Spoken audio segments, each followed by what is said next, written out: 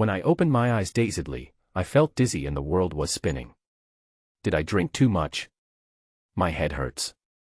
I stood up with the help of the wall and shook my head vigorously, and finally I recovered from the uncomfortable spinning.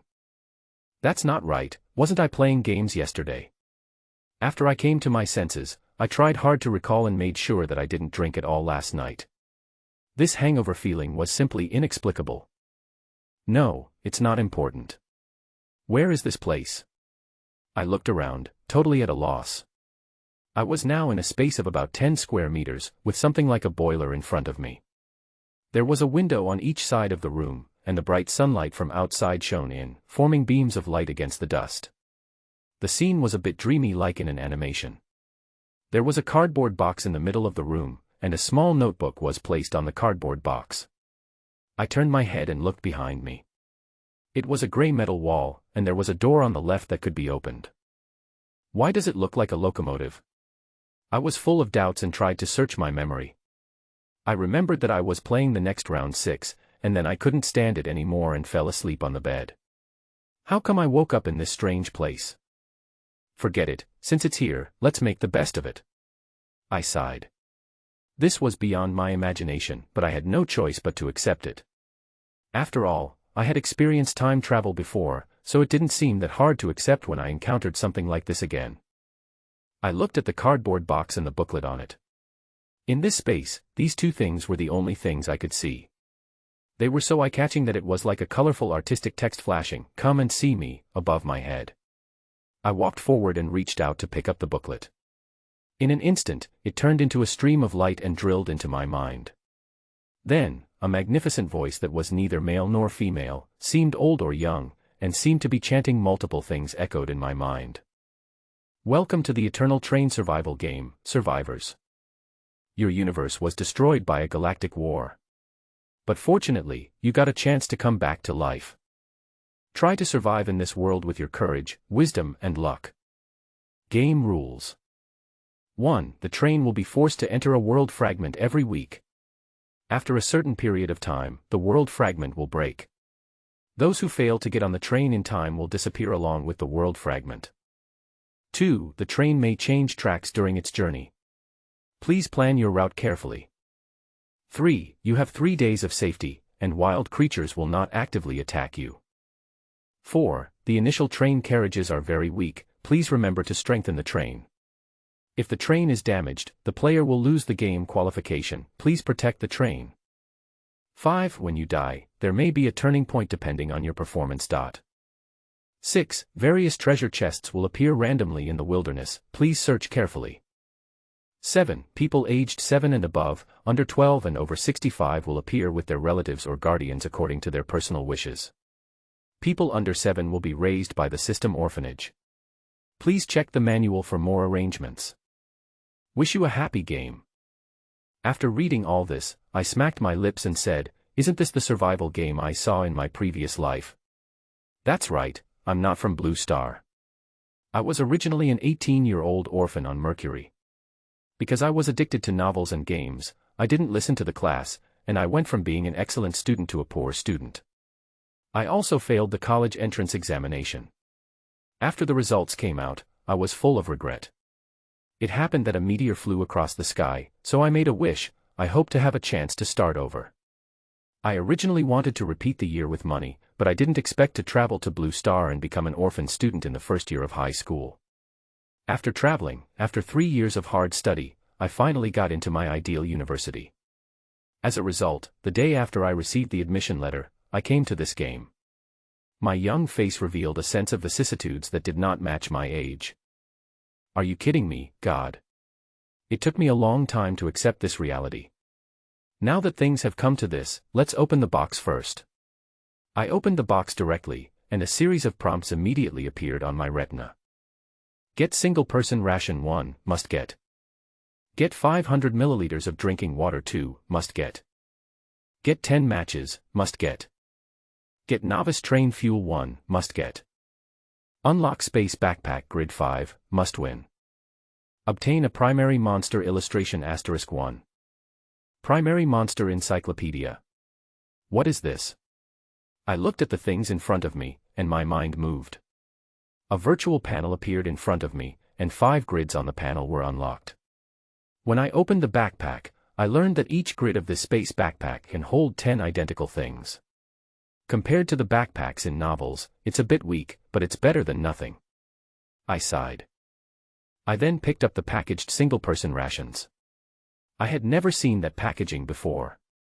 I flipped through it and saw that the label said it could provide an average Blue Star adult with a day's worth of energy, and the shelf life was unlimited. Similar to combat rations. I followed the instructions that were transmitted to me and put the rations into the space backpack. Then there was drinking water, which was in a plastic bottle, the style of a certain square bottle, without any packaging. I wasn't thirsty yet, so I didn't open it and put it into the backpack as well. Next up is train fuel. I pick up this square, brick-like object and look at its properties. Novice train fuel, put into the boiler, can provide heat for the train to move forward 100 kilometers, flammable. This is the initial energy that gets the train started for everybody, and I put it aside. Finally, I picked up the illustrated book. The book was written with unfamiliar words, Primary Monster Illustrated Book. The whole book was thicker than the dictionary, and the texture was great. I felt like I could use it as a weapon. I couldn't help laughing when I imagined myself holding the book and shouting that knowledge is power and hitting people. I have never seen this text before, but I can understand it. It must be the system working. I accepted this setting as I have seen a lot in novels, and then looked through the illustrated book. This illustrated book talks about basic monster knowledge, including pictures, usable parts, habits, abilities, and coping methods. It is a very good popular science book. It looks very practical. Wait, something is wrong. I keenly noticed something strange in the illustrations. The weakest monsters here, the slimes, are all at the iron level. What does iron level mean? According to the knowledge I have been taught, in terms of physical fitness alone, the worst iron level monsters are almost at the level of the king of soldiers, not to mention that they can also use magic. And all the survivors are at the level of no class at the beginning. I know that it is not much more difficult for this thing to kill me than to kill a chicken. I scratched my head. I don't think I'll be able to use it for a while. This kind of survival game certainly won't let us face a situation where we can't win from the beginning. I recalled the survival novels I read in my previous life. The protagonists in those novels had a hard time even if they used a big cheat. That shouldn't happen, right? I suddenly lost confidence. After looking at the supplies, I will check the functions of the train manual. I thought about it and a black booklet appeared in my hand, with the train manual written on it. This booklet is usually stored in the mind and can be summoned when needed. I opened the manual and the first page was the rules, which were the 7 rules mentioned by the voice before. I looked at the 5th rule again. 5. When you die, there may be a turning point depending on your performance. I frowned. I understood everything else, but what was going on with this last part? Was there going to be a resurrection match? If I couldn't figure it out, I would forget about it. I didn't want to try to figure out what that turning point was. This thing could only be a glimmer of hope when I was desperate. After opening the first page, the second page is the train member page. This page is relatively simple, and there is only me on it at the moment. Name, Suli. Race, Blue Star Human. Age, 18. Gender, male. Position, train conductor. Level, LV1, 0/100. Occupation, none. Status, slightly. Skills, basic identification, elementary decomposition. Strength rating, no class. No rating, not yet in the extraordinary category. Basic identification technique, use the power of the system to obtain some identification information. It cannot be upgraded. Primary decomposition technique, you can decompose some simple items to obtain raw materials of system specifications. I'm still not good enough. I looked at myself. Our school runs twice a day in the morning and afternoon and does exercises once a day. My physical fitness is pretty good. I'm 180 centimeters tall and weigh 150 kilograms. I have a well-proportioned body and I'm young and strong. My fighting ability should be good. But I'm still not good enough. I suddenly became a little curious about how strong the weakest monster, the slime, is. I clicked on the status and found that it was divided into very detailed categories, like a physical examination report. My condition is very healthy, with only 2 bad conditions: lack of sleep and getting angry. Of course, I ate barbecue and stayed up late these 2 days, so it would be strange if I didn't get angry. The third page is the construction page, where you can use materials to make props according to the blueprints. I noticed that it is written on the construction page that team members can share construction blueprints. The construction page initially comes with some basic blueprints, such as train maintenance modules, stone axes, stone shovels, and ropes. Most of them can be made by hand, and a few, such as maintenance modules, require a workbench to make. The fourth page is the trading interface, where you can trade with people on the same channel. I nodded. This is a classic part of the novel. The fifth page is the chat interface. I quickly opened the chat page, which is divided into the World Channel, Blue Star Channel and Regional Channel.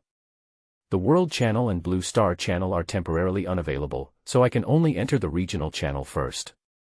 Current channel 99999/100,000. Is this true? Have we traveled through time? Where is this place? Why am I here? Today's dream is quite novel. I'm not in a hurry to wake up. I'll just play with you guys. Is what that voice said true? Can we survive in this world?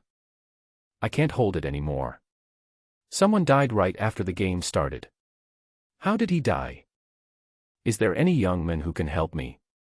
I just turned 18, but I know a lot. I nodded repeatedly while reading it. Yes, that's it. My memory of the novels from my previous life came back to me. I read it with great interest. There are no such survival novels in this world, but in my previous life, I loved reading this kind of novels the most. After reading for a while, I always felt that something was wrong. After thinking about it, I suddenly realized it and typed a sentence in the manual. I am the richest man in Shihong City. If anyone knows how to go back, I will give you 100 million. Wow, Chen Teng's crew has come here. I told you, this is a movie. After sending this message, I smiled with satisfaction. The survival novel chat room made its first appearance.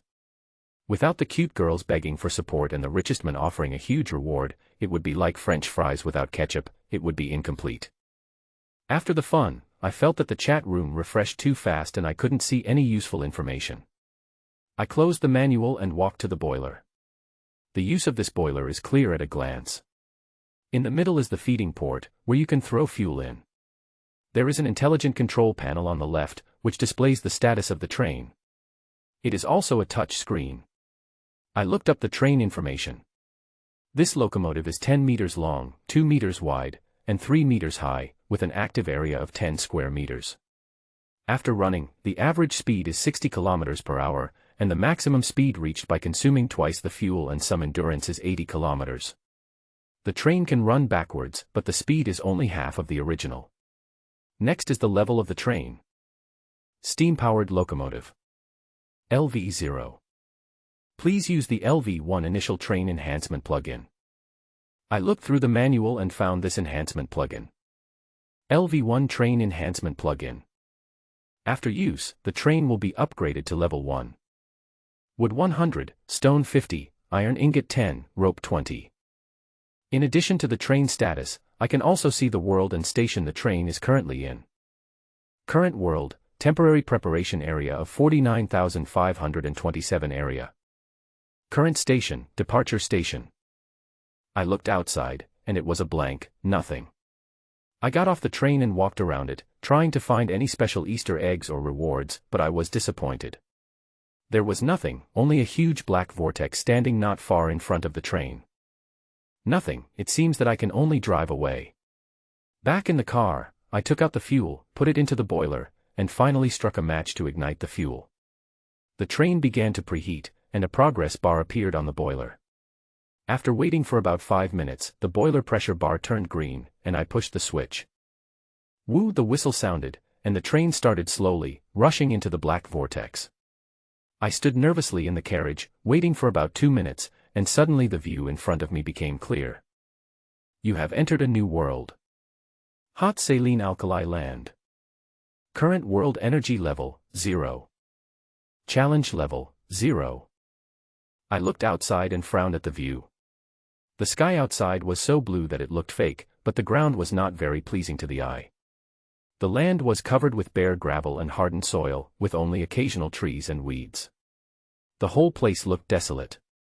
Oh no, I feel like this is not a good start. I was in a bad mood. This place was visibly desolate, which was a very bad start for a survival game. I had watched wilderness survival shows, and I knew that survival was inseparable from food, water, and shelter. The train was the best shelter, so I only had to focus on getting food and water, but in such a desolate place, as you can guess, water and food were not easy to get. Besides, what is this world called? Torrential heat and saline land. Oh my God, saline land, so the water here is saline water. I remember that saline water is not drinkable, right? Speaking of this, I felt very uncomfortable. This Gobi desert-like terrain is already bad, and the precious water resources may be saline water that is not drinkable. How can I play this game? It's still TM hot, doesn't this mean that the water consumption is super high? Is this difficulty normal? System. Where is my cheat system? Unfortunately, I didn't hear the reassuring ding sound. I could only be patient and keep the train going to see if things would turn around. As the train moved forward, the surrounding situation gradually changed. There were fewer gravels on the sidewalks and more large stones. There was less yellow soil in the exposed soil and more white soil. The vegetation was also denser. There were 3 or 5 trees clustered together. I could also see some red lake water.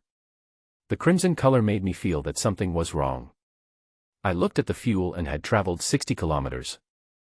It's time to collect fuel and find a suitable place to stop. A few minutes later, I saw a withered and fallen tree on the left, and I made a quick decision and pressed the brake. The train stopped steadily, and I looked at the display, which showed that it had traveled 71 kilometers. After turning off the engine with one button, I looked at the fuel and found that there was less than 1/3 left. Then I looked at the time. It was 6 o'clock when I woke up in the car, and it was now more than 7 o'clock.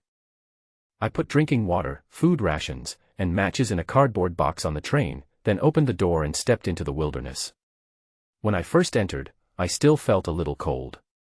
I was wearing the school uniform, which was green sweatpants on the lower body, a t-shirt and a green and white loose coat on the upper body, and pure cotton socks and sports shoes on my feet. This school uniform was ugly but comfortable to wear. After the college entrance examination, I wore it as pajamas. Well, this is a small step for me, but a big step for the survival game. I boasted to myself and relieved my mental stress, and walked towards the dead tree I saw just now. The dead tree was about 200 meters away from the train. I thought I could reach it in 2 steps, but I underestimated the gravel beach. The gravel beach was full of gravel. If there was soil under the stones, it would be fine and stable. If there were stones under them, it would happen. See bull. I slipped and fell on my back without paying attention. Fortunately, there were no sharp rocks in this place, so I was fine except for a sore butt. After learning the lesson, I became more careful and stopped running. Instead, I walked quickly. I walked to the dead tree and looked at it carefully. The dead tree was not small, about 3 meters tall and as thick as an arm. I looked at the roots and found that the reason for the fall was that something had made a hole in the roots. The hole was too big and could not bear the weight of the tree, so it broke off at the hole. I stomped on the trunk with my foot and felt that the tree was completely dried up. It looks like it will save a lot of effort. I started looking for suitable stones on the ground, first finding a few fist-sized ones, and the system gave instructions at the appropriate time. Small stones, stones that can be found everywhere. I picked up some more and found that the system identified all the stones, from the size of an egg to the size of a fist, as small stones. I picked up a basketball-sized stone nearby. Stones that can be found everywhere. Is this a stone? Stones and branches can be combined into a stone axe. Let's make the stone axe first. I smashed the branch of the dead tree with the stone. After a few hits, I took back the stone and pried the branch off with force. With a click, I broke off the largest branch of the dead tree. Branches can be found everywhere. There are ghosts everywhere. This place is so desolate. I curled my lips, opened the manual and entered the construction page. Stone axe. Grade, none. Material requirements, 1 branch, 1 stone. Processing time, 5 minutes. This processing is quite smart. The branches can be replaced by materials such as sticks. After choosing the processing, I started to pick up stones around. I first picked up 20 small stones to fill up 2 grids, and then started to pick up stones. There were fewer stones, so I picked up all the ones around me, and only 6 were judged as stones. Forget it, it's enough for now. I gave up looking for it far away and sat on a dead tree to rest for a few minutes.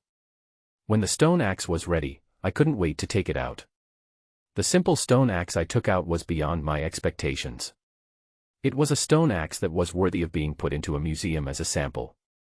It was obviously carefully chiseled and polished. I touched the axe blade.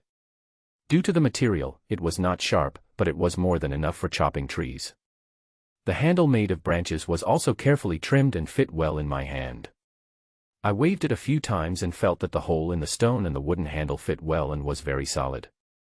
Nice tools, now it's time for Baldy Chong. I stood on the dead tree and chopped it with a stone. 1, 2, 3, 4, 5 times. Just as I was about to continue chopping, the dead tree snapped into 2 pieces of wood. This really is a game. I smiled and shook my head, checking out what had exploded. Wood, basic material, can be used as fuel, and can also be used to make other equipment. I took it out and saw that 1 unit of wood is 10.250.25 squares. The tree was 3 meters tall and 25 centimeters thick, so it seems that there is not much difference. I put the 2 pieces of wood into my backpack and then checked the stone axe. Simple stone axe, 95%. Each chop will reduce the durability by 1%, which is not very durable. Forget it, it's better than nothing. I held the stone axe and looked into the distance. About 1,000 meters away, there was a small forest. I counted and there were 27 trees. Next to the trees, there was a red lake. This place is really barren. I drove 70 kilometers to find such a rich mine. There were mostly 2 or 3 small trees and a large gravel beach. But this is after the game system has been adjusted. After all, this is a survival game, not a genocide game. Before the adjustment, you can't see a dozen trees clustered together here. Now that we have the tools, the next step is to find food and water. Sully went back first and put everything on his body except the stone axe into the car. He also took off his coat. The temperature had risen and he felt a little hot. It's only a little after 7 o'clock and it's already a bit hot. It looks like the temperature won't drop today. Sully walked quickly to the grove with a worried look on her face. He first looked around to make sure there were no hounds, coyotes or other dogs, and then ran to the red lake. Sully used a stone axe to stir the water and found that the water was actually orange-red, but the ground under the water was red, so it appeared red. He used the basic identification technique provided by the system to identify the water. Contaminated saline water, drinking it can cause gastric perforation and kidney failure. Well, not only is it saline water, it's also damn polluted.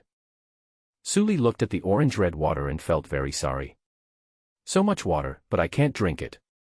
It's so uncomfortable. Is there a way to purify this water and make it drinkable?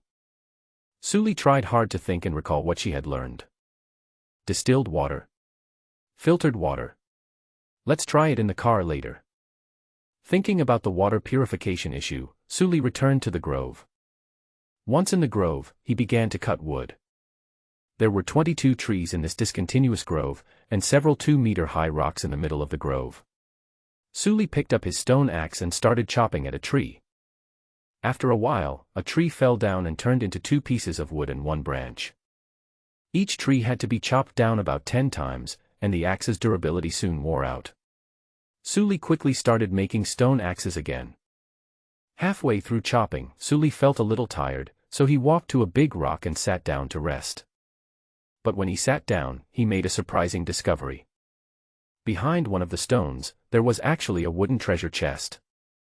Sully quickly ran to the treasure chest and said, "Wow, my luck has changed. I just happened to find a treasure chest." "What are you waiting for?" Suli immediately opened the treasure chest. Get charcoal *3, stone *5, weeds *10, watch *1. Zhao. These things are useless. Suli's face didn't look very good. These things were of no use at this stage. What he needs is water and food. He put these things away with a sullen face and put on the watch.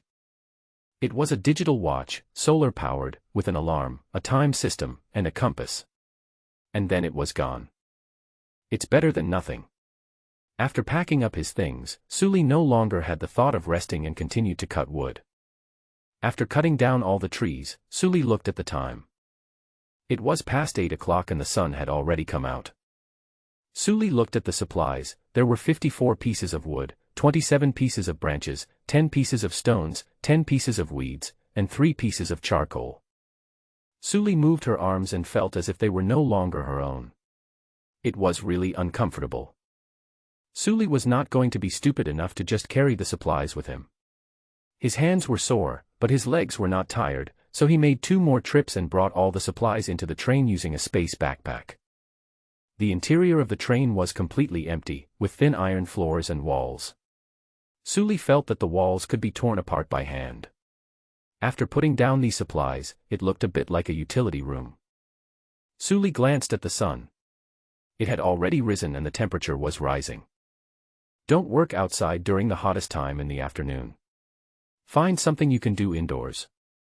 Suli took out the materials and started making things. Wooden barrel, wood *3. Processing time, 5 minutes. Capacity 10 liters. Stone hammer. Grade, none. Material requirements, 2 branches, 2 stones.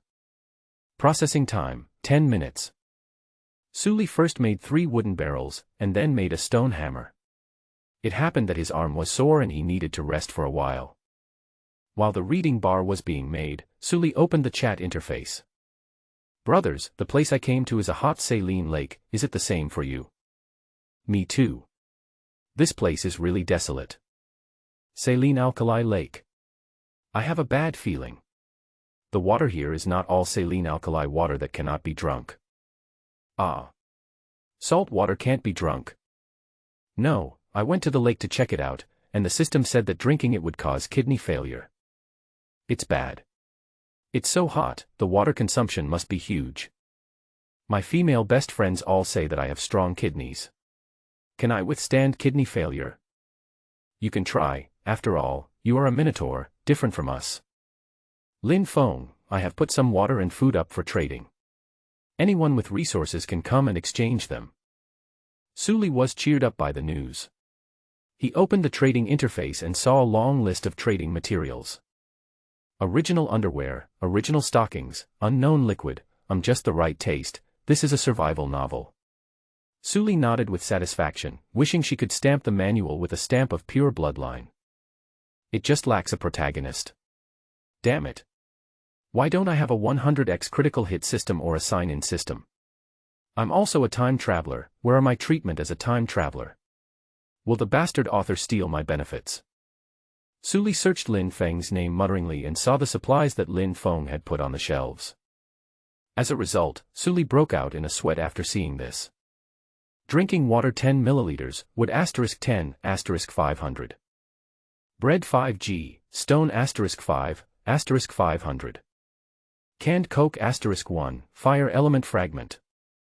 Tuna 500g, earth element fragment. Lin Feng put more than 500 pieces of drinking water and bread on the shelves. If you calculate it this way, Lin Feng took out 5 liters of water, or 10 bottles of drinking water, for trading. Where did he get so much water? Did he open the initial box? Moreover, 10 milliliters of water is traded for 10 wood, isn't this a bit? Finally, where did he get the tuna and canned Coke? How could such things be found in a box? Suli was puzzled. He searched and found that there was no fish trading on the entire trading interface. There are fish in this lake. If there are, they are unlikely to be sea fish. They are most likely found in boxes. On the other side, the chat room also became lively. Thanks to Lin Feng, I finally have a sip of water to drink. Then your mouth is really small. 10 milliliters is gone as soon as I purse my lips. Lin Feng, why are you so selfish? You have so much water, what's wrong with sharing some with everyone? That's right, it's a crisis now, why are you being so individualistic? Share the water with us.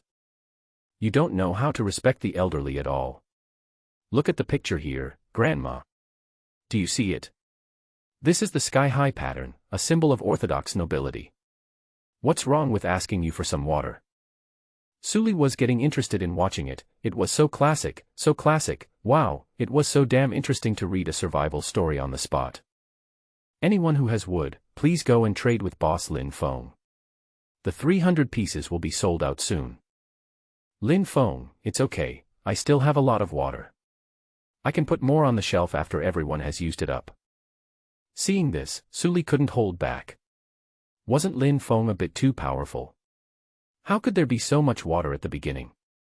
He had already put 5 liters of water on the trading column, and there was still some in his hand.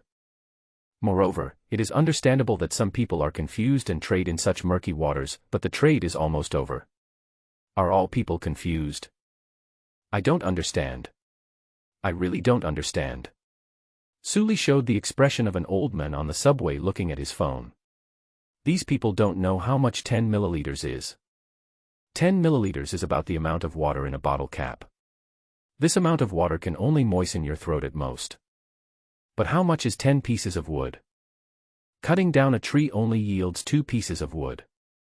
So why spend so much effort to cut down 5 trees in the 30-degree sun just to get a bottle of water? Is there something wrong with the brain of those who are willing to change? Or am I the only one who has a hard time getting wood? Is everyone just picking it up randomly? Suli couldn't help but speak inside.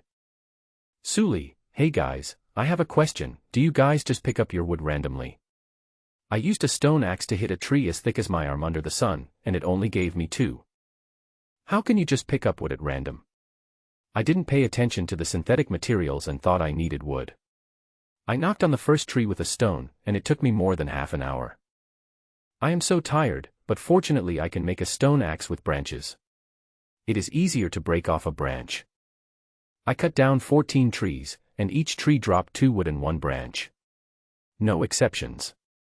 Everyone started discussing it, and it was apparent that most people had spent a lot of effort to get their wood. Suli doesn't understand.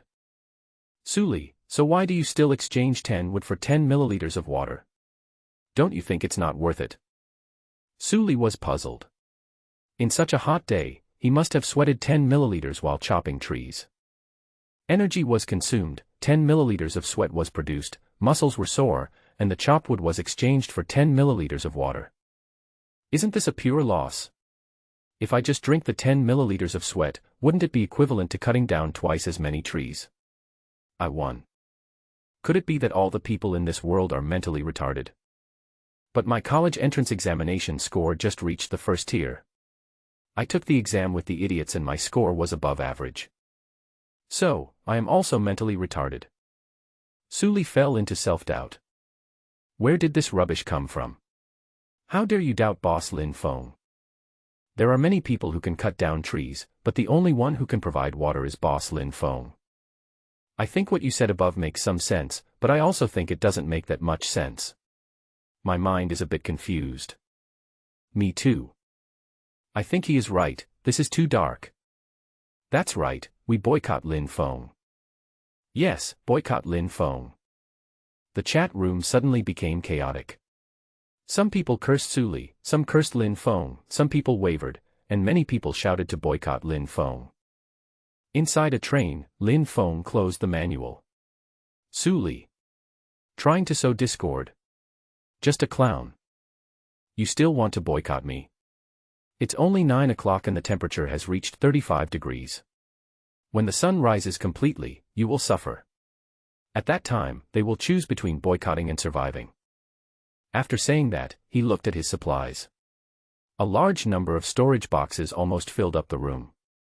Outside the storage boxes, there were more than 90 bottles of drinking water stacked together.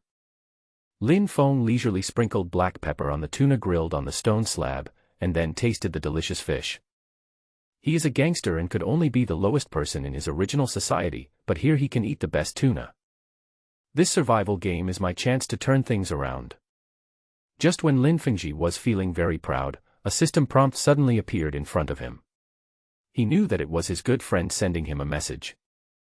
He opened the manual and what he saw was a profile picture of a very pure and beautiful, but very frail girl, and below it was a message she had sent him. Brother Lin Feng, I got a blueprint, primary condenser, I wonder if I can exchange it with you for some water and bread. Lin Feng was cheered up. Suli glanced at the construction interface and saw that it would take another 5 minutes to complete. The waiting time was rather boring, so he continued to kill time in the chat room. As a result, as soon as I entered the regional channel, I saw a shocking news at a glance. Huang Laosher, at Lin Feng, boss, I got the blueprint of an iron axe, can I exchange it with you for some bread? Lin Feng, okay, I'll give you 200 G of bread, let's trade in private chat. Huang Laosher, thank you, Mr. Lin Feng, you are so generous. Ah. No, you, ah. Suli screamed like a marmot after reading the deal, is there something wrong with your brain? Can't you take this blueprint and make an iron axe yourself and sell it? The food the system gave me is enough for 2 days. You can't make an iron axe in 2 days. Can't you trade it when you are at your wit's end? NMD, why? I don't understand. This is like a person taking a hen that lays golden eggs to sell. What's even more amazing is that he only sold it for 20 yuan and even thanked people for buying it. Could it be that this Lin Feng is the protagonist in the legend? Suli felt that he had realized something incredible. Could it be that there is a cute girl who added him as a friend and traded a water purifier to him privately? This is also a classic scene. Then what am I? A passerby control group. Suli's expression was very interesting. Forget it, it's none of my business. I feel like there's something dirty going on here, and it's beyond my ability. I'd better take care of myself. Suli sighed, and then looked through the synthesis table. He wanted to memorize the synthesis table and plan the next construction sequence.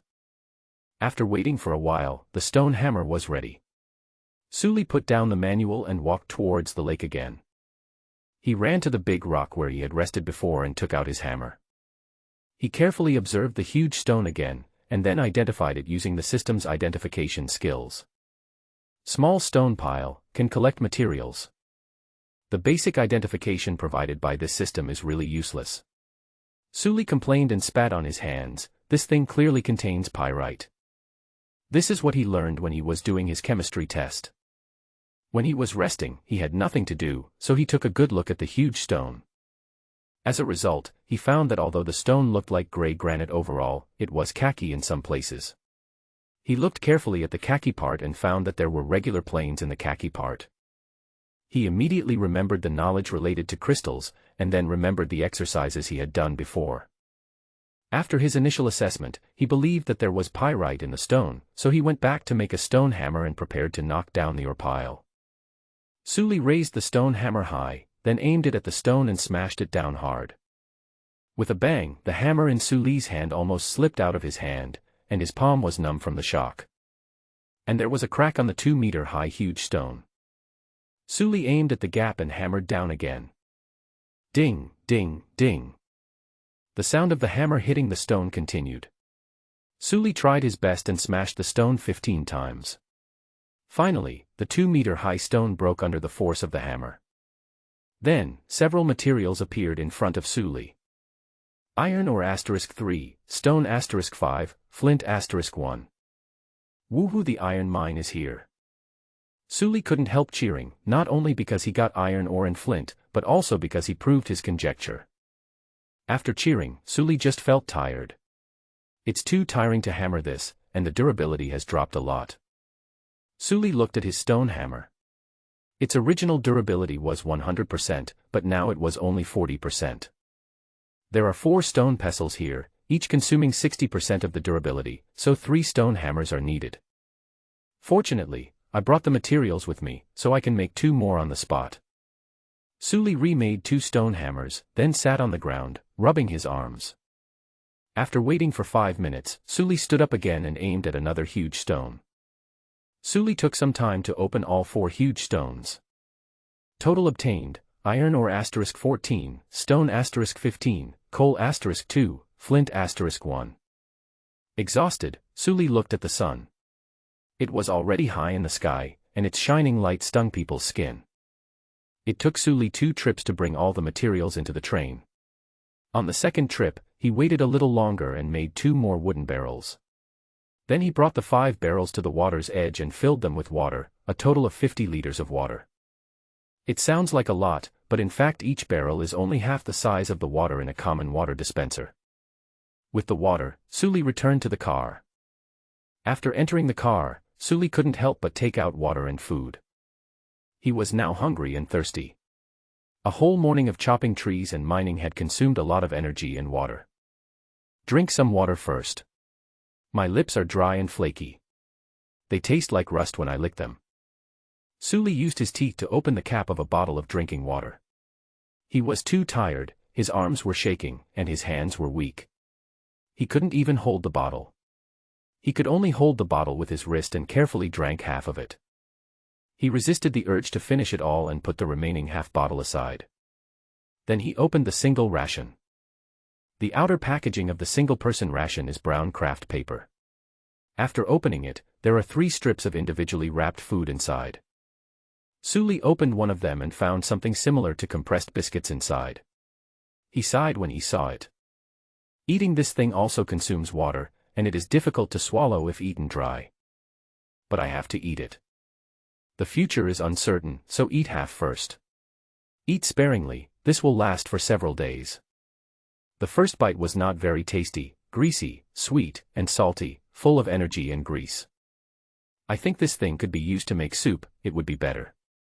Then he thought of his scarce water resources and sighed. Forget about making soup. Suli ate half of it, but because he was choking, he had to drink some water. There was only about 100 milliliters of water left in the bottle. After finishing the meal, Suli opened the window. The temperature was too hot. This train was like a metal steamer, and Suli felt like a hairy crab. If there was no ventilation, he would be cooked soon. Suli put away the ration wrapping paper. The individual wrapping paper was the silver, reflective wrapping paper commonly used for chewing gum. Suli always thought that this thing was useful. The main problem now is drinking water, and the secondary problem is food. Suli thought about his situation: water and food, water and food. I remembered one thing: why didn't I pick the leaves before I cut down the tree? Oh my God, maybe this thing can be eaten. Suli slapped his thigh in regret. After the tree was cut down, it was directly decomposed into materials by the system. Now he couldn't even go back and pluck the leaves. Leaves and bark are edible. I'm wasting good things. Suli slapped her legs. Who are you? You're not a main character with cheats. How dare you waste them like this? After repeatedly reminding himself to learn from the lesson, Suli began to think about how to obtain water resources. Suli is a senior high school student who has just graduated. For many people, this period of their life is when they have the most knowledge reserves in their lives. Sitting cross-legged on the iron floor that was gradually getting hot, Suli mobilized his knowledge and began to think about ways to break the impasse. I have water in my hands now, but it's all dirty and undrinkable. What I need to do is not to get water from somewhere else, but to turn the dirty water in my hands into clean water, no, into drinkable water. Purify water to make it drinkable. I have done some similar questions in my chemistry and physics papers. First, process the original water to remove some easily removable impurities. That is, things like suspended matter in water. The first thing Suli thought of was to use charcoal filtering. I just happened to have some charcoal on hand. Then he thought of another problem. After filtering the water, he still felt unsafe. It seemed that some water-soluble toxins could not be absorbed by carbon. We have to find a way.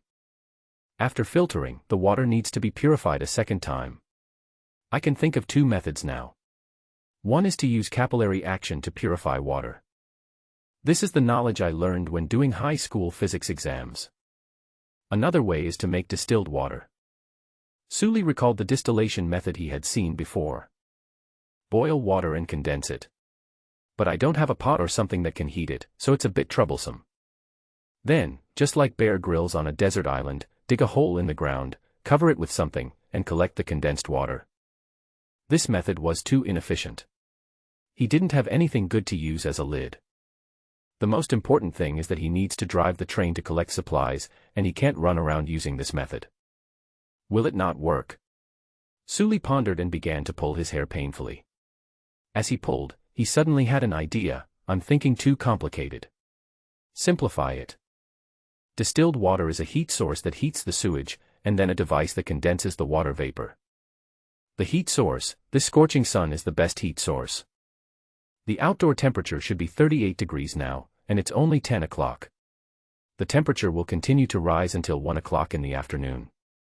Sully had experienced that such a scorching sun could reduce a basin of water to half its original size in just one afternoon. This kind of sun was enough to be used as a heat source. Sully laid out all his props, sat in the train, watched them and thought, and when he saw 2 plastic bottles, suddenly an idea came to him. He picked up a bottle and placed it on the ground, then picked up another bottle and placed it on top of the bottle, forming an acute angle. Sully's eyes lit up. He opened the manual, entered keywords, and searched. Empty plastic bottle *1, 2 branches. Empty plastic bottle *1, 2 stones. Empty plastic bottle *1, 200 milliliters drinking water. Empty plastic bottle *1, drinking water *1. Sully found a lot of transactions posted. Now everyone has the equivalent of 2 plastic bottles, and many people are willing to take out one for trading. Sully looked around and found that most people were looking to buy materials for the initial train enhancement plug-in, especially iron ingots. Sully found that Lin Feng, who he thought was the protagonist, was also buying, but he was also buying various element fragments. He didn't know what to do. Sully thought about it and felt that wood was easier to obtain than stone, so he put it on the market for sale. Wood *1, empty plastic bottle *1, x22. Then Sully started to get busy. He first made a stone shovel, and then went outside to dig the soil. The surface of the soil in the saline alkali land is a layer of hardened crust. After digging it up, there is yellow soil underneath. Digging the soil was not difficult, and after a while, Sully had dug a lot of it. He moved all the soil into his train. Then start mixing the mud. This is not a game, but a very important job. He has already learned all the synthetic watchbacks that can be seen at present, and planned a construction route. If he wanted to enter the Iron Age, he needed a smelting furnace to smelt iron ore. The smelting furnace is in the crafting table. Simple smelting furnace. Stone *10, brick *50, soil *10, water *2L. In addition to being fired in brick kilns, bricks can also be dried directly in the sun to make sun-dried bricks, or adobe bricks. Sully crushed the weeds and mixed them with saline water and yellow mud. He didn't know if this was the right way to do it, but in his impression, this was how this kind of brick was made, and the steps seemed to be pretty much the same. After that, he made the clay into bricks of the size he imagined and placed them in the carriage. After working 4 buckets of water, Sully was exhausted. While taking a break, he opened the manual. Fortunately, the wood listed in the manual had been sold out, and Sully had 22 more empty plastic bottles in her hands. The next step is to turn these plastic bottles into suitable water purifiers. Sully first used a stone axe to split one of them in half. Then he tore his t-shirt. His school uniform t-shirt was very long, and after tearing off a small piece, it was almost the same length as a normal t-shirt. The school uniforms are made of pure cotton, which can be used to filter the dirty water. Sully turned the part with the bottle mouth of the split plastic bottle upside down, put cotton cloth inside, and then took out the charcoal he got from the treasure chest. After crushing the charcoal into carbon powder, put it on the cotton cloth, then cover it with another layer of cotton cloth, then another layer of charcoal, and then another layer of cotton cloth. In this way, a simple filtering device is ready. Sully used the remaining half to fill the barrel with water and poured the water into the filtering device. The water was slowly filtered into the wooden barrel. It took some time to filter half of the barrel of water. At this time, the temperature was getting hotter and hotter. Sully wiped the sweat from his head from time to time. He didn't mind the dirt and licked the sweat directly. These were all precious salt and water.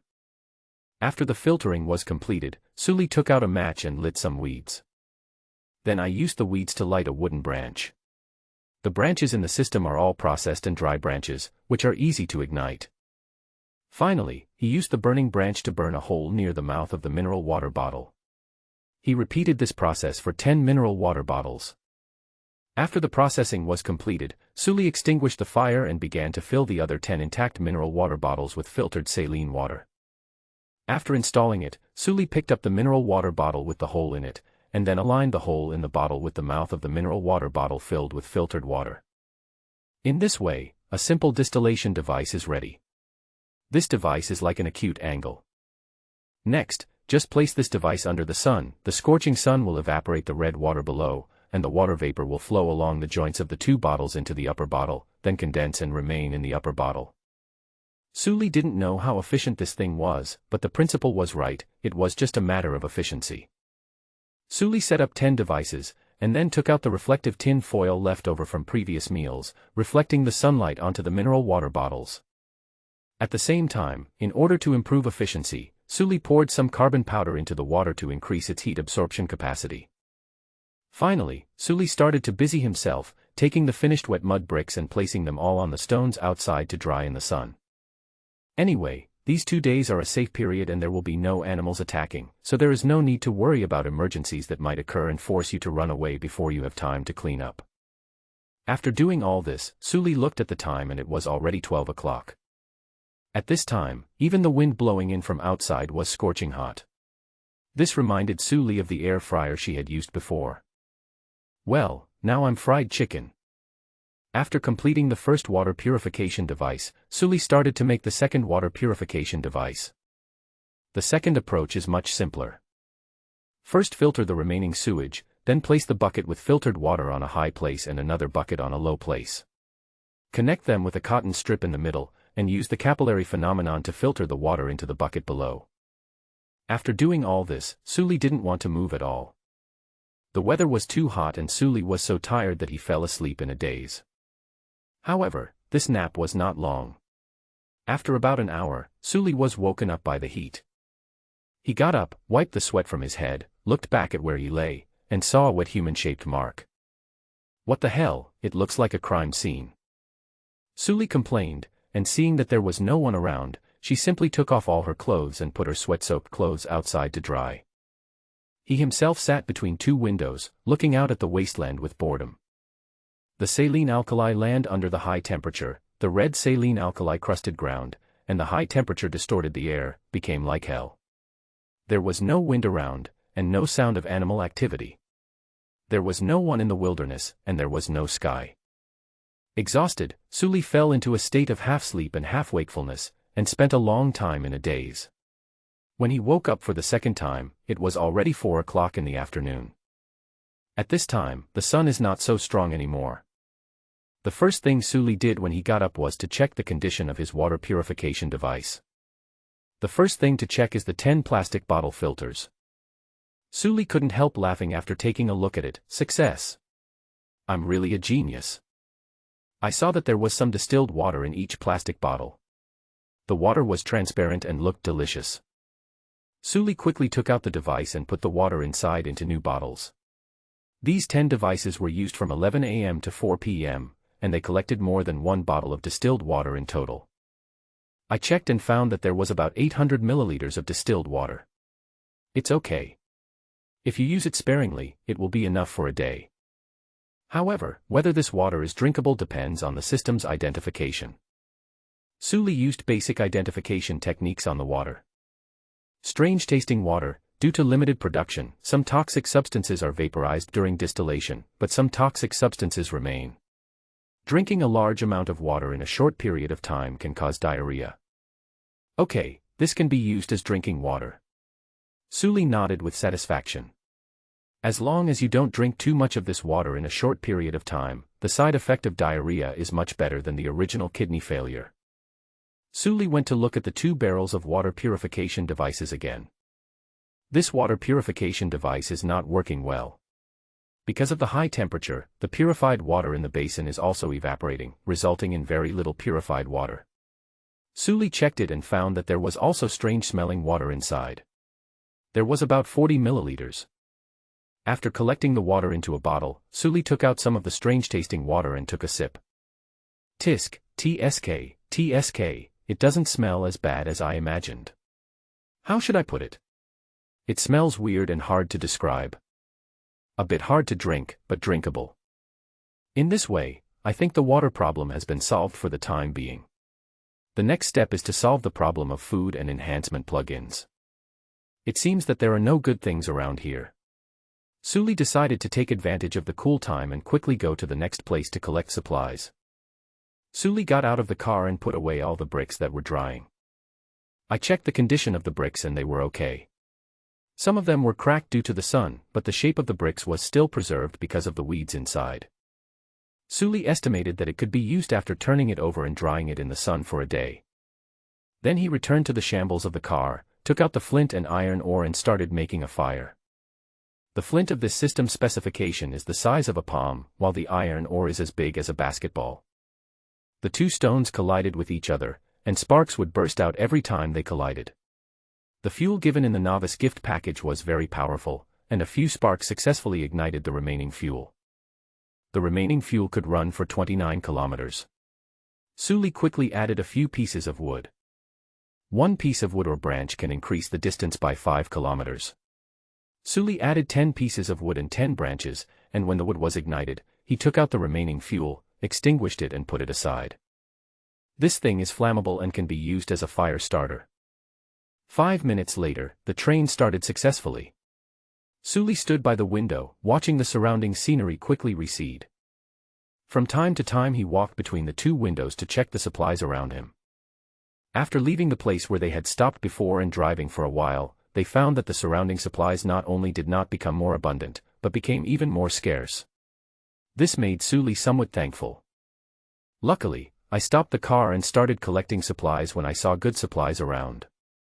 A bird in the hand is worth 1,000 in the bush. Don't always think that the next place will have more abundant supplies. Suli summed up his experience. While the train was moving, Suli began to stretch his muscles. He lived on campus and his roommate was a sports student. Suli learned some stretching techniques from him. After the train had traveled for an hour and a half, or nearly 90 kilometers, the surrounding supplies finally became abundant again. Suli saw from the window that a large number of large and small saline lakes began to appear around. In addition, the color of these saline lakes has also changed, and some of them have turned brown. This is a nice place. Suli looked around and thought that the resources here were quite rich, so he stopped the train. Suli stopped the car, took down his bricks first, put them around to dry, and then began to look at the surrounding vegetation and resources. There are not many stone resources here, let alone the big stones I have seen before. There are not even many stones as big as basketballs. There are quite a few weeds though. Suli looked around and found that the main weeds here were some grass-like weeds that were as high as a person's knee. In addition, there were some succulent plants like asparagus coritatum. Suli tried to collect some and then identified them. Things like forage grass are just ordinary weeds. After being collected, these weeds are dried and can be used as good fire starters. However, after collecting those plants that looked like asparagus, the system displayed them as purple line saltgrass. Suli lifted up one of the saltworts and observed it in the sunlight, and found that there were indeed some purple threads inside the succulent. Purple line saltgrass, a plant that grows in saline alkali land, its juice is rich in salt. It can be used to make salt. This is a good thing. Salt is also a necessity for humans. However, at this stage, this thing is not very useful. People still need food and water.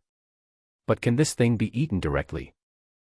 Suli broke off a small piece, put it in his mouth and took a bite, then spat it out. It's too salty, it can't be eaten as a meal.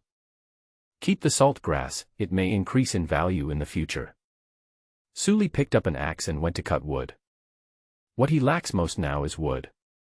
Whether it is for making reinforcement plugins or providing firepower for the train, a large amount of wood is needed. From 5:30 until after 7 o'clock, Suli never stopped and kept chopping trees, and chopping trees. He chopped down 40 trees in total and obtained 80 pieces of wood and 40 branches. It is worth mentioning that before he cut down the tree, he plucked a handful of leaves, but the result was not ideal. Contaminated leaves, excessive heavy metals, harmful to health, long-term consumption can damage the brain.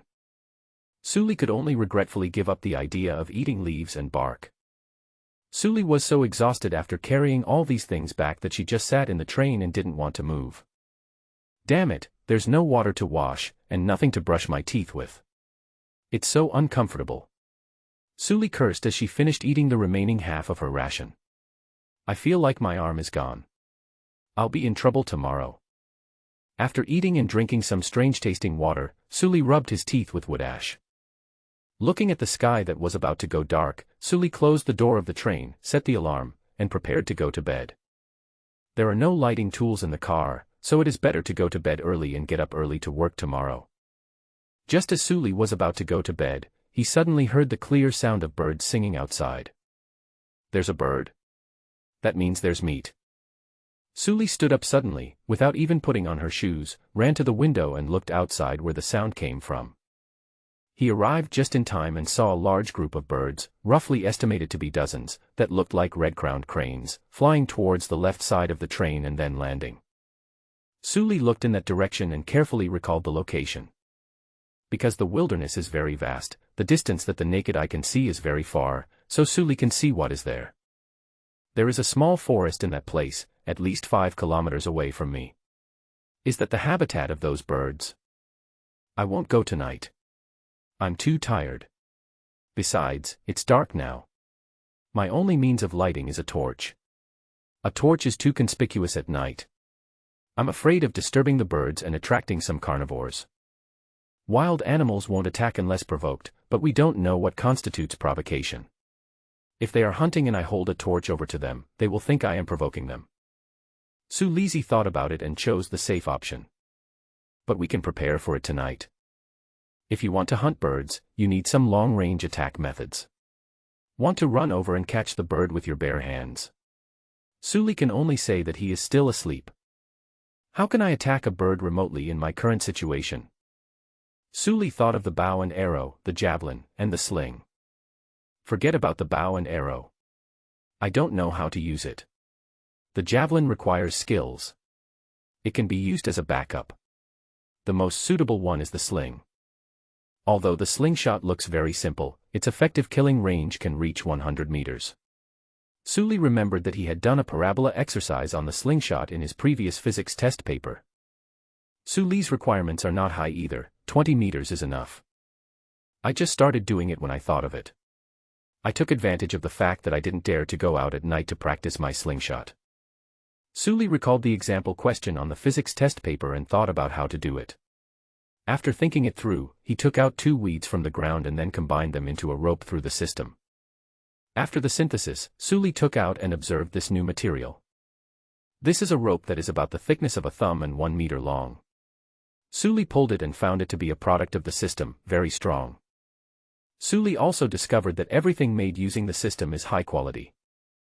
Suli used a stone axe to cut the rope into 2 pieces, and then tore off a section of cloth from her shirt. Suddenly, the top became a belly-exposing top. Suli folded the cloth, tied the 2 ends with ropes, and then made a loop at the end of one of the ropes. On the ringed end, he put the ring on his middle finger, then picked up a small round stone from the ground, wrapped it in rags, and then grabbed the other end with his index finger and thumb. Suli looked at the target not far away, and while there was still some light in the sky, he aimed at the target 20 meters away and began to swing the slingshot. As his muscles exerted force, Suli grimaced with pain. As Suli swung the slingshot harder, its speed increased. Feeling that the speed was about right, Suli aimed at the target and released the rope that was being held by his index finger and thumb. The stone was thrown out by the slingshot, and with a whoosh, it hit the target several meters away. It's a bit too early to loosen up, let's do it again. Suli was not discouraged. He picked up another round stone and started throwing stones. Once, twice, 10 times, 20 times. Suli practiced for a long time until it was completely dark and nothing could be seen. Only then did she finally stop. After practicing for a while, Suli had mastered the feel of the ball. Although he could not hit the target every time he threw it, it was always within 2 meters of the target. Let's just practice to this extent in a short time. I'll try my luck tomorrow. My arms are too tired. Sully put away the sling, returned to the carriage and closed the door. Sully felt that the temperature had dropped a bit, and was afraid that she would catch a cold, so she put on her school uniform jacket and lay down to sleep. By the time he was woken up by the alarm clock, it was already 5 o'clock in the morning. After drinking some strange-tasting water to replenish his body with water, Sully took a slingshot, 3 stone axes, 2 stone hammers, and the round stones he had picked out yesterday, and rushed to the place where the group of birds he had seen landed yesterday. The distance was about the same as Sully's estimate, 5 kilometers. Sully felt very uncomfortable walking this distance, his legs ached, and his arms felt like they couldn't lift up. But in order to survive, Sully gritted his teeth, moved his shoulders, and hurried on. By the time they arrived at the destination, Sully felt that she had almost fully moved. Although her arm muscles were still sore, she could move them again. After entering the grove, Sully first searched around in the grove. Unfortunately, his luck was not good this time and he did not find the treasure chest. I didn't find the treasure chest, but I saw the place where the flock of birds were roosting. To the east of the woods, there is a fairly large lake. The water in the lake is yellow-brown and looks very dirty. In the middle of the lake, there are many strange stones that look like a rockery in a bonsai. Yellowish smoke kept coming out from the middle of the stone, which gave people a feeling of being unsafe. Sully guessed that it might be a rift from a volcano, which would explain why there were so many toxic saline alkali lands here, because the volcano was constantly releasing harmful substances, which combined with groundwater and sprayed to the surface, polluting the water system. Sully had sharp eyes and saw a treasure chest with a metallic glow in the middle of the mountain. This time, even if I didn't shoot the bird, it was worth it. Sully muttered to himself, then looked towards the shore. There are a lot of reed-like plants growing on the shore, and Sully temporarily calls them reeds. There were many red figures among the reeds. They were birds about 1 meter tall, red all over, and looked a bit like cranes. There are so many bird nests. This place looks like their habitat. Wow, what a great harvest. I wonder if there are any bird eggs. Sully licked his lips. Even though he had only eaten it for 1 day, he was tired of the salty and sweet rations. After finding the target, Sully observed whether there were other animals around. If he was surrounded by hyenas or other dogs when he went to shoot birds, it would be a waste of time. Sully observed carefully for a while and confirmed that there were no other living creatures around. Then he suddenly thought of something. I seem to be still in the novice protection period, so I won't be attacked. It's right to be cautious. He looked at his watch. It was 5:30 in the morning. Many of the birds had already woken up, but some were still resting with their heads buried in their wings. Sully tiptoed towards the group of birds. Perhaps the birds had never seen humans before, and after some of them spotted Sully, they did not run away, but tilted their heads to look at her. After seeing this, Sully decided not to be polite. He approached to about 15 meters away and saw that the flock of birds was a little restless, so he took out the roundest stone he had chosen, put it into the slingshot, and then started swinging the slingshot with all his strength.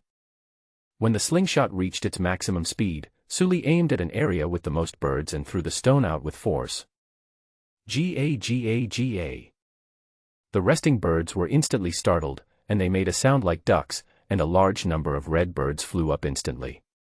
Sully didn't care about anything, and immediately loaded the stone, swung it with all his strength, and smashed it in the other direction.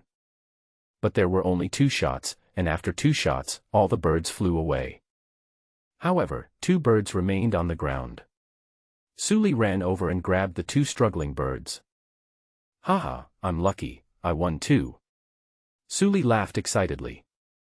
There are about 200 birds in this group, living together very densely, so it is not too exaggerated to hit 2 of them. Both birds were hit in the abdomen. This kind of bird is a bit slow to take off, and after being hit, they lost their balance. However, if Sully was a little slower, the 2 birds would have taken off. Sully broke the necks of the 2 birds and then examined them. Acabane, a common bird found in hot saline alkali lands, it feeds on algae. It often lives in toxic saline alkali pools, and because of the protection of the toxic water, its flying ability has slightly deteriorated. Feed on algae. Sully muttered the introduction. Suli looked at the yellow-brown lake water that was different from other lakes. It seemed that there was indeed something floating in the water. Is there algae in this yellow-brown lake water? It's worth a look, but let's dig out the bird's nest first. Suli searched the bird's living area for a long time, turned over every bird's nest, and finally he found 7 bird eggs. The bird egg was about the same size as a duck egg. Suli picked one up and looked inside against the sunlight, but did not find any baby bird. Maybe it's not their breeding season yet. Suli felt a little regretful. If it was the breeding season, she would have collected more bird eggs. Putting the eggs in the backpack, Suli then began to pull out the reeds. Suli remembered that the roots of reeds are also edible and can replenish water and starch. After pulling out a reed, Suli broke its root. After peeling off the outer skin, Suli checked it with the system. Salt marsh reed roots, edible, can supplement a certain amount of starch and water. Suli was overjoyed, as he hadn't eaten yet in the morning. He quickly put the reed root into his mouth and ate it. After chewing and savoring it carefully, Suli commented, "It tastes a little bitter, but it's not unbearable. It's not very juicy, but it's a good thing for replenishing water." After eating all the reed roots in a few bites, Suli started digging other reed roots and eating them as they were dug. At the same time, Suli also discovered why the water here is yellowish-brown. Because there is a kind of yellowish-brown algae in the water here. Salt alkali-resistant brown algae, a type of brown algae that can adapt to saline alkali environments. Edible. Although it doesn't look very good, it is indeed a good thing. But don't worry, come back to collect it later. After having something in her stomach, Suli looked towards the center of the lake. There was a black treasure chest there, sparkling in the sun. "Let's do it, brothers!" Suli roared, and then began to observe his surroundings. He was now afraid that there was some monster in the water. After watching for a long time, there were no ripples on the water, nor any strange, drifting wood, that is, crocodiles. Although you won't be attacked, you will be frightened to the point of having cramps and drowning. When Suli was a child, she was frightened and almost drowned. Besides, there is also safety protection for novices. Wild creatures won't actively attack me. Let's give it a try. Suli took off her shirt, pants, shoes, and socks and put them in the equipment slot. Suli didn't want her clothes to be stained reddish-brown by the poisonous water, which would be ugly and uncomfortable. After Suli took off all her clothes, she put on her shoes again to prevent her feet from being cut by the sharp stones. In such a hot day, the wounds could easily get infected. Finally he went to the water, dipped his fingers in some water, and smeared it on his armpits. After feeling it for a while, it's okay, a bit uncomfortable, but no tingling or burning sensation, so it doesn't seem to be corrosive. Suli walked towards the water. It was about 1,000 meters from the center, but the lake was not deep.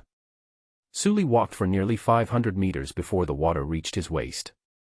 The ground under his feet was not very soft, and there were many stones. It was wise to wear shoes. Suli tried to speed up his pace and walked towards the center of the lake. At 800 meters, the depth reached Suli's chest, so he simply started swimming. He had practiced swimming in the village river before, so at least he was not a complete landlubber. After swimming the last 200 meters, Suli climbed onto the pile of boulders in the center of the lake. Suli didn't rush to open the treasure chest. He first checked whether there was any danger in the place where the yellow smoke was coming out. Suli leaned over and looked over, and found that in the middle of the rock, there was a pool of water about 5 square meters in size. In the middle of the pool, there was a crack, and yellow smoke and red water continuously gushed out of the crack. It must be a volcanic fissure. Suli summed it up, and then he suddenly noticed that there seemed to be a lot of things in the lake. For example, those black crystal-like rocks. Suli hurriedly observed the huge rocks around him. The more I looked at it, the more I felt like I had found a treasure. There were a lot of shiny things on these boulders. Maybe these stones are cooled magma.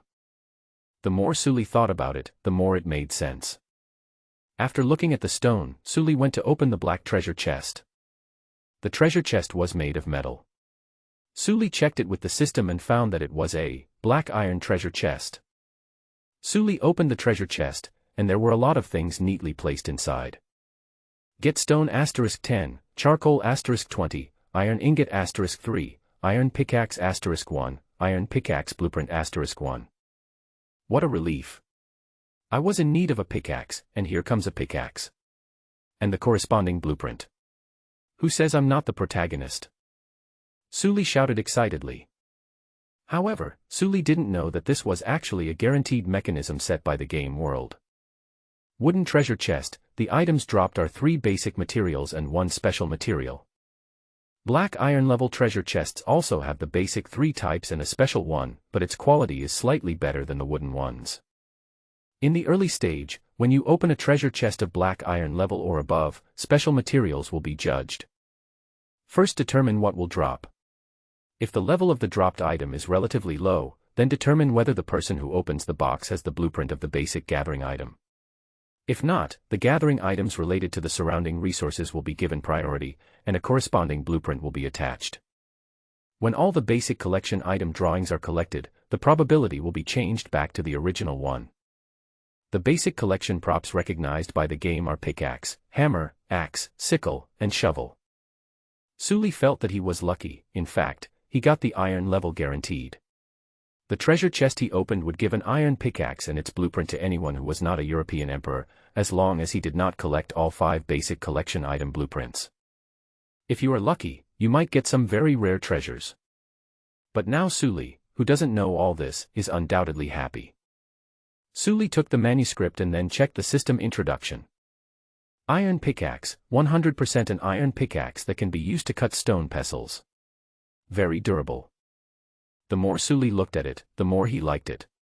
This thing was much more useful than a stone hammer. A stone hammer was just a hard smash, which was laborious and inefficient. This was a good helper for mining. Finally, I have a pickaxe. Stone tools don't have a pickaxe at all. I can only make do with a stone hammer. That thing, bang bang, hit me so hard that I have osteoporosis. After getting the pickaxe, Sully wanted to mine quickly while it was still hot. He aimed at a huge, shiny stone that was 3 meters high. Let's check what this is first. Medium-sized ore pile. Sully raised it high and then used a pickaxe to dig it down. With a bang, Sully successfully knocked off a part of the boulder.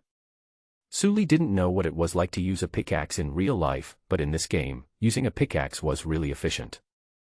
Sully knocked the boulder 10 times and broke it into pieces. The pieces were scattered all over the ground and were integrated into the system as dropped items. He checked the durability and found that only 5% of the durability was used. What a profit! Sully hurriedly checked the fallen objects from the boulder. Stone *5, iron ore *10, coal mine *2. Cool. Keep going. Small ore pile. Stone *5, copper ore *4, whetstone *1. Medium-sized ore pile. Stone *5, stone *10, coal mine *4. Medium-sized ore pile. Stone *5, iron ore *9, clay *4. Medium-sized ore pile. Stone *5, iron ore *6, coal mine *4. There are a total of 18 mines here. Sully has dug 17 of them, and he has summarized the rules. No matter what kind of ore pile, after digging, there will be a basic drop of 5 pieces of stone, and then a small drop of 2 to 5 main ores, such as copper ore, iron ore, stone, and coal. Then drop 0 to 1 auxiliary ore, such as grindstone, coal, and clay. A medium-sized ore pile consists of 5 to 10 main mines and 0 to 2 subsidiary mines. After smashing these ores, Sully looked at his pickaxe and found that it still had 29% durability. 1 small one with 3 durability, 1 medium one with 5 durability. What remains is the most peculiar mineral pile among these huge rocks. Because of this huge rock, there is a faint heat released when you get close to it, and there are some red crystals on it. How dare you? I can tell at a glance that you are an elite monster. Why don't you just tell me your name? System identification, activated. Small element mine. Elemental ore. Could it be that the elemental fragment that Lin Feng has been collecting has dropped? Everyone in the channel knew that Lin Feng was buying elemental fragments at a high price. Anyone with a bit of common sense would know that this kind of elemental fragment must be a good thing. This is a world with extraordinary powers, and elemental fragments are obviously related to extraordinary powers. Based on Suli's experience in reading novels and playing games, this thing can most likely be used to provide energy for various devices. A bold guess is that it might also be related to gaining extraordinary powers.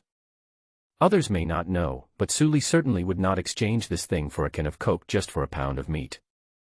At this stage, unless you are at your wit's end and have nowhere else to go, don't even think about it. Suli looked at this small element mine, and felt his adrenaline starting to flow. 80. 80. 80. 80. Suli swung the pickaxe and started smashing the pile of ore, but as he was smashing, the pickaxe in his hand broke with a bang. Then, the pickaxe turned into a spot of light and disappeared in front of Suli. Ah! Suli screamed like a groundhog, it's running out of endurance.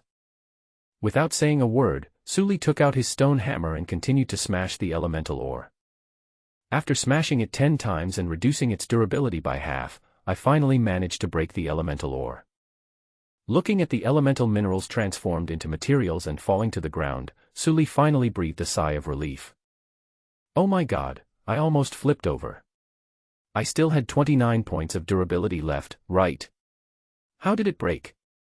Suli deeply reflected on her behavior. My thinking was wrong. I wanted to save the surprise for last. But I almost got a red stone. If the stone hammer doesn't break in the end, and I don't have any other mining tools, the durability of this thing will be refreshed in 5 minutes. At that time, I won't even have a place to cry. I learned about the 5-minute durability refresh from a chat room, and that guy cried really loudly. It's not just a matter of durability. What if something unexpected happens?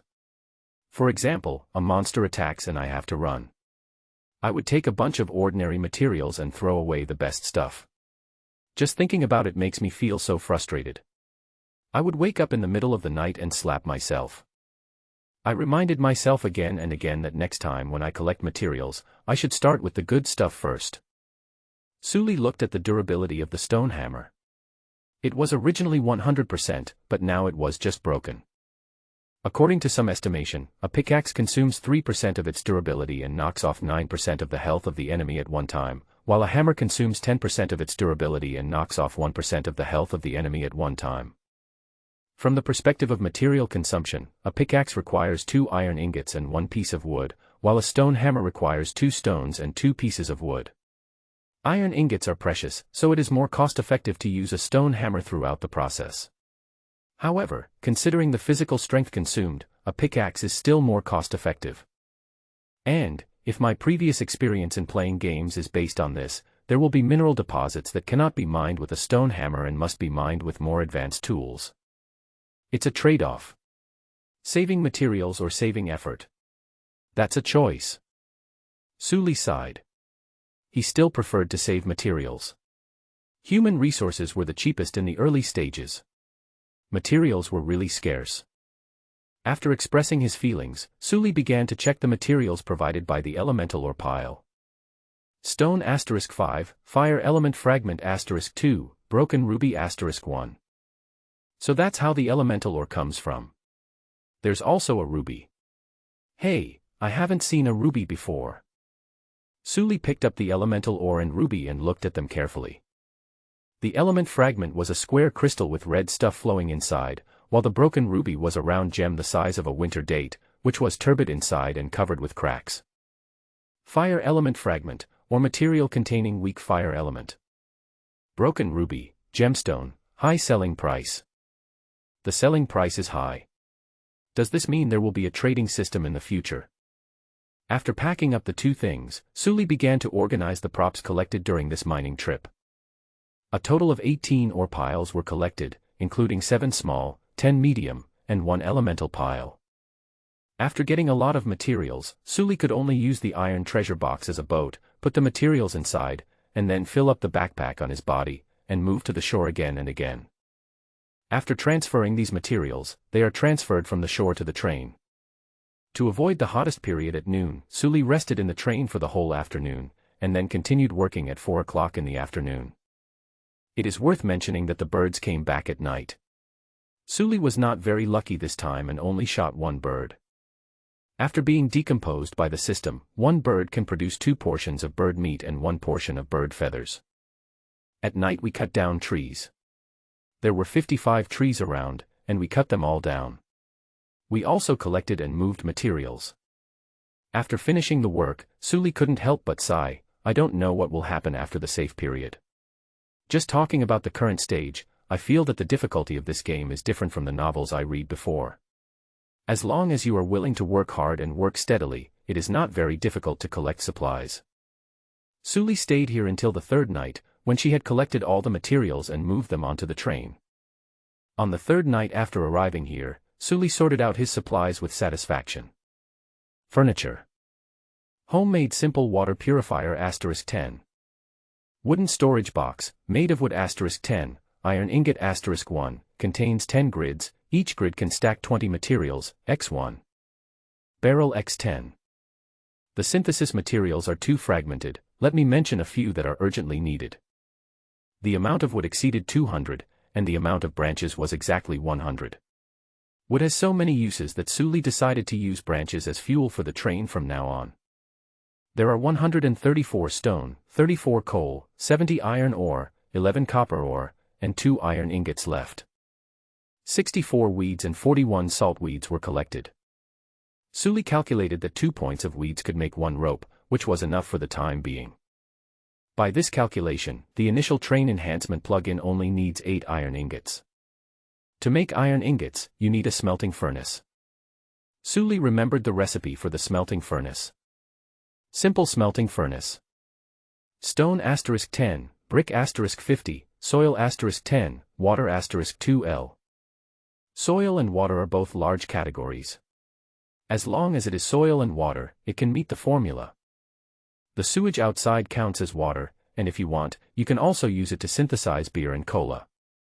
The bricks are the earth bricks that have been exposed to the sun these days. After 3 days of exposure to the sun, these bricks have turned into earth bricks this afternoon. The system's certification is still quite loose. Submit all the materials for synthesis, and a countdown will appear on Suli's interface. Simple smelting furnace, 9:59. Suli waited quietly for a while and started grilling the meat. After he had made a fire with the flint, he took out a pound of bird meat. In the past 2 days, he shot a total of 4 birds, obtained 8 portions of bird meat and 4 portions of bird feathers. In the system's judgment, 1 portion of bird meat is 1 gene. However, the system only gives 2 experience points to this kind of bird that has no attack power, which is very stingy. In addition to the bird meat, he also used his jacket to scoop up about 20 servings of salt-resistant brown algae from the lake. There are no pots in Suli, so we can only use stone slabs to grill the meat. Suli first lit a fire, then moved a stone slab from the side and placed it on the fire. Then move away. After waiting for a long time and confirming that the stone slab did not explode, Suli sat back down. As for why he knew it would explode, we have to talk about the guy in the chat room, who was crying miserably. It's your first time grilling on a stone slab, so be careful.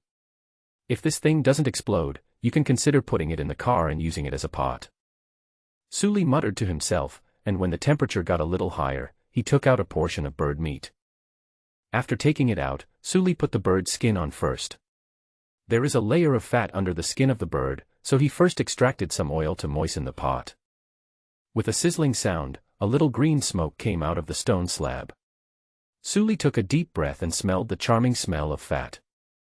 After a little fat came out from under the skin, Suli rubbed the bird meat on the stone slab, and the surface of the stone slab immediately had an oily luster.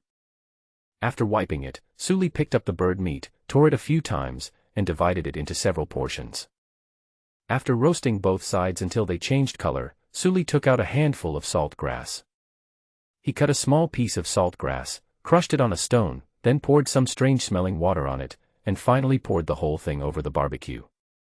The roast suddenly turned an unappetizing green. Suli then took out a small portion of brown algae and placed it on the stone slab. The color of the brown algae quickly darkened to dark brown. Once again, the soul of the salt grass poured on. After busying herself for a while, Suli finally finished making her dinner. How should I describe the appearance of this dinner? I can only say that it is very Indian style. Suli took out her manual, took a photo of herself, and sent it to the chat room. Suli's secret recipe: salt alkali land wilderness style evil bird meat set meal. Suli, eat, wildman, this is your fate. I am dying of laughter and at the same time, I am dying of greed. This is too Indian style. I am greedy but don't want to eat it. Guldan. Is that you? Ah. Our channel should be in the salt alkali land, right? I have never seen these things. Salt grass must have been used. This thing can replenish salt, but it looks really ugly. The juice is still green and has a smell of evil energy. What are those birds and vegetables? Suli thought about it and replied, saying that we are all Chinese and we don't have to provide the supplies ourselves, so there is no loss in helping. Suli, when the train stopped yesterday, some birds came over to watch, so I tried my luck and shot one down with a stone. Suli, the green ones are saltwort, the kind of succulent plants that are everywhere. I use them as table salt. Suli, the brown vegetables are algae. If you see the yellow-brown lake, you can go and catch some. Use cloves to filter, you can catch a handful at a time. The taste is not very good, but it is edible. Before eating, remember to filter it in your backpack space to filter out the salt water on top. Ah. Is there food in the brown lake? I'm surprised that space can be used in this way. I've learned something. Thanks for sharing. There is a yellow-brown lake not far from me. I will go and catch some. I have enough food, for I caught some birds with traps, but I am short of water. I am not short of food. There are rats' nests under some trees in the woods. They are easy to catch. I just lack water. Yes, I am really short of water. The only stable source of water now is probably the deal with boss Lin Feng. Lin Feng. Suli turned to Lin Feng's trading interface and found that there were still some water transactions on it. Suli looked at the transaction records and found that this person had traded more than 100 liters of water. Oh my god, could this really be the main character with a system? Suli memorized this man's name and appearance deeply, and would run away whenever she saw him. What if one day he thought he had a way to die and used a hack to kill me? Suli looked at the regional channel again. There were only 90,000 people left out of the original 100,000. These 3 days are still a protection zone for novices. After tonight, starting at 6 a.m. tomorrow, there will be no protection for novices. In addition, some people who are short of water should be unable to hold on now, and more people will die next. On the other side, Lin Feng was also eating and watching the chat channel to kill time. Or rather, most people were eating at this time because it was just getting dark. When it was still light, those who had some ambitions went to work, and only had time to eat after it got dark. Lin Feng saw the photos sent by Suli and remembered Suli. You are such a rubbish person who is trying to sow discord. You even posted this kind of picture, which makes me feel disgusted. He took a photo of his dinner and sent it. Lin Feng, don't post the shit made by a garbage dog to disgust people. Let me show you what a feast is. Picture. Suli's face was not very good. Did Lin Feng hate him? Why? Just because he said that it was not cost-effective to exchange wood for his water. What he said was true. This guy is a jerk. It is a total loss-making business to exchange water with him. The sweat you shed is more than the water you exchange. Suli, who had just graduated from high school, still had the integrity that students have, and he wanted to distinguish right from wrong in everything. He felt that he was right and that this person was unreasonable. At this moment, he gave up the idea of clinging to the protagonist. He clicked on Lin Feng's picture and looked confused. Lin Feng's pictures include steak, red wine, king crab, and Australian lobster. No, how did you get these things? No matter how you think about it, these things cannot be collected from saline alkali land. The only way is to open boxes. But with so many things, how many boxes do I have to open to exchange them? Suli feels that the greater possibility is. Fuck, there's something dirty there, brothers. Suli was speechless. Where's my cheat? When will my cheat be sent to me? Suli, who originally wanted to have a heated argument with Lin Feng, decided to stop. This person is weird, so it's better not to provoke him. This wave of talk made Suli lose interest in eating. After hastily finishing his tasteless dinner, Suli discovered that his simple smelting furnace was already ready. Suli took out the furnace and placed it in a corner of the room. The furnace looked like a gasoline barrel. After adding ore and fuel, it could smelt ingots. If it were the real world, it would definitely not be that simple, but this is the power of the game, it simplifies the process. Suli first checked the instructions for use. Simple smelting furnace, can smelt some ores into ingots. Suli tried it out and put wood in it. He used wood as fuel and could burn out 1 piece of charcoal every 10 minutes. 1 unit of wood could burn out 5 units of charcoal. Put the iron ore in and use firewood as fuel. Because the firewood is not strong enough, the progress is very slow. But if the fuel is changed to coal, the effect will be very good. Suli put all the iron ore in, and then added the coal. Each unit of coal can produce 2 iron ingots. Each iron ingot requires 2 iron ores. Suli put 40 iron ore and 10 coal into it. I don't know how this 1x1x2 thing can hold so much iron ore. Don't ask, the only thing is that the system is awesome. It takes 10 minutes to burn an iron ingot. Suli looked at the time and it was only 8 o'clock. He simply took out the elementary monster encyclopedia and started to look at it by the fire. Suli has almost finished reading a quarter of this book. He has learned a lot about the supernatural and is no longer completely ignorant of the basics of the supernatural. However, these things are not needed at this stage. Leaning against the firelight of the furnace, Suli began to read quietly until the alarm on her watch rang. Suli waited for a while, and the fire in the smelting furnace went out. Suli quickly opened the smelting furnace and took out 10 iron ingots. Open the manual and start building your plugin. LV1 Train Enhancement Plugin. After use, the train will be upgraded to level 1. Wood *100, stone *50, iron ingot *10, rope *20. Do you want to make it? Of course I chose yes. After selecting it, a 6-hour countdown appears on the manual. Suli closed her eyes with anticipation and fell asleep. Wake up on time at 5 o'clock in the morning. Suli opened the manual and received the finished plugin. LV1 Train Enhancement Plugin. Used on LV0 trains, it can enhance the train to LV1. Suli couldn't wait to come to the train control panel and use it on the train. The train room was only 10 square meters, which was too small. His many supplies were piled up in the room, and there was no place to step. This is only the 3rd day, and as time goes on, more items pile up. I hope to expand the space. It would be great if there were more carriages. Suli prayed silently. A train cannot be just a locomotive. Train strengthening. In front of Suli, the entire train glowed with a faint light. Then, the walls of the train seemed to be digitized. They began to blur and expand. The entire train was originally 10 meters long and 2 meters wide. The front 5 meters were steam-powered structures, and the back 5 meters were carriage rooms.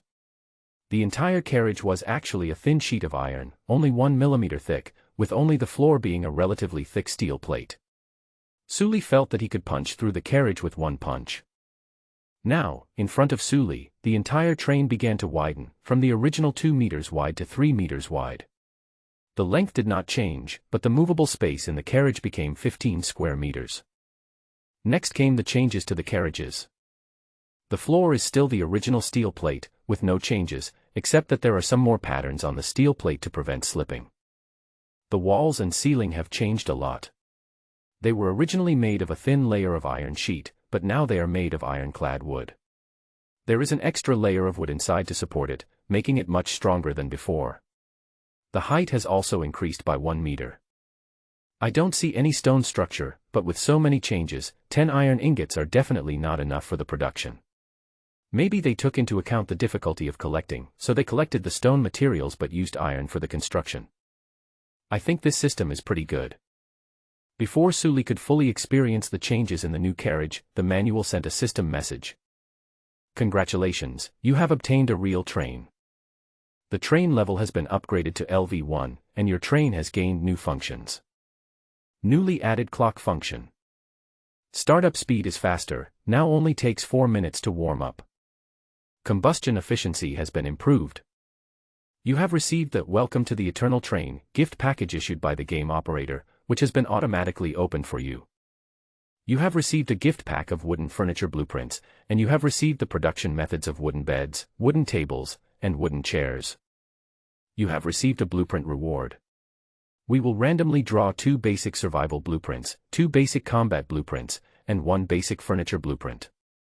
Please choose 2 of them as upgrade rewards. Iron axe drawing, iron shovel drawing, iron two-handed sword drawing, wooden shield drawing, iron cabinet drawing. Sully looked at the 5 drawings and eliminated the shovel and the cabinet first. These things are completely useless. Then there are the iron axe, two-handed sword, and wooden shield.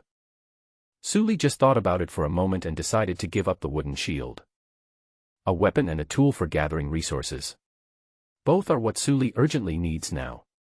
Chopping trees with a stone axe is really torturous, too strenuous. Compared with these 2, the wooden shield has to be put back a little. After selecting 2 drawings and using them, the system continues to broadcast. You have received an item reward. Please select 2 from the following 5 items. Backpack capacity expansion item, 5 slots, water element fragments *2, water purification tablets, 5 pieces, small leather backpack, 10 slots, nutrients *5, restore physical fatigue, consume satiety. Let's rule out the recovery agents and leather backpack first. I can still consider the healing potion, but the value of the nutrient agent is not that high. Sully looked at the other 3 options. After thinking for a long time, he decided to buy a backpack expansion item. This item is permanent and gives him 5 more slots. He can carry more things and make fewer trips when transporting things. It is very convenient. Moreover, when Sully chooses rewards, he tends to prefer options that give him personal abilities that he will have forever. Then there are the water element fragments and water purification tablets. It was the early days of the survival game, and clean water was never enough. With the water purification tablets, he could use a bucket to collect a lot of water, purify it, and use it as a reserve. However, the water element fragment is also a good option. He guessed that this water element fragment should be used as an energy source. What can water do? Sully immediately thought of water production and refrigeration. The future is promising. Moreover, Lin Feng, who is speculated to be the protagonist and has a plug-in, has been collecting elemental fragments without stopping, which means that the use of this thing will be relatively large in the future. As for water purification tablets, they actually depreciate as time goes by, because drinking water is a basic material after all. If you take the elemental fragments first, you shouldn't be stuck. Many people who play games know that in the process of the game, there will often be a certain node where some props will get in the way and you can't advance. But after you cross this hurdle, the output of such props will increase, and you may not even bother to pick them up.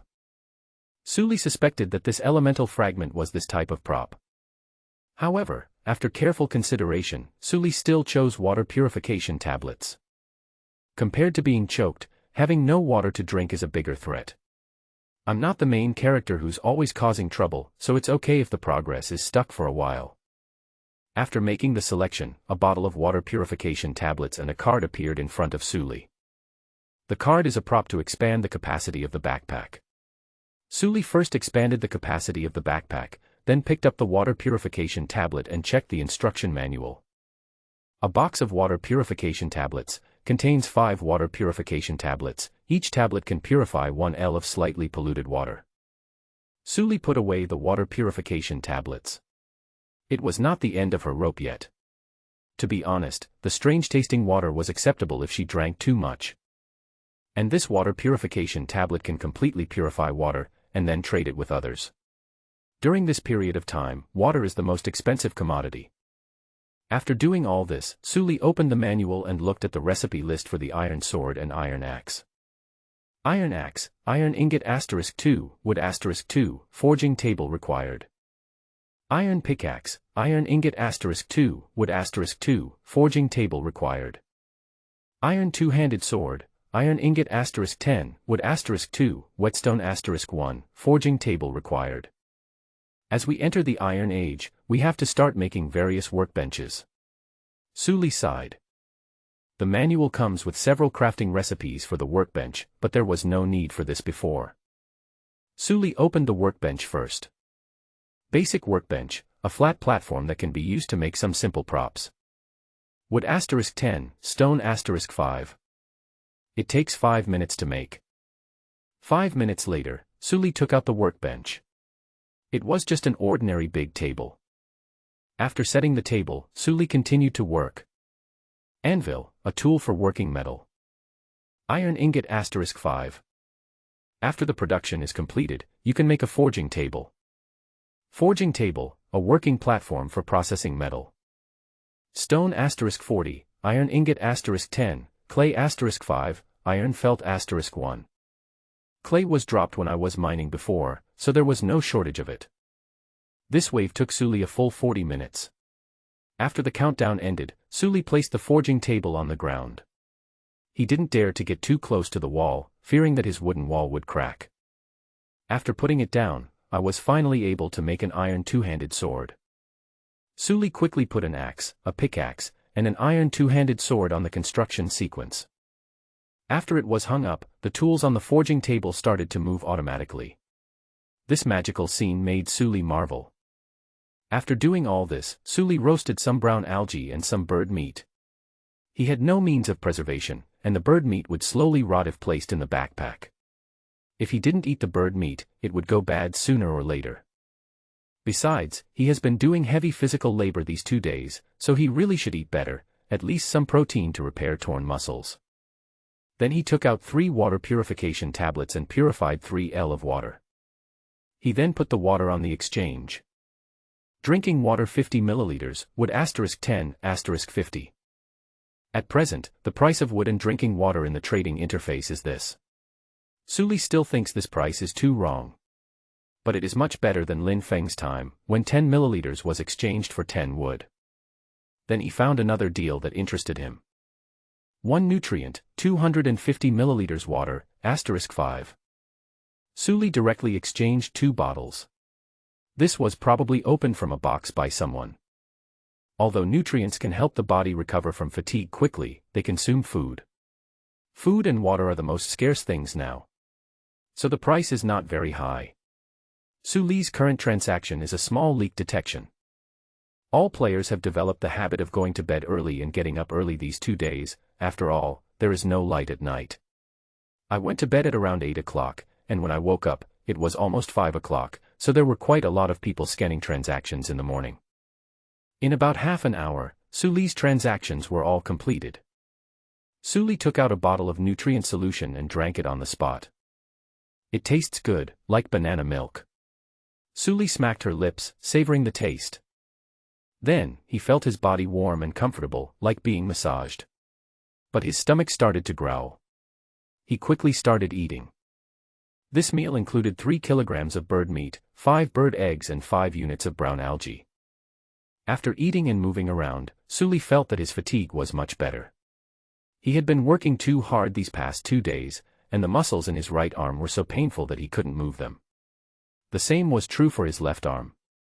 Now he could move them and the pain was gone, but there was still a sore feeling. Just as I was about to start the car, suddenly, a deafening system prompt sounded in my mind. Only then did Sully realize that it was already 6 o'clock.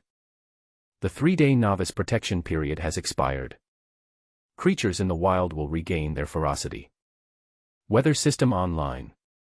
The abundance of outdoor supplies is adjusted back to 1 times. Increase the appearance rate of wild treasure chests. The novice protection period is over, and wild creatures will actively attack players. Sully smacked his lips. It's a headache. I should be considered one of the better off among this group of people. I just upgraded the train to level 1. The novice period is over. Sully sighed. He opened the chat room and found that everyone was discussing the system announcement just now. But for a while, no one saw any changes. Sully closed the manual and stopped reading. Instead of chatting, just live your own life first. Sully walked to the boiler, took out the wood chips he had shaved off earlier, and then used flint to strike them to light the fire. He actually made a fire just now, and was practicing his fire-making skills at the same time. After a few collisions, sparks fell into the sawdust. Suli quickly picked up the sawdust and blew into it. She was still a little unfamiliar with it before, but after a few times, Suli has become proficient at it.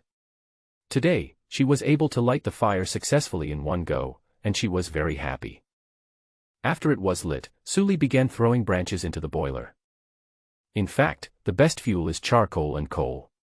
But at this stage, both of them are very useful. Charcoal can be used to purify water, and coal is the most cost-effective to burn iron ingots. Of the remaining two fuels, wood is very useful, but branches are relatively narrow in use and can only be used for some basic processing, such as stone tools and torches. To be honest, if you have the skills, it's more cost-effective to take out the wood and use the tools to make those cutting tools. For example, an iron axe requires 2 iron ingots and 2 wood, but if you have the skills, you can save 1 piece of wood and 1 iron ingot. But who can blame the system for being so convenient in synthesis? Suli was lost in thought as she stuffed branches into the boiler. Then he found that combustion efficiency did increase. Originally 1 wood slash branch equals 5 kilometers, but now 1 wood slash branch equals 7 kilometers. Suli was reluctant to throw in the charcoal and coal. It seemed that the branches could only be used to make tools at present. They were not very useful, so she didn't feel bad about using them. And if there are really no branches, you can process the wood into sticks to replace the branches. Now that the abundance of wild resources has decreased, Suli guessed that there will no longer be a situation where dozens of trees form a forest. Then the ore pile we encountered last time will be hard to come across again. Start the train. With a whistle, the Suli train slowly started. Suli stood by the window, watching the scenery outside slowly recede. He had 100 branches in his hand, leaving 30 as spares, and 70 were enough to drive 490 kilometers. The train kept moving, and Suli was not idle either, and started making things. With an iron axe, an iron pickaxe, and an iron two-handed sword, he only had 4 iron ingots left and 2 iron ores. Suli was worried that in case he needed iron ores to synthesize some items, so he kept 2 iron ores. After the weapons were made, Suli combined 2 chairs and used the workbench as a table. He placed it by the window so that he didn't have to stand all the time. Suli sat on the chair, flipping through the illustrated book in her hand, looking outside from time to time. Suddenly, he stood up abruptly and stretched his head to look outside. He saw a train moving outside, several kilometers away from him. Is it another player? What a huge front end! Suli exclaimed as he looked at the locomotive. The locomotive in the distance looks to be 25 meters long, several times longer than the Zuli. It is also very tall. Unlike the Zuli train, which looks old, this train looks like a steel barrier. Suli looked to the left again, and saw a train appearing in the wilderness on the left. The distance between the train on the left and Suli's train was getting closer and closer. Suli had a bad feeling in his heart. Could it be a robbery? As the train got closer, Suli took a look and didn't feel too scared because the train looked like it hadn't been upgraded yet. Suli quickly closed the doors and windows. The person on the other side had the same idea. The two of them were wary of each other, drove side by side for a while, and then separated. Suli breathed a sigh of relief, then ran to the window on the right and looked at the very high-end train. Then he saw that the advanced train seemed to collide with another train, and after a while, he heard an explosion from behind. Suli narrowed his eyes and vaguely saw flames coming out of the high-speed train. Fuck, artillery. Fortunately, it didn't collide with that high-end car. Suli breathed a sigh of relief and then looked through her manual. No one seemed to be discussing the issue of parallel trains in the chat area. That means not everyone has experienced the parallel train incident. I'd better not talk about it. If I talk about it, someone might be able to identify me. Suli feels that the best way now is to be a nobody and reduce other people's concerns about you. Some players got good stuff from the treasure chests, such as crossbows. If he was too high profile, others would remember him, and when they were parallel with him, they would think of themselves and think that they had more supplies, so it was not impossible that those who were originally wavering would directly make up their minds to plunder. After confirming that the train was out of sight, Suli sat back in his chair, drank some strange-tasting water, and looked at the illustrated book for a while. After drinking the water, Suli suddenly heard the train warning sound. It was a beeping sound, not a shrill alarm. Suli knew that it meant the train had found the intersection. Suli walked to the control panel and checked the train information. After 10 kilometers, the train will come to a fork in the road. Please choose the fork in time. Suli looked at the information on the operation panel and saw a Y-shaped intersection ahead. Suli stuck her head out and looked into the distance. In the distance to the left of the train, there seemed to be an undulating mountain range. Suli guessed that there should be minerals in those places. On the right side of the train, there was nothing, only a flat land. The left side leads to the mountain, and the right side leads to the plain. Let's go to the mountain. Where there are mountains, there must be ore. Save some ore. Go left. After selecting it, Suli started to watch the chat room to kill time. After a while, the changes brought by the version update have become apparent. Suli first took a look at the number of people above, and the number had dropped to 70,000. I encountered a group of wandering hyenas. Fortunately, I ran faster. The hyenas followed me for a while and then left. I encountered vultures. These birds were really annoying. They sat on the roof of my car and pecked at it for a long time. Haha, I was hit by a hot spring. It sprayed directly onto my arm. Now my left hand is covered with blisters. My scalp goes numb when I think about the infection problem later. I feel like I am going to die. Suli looked at all the bad news and remembered all the information. However, there is also good news in the chat room. You won't believe it when I tell you, it's raining here. Then you are rich. Brother, can you help me get a basin of water? Haha, it's starting to rain here too. Woohoo, I'm going to go out and take a shower. It's raining. Ha ha ha, let's see how Lin Feng is going to take advantage of us again. Is there any good brother who can help me get a basin of water? I can send you the original flavor XX. Oh my god, the temperature was 48 degrees for 3 days and I didn't change my clothes. I can't even imagine how bad the smell was.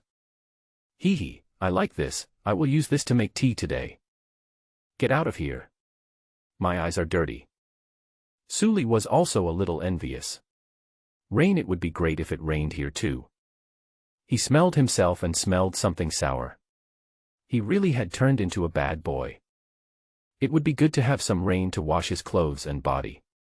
His body was now covered with dried sweat, a mixture of grease and sweat, and he felt sticky all over. But when it rains, the price of water will plummet. Fortunately, I traded the water in advance. Suli rubbed a mud ball from his body and threw it out, then continued to watch the people in the chat group go crazy. Sisters, I got water again. But this water is not clean water, but some weird-smelling water. Picture, I drank it and the taste is acceptable, but I can't drink too much in a short period of time. The system said that drinking too much will cause diarrhea. It happened to me too. I urgently made several buckets outside to collect water. Then I started taking a shower. I was speechless. I take a shower every day at home. I was so dirty these past 2 days that I almost had hives. The weather system is unlocked, good days are coming. Bullshit, I'm surrounded by a storm now and I dare not go out at all. If I go out, my mouth will be full of sand. There is still a storm. Sandstorms, heavy rain, high temperatures, this place should be a volcanic area, the salt and alkali on the ground all come from the cracks of the volcano. The groundwater keeps gushing out, and after evaporating at high temperatures, the water vapor combines with the volcanic exhaust gas in the air and turns into rain. While Suli was looking at the chat room, the train passed the fork in the road and headed to the left. Suli sat on the bed, looking at the chat room for a while, and then looked at the situation outside. After a while, Suli found a good spot. He actually saw a yellow smoke floating out and dissipating in the distance. Based on Suli's experience, this place is most likely a volcanic exhaust fissure. Suli quickly stopped the train. I checked the time. We left at 6 a.m. and drove for more than 3 hours. We traveled 200 kilometers and it was now past 9 a.m. It was hot. Suli stretched his body. The value of the nutrient was underestimated. He felt comfortable all over and no longer felt sore. Even the sunburn on his neck had healed and no longer stung. Suli pinched her muscles and felt that she had become much stronger. Wow, you're so strong. If I have a lot of nutrients, work out like crazy and drink them constantly, will I be able to become a big muscleman soon?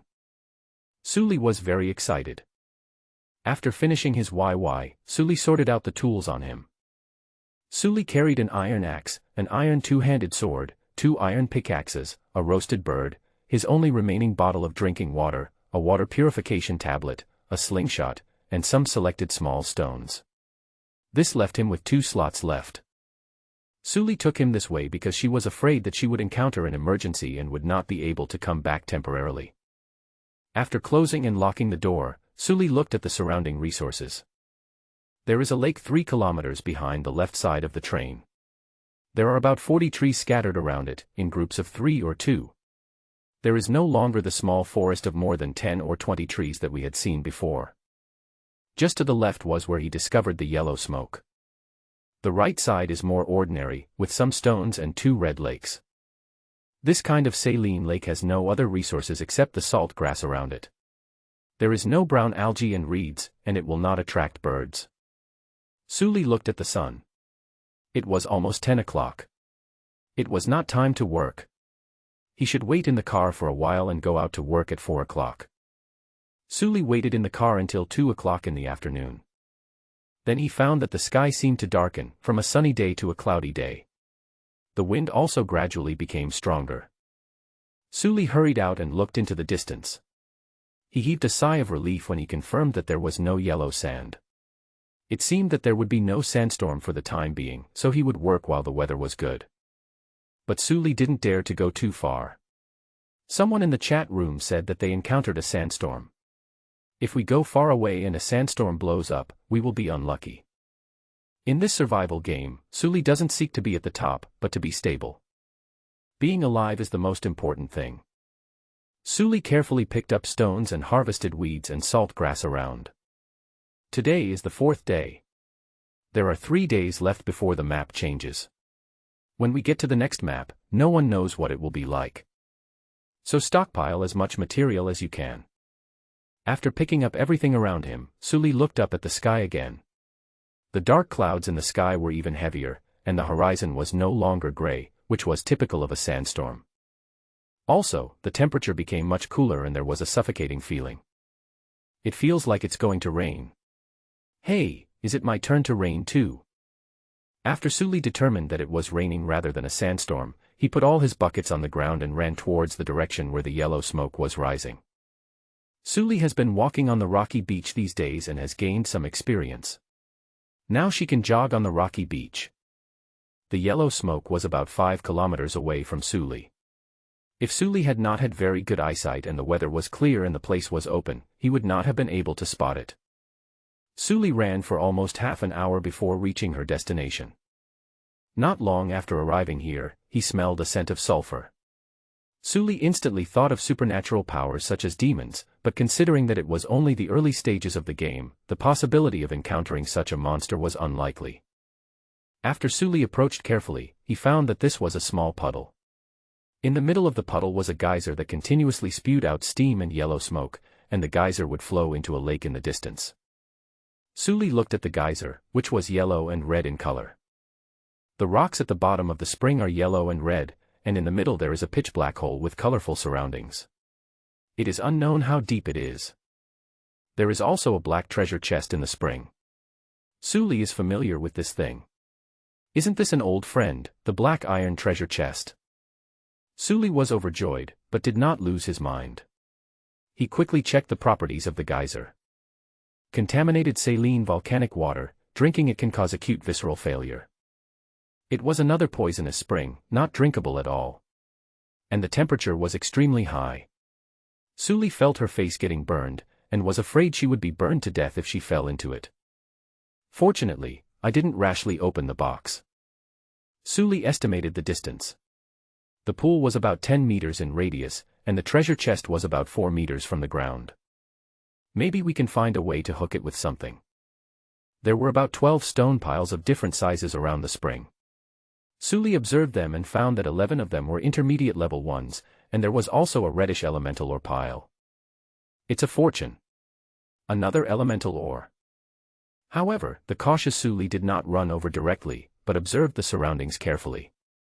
The surroundings were empty and no living creatures were found. Looking at the area around the geyser again, Suli began to carefully observe the surrounding terrain and recall relevant knowledge. He had done a question on Black Rock Park on his geography exam, which said that if you stepped around the geyser, you would step through the ground and directly into the boiling water. If this really happens, not only will the meat be cooked off the bones, but the subsequent burns and infections will also be impossible to deal with.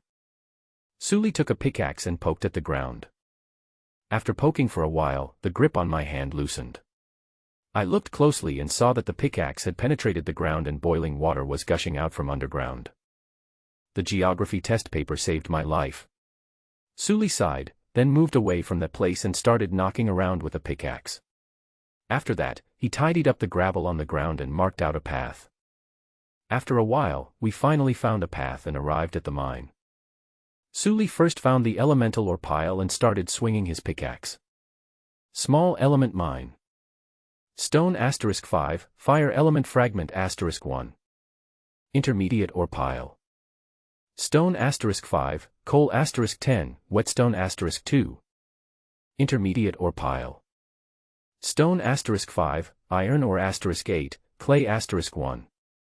Each intermediate ore pile can provide 5 stones, 8 to 10 ores, and 0 to 2 auxiliary ores. Suli used all his strength to smash the ore pile. The iron pickaxe was easier to smash. It only took 5 hits to finish off an intermediate ore pile. After smashing a few, Suli had to take a break. This kind of full-force mining was very tiring and his arms started to ache after a few strokes. After 30 minutes of intermittent work, Suli finally finished all the ore piles. Thanks to the nutrients, otherwise this job would have taken several hours. 11 medium ore piles, including 7 iron, 1 copper, and 3 coal. 1 small elemental ore pile. Obtained a total of stone *60, fire element fragment *1, iron ore 47, copper ore 23, coal 21, whetstone 1, flint 1, quartz 2, clay 4. After mining, Suli looked at the black iron treasure chest in the middle. He was thinking while mining and came up with a good idea. First, tie the pickaxe with a rope, then throw the pickaxe over and use the pickaxe to hook the box over. Suli walked around and ran around an area of 2 kilometers.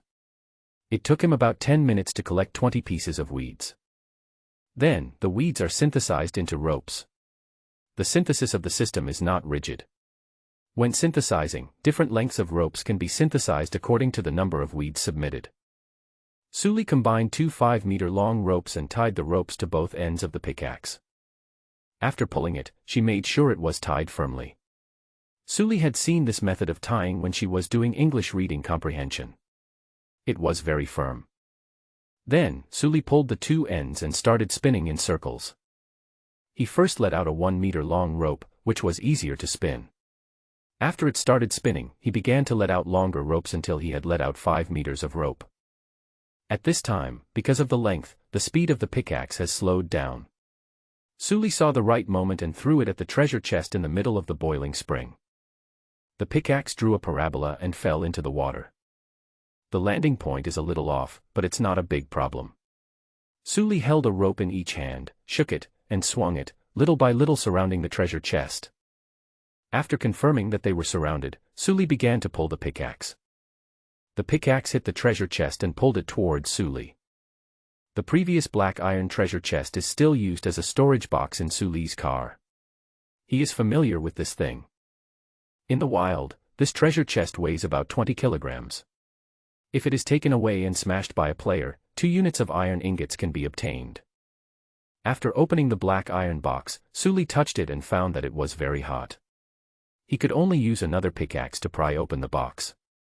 God bless, please deliver the goods. Suli looked forward to it and prayed as he pried open the treasure chest. After opening it, Suli found 5 kinds of props lying quietly inside. Get bait *3, get skinning knife *1, get silver ingot *3, get shovel *1, get shovel blueprint *1. Bait, smelly bait that can lure carnivores. Skinning knife, when decomposing an animal, obtain for +1. Another blueprint. I'm quite lucky, and there are also a knife and a silver ingot. Haha, I'm the Emperor of Luck. Suli smiled happily, not knowing at all that the treasure chest she opened this time was only slightly better than the guaranteed treasure chest. The real European emperor can get the blueprint of the water purifier from the wooden treasure chest. It's just that he is not smart enough to trade a little bit of food to others. After finishing the treasure chest, Suli started his hard work as a porter again. Small items like elemental fragments were placed in the trouser pockets, and the others were moved in batches according to the preciousness of the materials, first silver ingots, then coal and ore, and finally miscellaneous stones. Carry the bait with you to prevent being surrounded by animals such as hyenas. The main point is to follow your heart. As a result, it started raining after just one trip. The sky outside was so dark that it seemed as if the lights were turned off. It would be like groping in the dark if we tried to move the materials. Suli thought about it and was still afraid that his materials would be lost. So he made a torch with a branch and a piece of coal. Torch can burn continuously for 6 hours. Put the torch by the window indoors so that you can confirm the direction if it gets dark. Then Suli emptied her backpack and went out to get the materials. Suli could bring back 100 units of materials in one trip. He could still carry some on his body. Suli calculated, gritted his teeth, and carried some materials on his body each time. He ran back and forth several times, spent some time, and brought back all the things. And the rain finally fell when he came back for the second time. The earth seemed to have suddenly switched from silence to maximum volume, with thunder rumbling, and raindrops as big as soybeans soon turned into even larger raindrops, hitting the iron sheet of the train, making an extremely loud noise. The heavy rain washed away the surface dirt on the gray-yellow rocks, revealing their true blue-black appearance. Woohoo! It's raining. Suli was very excited. He liked rain since he was a child. Others thought it was noisy, but he felt that when it rained, sleeping or reading was extra peaceful. It was not until later that he learned about the concept of white noise that he understood what was going on. It's still thundering outside. I hope it won't strike me. Suli prayed first, then took out the 10 wooden barrels he had just made, plus the original wooden barrels, a total of 15 wooden barrels. In order to improve the water collection efficiency, Suli also made a simple funnel for each wooden barrel with wooden boards to enhance the water collection effect, and then placed the 4 barrels under the drain bar of the train. Each of these wooden barrels can hold 10 liters of water. Once they are all filled, he will not be short of water for the next period of time. Suli doesn't plan to store more. If the tank is full, 150 liters of water will be enough for a long time. After putting all the wooden barrels in place, Suli took off all her clothes and went straight outside. The rain outside was pouring down, stronger than the old shower in Suli's house. Suli took advantage of the rain to scrub her body and wash it thoroughly. Then, Suli picked up a wooden bucket and started washing her clothes in it. The jacket is fine as it has rarely been worn, but the t-shirt is already covered with layers of white salt, especially around the neck and armpits. I can't go into details or I'll vomit. There was no soap on her hands, so Suli could only rub them hard. After rubbing for a long time, when she felt it was almost done, she took her clothes and returned to the train. After tying a clothesline with a rope and hanging the clothes on it, Suli lit the furnace and began to smelt the iron ore. After finishing, Suli lay naked on the floor of the train. He felt that the iron floor was too hot, so he took out some wood to make a bed.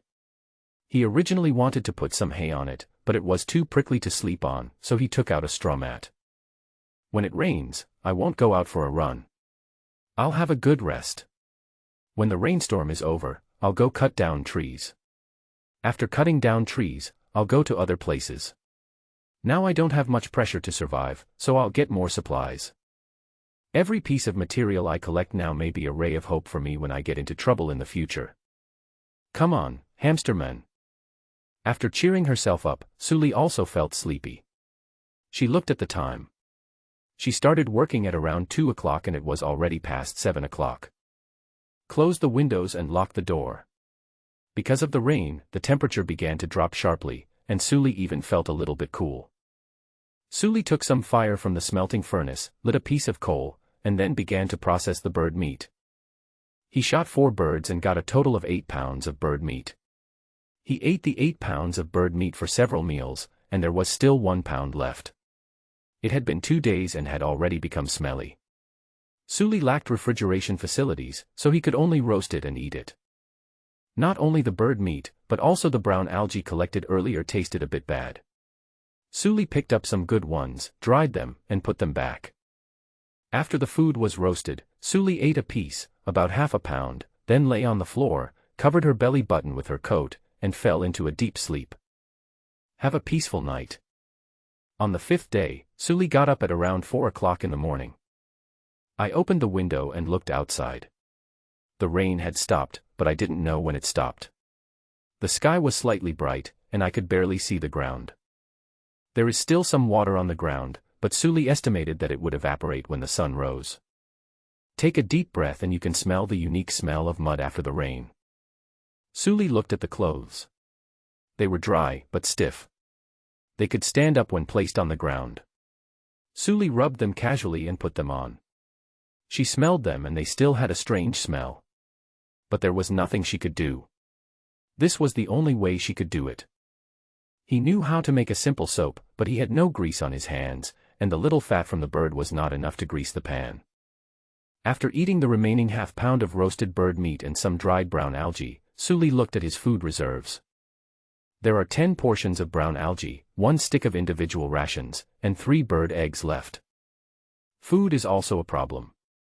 Sully first looked through the window to confirm that there were no traces of hyenas around, and then Sully went outside to collect the water bucket.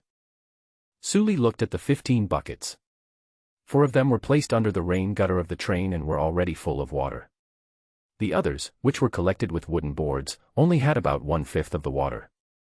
It seems that the rain stopped after a while after I fell asleep. Sully collected the rainwater and calculated the amount, a total of 62 liters of water.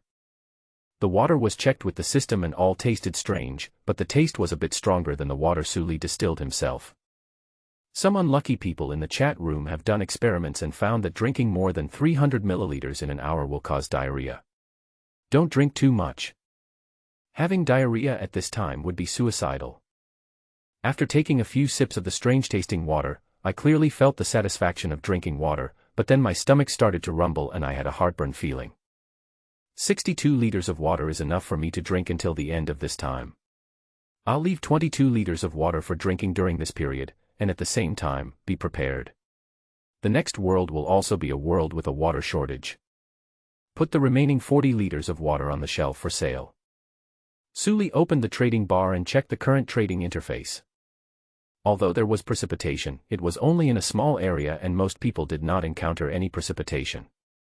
Sully first thought about his scarce items. First of all, iron ingots were definitely in short supply. But it wasn't just him who was short of it, everyone was short of it. Sully took a look at the price. The price of an iron ingot was 600 milliliters of drinking water for 1 iron ingot. The exchange price of strange-tasting water was 800 milliliters for 1. The price of water has plummeted because many people have found ways to get water. This is saline land, not a desert. It's not that people don't have water, they just lack ways to purify it. The price of iron ore is relatively low, only 200 milliliters, because 2 iron ores plus 1 carbon can be smelted into an iron ingot, and a furnace is also needed. The melting pot is still missing for many people. This price is very unstable and is still changing. Because it just started to rain yesterday, a lot of strange-smelling water poured into the market, and the market has not yet adjusted. Sully didn't know whether the price was expensive or cheap, but he had 40 L of water in his hand, which could be exchanged for a lot of things. First take out 30 liters of water, sweep up 150 pieces of iron ore, and then put the iron ore into the furnace to burn. After these 150 ores are burned, the number of his iron ingots will reach 101. There were still 10 liters of strange-smelling water left, and Sully continued to look for anything valuable. First of all, there were all kinds of blueprints. Sully flipped through the blueprints for a long time but didn't see anything valuable. Most of the blueprints posted on the transaction were furniture blueprints. But Sully's current life was not yet at the point where he could pursue a luxurious quality of life. Sully did see some interesting drawings, such as a leather backpack that could provide a certain amount of space. However, this thing was instantly bought by Lin Feng. Sully looked over and was surprised to see that the seller of this backpack wanted fish. Lin Feng took out 2 kilograms of tuna meat and bought it. It would be very difficult. If Suli were the seller, she would definitely learn it herself, then purchase materials and sell backpacks. The built-in system space is not enough, and transporting supplies back and forth is exhausting. This backpack is definitely a high-selling product. He's crazy. This guy has a history of cerebral palsy for at least 10 years. If it were 1 day less, he wouldn't exchange this for 2 kilograms of fish. Suli complained. After searching for a long time, Suli found something that was not bad. The iron sickle blueprint. 5 liters of strange-smelling water were exchanged. There were still 5 liters of strange-smelling water left, and Suli exchanged it for a black iron storage box blueprint. As the things in the car became more and more crowded, Suli needed a box with more storage capacity. After completing the purchase, Suli picked up his axe and spent more than an hour chopping down all the trees within a few kilometers outside. In total, he chopped down 41 trees, and obtained 82 more pieces of wood and 41 more branches. Thanks to the nutritional supplement, although his muscles are still sore, they are no longer painful, and his muscles are stronger than before. This nutritional supplement is equivalent to accelerating the process of muscle tearing and growth. After finishing it, Suli started the train and headed towards the mountain. As he got closer to the mountain, Suli discovered that there were fewer saline lakes around, but the remaining lakes were all relatively large. Suli walked and stopped along the way, and luckily found a brown algae lake where red-feathered birds lived. There were also many mineral piles around, but they were all primary mineral piles. Now that we have seen the red-feathered bird, it is time for the slingshot to take action. On the 6th and 7th days, we harvested some ores, including 22 iron ores, 7 copper ores, and several other subsidiary ores. Finally, we shot down 3 red-feathered birds, harvested 6 kilograms of bird meat, 3 portions of bird feathers, and some bird eggs.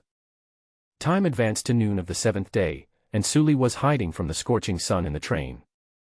After careful consideration, Suli gave up the idea of going forward to the distant mountain. It would be better to kill more birds and catch some brown algae here to prepare for the next week. Fortunately, although he encountered a pack of hyenas, it was in the middle of the day. At that time, he was in the train avoiding the sun. When he saw something was wrong, he quickly locked the doors and windows. The hyenas howled outside the train for a long time, but they had no way to stop the train and finally ran away. The only result was scratches on the train paint. Unfortunately, he didn't find any new treasure chests. Maybe his luck had run out. Inside the train, Suli kept waving the two-handed sword in his hand. This two-handed sword is a little different from what Suli imagined. Iron two-handed sword, attack plus 10, durability 97%. The entire two-handed sword, including the hilt, is 1.8 meters long and weighs about 6 pounds. Its hilt is very long, and the blade is not edged near the hilt, so it can be grasped by hand. It is a very classic Western two-handed sword. It was quite difficult for Suli to use this thing. It weighed 6 kilograms, and because swords are levers, it was one thing to hold it, and another to wield it. Anyway, it was difficult for him to dance. He couldn't stop where he wanted. He could only recall the movements in the game, follow the force of the sword, swing, and kill the enemy with inertia. After a few days, he had some experience, but he didn't know how it would be in actual combat.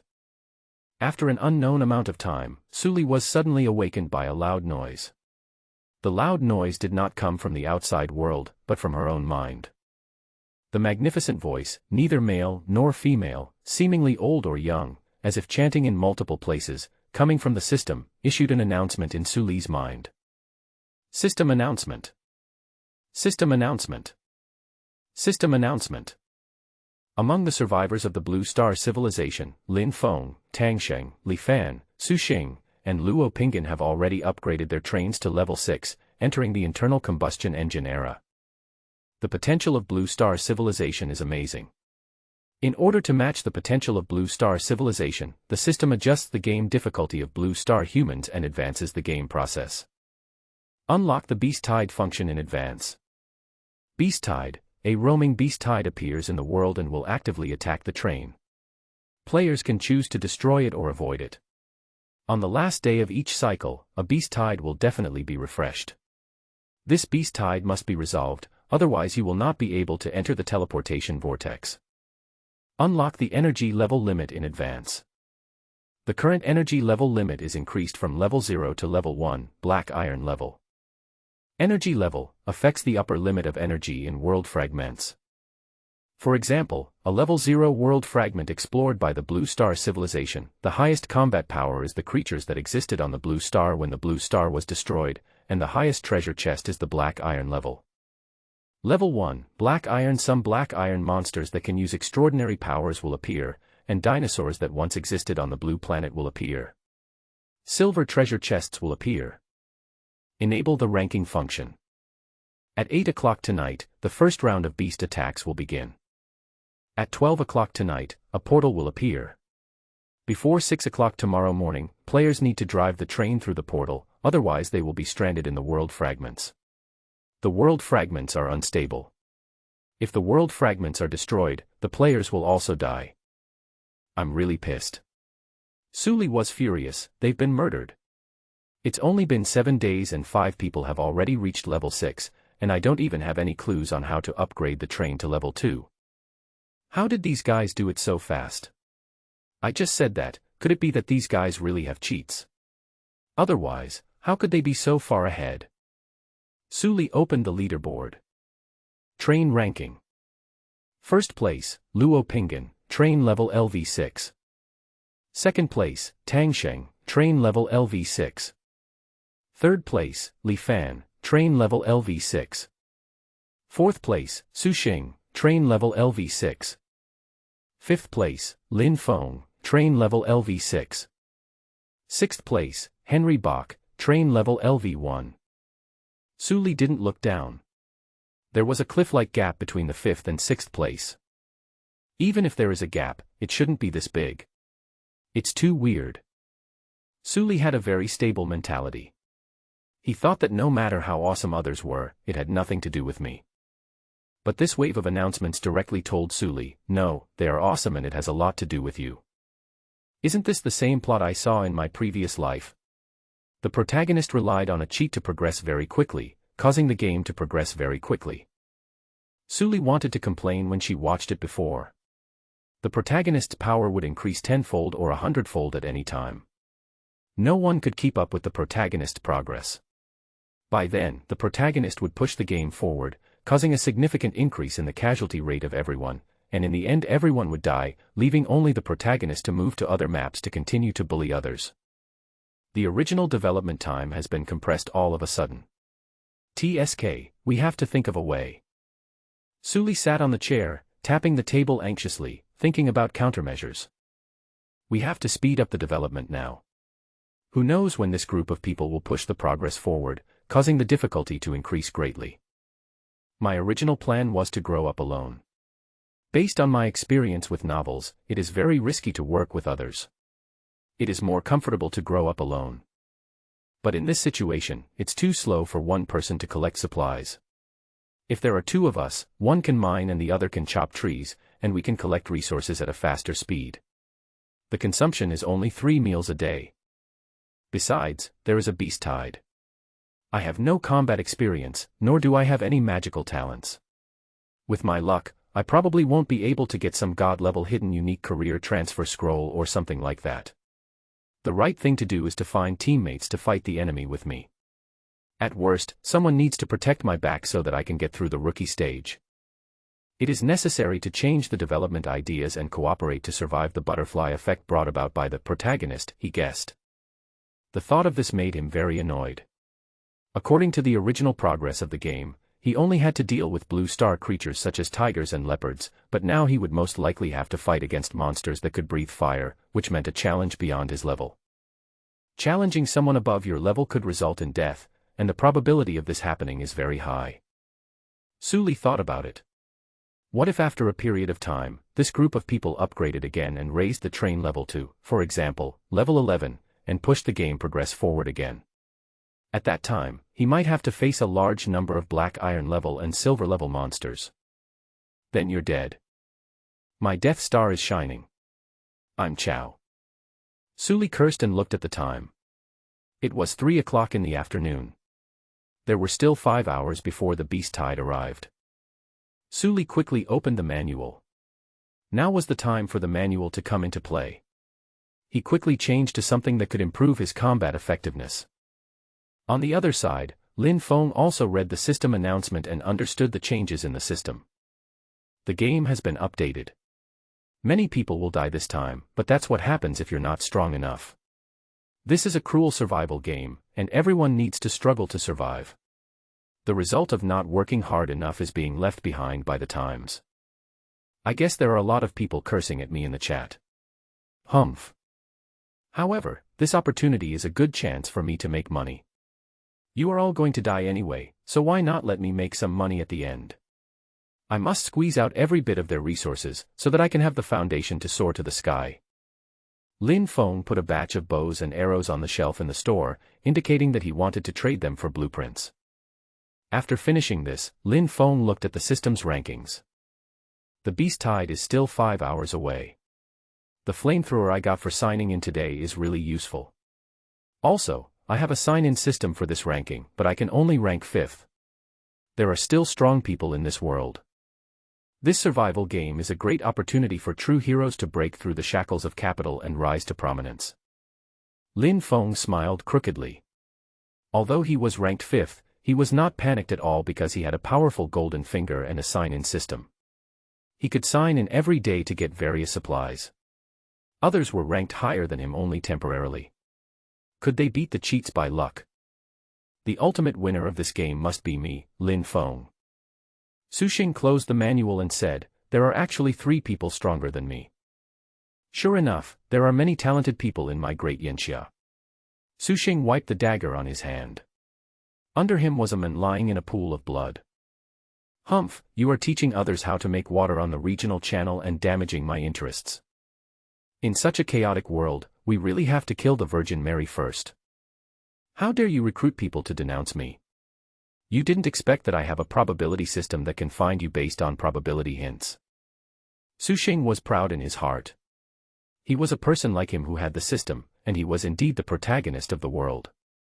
He had finally come to this wonderful world, and he must become a superior person or even a god with the help of the probability system.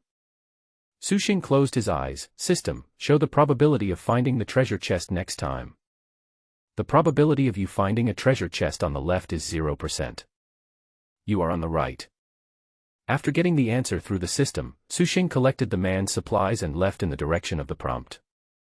The ultimate winner of this game must be me, Su Xing. Li Fan ended a journey and caressed the woman he summoned. After he came to this game, he found that he had awakened a special ability, which was to summon guards. He first randomly summoned several robot guards who didn't need to eat and only needed to bask in the sun to work. Then he embarked on a good life where he only needed to work as a human while the guards did the work. Not only did he conquer a pair of sisters, he also summoned his favorite game character, a beautiful Frost School beauty. What the hell? Game update. Anyway, I have invincible guards. Xian, let's continue. The final winner of this game is none of my business. Tang Sheng, close the manual. Game updates don't matter, but I'd still trade more treasure chests. As long as I keep opening treasure chests, I can keep growing. Tang Sheng has a system that requires everything, and he can choose all the options in probabilistic events. Opening a treasure chest means drawing a few items from the treasure chest pool. Tang Sheng can directly draw out everything in the entire item pool. After he got his first treasure chest, his progress took off.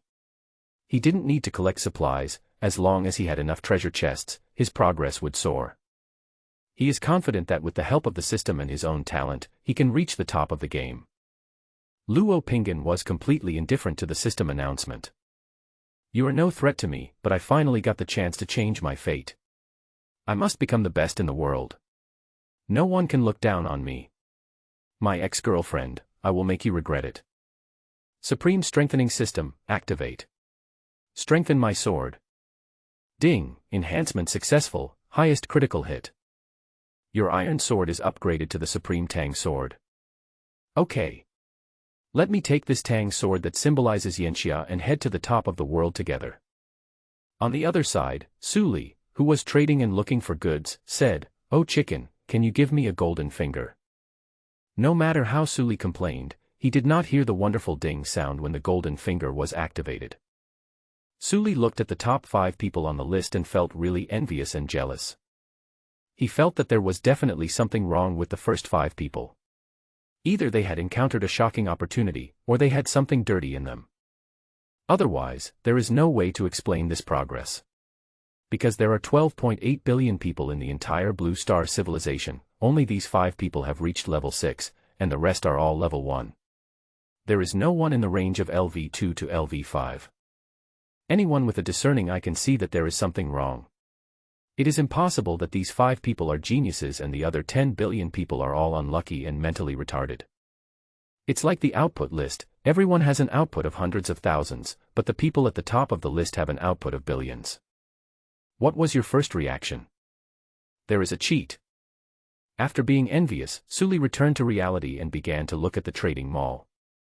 It's better not to get hurt if you can, so the first thing to buy is protective gear, and the second is convenient and practical long-range attack weapons.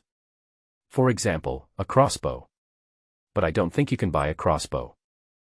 Suli entered the chat channel and saw that there were 60,000 people in the entire channel. With this base number, there were still some people who got the blueprints of the armor. There are many people discussing in the channel. I am so pissed off, I was killed by these people. I can't even eat, and they have all reached level 6. Is there something wrong? If there were several people at level 2 to level 5, I would still believe that they were awesome. But my goodness, there is not even one at level 2 to 5. Can you tell me how you did it? Are people not allowed to be 1 in a million geniuses? 1 in a million. There are only 5 geniuses like this among the 12.8 billion people in the world. Do you think I'm stupid? The game system didn't say anything, why are you talking here? That's right, the official website didn't mention it, that's normal, they are really awesome. Otherwise, why didn't the official authorities impose sanctions? It means the official authorities have verified that there is no problem with them. Haha, Lin Feng's Yanxia coin passed the verification of the currency detector, but I just don't believe it. Can you guess why? Because its face value is 250. Many people, like Suli, thought there was something wrong. They argued fiercely with the people they were protecting in the channel. Suli glanced at it for a few seconds and then closed the chat interface. No time to waste. Let's buy something quickly. Suli quickly found a trading option. Wooden armor *1, iron ingot *10. Wooden gauntlet *1, iron ingot *10. Suli's first reaction was, what kind of dream am I having? But at this point in time, there is no other way. This is a complete seller's market. You can choose not to buy and gamble that you can avoid the attack. Suli weighed the loss and decided to buy it. If you lose supplies, you can still make money, but if you lose people, then everything is gone. But if others can make money, I can make money too. Iron axe *1, iron ingot *10. Iron two-handed sword *1, iron ingot *25, whetstone *2. Note, if you want to exchange items, please bring pictures. The furnace is a basic blueprint that everyone has. Iron ore can also be mined by everyone. Suli doesn't think that he is the only one who has iron ingots. After both items were put on the shelves, Suli's iron ingots increased from 112 to 100. After it was posted, Suli's private messages exploded. Suli quickly set up a block and blocked all those without pictures. Next, he began to screen and selected a few people who wanted to barter. I have an iron gauntlet, can I trade it for your iron two-handed sword? If possible, I will make one and trade it with you, recipe image. Suli clicked on the picture, and inside was an iron two-handed gauntlet. At the moment, only one person was selling this. Suli thought about it and said, my cost is 2 iron ingots and 1 whetstone more than yours. If you make up for it, we can exchange. Recipe picture. Both parties had needs, so they made a request that was not excessive. His goods are unique, and other people's goods are also unique. Weapons and armor are very scarce right now, so he wants to make a profit from the price difference. Okay, let's trade. There was an immediate reply. After the transaction, Suli received the iron gauntlets, but also found that his iron axe had also been traded. After putting away the iron ingot and making a two-handed sword, Suli continued his search. It turned out that there was a man selling wooden armor, and he also sent me a trade request. Suli bargained with this man and finally exchanged a piece of wooden armor with him at the price of 15 iron ingots and 2 whetstones subsidized by the other party. The reason for this price is that, at this stage, there are more than a dozen people selling wooden armor. The only materials needed for wooden armor are wood and rope, and the shipment volume is very large, but there are only a few people selling genuine iron weapons. Others mostly sell weapons like iron axes. Suli sold another 5 iron two-handed swords, and then there was no more business. Because Lin Feng found that his bows and arrows were not selling well, he started to lower the price. Compared to two-handed swords, people still prefer bows and arrows for long-range attacks. Suli shook his head. Are bows and arrows so easy to use? There is a threshold for using them. But for swords, even if you don't know how to use them, you can still wield them. These people are really out of their minds. Seeing that he could not sell it, Suli stopped making two-handed swords. He sold a total of 7 two-handed swords, and after deducting 2 barter items and costs, he now has 245 iron ingots left. After collecting the supplies, Suli began to put on his equipment. Wear wooden armor first.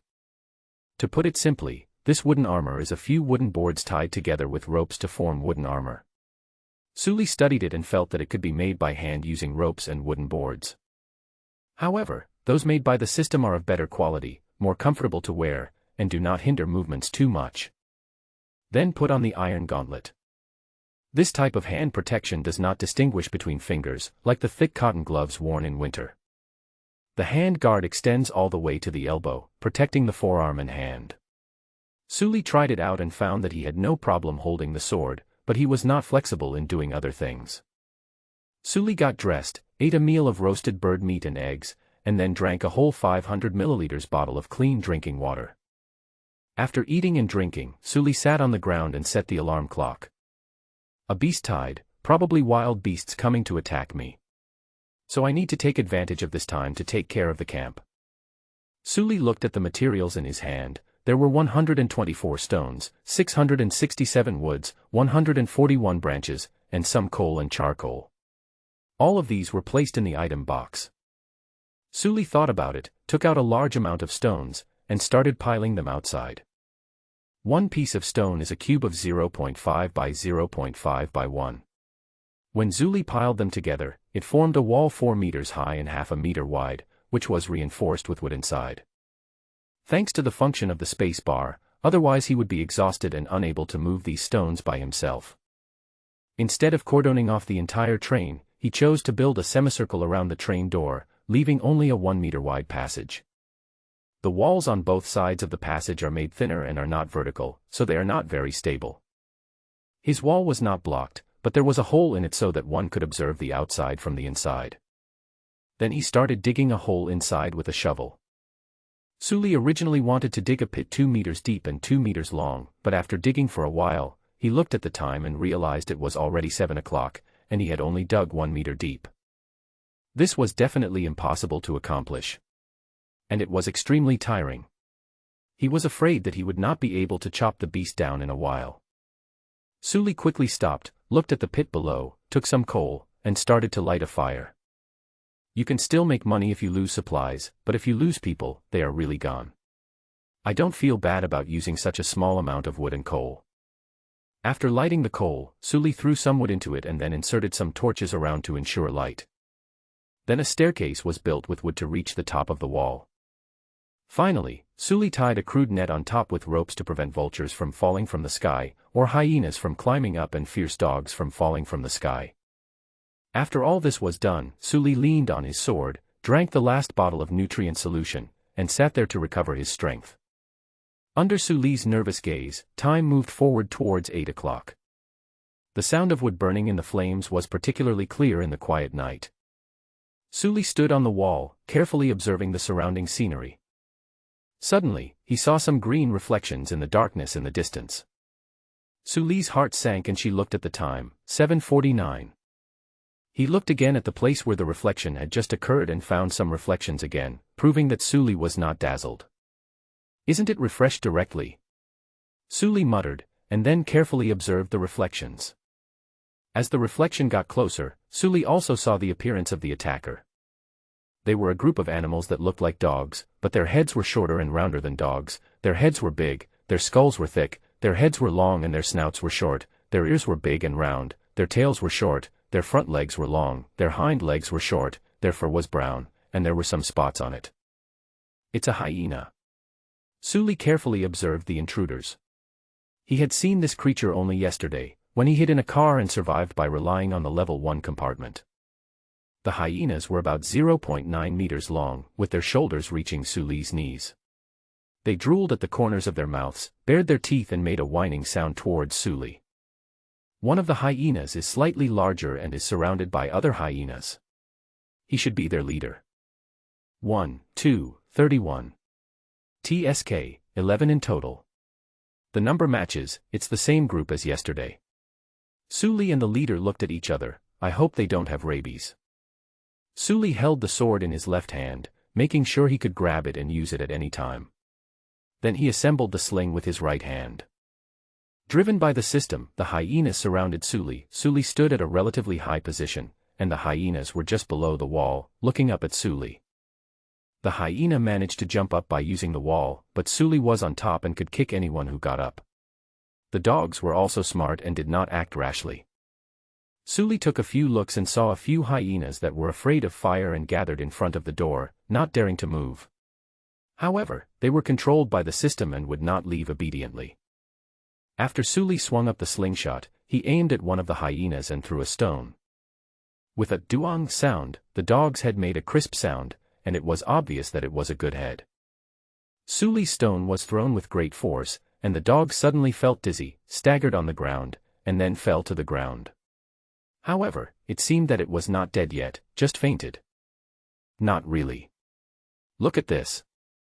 Suli opened the space, took out a stone, and threw it at the unconscious hyena. This 0.25 cubic meter of stone was quite heavy. After it was smashed down, the hyena was killed without any surprise. The remaining hyenas were furious when they saw their companions dead, and they roared at Suli and tried to jump up.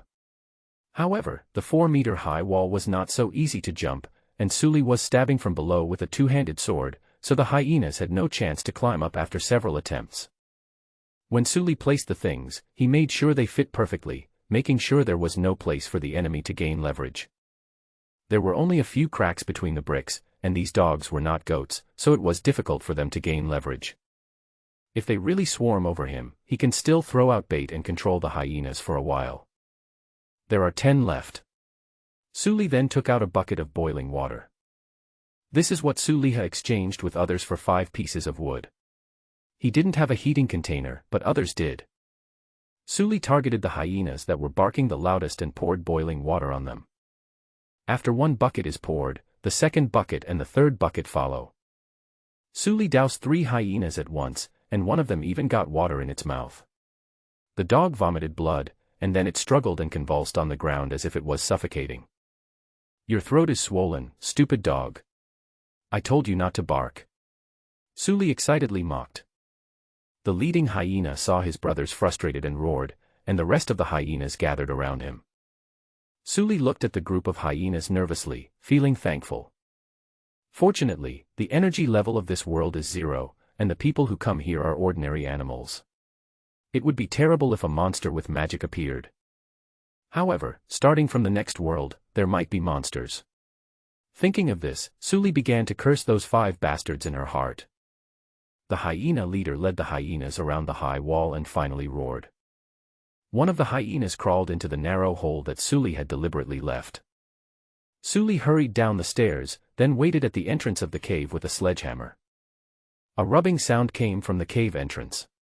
Suli raised the sledgehammer and waited for the right moment.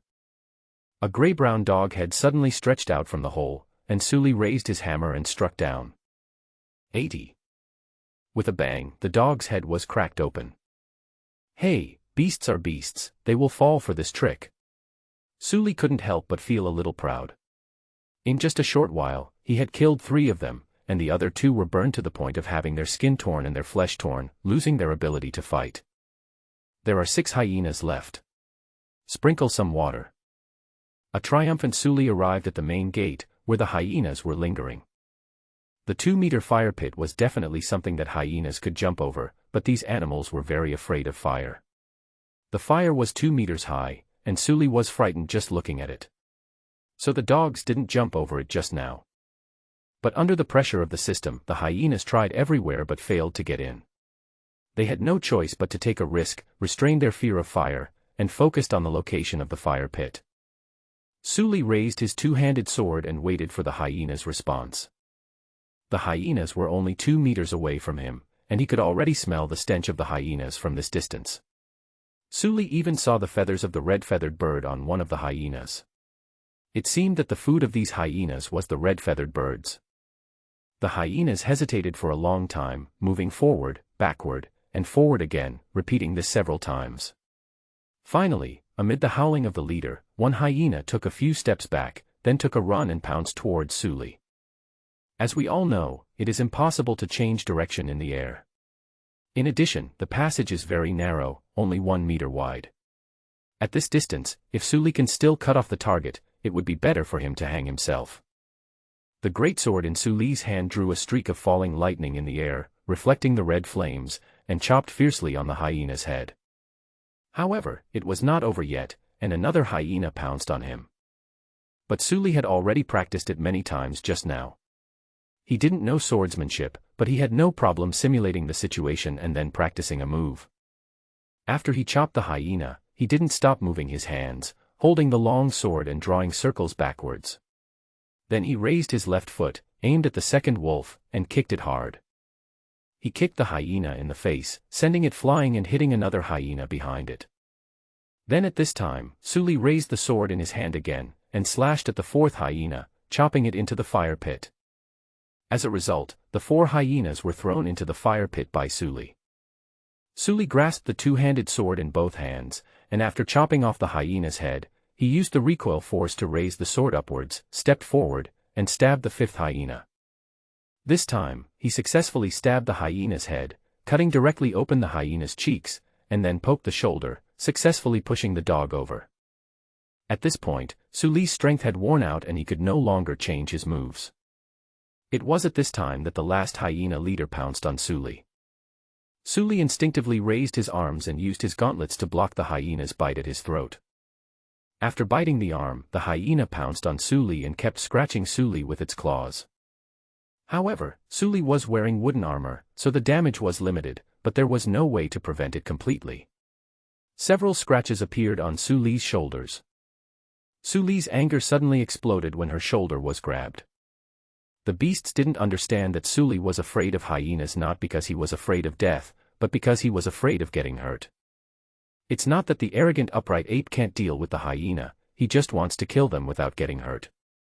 So when he was no longer able to remain unscathed, the anger in his heart was immediately aroused, and the power of the king of the blue planet's ecology, the terrifying upright ape, began to truly manifest. Sully roared and directly hit the wall with the hyena. He seemed to be crazy, hitting the thin inclined wall on the left side of the fire pit again and again. The hyena became the unlucky one between Sully and the wall, and was severely squeezed and collided.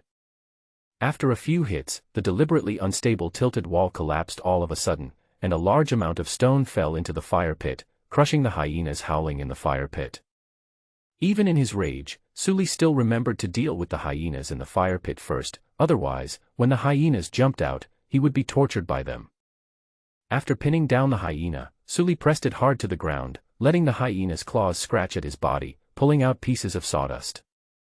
Then he used his free right hand to fiercely poke out the hyena's eyes, and then smashed the hyena's eye sockets with his gauntlet again and again. By the time Sully felt that the hyena leader did not resist, the hyena leader's head had been smashed into a bloody mess by Sully. Sully panted, took the hyena off his body, stepped on its back, pulled its head with his hands, and bent it backwards. Only after hearing the crisp sound of the spine being dislocated did Sully let go of the hyena. Then he picked up his 2-handed sword from the ground and walked to the fire pit covered by the fallen stone wall. There was a smell of burning and roasting meat in the fire pit. 4 hyenas fell into it, but one was not seriously injured and escaped from the fire pit.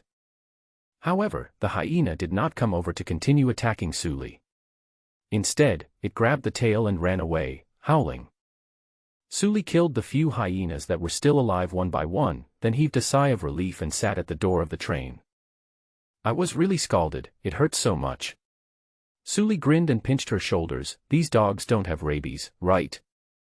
Because of the protection of the hand guards and wooden armor, the injuries on his body were not serious. There were only several scratches on his shoulders, of varying depths. Sully took some wood ash from the ground, then opened a bottle of drinking water, rinsed his wound with the water, and then sprinkled the wood ash on it to stop the bleeding. After solving the problem, Sully began to count his spoils. Sully killed 8 of the 11 hyenas that attacked him. 2 of them were scalded to death by boiling water, and 1 escaped from the fire pit and ran away. Sully didn't have the ability to chase them down, so he left it at that. Open the system and check the level first. LV1, 94/100, 14 points are obtained by killing birds. 1 hound gives 10 experience points. I'm just too short, which is a bit of a shame. Sully used the system's functions and a skinning knife to dismember the hyenas. A total of 24 kilograms of dog meat and 6 hyena skins were obtained. The fur of those in the fire pit was burnt, so it was a pity that we didn't collect any fur. Sully unfolded the fur. The fur collected by the system was all processed. It had been tanned and felt very soft. Now we have a mattress. Sully chuckled and put the fur away. After finishing it, Sully quickly began to collect his supplies. The unburned carbon was scooped up with an iron shovel and thrown into the smelting furnace to smelt iron. The stones were also collected one by one. Halfway through receiving the message, Sully suddenly received a system prompt. The survivors of the beast tide have left. Congratulations to player Sully for surviving the beast tide. You have received the beast tide reward. You received 100 survival coins, 1 blueprint selection box, 2 item selection boxes. Sully was overjoyed. Great. There are rewards. Sully quickly received the reward. First is the survival coin. Survival coin, universal currency of survival games. Okay, I feel like it's not useful for now, let's move on to the next one. Drawing selection box, you can select one from the following drawings. Primary water purifier, primary planting box, wooden armor, wooden helmet, wooden boots, wooden hand guards, mattress, wooden bow and arrow, iron sword blueprint, iron axe, iron pickaxe. Do I still need to choose? All those rotten fish and shrimps dare to be in the same pool with my big brother water purifier. Sully cursed and chose the primary water purifier. Of these things, only the planter box can compete with the water purifier. The rest are just rubbish. First solve the most basic problems of survival, water and food, and then talk about other things. But I have this thing, and I think other people have it too. It looks like the price of water is going to go down again. After selecting the blueprint and learning it, Sully took a look at the synthesis formula. Primary water purifier, after adding charcoal, it can purify water with mild pollution into drinkable water. Consumable materials, glass *10, iron ingot *10, water element fragment *1. This thing uses elemental fragments. It seems to be completely on a different level than other things. Sully estimated that in the list just now, only the water purifier required element fragments. The others were just some ordinary materials. After selecting the blueprint, Sully then opened the prop selection box. Item selection box, you can choose one from the following items. Backpack capacity expansion item, 2 slots, water element fragments *2, water purification tablets, 10 tablets, nutrients *3, single person rations *3, survival coins *50, invitation from Hades, crossbow plus 20 arrows, wooden bow plus 20 arrows. Sully flipped through it and found more than 100 options. However, the only ones that Sully felt were valuable were the backpack capacity expansion, water element fragments, and crossbow. But what is this invitation letter from the underworld? Sully clicked on the introduction curiously. Invitation from Hades. When you invite companions from Hades, you can go to a certain god's realm to invite companions. What do you mean? In other words, we can use some methods to invite people from the underworld to become partners. Undead. Or resurrection. Sully thought of the rules in the manual. 5. When you die, there may be a turning point depending on your performance. So that's what you mean. If we perform well, we might win the resurrection match. This is interesting. So this invitation letter can invite people that the gods like to become their partners. Sully thought this was a good thing. He was just about to change his route from being a lone wolf to a small team. At that time he will face a problem, which is how to choose suitable and reliable teammates. This thing is useful to him. God's choice, he should be a good teammate. Sully chose this first. Then, after a moment's hesitation, she made no choice. Anyway, it was not necessary to open this gift pack. Sully put the colorful gift bag into his backpack and continued to pick up the stones on the ground. After collecting all the stones, Sully took the empty bucket and filled it with water from the lake next to him. He didn't know what the next world would be like, maybe it would be a desert, a lava pool, or something like that. Store some sewage so that you can use water purification tablets to get by when the time comes. After finishing it, it was already 10 o'clock in the evening, and Sully opened the chat area of the manual. Sully took a look and saw that there were only 40,000 people in the chat area. Sully remembered that there were 70,000 people just now. He was a little confused. What happened? There shouldn't be so many deaths. If you can't beat them, can you just run? Let's list them all. What animal can keep chasing you at a speed of 60 kilometers per hour? Sully quickly asked in the manual. Sully, what happened? Why did so many people die? Didn't everyone agree to drive away the beast tide? Oh, don't mention it. Not to mention the traffic jam caused by the bison, the escape route was blocked by the system. Using your location at 8 o'clock as the coordinates, continue driving for 100 kilometers and you will see a distorted crystal on the track. This crystal is the space door that is about to open. If the crystal is blocking the road, your train will not be able to move forward. What's worse is that if you run all the way here, you will attract several waves of beasts. Lao Sun was such a good man, but he is gone. He ran 100 kilometers and got stuck. He fought hard to kill a group of hyenas, but he lost too much blood and was surrounded by buffaloes, which destroyed the train. He died in the train with his daughter. Lao Sun is indeed a good man. He put his supplies on the shelves before he died. Lao Sun is still a LV1 train. The walls of a LV0 train are just a layer of iron sheet, which can be torn apart by hyenas. It is really funny. It's all Lin Feng's fault. The condition for unlocking this beast tide is 5 level 6. Under normal circumstances, everyone should be above level 2. At least they have some defense. Alas, what's the point of talking about this now?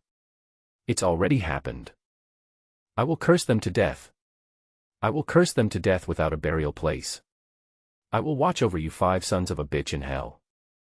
Sully looked heavy-hearted. The number of people in the chat room kept decreasing, and by 12 o'clock, there were less than 10,000 people left. The beast tide came too early, and many people are still at level 0 and have to face this disaster. This was still a beast tide of energy level 0. When it came to the next world, if he encountered a demon beast, Sully felt desperate just thinking about it. I feel like this is no longer a survival game, this is genocide. But Sully didn't know what she could do. Sully was also afraid of attracting some roaming beasts, so he waited until 11 o'clock before starting the engine. On the way, he did not encounter the relentless beast tide that was mentioned in the chat group. Sully guessed that it was because he had already survived the beast tide. The time has come, the portal has been opened. Sully saw a huge black portal appear in the distance of the train. Sully drove the train and entered the portal. After entering, Sully felt like he was walking through a tunnel. Everything went dark before his eyes, and he could only see the flames from the boiler. About a minute later, his eyes lit up. The train automatically slowed down and slowly stopped. Sully looked at the train's portal. You have entered a new world. Self-service transfer station 9527. Current world energy level / challenge level / Sully looked out of the window and saw that there was no one on the entire platform, as if it were a scene from a horror movie. Suli walked out and looked carefully at the platform. This platform is about 1 hectare in size, and outside is a pure white space. Suli looked around and saw several buildings on the platform. Self-service store, training ground, bookstore, temple, factory, hotel, pawn shop, a total of 7 buildings. Suli looked up and saw an electronic board with the departure time on it. Time until next departure, 29 hours 51 minutes and 14 seconds. It's past 12 o'clock now. Does that mean the train will leave at 6 o'clock tomorrow morning? My goodness, which mobile game company invented this game? The refresh time is 6 o'clock in the morning. Suli complained and began to explore the situation here. The first place he entered was the self-service store. After entering, there is a huge store inside. There are no staff in the store, but there are many vending machines. Suli walked up to one of them. This vending machine had black iron consumables written on it. Black iron vending machine consumables. You are not strong enough to use this terminal. Well, it depends on your ability. Suli walked to another vending machine. No level, vending machine, materials. Water element fragment, 50 survival points. Wow, it turns out that the survival point is used here. Suli looked at the goods, there are too many goods. Let's wait and see. Let's take a look at other things first. After leaving the store, Suli walked to the training ground. There are various training programs in the training ground, such as what Suli is seeing now. Basic sword training, 100 survival coins. Introduction, after choosing, you will enter the training ground and undergo a 3-day swordsmanship training. In the training ground, 1 day is equal to 1 hour in the outside world. That's good, that's good. Suli nodded, tisk, but I only have 100 survival coins. Suli sighed and went to the bookstore. The main items sold in the bookstore were various books and blueprints, including Suli's primary monster illustrations, which were sold for 500 survival coins. At this time, Suli realized that he had found a treasure. But this treasure is useless in the early stage. After visiting the bookstore, the next step is the temple. The temple has 3 functions. One of them is to offer sacrifices and obtain the blessing of the gods. This blessing usually lasts for a standard exploration cycle. The second is to treat injuries, which costs survival coins. The last function is to recruit teammates. After everyone dies, their souls go to Hades, but the train conductor who wants to be recruited can bring the dead back to life if he pays a certain price. This process is generally random, and the soul's compatibility is also very important. However, there are also some specific props that can enter the realm of gods and communicate with other souls. I see. It's a normal card draw to get characters and paid self-selected lucky bags, right? It's really a mobile game. Suli understood it all at once. All souls have only one chance to return to the human world after death. After dying again, they can never come back again.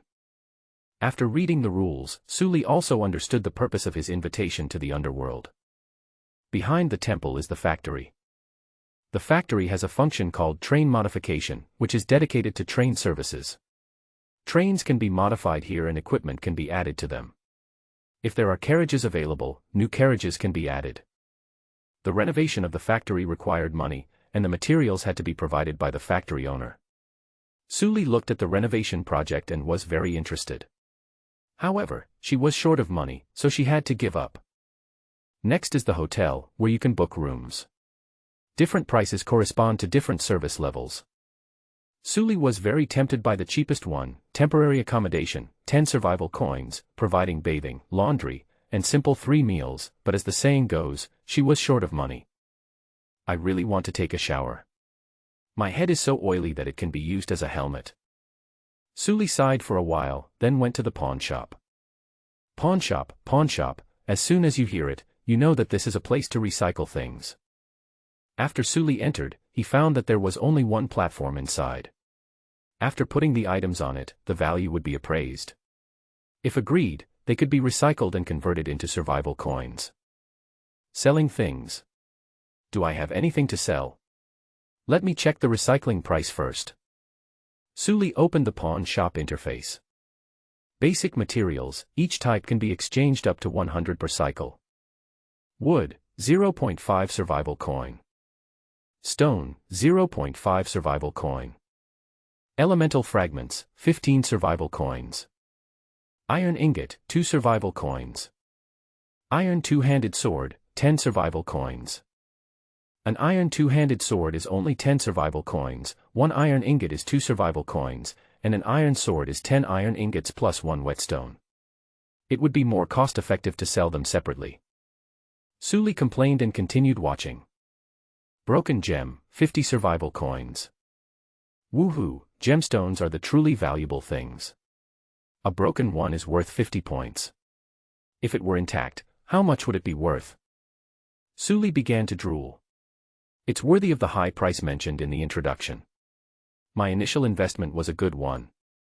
He has 9 broken gems in his hand, which can be exchanged for a total of 450 survival coins.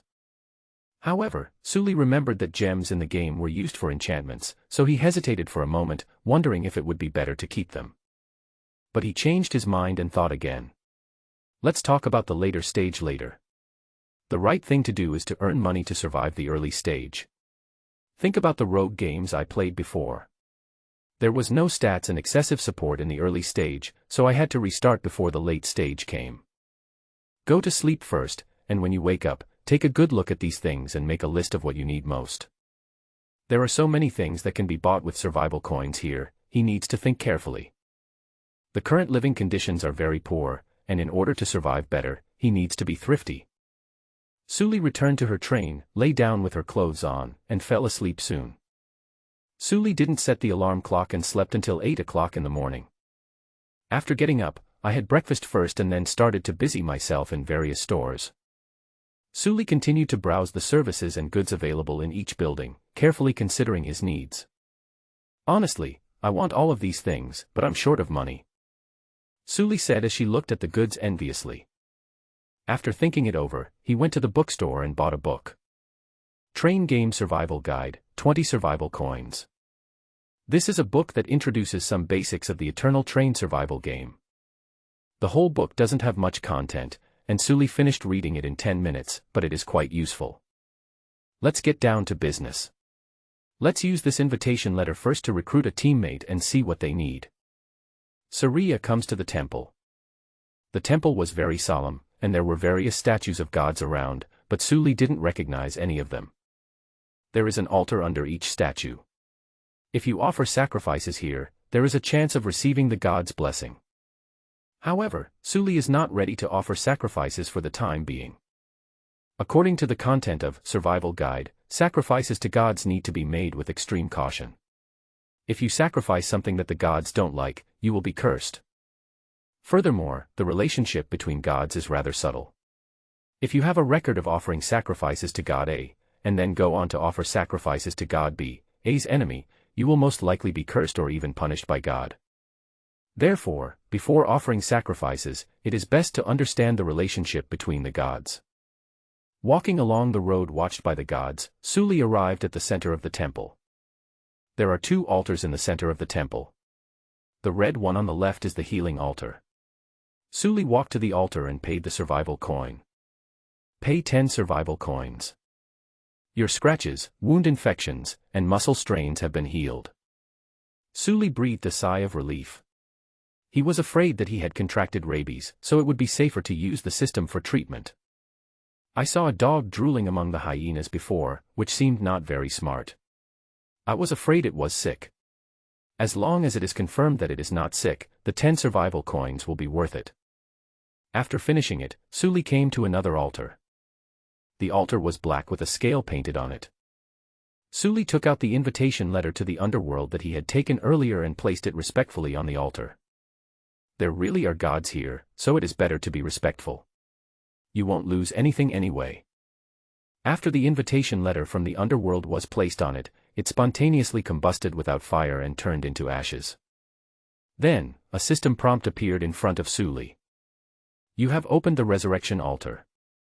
You can spend 100 survival coins, send an invitation, draw a soul to revive, and become a member of your train. It is detected that you have used the invitation letter from the underworld. This invitation is free, and the invited souls are not counted in the number of resurrected souls. Suli was excited.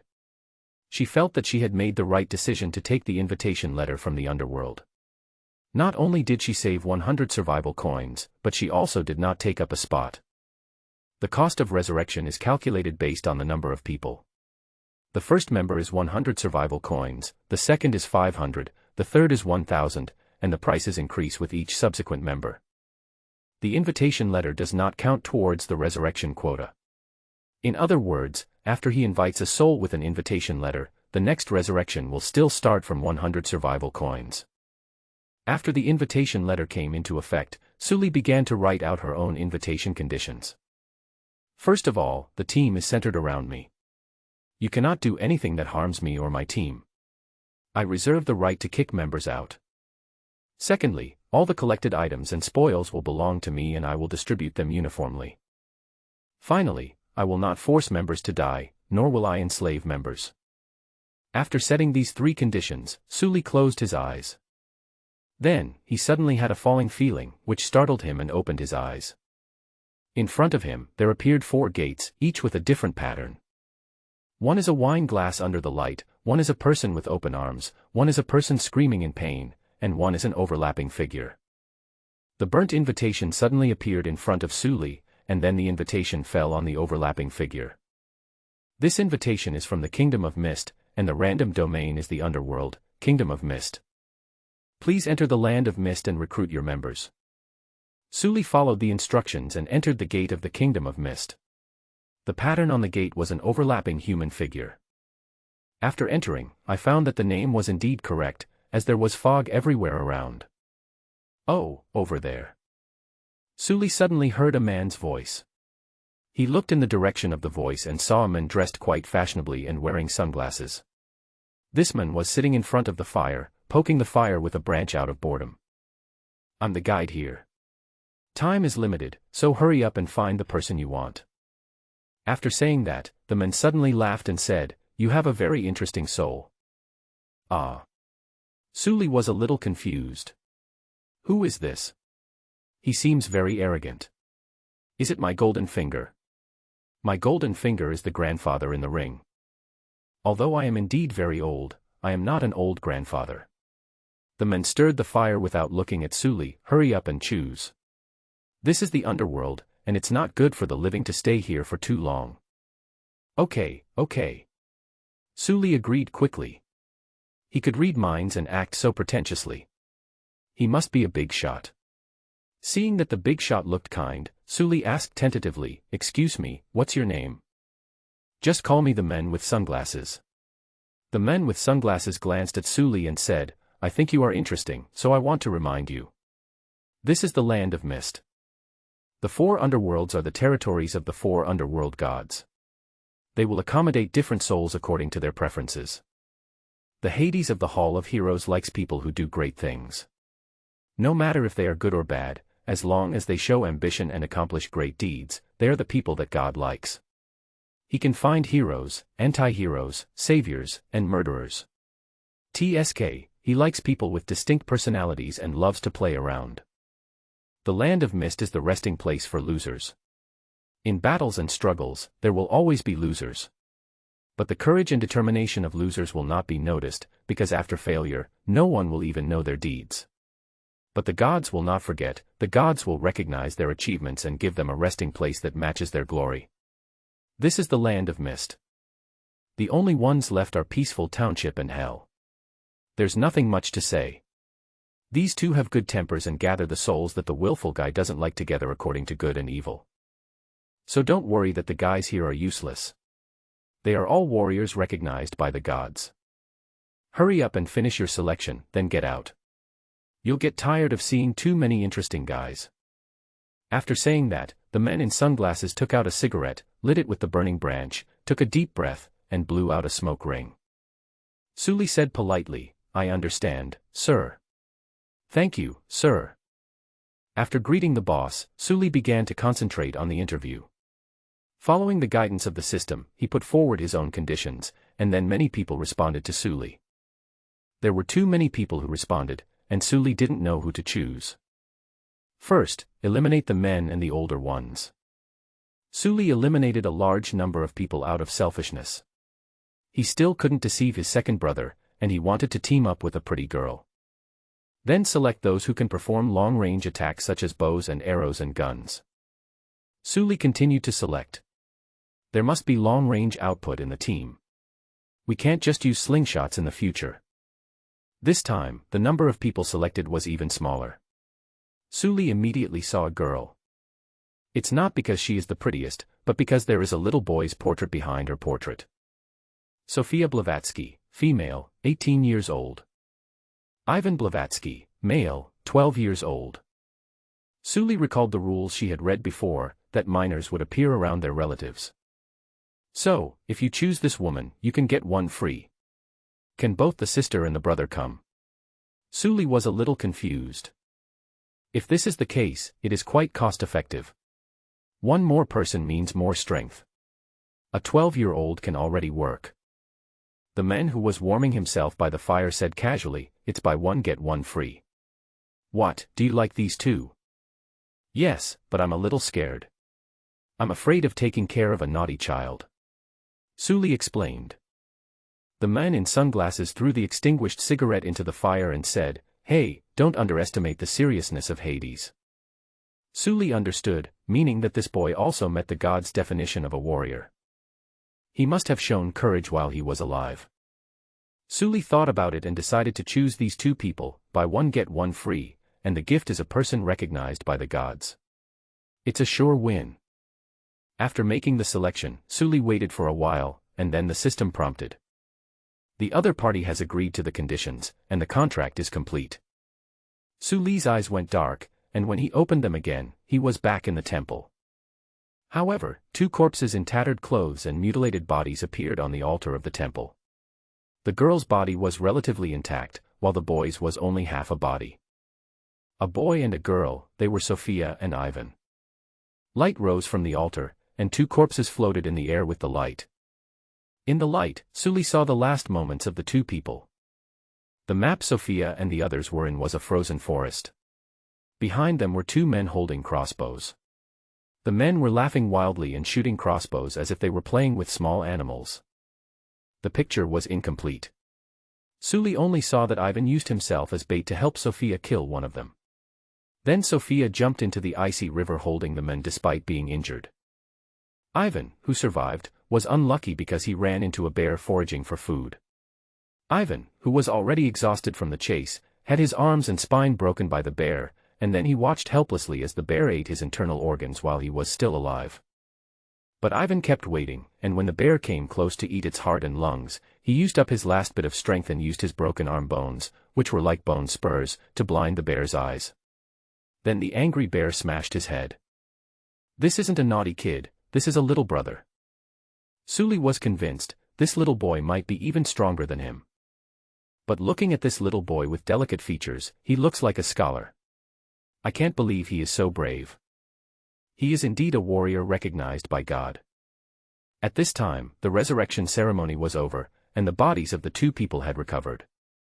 Their originally pale faces became rosy, and even their clothes were repaired.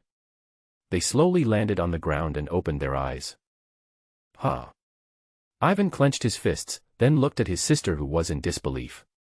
He hugged her excitedly, tears welling up in his eyes. "Sister. We are really resurrected. That's great. Sister." "Yeah." Sofia didn't seem to say much, just gently stroking her brother's golden hair. "I'm so touched. I wish you could add me." Suli thought so in his heart, but he did not go up to disturb the two. After waiting for a long time, Sofia finally pulled her brother down from the altar. "Sorry for the wait, conductor. I am Sofia Blavatsky, and this is my brother, Ivan Blavatsky. From today on, we are your conductors. Okay, let's talk outside if you have anything to say. This is not the place to chat." The three people came outside. There were some chairs placed on the square outside. Suli sat on the chairs with the other two people. "Let me introduce myself. I'm Suli, from Yentia. I just went through a world fragment, and now my train level is level 1. From today on, you are my team members."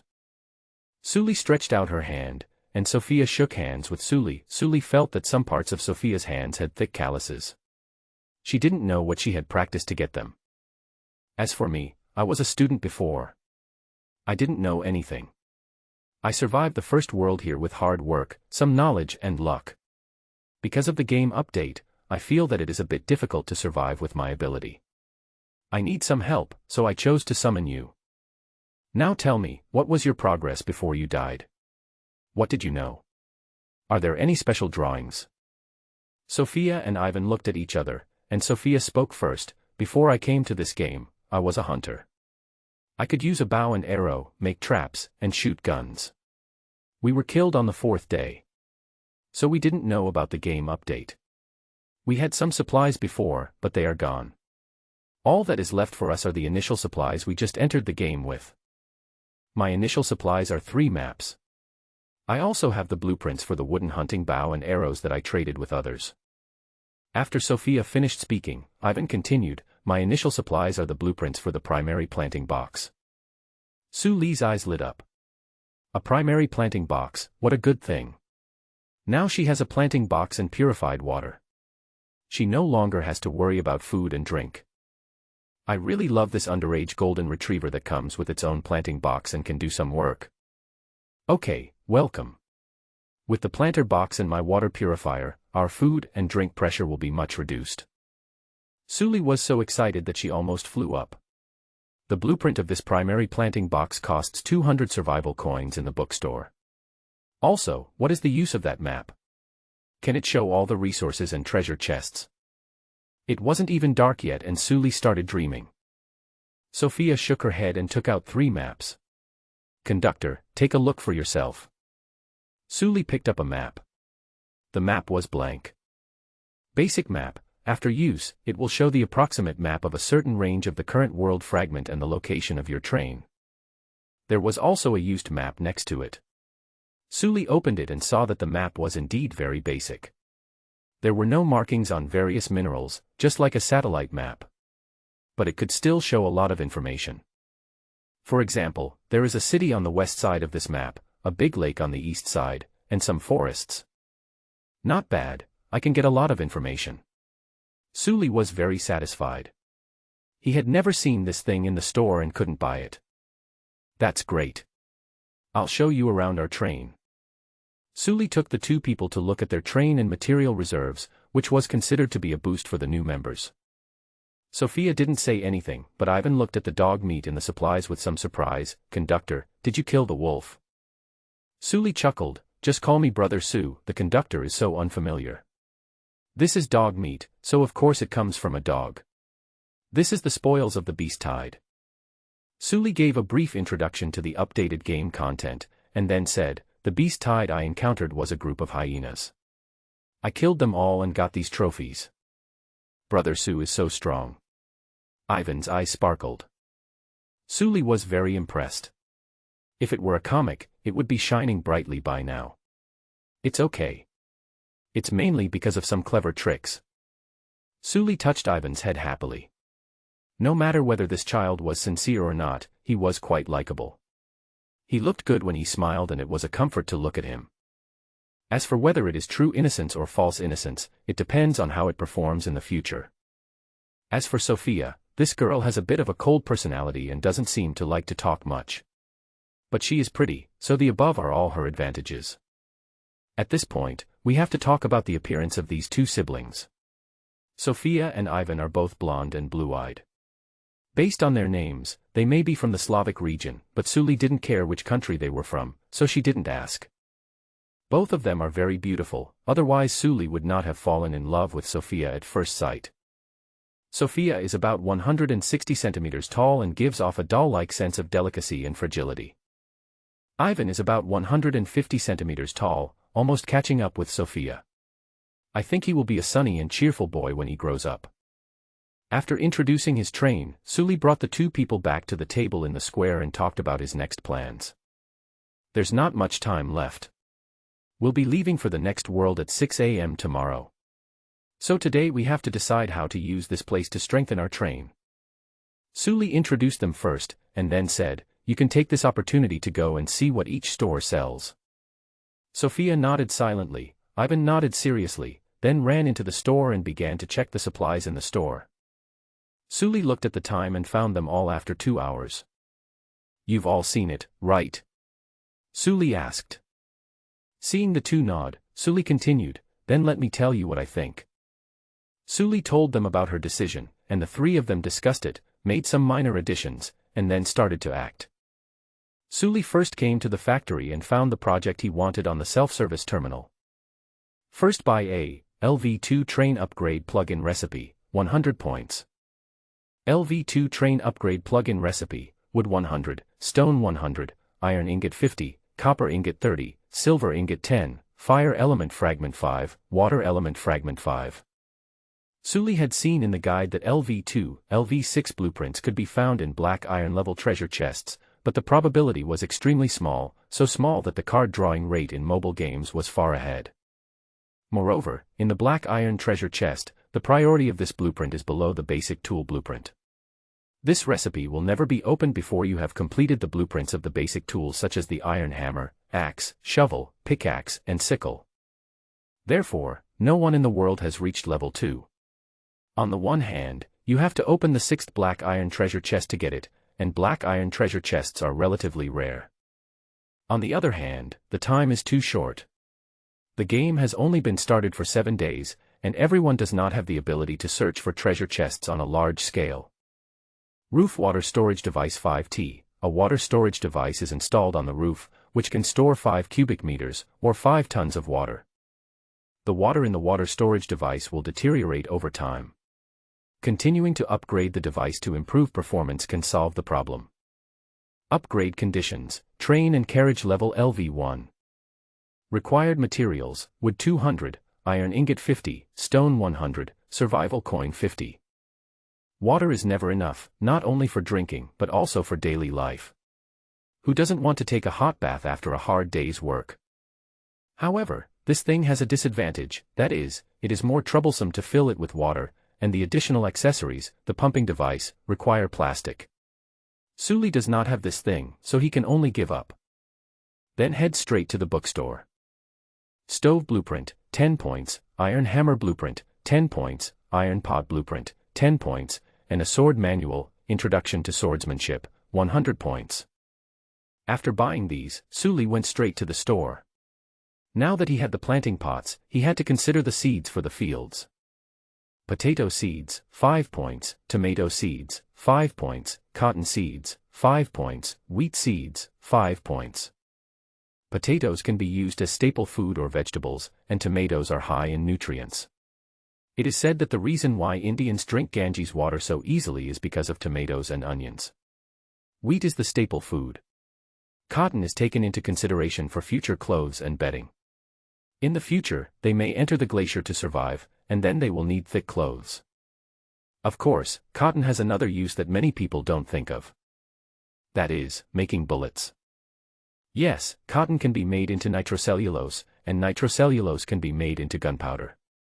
This is what Suli learned on the chemistry test paper. After getting the seeds, Suli opened the resource selection box left by the previous beast tide and chose 100 survival coins. Then, I bought 2 water element fragments and 4 earth element fragments in the market at the price of 25 survival coins per piece. Water element fragments are used to make primary water purifiers, and earth element fragments are used to make planting boxes. Primary planting box, soil 20, wood 20, earth element fragment 1. The recycling price of the element fragment pawn shop is 15 survival coins/piece, and the purchase price is 50 survival coins/piece. At present, everyone is short of survival coins, so the purchasing power of survival coins in the trading market is very high. After the purchase was completed, there were 200 survival coins left. Suli came to the training ground and chose, Basic Sword Training, 100 survival coins. If you have money, improve your strength first. Suli did not give the survival points to his new teammates because there was a shortage of survival points in the early stage, and these survival points were earned by him, so there was no problem in spending them himself. In the blink of an eye, Suli disappeared from the spot and came to an open place. In front of him appeared an instructor with a scar on his face, muscles all over his body, and who looked like someone who was not someone to be trifled with. Ha ha ha, hello, rookie. This opportunity is bought with money. It's only 3 days. Every minute and every second is precious. Here, you won't feel tired, thirsty, sleepy, or hungry, but conversely, you won't gain strength growth. All you can bring back are skills and muscle memory. Without further ado, let's start training. What do you want to learn? One-handed sword. Rapier. I want to learn two-handed swordsmanship and one-handed swordsmanship. Suli said quickly. Okay, one-handed swordsmanship for two-handed swordsmanship, right? 3 days is enough for you to learn the basics. Remember to practice every day after you go out. After giving some instructions, the instructor took Suli to start sword training in an open space. The most basic way to hold a sword: don't hold it too tightly, maintain a certain loose grip, and know when the left hand is more suitable for exerting force, and when the right hand is needed on top. The most basic footwork: how to walk so that you can swing the sword more comfortably. There is also the most basic force: how to control your own strength and how to maximize the power of the moves. There are even some principles for using a sword. Why do we need to control the force? Why the same blow can be deeper at one time and heavier at another? What does the unity of sword and force mentioned in textbooks mean? And so on. This ferocious-looking instructor explained the most basic swordsmanship principles to Suli bit by bit. Suli has a deeper understanding of close combat and swords. One of them taught seriously, and the other learned seriously. This kind of basic stuff was not in depth, and Suli still had some understanding. After 3 days, although Suli had not practiced enough, at least he knew how to practice correctly and how to train next. This is the most important thing. Very good, you have learned well in the past 3 days. The instructor patted Suli's shoulder vigorously. Your civilization has been targeted. Your life will be very simple from now on. You must live well. Suli was shocked when she heard this and asked quickly, being targeted. What do you mean? The coach calculated the time and said this a few seconds before the return. Before Suli finished asking the question, he disappeared in this space. The instructor saw Suli leaving and stretched his shoulders, but heard someone warn him, don't talk to the students about irrelevant things. I just can't stand some people using dirty tricks. The instructor said indifferently. If you have the ability, you can compete with others in an upright manner. You have no ambition and are afraid of the rise of other civilizations, so you can only use some despicable means. Ugh, disgusting. But they didn't break any rules. That's just the way the game is played. So what? I find them disgusting. I'm going to die anyway, so why can't I curse at them? The instructor cursed and swore, and suddenly, a humanoid creature appeared in front of him. The instructor could only tidy up his expression and said, hello, rookie. Suli came back to her senses and found herself back at the transfer station. She looked around and saw that her train was still being repaired in the factory. Not far away, Sophia and Ivan were chatting about something. Recalling the last words that the instructor hadn't finished, Suli felt a sense of crisis. Our civilization is being targeted. How annoying. Tisk, I'd better not spread this news everywhere, in case the mastermind attacks me. After calming down, Suli walked out of the training ground. Seeing Suli coming back, Ivan waved to Suli excitedly, Brother Su, welcome back. Oh. Suli greeted, and then moved her body. It feels a little different. Is this the feeling brought by muscle memory? After moving my body around, the uncomfortable feeling disappeared. Suli walked over to the two people and sat down casually. What are you talking about? Carriage, Sophia said simply, we don't have enough room. Suli looked at Ivan and asked, so you want to get another carriage? This is actually worth considering. In this game, there are 3 ways to get a carriage. The first one is to use props and survival coins to unlock a carriage limit, and then buy it. The second is upgrading. Every time the train level reaches a multiple of 5, you can get a train limit. The third is to collect members. Each member will give up the status of the train conductor and lose the most basic upper limit of the number of carriages. This upper limit will be transferred to the train conductor. However, if a member dies, he or she can choose whether to take back the upper limit after death. This can also be regarded as a way to prevent someone from brushing the upper limit. Since Suli took in Sophia and her brother, there was naturally an additional carriage limit. It's useless to think about it. We can't afford it. Suli shrugged. The first new carriage requires 500 wood, 300 stone, 200 iron ingots, and 500 survival coins. It's not something we can afford. Yes, we know that, so we are discussing how to get more survival coins and how to relieve the current pressure. Ivan explained, 15 square meters is still too small. Putting boxes takes up a lot of space. Besides, there are 3 of us now, so it's a bit crowded to live in it. That's true. There are smelting furnaces and forging tables inside. The space is too small. Suli agreed. It seems that the next step is to build a new carriage. Without saying anything else, we have to set up a toilet. You can't just stop the car when you go to the toilet, right? In the past, it would take more than an hour to drive, and when Suli needed to go to the toilet, she would just let herself go and open the door and go outside, looking very happy. Speaking of which, the toilet paper that Suli uses is made from the leaves of those trees. Suli even planned to cook and eat these leaves and bark, but it turned out that these things are poisonous, so he never ate them. The leaves are very tough and are good for wiping butts. Yes, not to mention, we also need to plant things. Ivan said distressedly, after a planting pot is made, a planting pot will occupy 1 square meter. We plan to make 4, which is 4 square meters. We now have 11 storage boxes in the train. Although the storage boxes can be stacked, the interior space of our train is less than 3 meters high, so we can only stack them 2 layers, which suddenly takes up another 6 square meters of floor space. There is also a smelting furnace that takes up 2 square meters, and a forging furnace that takes up 2 square meters. Our activity space is only 1 square meter. Not counting the planting box that has not yet been made, there is only 5 square meters of activity space in the car. In this 5 square meters, there is also a table and chairs. Suli slept on the table for the past few days. With this calculation, it is indeed a bit uncomfortable for 3 people to live in this 5 square meter space. It is impossible to live there with the planting box. Ivan finished speaking and sent a screenshot to Suli, so, I think I found a good choice. Suli looked at the screenshot sent by Ivan. Small external cargo box, a cargo box attached to the back of a train, with 100 slots inside, each slot can hold 99 identical materials.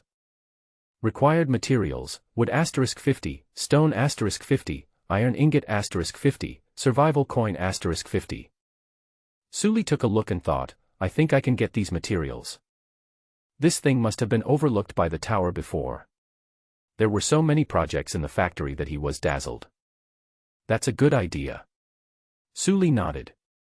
With an extra 9,900 storage items, we can remove the storage box. Suli looked at the supplies. There was enough wood and iron ingots, but not enough stone. Go to the exchange. The current trading price of wood and stone is 3 wood for 2 stone. Suli exchanged 26 stone, and then went to the factory to choose to build. Construction began. Suli looked at his supplies and sighed. It's really unstoppable. I still have 50 survival coins left. It's time to add some wood and stone materials.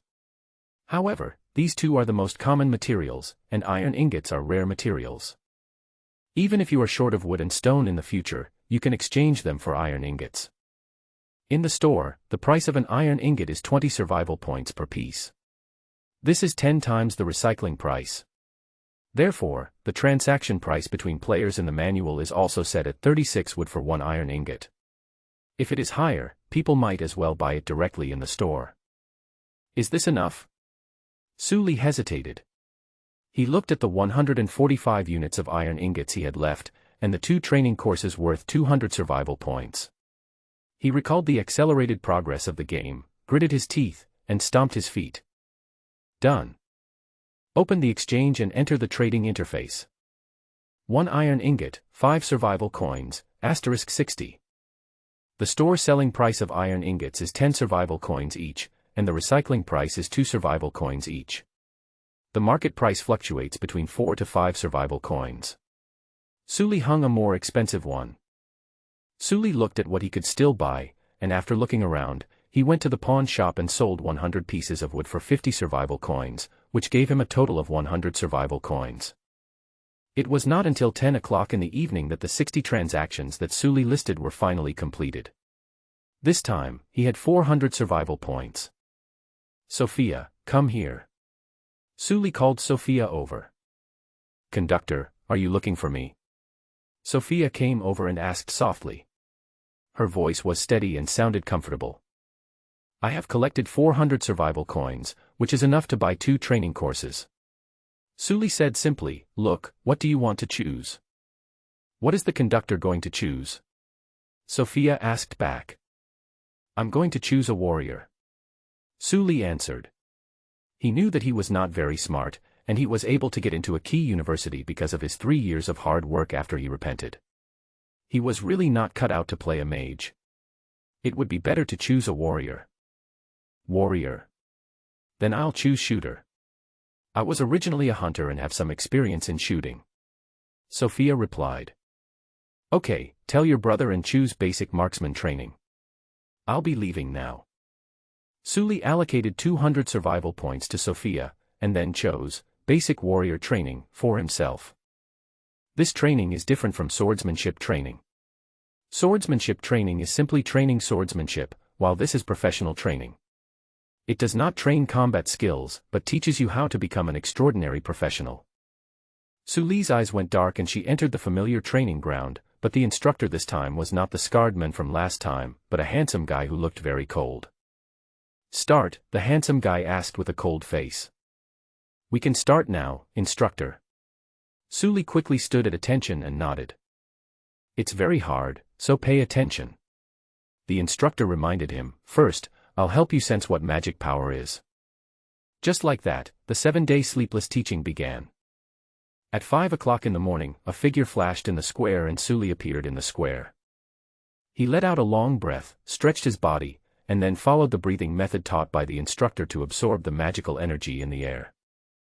Ivan, who had already noticed Sully's return, saw this scene and did not go forward to disturb them. A few minutes later, Sophia also appeared in the square. Then, like Sully, she sat down to practice. Half an hour later, Sully opened her eyes and let out a long sigh. Phew, success. These 7 days of training were not in vain. After stretching his body, Sully felt that his physical strength had increased a lot.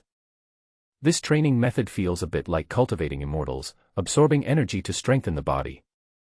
He benefited a lot from the 7 days of training. Under the teacher's guidance, he learned a lot of basic knowledge and cultivation methods of supernatural powers, and even learned a skill, magic energy slash. The only bad thing is that I can't use all the training results in there. All I can bring out is experience and muscle memory. It feels like I was in a dream and my body is not tired at all. Then, Sophia's training was also completed.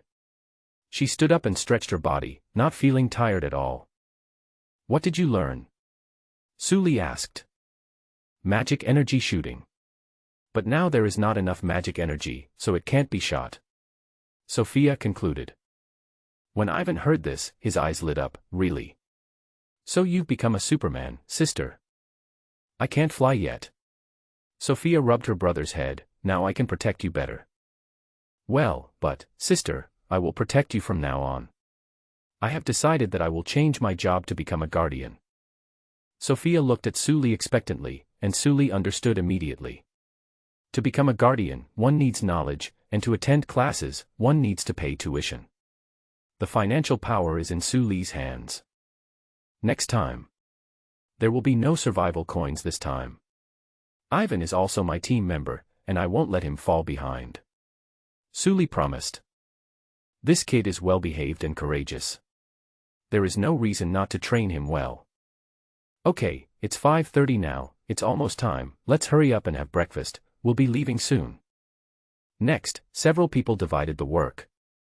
Sophia and Ivan went to cook, while Sully went to the factory to pick up their modified car. The new train has been raised a little, which should be the location of the water tank. Sully is quite satisfied with this. This way it will not take up space inside the train. There is a 4-wheeled iron box behind it, which is 3 times 3 times 3 in size.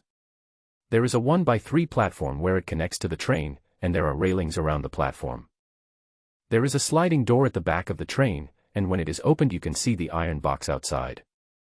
Suli knocked on the iron box and felt that it was not very sturdy. There was no other change. After Suli parked the car, she got out to eat. We didn't have barbecue for dinner today, but instead used a newly made iron pot. Iron pot, iron ingot *3. Today is the day to go to the new world. In order to have a sense of ceremony, Suli opened 2 bottles of drinking water, and then put in 2 kilograms of dog meat, some salt grass, and some brown algae.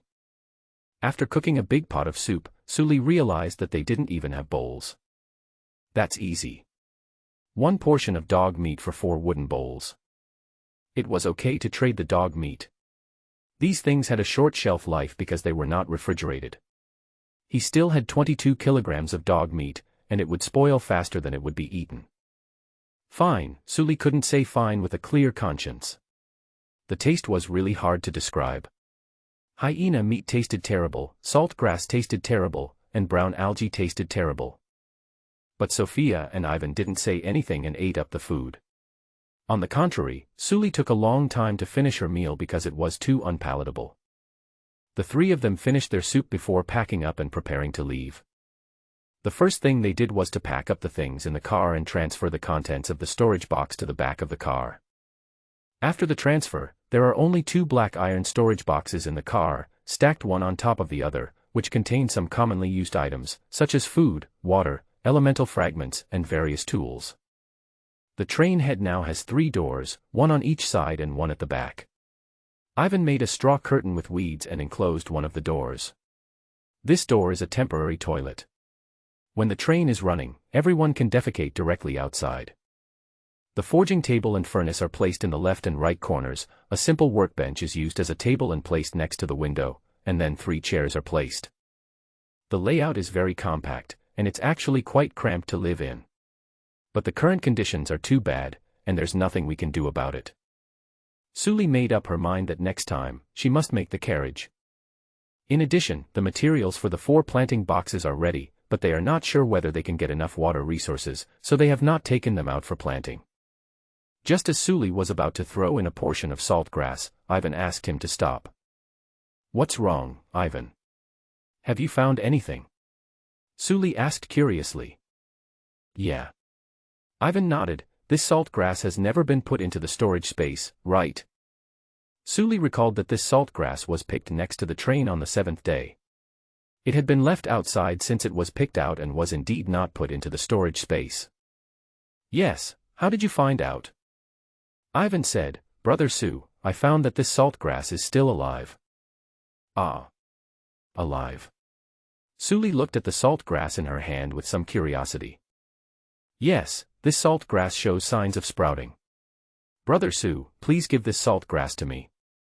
"Okay, here you go. What are you going to keep it for?" Suli asked curiously. Ivan carefully left the salt grass behind, then took out a wooden barrel, put the soil that Suli had dug earlier into the barrel, and then poured saline water on it. After he finished, he explained, "Brother Sue, you said before that this is a plant that grows in saline alkali land and can absorb salt to grow. I think if we don't have a stable way to obtain salt in the future, maybe we can rely on this plant to obtain salt. I've seen this, it's a succulent plant, it can be planted by cuttings. If we come across saline alkali land, oceans, etc. in the future, maybe we can use seawater to plant this. This way we'll have a more stable source of salt." Suli thought about it and felt that it made some sense. Even if the possibility of using it was small, it was good to be prepared for the worst. It could be a life-saving thing at that time. "Okay, let's keep it. It's not hard work anyway." While the 2 men were talking, Sophia had already jumped off the train, checked everything front and back, and returned to the carriage. Sophia spoke only after the 2 of them finished talking. "The train has been inspected and there are some scratches and paint loss on the left side, which may affect its corrosion resistance." "Ah. There is such a thing." Suli was surprised. He had never thought there was such a hidden danger. "I was wondering why the factory has a spray painting service. So this is the reason. Pay attention to it next time. This time I found it too late." I have spent all my money and have no time to trade survival coins. Sophia nodded, sat down on a chair, and looked out the window. She didn't know what she was looking at, but she herself was like a painting. After Sully thought about this, she remembered her own situation. She hadn't taken a shower for several days, and she smelled good. Fortunately, the two members didn't dislike her. After all, he was resurrected, his body was very clean, and even his clothes were repaired. Sophia was wearing loose jeans, a sweater, and leather boots. They were clearly work clothes. Ivan was dressed better, in casual clothes. Such a comparison made Sully, who was in tatters, feel embarrassed. He originally wanted to take a shower, but later he was short of survival coins, so he didn't go to the hotel to take a shower. Okay, everything is ready, let's get ready to go. As soon as 6 o'clock arrived, a black vortex appeared in front of Sully, and then new options were displayed on the train's operating console. Time is up. Players, please choose the world fragment you want to enter within 1 hour. Official game, the following changes have been made to world selection. 1. Each time the player needs to choose a world from 5 worlds to enter. 4 of them are random worlds, and 1 is the world explored last time. 2. Players can use survival coins to anchor a world. Before the world is destroyed, they can enter it repeatedly, with no limit on the number of times. Each time they enter, they still need to survive for 7 days. 3. The maximum number of anchored worlds is 3, and the number cannot be increased. The price will increase with each anchoring, and the upper limit is 100 million survival coins. 4. Except for the anchored world fragments, you can enter a world fragment up to 3 times. After 3 times, you can no longer enter this world fragment. 5. During the world selection period, the trading function and chat function are closed.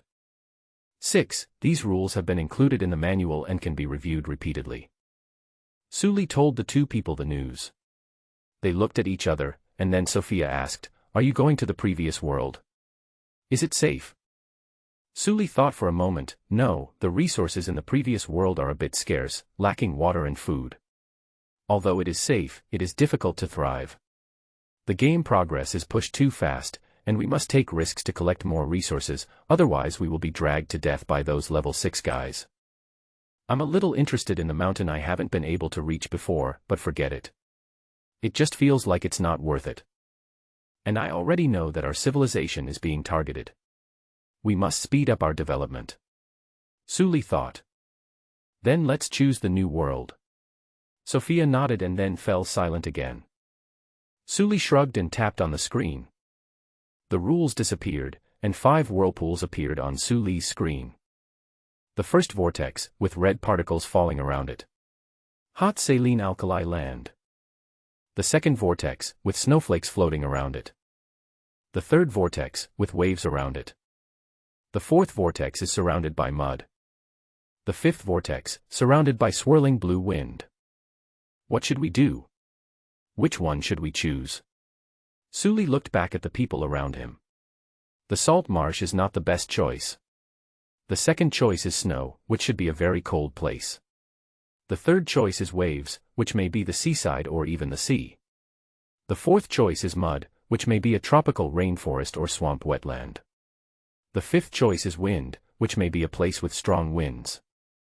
Let's use the process of elimination. Sully took a look at the 3 people's attire. Snowflakes are eliminated. We don't have warm clothes. What can we do after we go in? Keep a fire burning to keep warm. No. Sophia and her brother nodded. They were in an ice world before, and heating was always a big problem that was difficult to solve. Then we go to the beach and the sea. Can you swim? Sully asked. I can do it, but I'm not very good at it. Ivan can't do it, Sophia replied. I know a little bit, but I'm a little scared to swim in the sea. Sully was distressed. It would be great if we could start a chat so that I can check the information after others go in. Let's pass the waves first. We are not very good swimmers. There are so many situations in the sea that we can't handle well. This is not a raft survival game where you can use hooks to pick up garbage. This is a train, and if you want to collect supplies, you can only go to an island or go to the bottom of the sea. The fourth one is mud. TSK, mud, swamps, and rainforests are not easy to deal with. There are alligators, poisonous insects, and mosquitoes everywhere. Just thinking about it makes me itch. Poisonous insects are more unbearable than the sea. The fifth one, Duffing feels this one is worth choosing. Sully set the tone, strong winds and the sea, choose one. I personally prefer strong winds. But we have a map, we can plan the route in advance on the sea and go to the island to collect supplies, so the sea is also okay. I have no problem with that, Sophia replied. Ivan hesitated for a while and tried to say, I don't really want to choose the sea. I can't swim, and I'd be a burden there. If I go to the windy world, I can at least be of some help. Sully glanced at Ivan and thought about the risks that he would face at sea.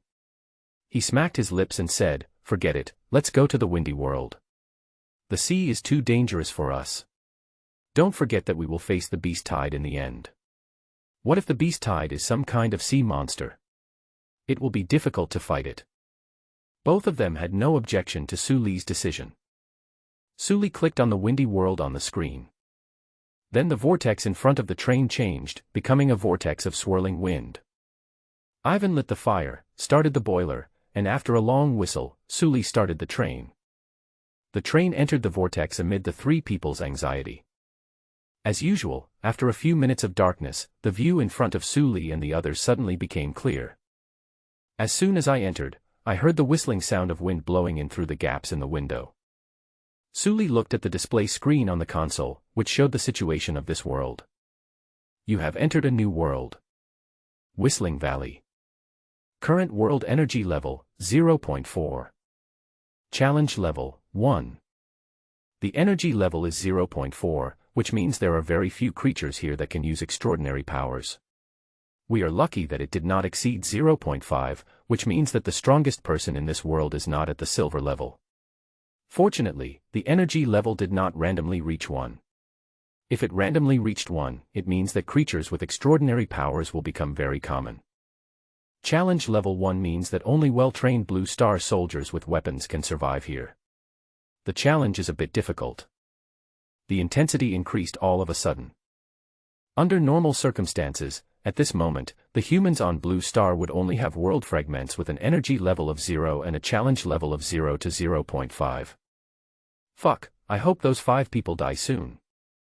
Sully cursed, slowed down the train, and then took out a map. It is Sophia's initial prop, the basic map. After Sully used the map, large areas of yellow-green appeared in the originally blank areas on the map. This map looks a bit like a satellite image.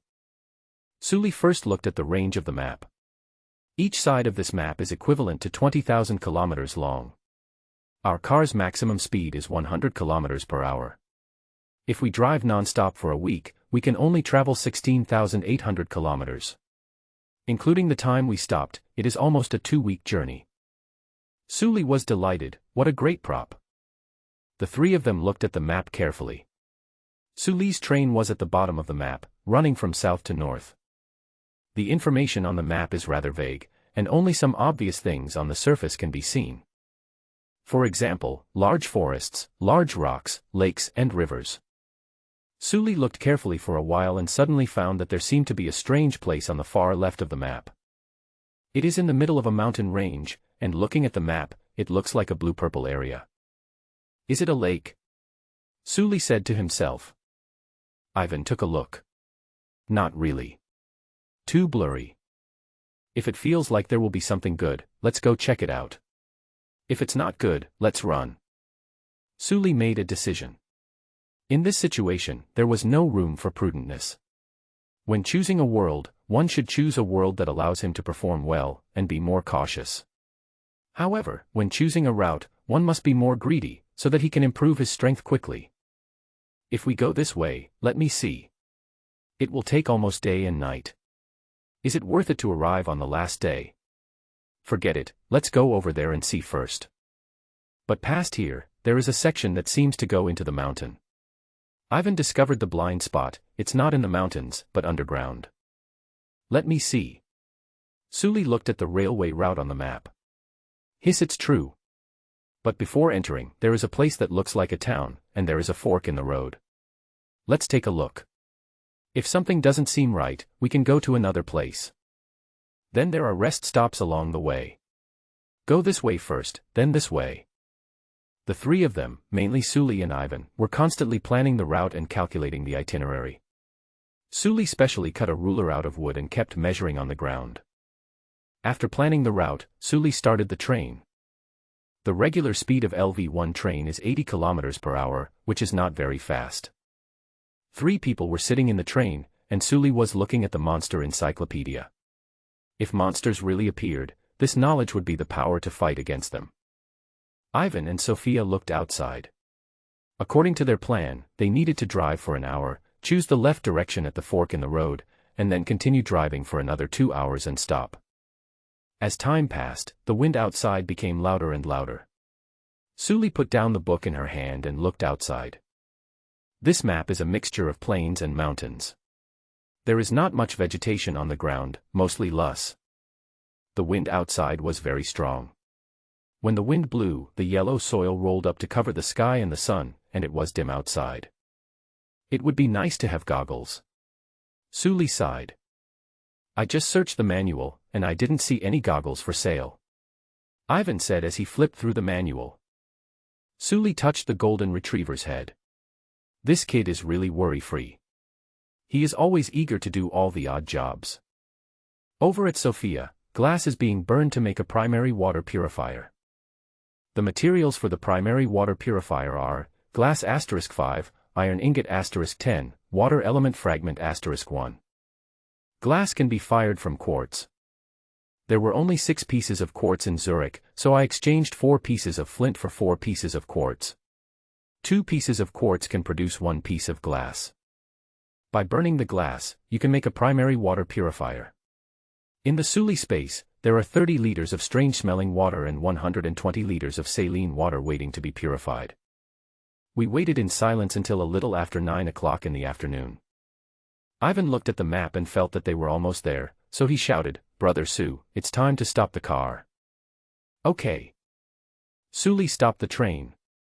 At this time, the wind outside was a little weaker, but there was still a level 6 wind, which was the kind of wind that made the big trees start to sway. It's a bit strenuous to walk, but it's acceptable. The first stop they made was a forest next to a valley. Maybe because of the strong winds here, the trees grow very densely, which makes it convenient for Sully and his team to collect. Sophia and I will each have an iron axe and go cut down trees. Ivan, you go check around to see if there are any animals or treasure chests. Ivan pursed his lips. I can chop wood, too. I'm stronger than my sister. Sully glanced at Ivan, who was 150 centimeters tall and had a shrill voice like a child, and had not yet grown up. I know you can cut wood, but we need a scout to keep watch and explore the surroundings, and a porter. If we really have to race against time, I will force you to do it even if you don't want to. Before the critical moment, Sully still wanted to take care of the children. Why not let 2 adults do some heavy work and let the children be scouts? Although this job is not physically demanding, it is also very important. Ivan is also very smart. Oh, right, I asked you 2 to put a stone in your backpack. Have you done it? Sully asked hurriedly. If you feel the wind is too strong and you can't walk, take out the stone and hold it. It's very heavy. Ivan wanted to say something, but when he saw Sully staring at him, he pursed his lips and said, "Thank you, Brother Sue." Then without saying anything else, the 3 of them went out. The wind outside was really strong, blowing some small pieces of gravel into the air. It hurt a bit when they touched my body. Sully and his group walked to the woods. Sully and Sophia each took an axe and started cutting wood. After the logging began, Ivan started running into the woods. There was no telling how many trees there were in this forest, so Sully and his team set a time limit and planned to cut down as many trees as they could in 2 hours. After they were done, they would immediately set off for the next destination. After chopping for a while, Sully needed to take a break from time to time. The trees here are much bigger than the ones I saw in the saline alkali land before. The trees in the saline alkali land were only as thick as arms, but the trees in this place are almost 30 centimeters in diameter and about 6 meters tall. It takes a lot of effort to chop down a tree. After chopping down a tree, you can get 5 wood, 2 branches, 0 to 1 resin, and 0 to 1 acorn. Only then did Suli realize that the tree was an oak tree. Resin, flammable, anti-corrosive, sticky, can be used in many synthesis processes. Acorn, bitter, rich in starch. Resin is a good thing. It can be used as an adhesive for wooden bows. Wooden hunting bow, wood *5, glue *2, bowstring *1. Resin can be considered a type of glue. Acorns are edible and very durable. Suli was now more motivated to chop trees. After last week's training, and having started to learn the supernatural, his strength and recovery ability had improved. He also gained some experience in chopping trees, and his speed was faster than before, and it was easier to do. After chopping for a while, Ivan suddenly ran over with a happy face. He found Suli and took out a wooden treasure chest. "Brother Su, I found a treasure chest inside." "Haha, good luck, a good start." Suli ran over quickly, but when he was about to punch in, he hesitated. "My luck doesn't seem to be very good. How about, Ivan, you start it?" "Ah. I open it." "Yes, you drive." "When I drove before, I always drove with guaranteed results." Suli looked upset. He originally thought he was very good because he always had drawings, but after reading the guide, he realized that he always drove with guaranteed results. "Oh, then I'll open it." Ivan touched his head and opened the treasure chest. After opening it, there are 4 supplies inside.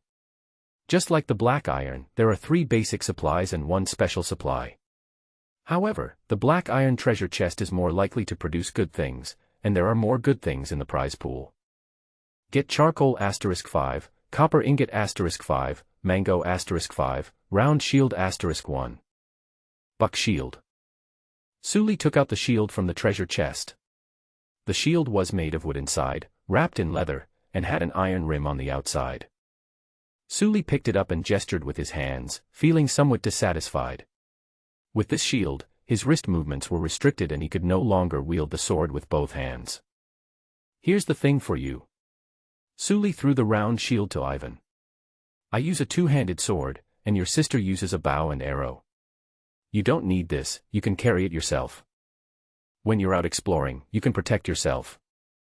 Ivan was very touched and did not refuse. He also knew that the other 2 people would not be able to use this thing. "It would be better for me to hold it myself. Once a fight breaks out, I can use the shield to stand on the front line and let my elder brother and sister deal the damage. In that case, I need to exercise my muscles." Ivan muttered to himself, and then began to pick up the supplies that fell on the ground. He has to do his own porter work. Suli and the silent Sophia chopped down trees in 2 hours. Sophia chopped down 19 trees and Suli chopped down 27 trees. In total, they chopped down 46 trees. A total of wood 230, branches 92, resin 36, acorns 27 were harvested. After cutting down the last tree, the 2 men went back with Ivan. Ivan also found some things in this grove. Stone *12, berry *11, weeds *21, soil *10. When the kid was free, he dug a lot of soil to prepare for making planting boxes. It can be said that he worked just as hard as the other 2. Ivan had already been running back and forth to transport goods, and sent all the wood collected by the 2 people to the train. The 3 people packed up their things, started the train, and drove to the next location. When the time came to 11 o'clock, the train continued to move. At the same time, the primary water purifier made by Suli has been completed. Suli took it out.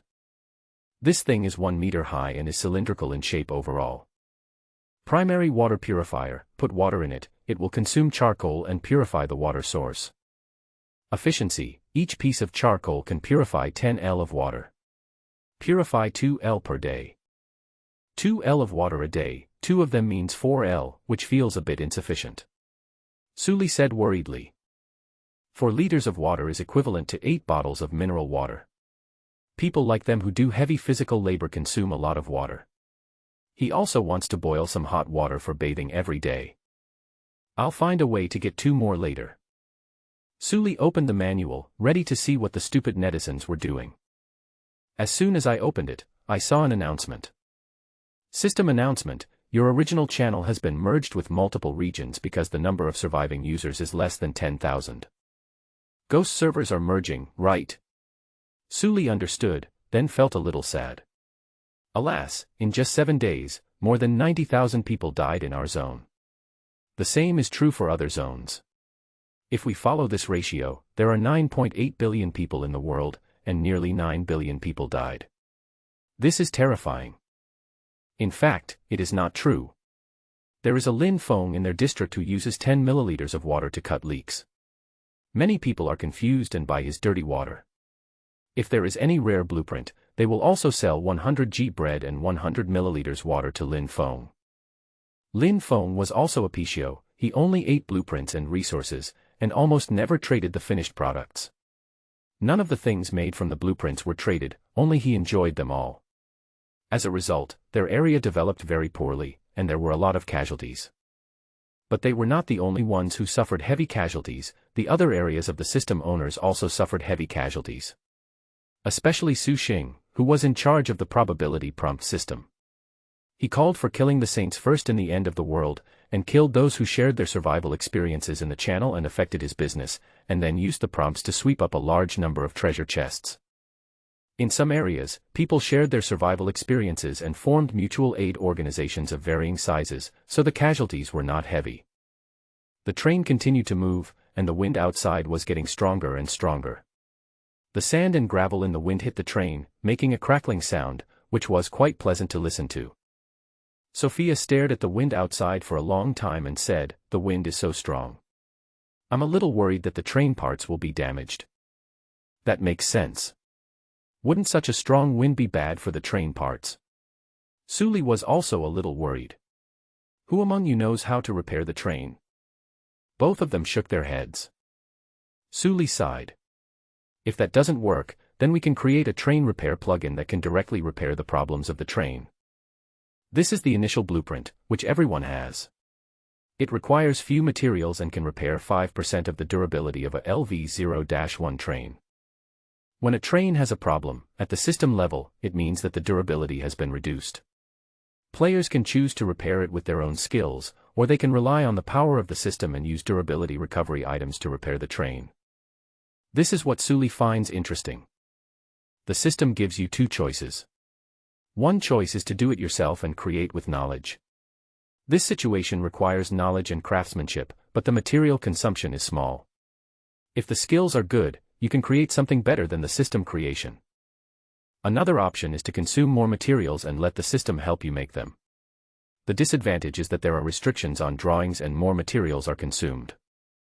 Most players choose the system to help them do it because it is so convenient. Apart from other things, if there is no system, Suli and his team will have to spend a lot of time sorting out the cut logs after they cut down the trees, and the logs will also need to be left for a while to dry out the moisture inside. It's nothing like now, where we can just do it in one step and turn it into dried wood of uniform specifications. What a time saver. After thinking about it for a while, Suli scratched his neck uncomfortably, and then grabbed a fingernail of mud. Suli's expression turned into one of disgust. It's so uncomfortable. I really want to take a bath, Suli sighed. Isn't it time yet? Ivan glanced at the time and said, no, it will take another hour to reach the destination. It's so annoying, Suli sighed, and then started making a wooden barrel. They built 5 more barrels, so they had 20 barrels in total, in preparation for later. Suli patiently looked at the monster encyclopedia for a long time. The train turned another fork in the road and finally arrived at the destination. It was already 1 o'clock in the afternoon. We're here, Ivan said excitedly. Look at the small lake on the left. It's exactly the same as on the map. Looking at the turbulent lake surface blown by the wind, Suli deeply realized the importance of maps. With maps, they can plan their routes in advance. If they want trees, they go to the forest. If they want water, they go to the lake. Without maps, they can only fly around like flies. The map is so powerful, it deserves to be an exclusive reward. Suli exclaimed. The so-called exclusive rewards were what Suli saw in Compass. The game provides subsidies for those who take care of children and the elderly. The rewards in the cardboard boxes they get in the early stage are richer. Children are more likely to come up with excellent drawings, while adults are more likely to come up with props that are useful for survival. That's why Ivan has the blueprint for the primary planting box and Sophia has 3 powerful basic maps. These are all very useful things in the early stages. Late game. The biggest problem in late game is fighting monsters, not finding things. This kind of map is not very useful. Who still uses these basic materials in the later stages? Is it that refined gold is not good? Or is it that elemental wood is not good anymore? To be honest, this game does feel like a survival game, not a genocide game. Sully commented. In some survival game novels he had read in his previous life, the protagonist had a hard time surviving even if he cheated. When he read it, he felt that except for the protagonist who cheated, basically no one could survive. But those passers-by NPCs seemed to be refreshed in an endless stream. After thinking about it for a while, Sophia stopped the car. The train stopped beside a lake in a valley. To the left of the lake was the train, to the left of the train was a meadow, and to the right of the lake was a valley full of trees. To be honest, Sully now feels like she is on a trip instead of playing a survival game. But Sully did not dare to underestimate this place. He did not think that the system would let him relax. Don't think too much about it, just take a look at the environment here first. They plan to stay here until 11 o'clock in the evening, and then start the train. The train will travel all night and arrive at the next destination at 6 o'clock tomorrow morning. The rest of the journey will require traveling day and night to ensure that we reach the blue-purple location on the map as soon as possible. Sully has a feeling that the blue-purple place must be a good place. The train stopped and Sully and 2 others got off. There is a lake on the right side of the train and some low-lying weeds on the left side. Sophia looked around and suddenly said to Sully, "Conductor, there are no single trees here." Ah. Sully was stunned. "Why are you talking about this later? I haven't seen a single tree yet." "Not a single one. The trees are at least a dozen or so clustered together," Sophia said simply, "and many of the ones in the wild are balsa wood." Light wood. Sully muttered the name, "It feels familiar. It can grow 7 meters a year." Sophia added, and then said, "Except for the large forests of oak trees, the rest of the trees that grow in clusters in the wild are light wood. And they are generally only about 6 or 7 meters tall." Sully's face froze. This information meant that, except for the large forests, the light wood outside is only about 1 year old. I have never seen any 2-year-old woods. Simply speaking, the isolated small forests outside can only grow for 1 year, and when the 1-year period is up, they will be destroyed. It seems that the storm here is of a very high level. Sully speculated that there would be a strong storm here every year, destroying a dozen or so small forests outside. Judging from the height of the light wood, this time should be almost here. Is it really such a coincidence that we are in the storm period? Sully laughed. "Isn't this a sure thing? System, you bastard. As usual, go collect supplies. Sophia, go get some water and fill up our 5T water tank today. Ivan, as usual, pay attention to safety and search the surroundings. I'll go cut some trees farther away. Sophia, take a look at the water. If it is normal lake water, then let Ivan build 4 planting boxes and plant the crops." Sully took the axe and ran towards the forest. This was the most efficient way now. They only have 20 barrels, and 1 person can transport them. More people will only waste time, unless you get more barrels. However, barrels require wood, and 1 barrel requires 10 wood. Getting more barrels is a bit of a waste of resources. In the past, more wooden barrels were needed to store water, but now with water tanks, wooden barrels are no longer needed. A wooden barrel can hold 10 liters of water, 20 wooden barrels can hold 200 liters, and the water tank is 5 tons, which means it has a capacity of 5,000 liters. By this calculation, Sophia needs to run back and forth 25 times, which is very tiring.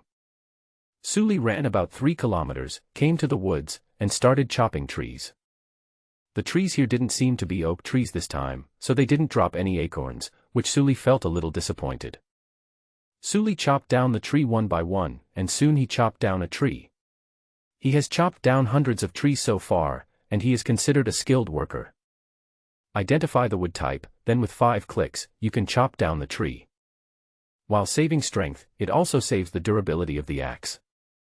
After chopping for a while, it was 6 o'clock in the evening. Sully chopped, and in total he chopped down 31 trees, but he could not chop any more. Sully returned to the train and found that Ivan had already lit the fire and was cooking. I smelled it, and it was the last portion of bird meat. It was time to eat it quickly, otherwise it would go bad. "Brother Sue, you're back." Ivan saw him and said excitedly, "Wait a moment, the meal will be ready soon." "Oh, you've worked hard." Sully took a look at the meat in the pot and found some vegetables in it. "What are these vegetables?" "I collected wild vegetables in the woods. I don't know what they are called, but they are definitely edible. I have collected and eaten them before," Ivan said happily. Sully was touched. These 2 teammates were treasures. The little guy could even pick wild vegetables. He was worthy of being a hunter family. Sully returned to the train, put down the wood on his body, and then found that there were a lot more things in the black iron storage box inside the room that was specially used to store food. Wild vegetables *7, berries 20, honeycomb honey 4, hemostatic grass *2. Wait, honeycomb honey.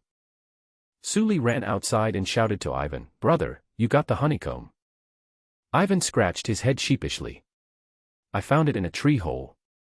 I lit a fire to smoke the bees away, and then collected a little bit."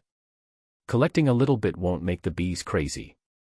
Only then did Sully realize that Ivan's face seemed a little swollen, as if he had been stung. "How is it? Does it hurt?" Sully asked with concern. "Don't do this next time. We don't have medicine. If you are stung badly, you can only wait for death. It's not worth it just for a little honey." When Sully said this, she really meant it. It was just a small amount of honey, so there was no need to take such a big risk. "Hey, I have experience." "Experience is no use. Those who drown are those who can swim." Sully's expression was serious. He knew that Ivan was so active now because he felt that he was a burden, but to be honest, this kid was really not a burden. He had already contributed value to the team. "If you do this again next time, I will beat you up." After Sully pointed and warned Ivan, he turned around and saw a girl holding a bow, looking at him with a faint smile. Question mark. Sully was puzzled. "Where did you get the bow? Did you trade for the bowstring?" "No, I made a bowstring myself." Sophia shook her head and sat down by the campfire. "I won't trade privately." "That's great." Sully praised and skipped the topic of the transaction. Here, Ivan and Sophia attach great importance to Sully's authority. For example, when they take something, they will tell Sully first. They will not trade privately but only through Sully. They will not eat privately. When eating, Sully will eat first before they start eating. It really made Sully feel respected. Therefore, Sully became more and more satisfied with these 2 people. After dinner, Sully took out a mango and gave each person one. "This thing given by the system is already ripe. We can't leave it alone. We have to eat it quickly in the next 2 days. By the way, remember to save the seeds. We can try to plant them later. I like mangoes and watermelons the most." After saying that, Sully couldn't wait to peel the mango skin and then ate it happily. The brother and sister looked at each other and then started eating. This is another reason why Sully is satisfied with them.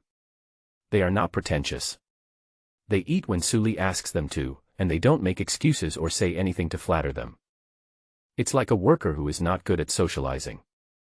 After eating the mango, Sully asked Sophia, "By the way, what did you use to make the bowstring?" Sophie put down the half-eaten mango and said, "It's weeds. The weeds that have been dried by the system have good toughness. I used them to weave bowstrings and tried to make bows and arrows.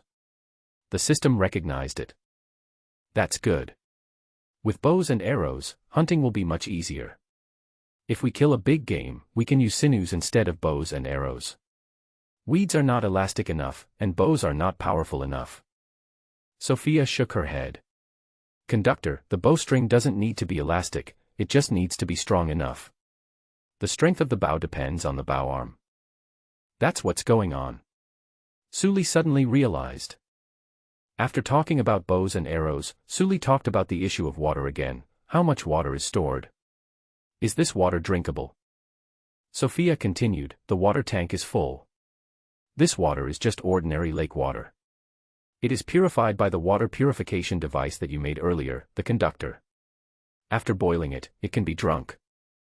After saying that, he sent a screenshot to Suli. Lake water, ordinary lake water, with certain lake creatures, it is best not to drink it directly. This is good news, at least the water problem has been solved. However, in survival games, as long as you don't encounter a world with water pollution, the problem of drinking water is actually relatively easy to solve. Suli quickly opened the trading interface and said, since not many people have discovered the water source, hurry up and put it on the shelves. After Suli opened it, he found that someone had already put the lake water on the shelves and successfully lowered the price of the lake water. After calculating the profit, Suli felt that it was not very big, so he gave up the idea of trading.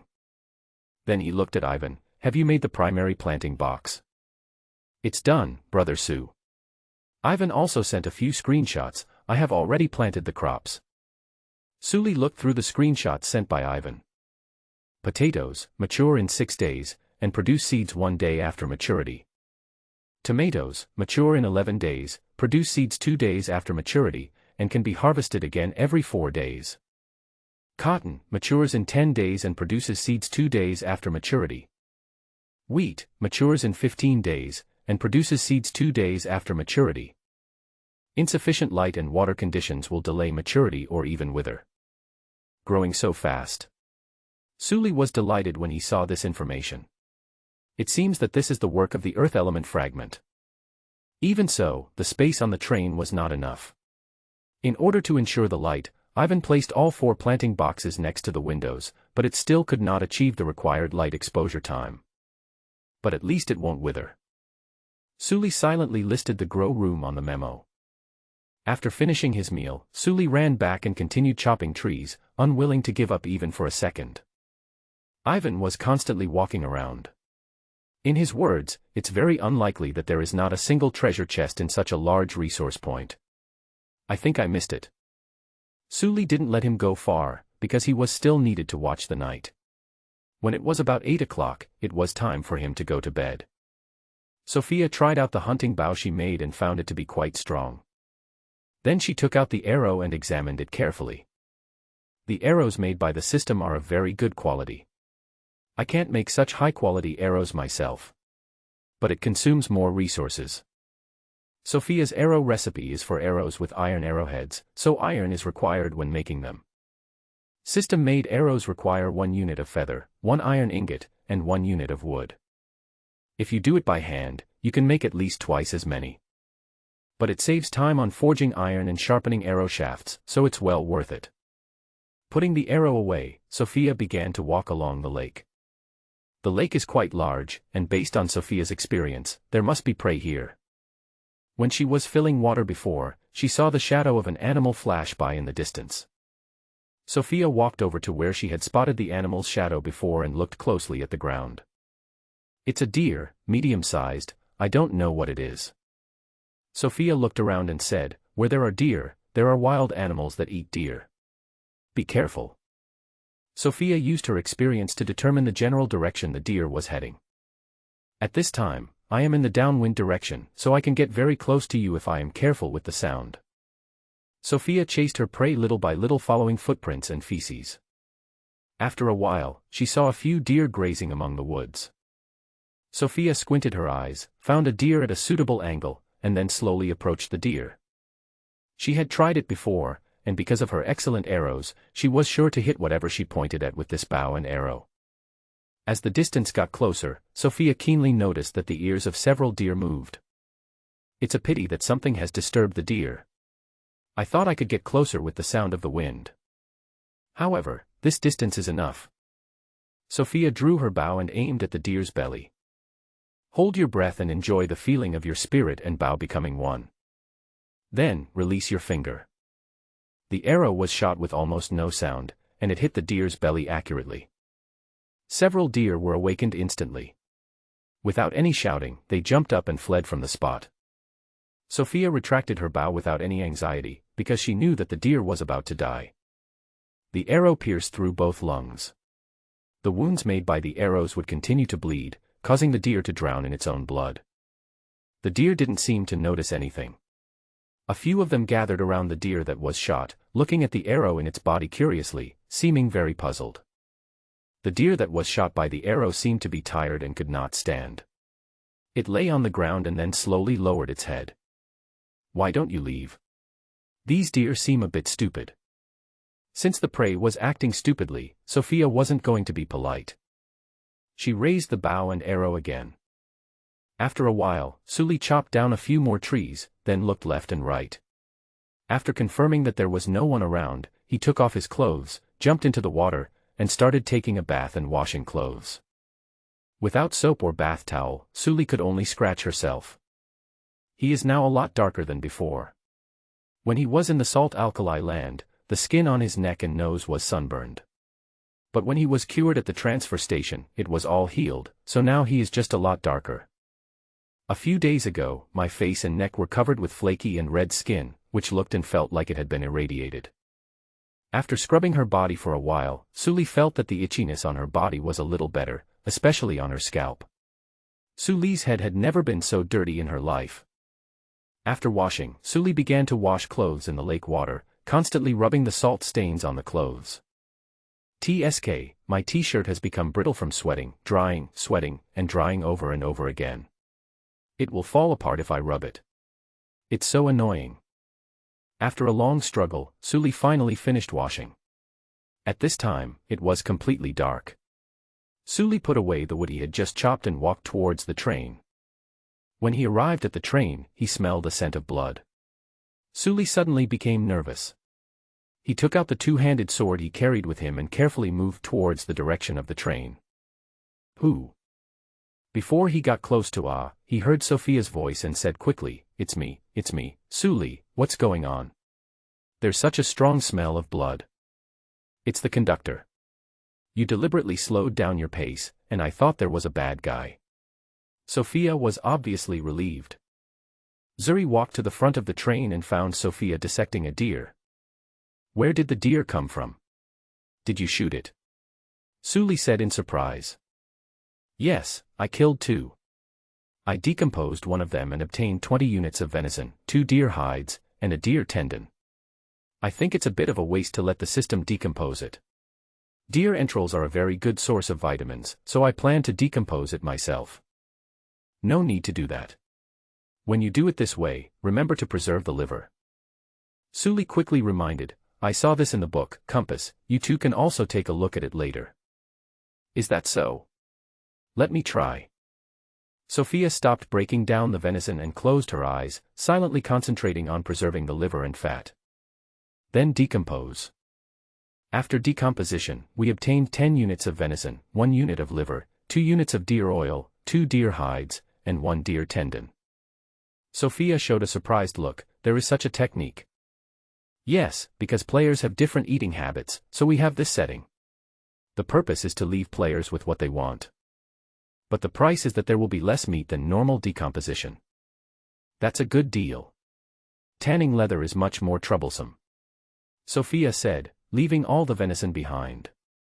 "Next I plan to make bacon out of the dog meat and some of the venison. It will extend the shelf life a bit." "Then you go ahead and do your work.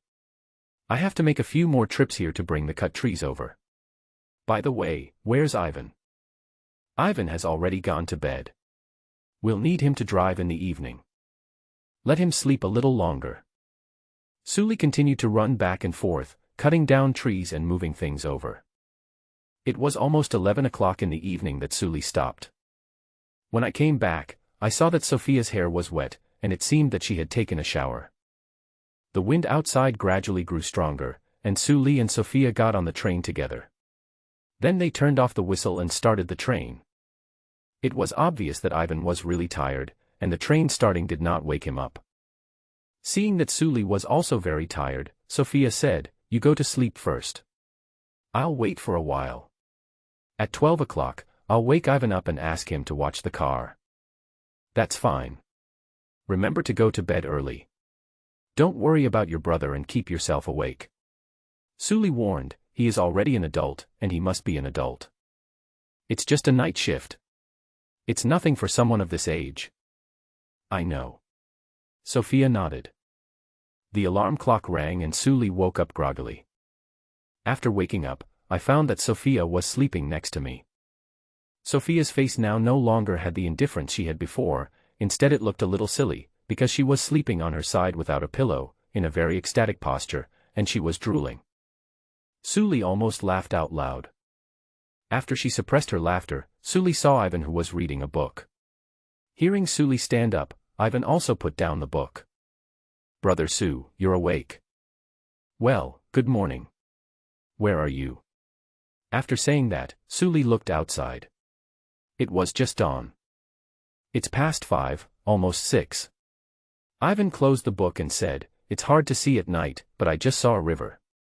I compared it with the map and basically determined our location. We are here. It will take about half an hour to reach our destination." "Okay, thank you for your hard work." Suli patted the golden retriever's head. "Take a break, I'll cook, and after we finish eating, you can rest." After a simple meal in the morning, Suli and Sophia got off the bus. This time their stopping place was again a forest, with the goal of collecting wood. Collect wood in the morning, travel at noon, and go to the forest to collect wood in the afternoon. On the third day, I came to a river in the morning. While replenishing water, I used the bow with straw bowstring and 10 arrows that Sophia had discarded to exchange for a blueprint of a fishing rod from a man. Sophia herself reused the deer tendons and made a new wooden bow, which was much stronger than the previous one. After getting the new toy, Suli fished in the river for a while but was led astray by a fish. In anger, he jumped into the water. While swimming, he found a black iron-level treasure chest in the river. Received, silver ingot *5, cloth *5, corn seeds *3, loom blueprint *1. This is great stuff.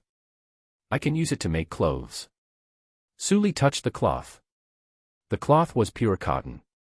There were 5 meters in total, which was enough to make clothes. But unfortunately, none of the 3 people knew how to make clothes. At this time, we have to make use of netizens.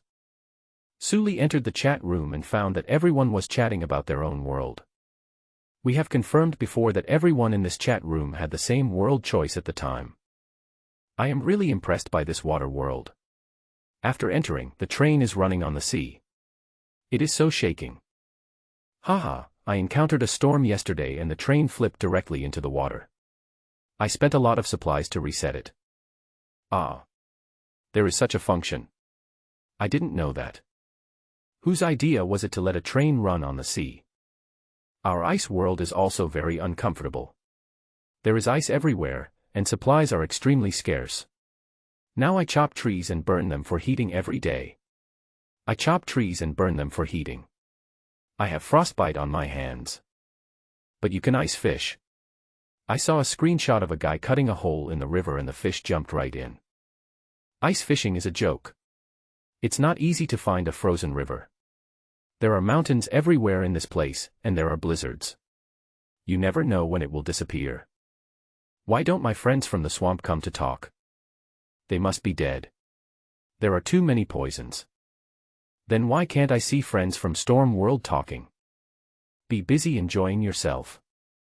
Joie, I wish I had chosen Storm, but the system told me it was full. I had no choice but to choose sea. The Storm World is great, it's just a little windy, and even the strongest wind can't uproot the trees. Haha, it's just the calm before the storm. Our world must be getting bigger. Otherwise, why can't we see tall trees outside? There are only short trees. I just laughed, here comes the same rhetoric again. The Storm World is really cool, with trees, water, and animals, except for the lack of minerals. We have caves in Stormwind World, and there are mines in the caves. I'm so sour. I think the Storm World is definitely not safe. The energy level and challenge level of this world are the highest among the 5 worlds. It doesn't make sense that the higher the challenge level, the more comfortable it is. It seems that everyone thinks this world is very simple, but Suli agrees with what that person said. This world is definitely getting bigger. Up to now, the strongest wind is only level 6, which is inconsistent with Suli's previous inference. So Suli is now considering changing his route and whether to hide underground. Some routes in this world go underground. It is definitely safer to hide from the storm underground than to run outside. He shook his head and said he would think about this later. Now he would think about the clothes first. Suli, hey guys, is there anyone who can sew or has the skills to make clothes? I opened a treasure chest and got some cloth, and I want to make some clothes. Yes, I am a tailor, but I don't have any tools. You send me the cloth and I will make it for you. Suli looked at it for a long time.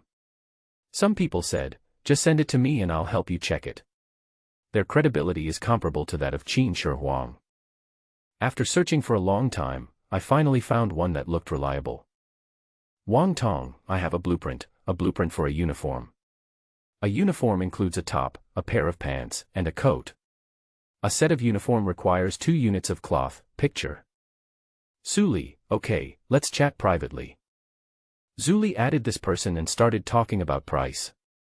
The other party's request was relatively simple, he wanted food. Although Suli didn't have much food, due to the limited storage conditions, he was still happy to take out some food for trading. The two men discussed a deal. Suli traded 2 units of venison for 2 sets of clothing. The other party first traded 2 iron ingots for 2 pieces of cloth with Suli, and then Suli traded 2 iron ingots and 1 unit of meat for a set of clothes, and this was repeated twice. The question now is, who should the clothes be given to? Suli must have a set for himself. His clothes have become full of holes and he must change them. The other set. The brother and sister discussed it and decided to give it to Sophia. The siblings thought that Sophia, after all, was doing physical labor and needed more clothes to change into, while Ivan's workload was not that heavy. After the transaction, Suli couldn't wait to change her clothes. This set of clothes is very ordinary casual wear. It is all black, very simple, but the tailoring is very fitting and very comfortable to wear.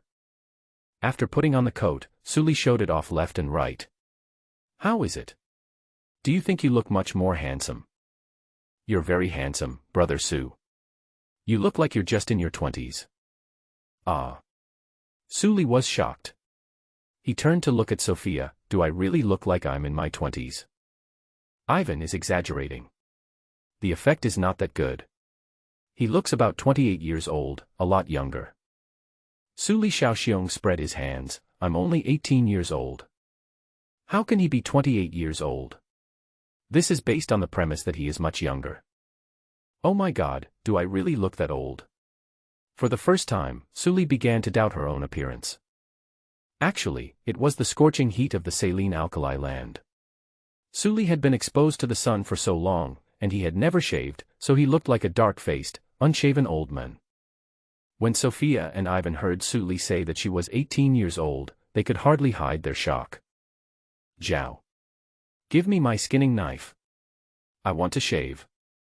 After shaving his beard, Suli regained his youth and looked like a 25-year-old young man. So, the sun is really terrible. It makes people age without them realizing it. After this interaction between the 3 people, their relationship became closer. Brother Su, I really thought you were a 30-something uncle, but you're only 6 years older than me. Ivan was no longer as reserved as before. Children of this age are still a little bit uncomfortable in front of adults.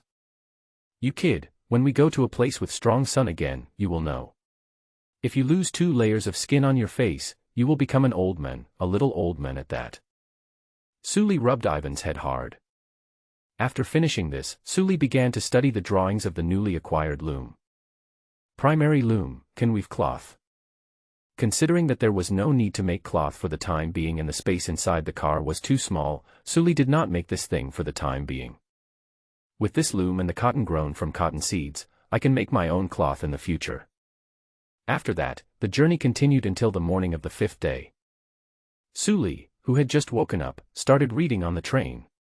The elementary monster illustration book recorded tens of thousands of low-level monsters, and it was still a long way to go before she finished reading it.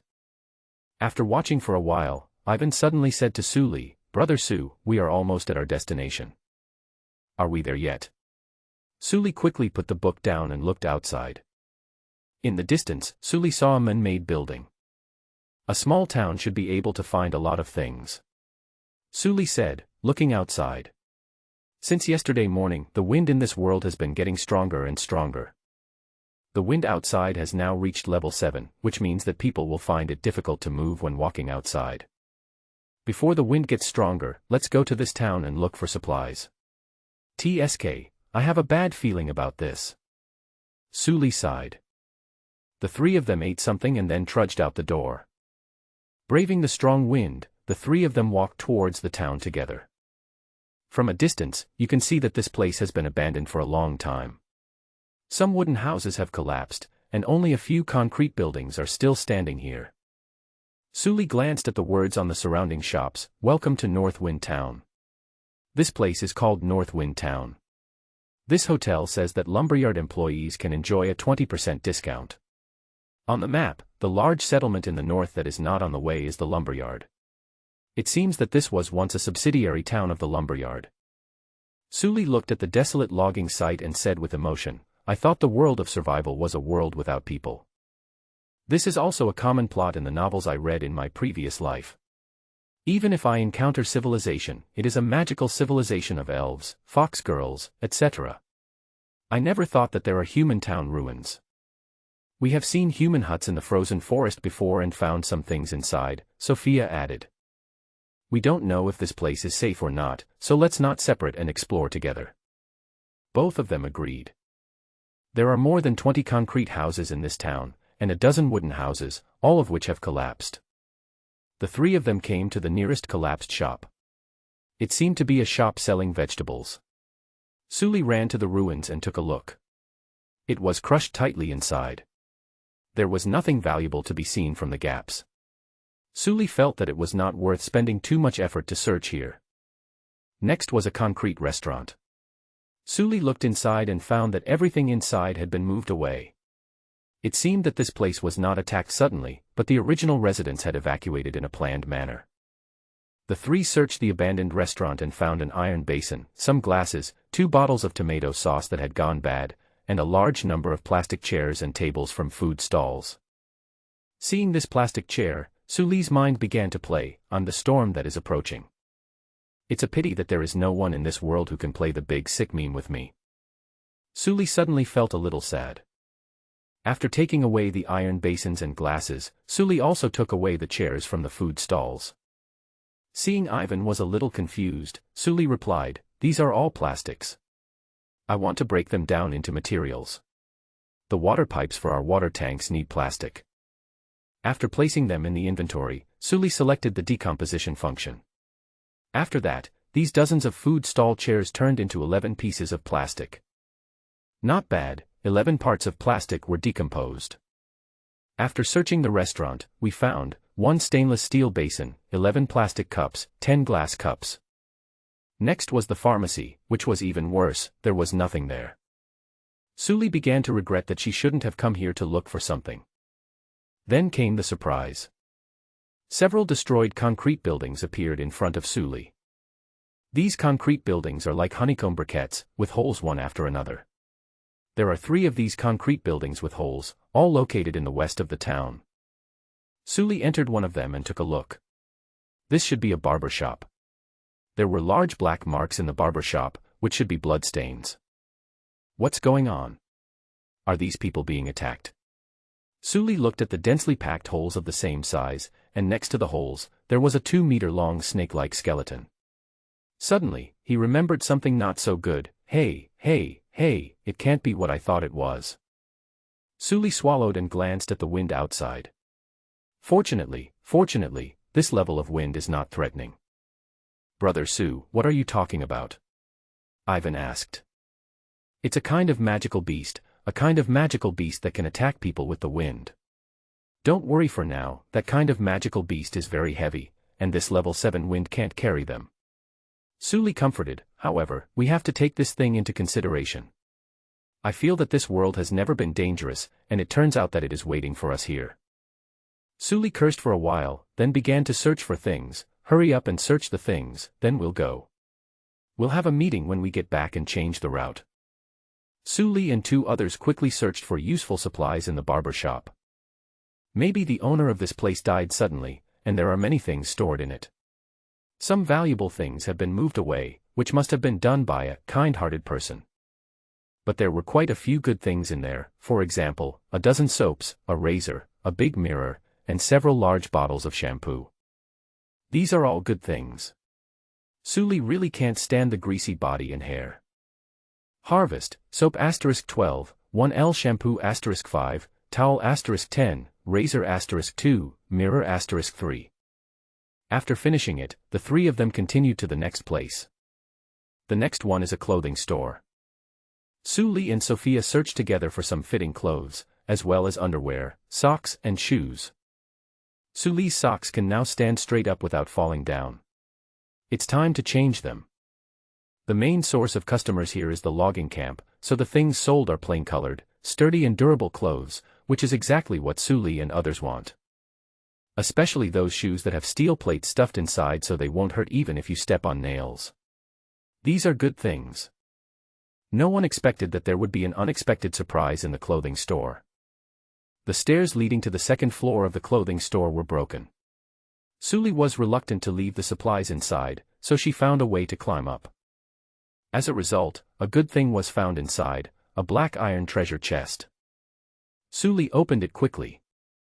Get iron nails *5, leather *5, rope *5, simple backpack, 10 grids, blueprint. Ha ha ha, what a great thing. Suli excitedly punched the air, space backpack woohoo. The most difficult thing for him during this period was transporting supplies. You have to go several kilometers to collect supplies. After collecting, you can't bring them all at once, so you have to run over and over again. It's really torture. With this backpack, the problem has not been solved, but it has been alleviated. It's worth it to run less. Just put the backpack in. Suli began to search the second floor. The second floor of the clothing store is the warehouse, which contains some winter clothes, while the first floor is for summer clothes. Suli pulled Sophia and Ivan up, and the three of them picked out some clothes according to their body shapes. Especially Ivan, he is still growing and needs to choose some clothes that he can wear when he grows up. It took the three of them more than an hour just to find clothes. Maybe the space is not big enough, otherwise I would just take the one with the right size and wouldn't have to worry about it so much. Finally, Suli found a cart in the warehouse. The three of them put all the clothes into the cart and transported the clothes to the train first. After several trips, Suli and his team finally had the energy to search the next house. These two houses were not only rotten but also on fire. The two houses, both residential houses, were burned black. After entering, they searched the room and found some clothes and daily necessities that were not completely burned. Suli and his friends did not have the habit of using things that had been used by others, so they did not take anything with them. Suli also discovered that the cause of the fire was a gas tank explosion. Fortunately, we found some toothbrushes, which were family-sized and sold in batches. They were placed in the bathroom and were not burned by the fire. The plastic toothbrushes were slightly deformed by the high temperature, but it did not affect their use. Take away your toothbrush and toothpaste. Then there is nothing else useful. A few people visited other houses and finally found some hotel pillows in a hotel. The pillows were a little dirty, but still usable. Apart from that, there was nothing else to gain. After the search was completed, Suli and his companions returned to the train. Suli and the siblings sat at the table. Suli knocked on the table and opened the monster encyclopedia. This is a big problem. Based on my knowledge, I guess that the next thing we are going to face is this kind of monster. Sophia and Ivan looked at the illustrated book, which showed a strange monster. The overall shape is a flying snake with wings, but this snake has a crystal helmet on its head. Storm crystal feathered serpent. A dark iron-level monster. Suli introduced this monster. It comes on the wind and pierces through travelers. This monster is at the black iron level. In terms of attack power alone, it is also in the top 10 among black irons.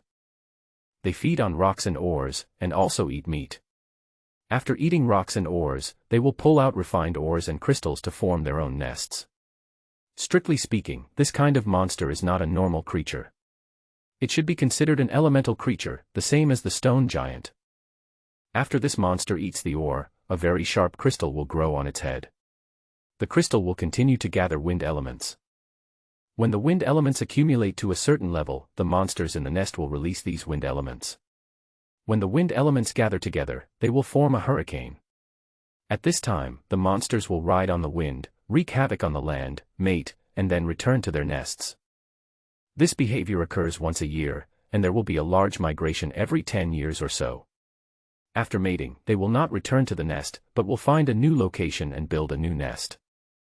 Once they start riding the wind, the special structure on their heads will continuously gather the strong winds, increasing the strength of the wind while turning themselves into indestructible bullets. This disaster will not stop until the wind element contained in the crystals on their heads is exhausted. After Sully finished speaking, Sophia and Ivan's faces turned pale. Is the purple-blue place we are going to their nest? 9 out of 10. This town must have been wiped out by the great migration of feathered serpents that year, and the remaining survivors packed up their belongings and fled. How to avoid it? Sophia asked. Go underground. Sully said, have you noticed that in this map, as long as you are near a mountain, there is always a route leading underground? This is the way the game gives us to pass the level. Simply staying underground is risky, because the caves are connected, and wind will blow through, bringing with it the storm crystal feathered serpent. We are going to go deeper underground. Ivan continued to ask, should we still go to that blue-purple place? There is a high possibility that it is the lair of this monster. Should we avoid it? No, on the contrary, we should go there. Sully smiled slightly. The adult monsters have gone out to mate and find new habitats, so what is left in the nest? Cub. Yes, the only ones left in the nest are the young ones, and some old ones that can't mate. The illustrated guide says that when this monster is a young one, it is underdeveloped and can't attack with the wind.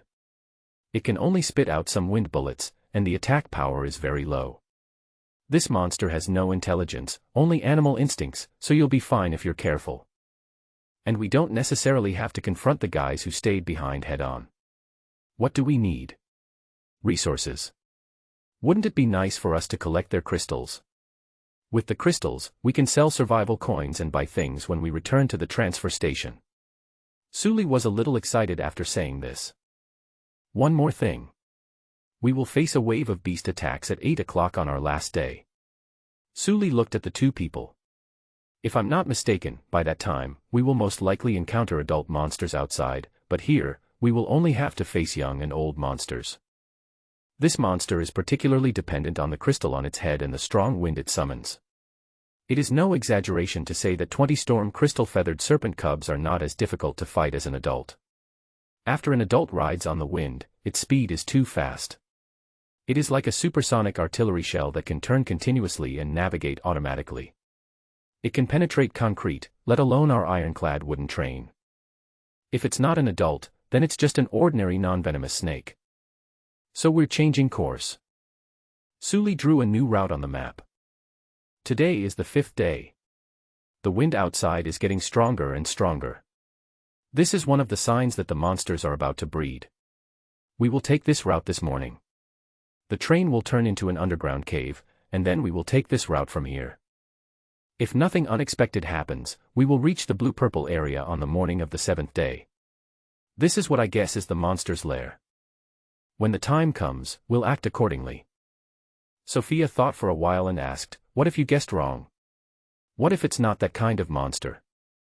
I'm 90% sure it's that kind of monster. Sully said with a smile, if not, we can just stay in the cave. As long as we light the torches and prepare defenses, we should be able to deal with the beast tide. Where is there a good thing with zero risk? Sophia agreed with Sully's idea, and Ivan had no objection. The three of them immediately started the train and moved forward. After 80 kilometers, they came to a fork in the road. According to their original plan, they would take the second fork on the left to reach a lake, but now they took the leftmost road instead. Sully took a look at the chat room and found that the players who chose Storm World were speaking enthusiastically. The wind is getting stronger and stronger, and it makes my scalp hurt. This is a very wrong sign. My wig flew off. I found a diary in a survivor's cabin, which recorded a snake-like monster that could ride the wind. Combined with this strong wind, I had a bad feeling. The animals started running underground. This should be a reminder from the game. I am going to move underground next. Don't panic. It's rare to come to a place with such a low danger level. I think I should seize the opportunity and collect more things. The wood and fresh water I have collected now are enough for me to use until level 2. That's right, the opportunity must not be missed. Don't you remember the hardships you suffered in the desert before? What desert? Have you forgotten that we are a merged region? I was in the saline alkali land before. The saline alkali land is also terrible. The conversation in the chat room was heated. It seems that the game is not leaving people no chance to survive. There are already various clues, from document diaries to animal anomalies. However, Sully estimated that many people would continue to collect supplies despite the risk. Because many people did not realize what they were facing. The biggest danger they expected was just a tornado, and then they would drive to avoid it. What is a snake riding the wind? Is it as powerful as a tornado? Sully thought about it and decided to tell him about the situation. It would be better if more people were alive. After all, they were his compatriots. Sully, I found some clues that there may be a kind of monster here. This monster will attack living creatures with the wind. It is very fast and can penetrate a 20-centimeter thick concrete wall. Sully, don't forget that the energy level here is 0.4, which means that there are extraordinary creatures in this world. Sully, if you are not sure, you might as well do as I did and hide in various caves now. Is this true or false? It makes some sense, but I don't believe it. It's only at an energy level of 0.4, what's the use? What are the energy levels of the other worlds? Anyway, our ocean world is only 0.2. Someone has calculated that the energy level of Storm World is the highest. I think it makes sense. Hasn't it been said that Storm World is planning something big? I believe it. I will go find the cave now. There should be an entrance to the cave near the mountain, right? Alas, as the wind gets stronger, I feel more and more unsure. I have some impression of this person. Isn't he the richest man in Shihong City? You don't watch movies at all, do you? They are just being witty. Everyone was chatting animatedly, and Sully didn't have the heart to read any further, so she closed the manual. The train traveled for about 2 hours. Sully was reading a book when suddenly, Sophia pointed out the window and shouted, "Look outside." Sully looked outside and saw a blue-gray wind column that went straight to the sky in the distance. The wind column only lasted for more than 20 seconds before dissipating. But after a while, the wind column condensed again. A tornado is starting to form. Fortunately, we are almost there. Sully breathed a sigh of relief. Ivan also had a look of fear on his face. Someone in the chat room just now said that the terrain here is very strange. There are a lot of mountains forming a roundabout structure, which is very likely to produce a tornado. I didn't expect to see it here. Sophia looked at the scenery outside. Some of the few lightwood branches were broken by the wind, and some individual lightwoods were blown to the ground. This wind force should be level 8. The wind has been at level 7 these past 2 days.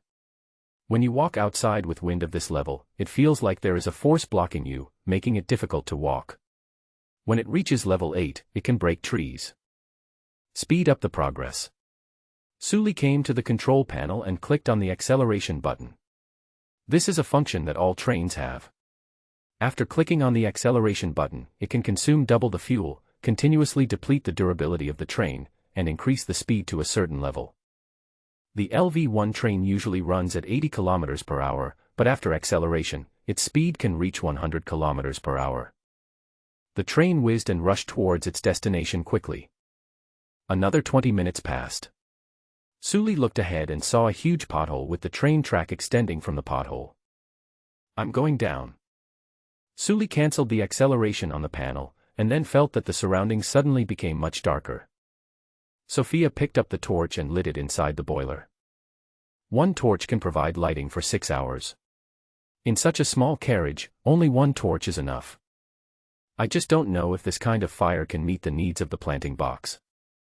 But at this time, I don't have time to take care of the planter boxes.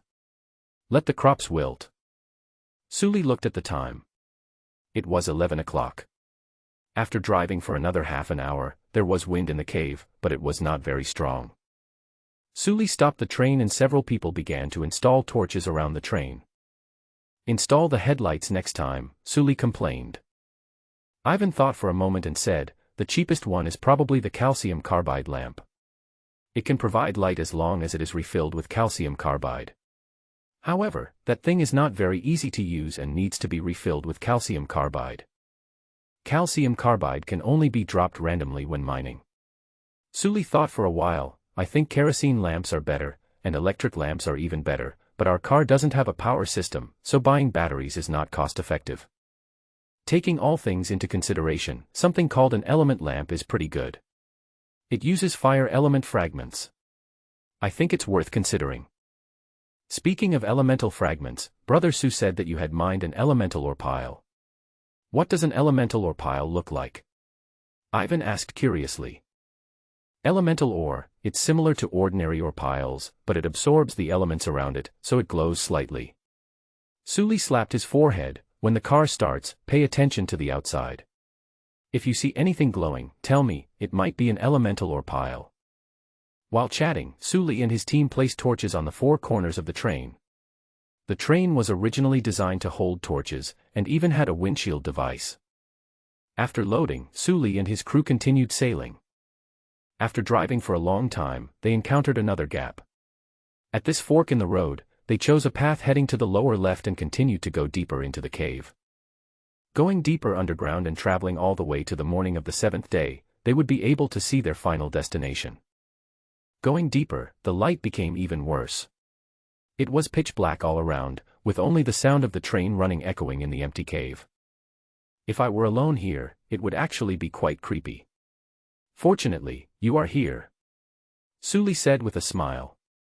Ivan was a little shy after hearing what he said, but Sophia was much calmer and just looked outside quietly. The speed of the car was controlled at 80 kilometers per hour, which was not very fast, so they could still see some of the surrounding scenery by the light of the torches. The size of this cave is not uniform. Some places are very spacious, while others are very narrow, only a few meters wide, just enough for a train to pass through. Moreover, there are actually quite a few creatures underground. In addition to bats, Sully and his team have also seen some animals such as mice, pangolins, and lizards. According to the guy in the chat room, there are all kinds of wild animals in the shallow caves, including deer, wolves, and bears. As they walked, it was already 3 o'clock in the afternoon. During this time, the three of them chatted casually while also carefully observing the situation outside. Suddenly, Sophia was alert, something's happening. Stop the car. What? Sully was stunned, then quickly stopped the car. The train braked for a distance and then stopped. Sophia took off her coat and changed into durable work clothes. There are red and yellow lights. Maybe it's elemental ore. Really? Sully grinned happily. Let's go, Ivan, take the torches and pickaxes, and go mining. The three of them first observed the surrounding situation before getting off the car together. Then, several people put on their backpacks. This backpack was made according to the drawing Sully found earlier. Simple backpack, 10 slots. The simplest leather backpack, each slot can hold 10 items of the same type. Materials, rope 5, leather 10. The treasure chest contained 5 pieces of leather. The hyena fur could be split into 2 pieces of leather, for a total of 12 pieces. Deerskin could be split into 4 pieces of leather. 4 pieces of deerskin could be split into 16 pieces, for a total of 33 pieces of leather, which could be used to make 3 backpacks. Sully gave the 2 backpacks to the brother and sister, which solved their urgent needs. They only had the 5-slot backpack they brought with them. Sophia needed to carry arrows, and Ivan, because he was a porter, he would have to walk less with the backpack. Sully also used 10 iron ingots to exchange for some furs, and then made 2 backpacks and hung them in the exchange, exchanging one for 5 silver ingots to see the market price.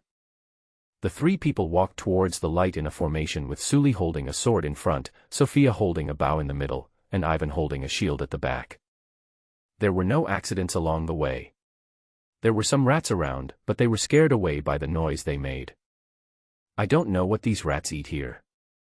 After getting closer, Sully raised the torch and shone it, revealing a look of surprise. This is a small ore pile. According to Su Li's experience, most of the ore piles here are intermediate level, and there are a few silver-white ones, perhaps silver mines. In the middle of them are 3 glowing elemental ores, 2 yellow and 1 red. Su Li and his friends hurriedly started mining. In addition to coal and iron ore piles, there are also many copper and silver mines. By the time they finished digging, it was already 6 o'clock in the afternoon. Su Li and the others returned to the train and the train continued to move forward. Maybe they were lucky enough, or maybe it was because they went deep underground, but their luck continued to improve. On the morning and afternoon of the second day, which was the 6th day after they came to this world, they encountered 2 more mines of similar size to the previous ones. Another great harvest. While Su Li and his friends were happily mining, the players in this world were experiencing the real test of this world. From the 5th day, small tornadoes began to appear. These tornadoes lasted for a maximum of 3 to 1 minute before they dissipated due to lack of energy. However, due to the special terrain here, it didn't take long for a new tornado to form here. Some people who were close chose to hide in caves, but there were still many people who could not find a suitable cave in a short period of time, or simply stayed in the flat courtyard in the center where the surrounding area was flat. These people suffered. The wind made their windows and doors rattle constantly. Many people's windows were broken. On the morning of the 6th day, the wind strengthened further and the tornado was fully formed. The large tornado columns were like an eraser, erasing everything on the ground. At noon, a large number of tornadoes merged together as if they were playing a game, forming several huge tornadoes that swept across the plains, and the entire sky turned black. At this stage, the train could no longer withstand the strong wind. The LV-0 train was like paper, being torn apart at random, peeling off all the walls, sweeping away the players and the supplies they had worked so hard to collect, and throwing them thousands of meters into the sky. The players who were swept away were smashed to pieces by the rocks and branches in the air before they could land. Even if they were not killed by the rocks, they would die of suffocation. The destruction of the LV-1 train was a matter of time. The wind would rush in through the cracks in the windows, forcefully tearing the windows and the frames apart, and then, with the crack as the center, it would tear open the walls bit by bit, like unwrapping a gift bag, and sweep people away from inside. This was a catastrophe that swept the entire world to pieces, with the power of hurricanes and tornadoes, as if it was the end of the world. At this stage, the only ones who can survive are those who live by the mountainside, in the deep forests where the mountain peaks block the wind, and those who know how to avoid disasters and enter underground caves in advance. However, all this is just the foreplay of the crystal feather snake's reproduction.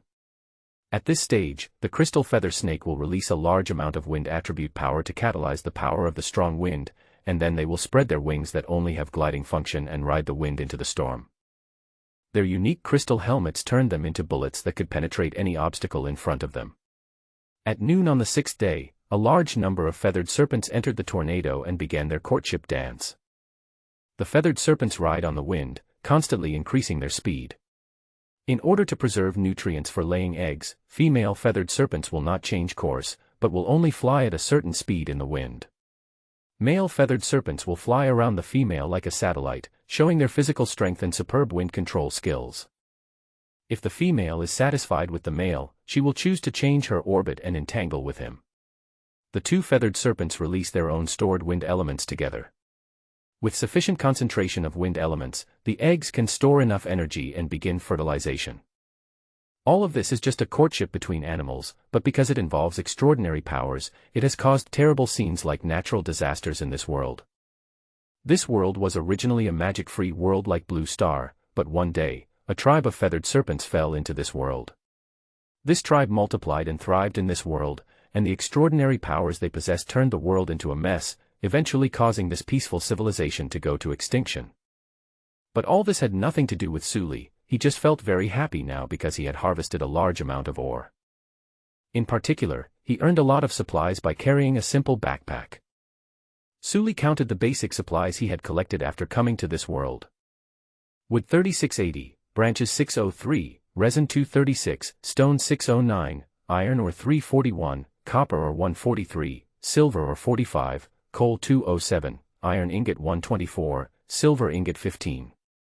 There were also all sorts of miscellaneous accessory stones, such as whetstones, clay, flint, and a whole lot more. Finally, the highlight came. A total of 6 elemental mines were found. 2 of earth element, 1 of fire element, 3 of gold element, plus elemental fragments for trading. Obtained a total of fire element fragment *4, earth element fragment *4, gold element fragment *5, water element fragment *2, broken ruby *1, broken yellow sapphire *2, broken gold crystal *1. It can be said that thanks to the space backpack, his team became rich overnight. To upgrade the train to level 2, 5 fire element fragments and 5 water element fragments are needed. Sully is very short of water element fragments. There are currently 4 fire element fragments, and 1 is missing. Sully looked at his materials and needs, and was surprised to find that he didn't seem to be short of iron ingots, but was more short of materials such as stone. Because he never went out to collect stones specifically, he just collected stones while mining. However, the speed of collecting supplies also reflects the advantage of having more people. The mining efficiency of 3 people is much higher than that of 1 person. Sully felt that with his current wealth, he should be at the forefront among the players. I made 2 more backpacks and sold them at 100 stones each. The business of this backpack was basically over, because most of the furs on the market were bought by Sully. Sully was a little bit cunning here. She asked Ivan to collect the furs, and then she would sell the backpacks after collecting them. After that, the 3 of them had a delicious stew and continued their journey. Because they had been digging for a while on the road, Sully and his team's progress was slower than expected. It's not a good idea to abandon these mines and go straight to the destination. What if we can't defeat the monsters there and need to flee in a hurry? Wouldn't it be a huge loss if we don't take these supplies? Sully said while eating, our situation is not very good, and we don't have many opportunities for trial and error, so don't think about rushing to the monster's lair in the back, just grab the good stuff you can see first. The journey continued. Sully had nothing to do, so she looked through the chat room. Number of people, 68341/100000.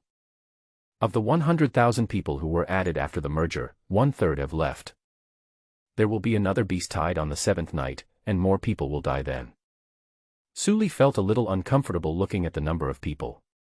Sometimes he wondered, if the number of people kept on dying, would the civilization of Blue Star disappear in the end? Because even if some people survive, there won't be enough people left, so only people will survive, but civilization will be dead. For example, if Sully was the only one left alive, would Yanxia civilization still be alive? No, Yanxia civilization was dead. Because Sully didn't know much about Yanxia civilization. He knew the phrase, piercing into the wood 3 points, but he didn't know who it was from or which dynasty it was from. He knew about the 5 dynasties and 10 kingdoms, but he didn't know what the 5 dynasties were and which 10 kingdoms they were. He knew the myths of Yanxia, but he only knew a few people. He knew the relationships between the characters from TV dramas like Investiture of the Gods. He only knew one sentence from the Tao Te Ching, heaven and earth are not benevolent and treat all things as straw dogs. But if you ask him, are you sure? He became a little unconfident again, and he would mutter, is this from the Tao Te Ching, or from some other classic book, or is it a sentence modified from a modern novel? By the time his next generation comes, even the 3-point may not be used anymore, and instead the writing and language of other civilizations may be used. Sully felt sad when she thought of this. After closing the chat room, Sully closed her eyes and let out a long sigh. What's the use of thinking too much? It's better to go to bed early, recover more strength, and dig more mines tomorrow. Have a peaceful night. When they got up in the morning, the train was still running, but due to the delay on the road, they expected to reach their destination in the evening.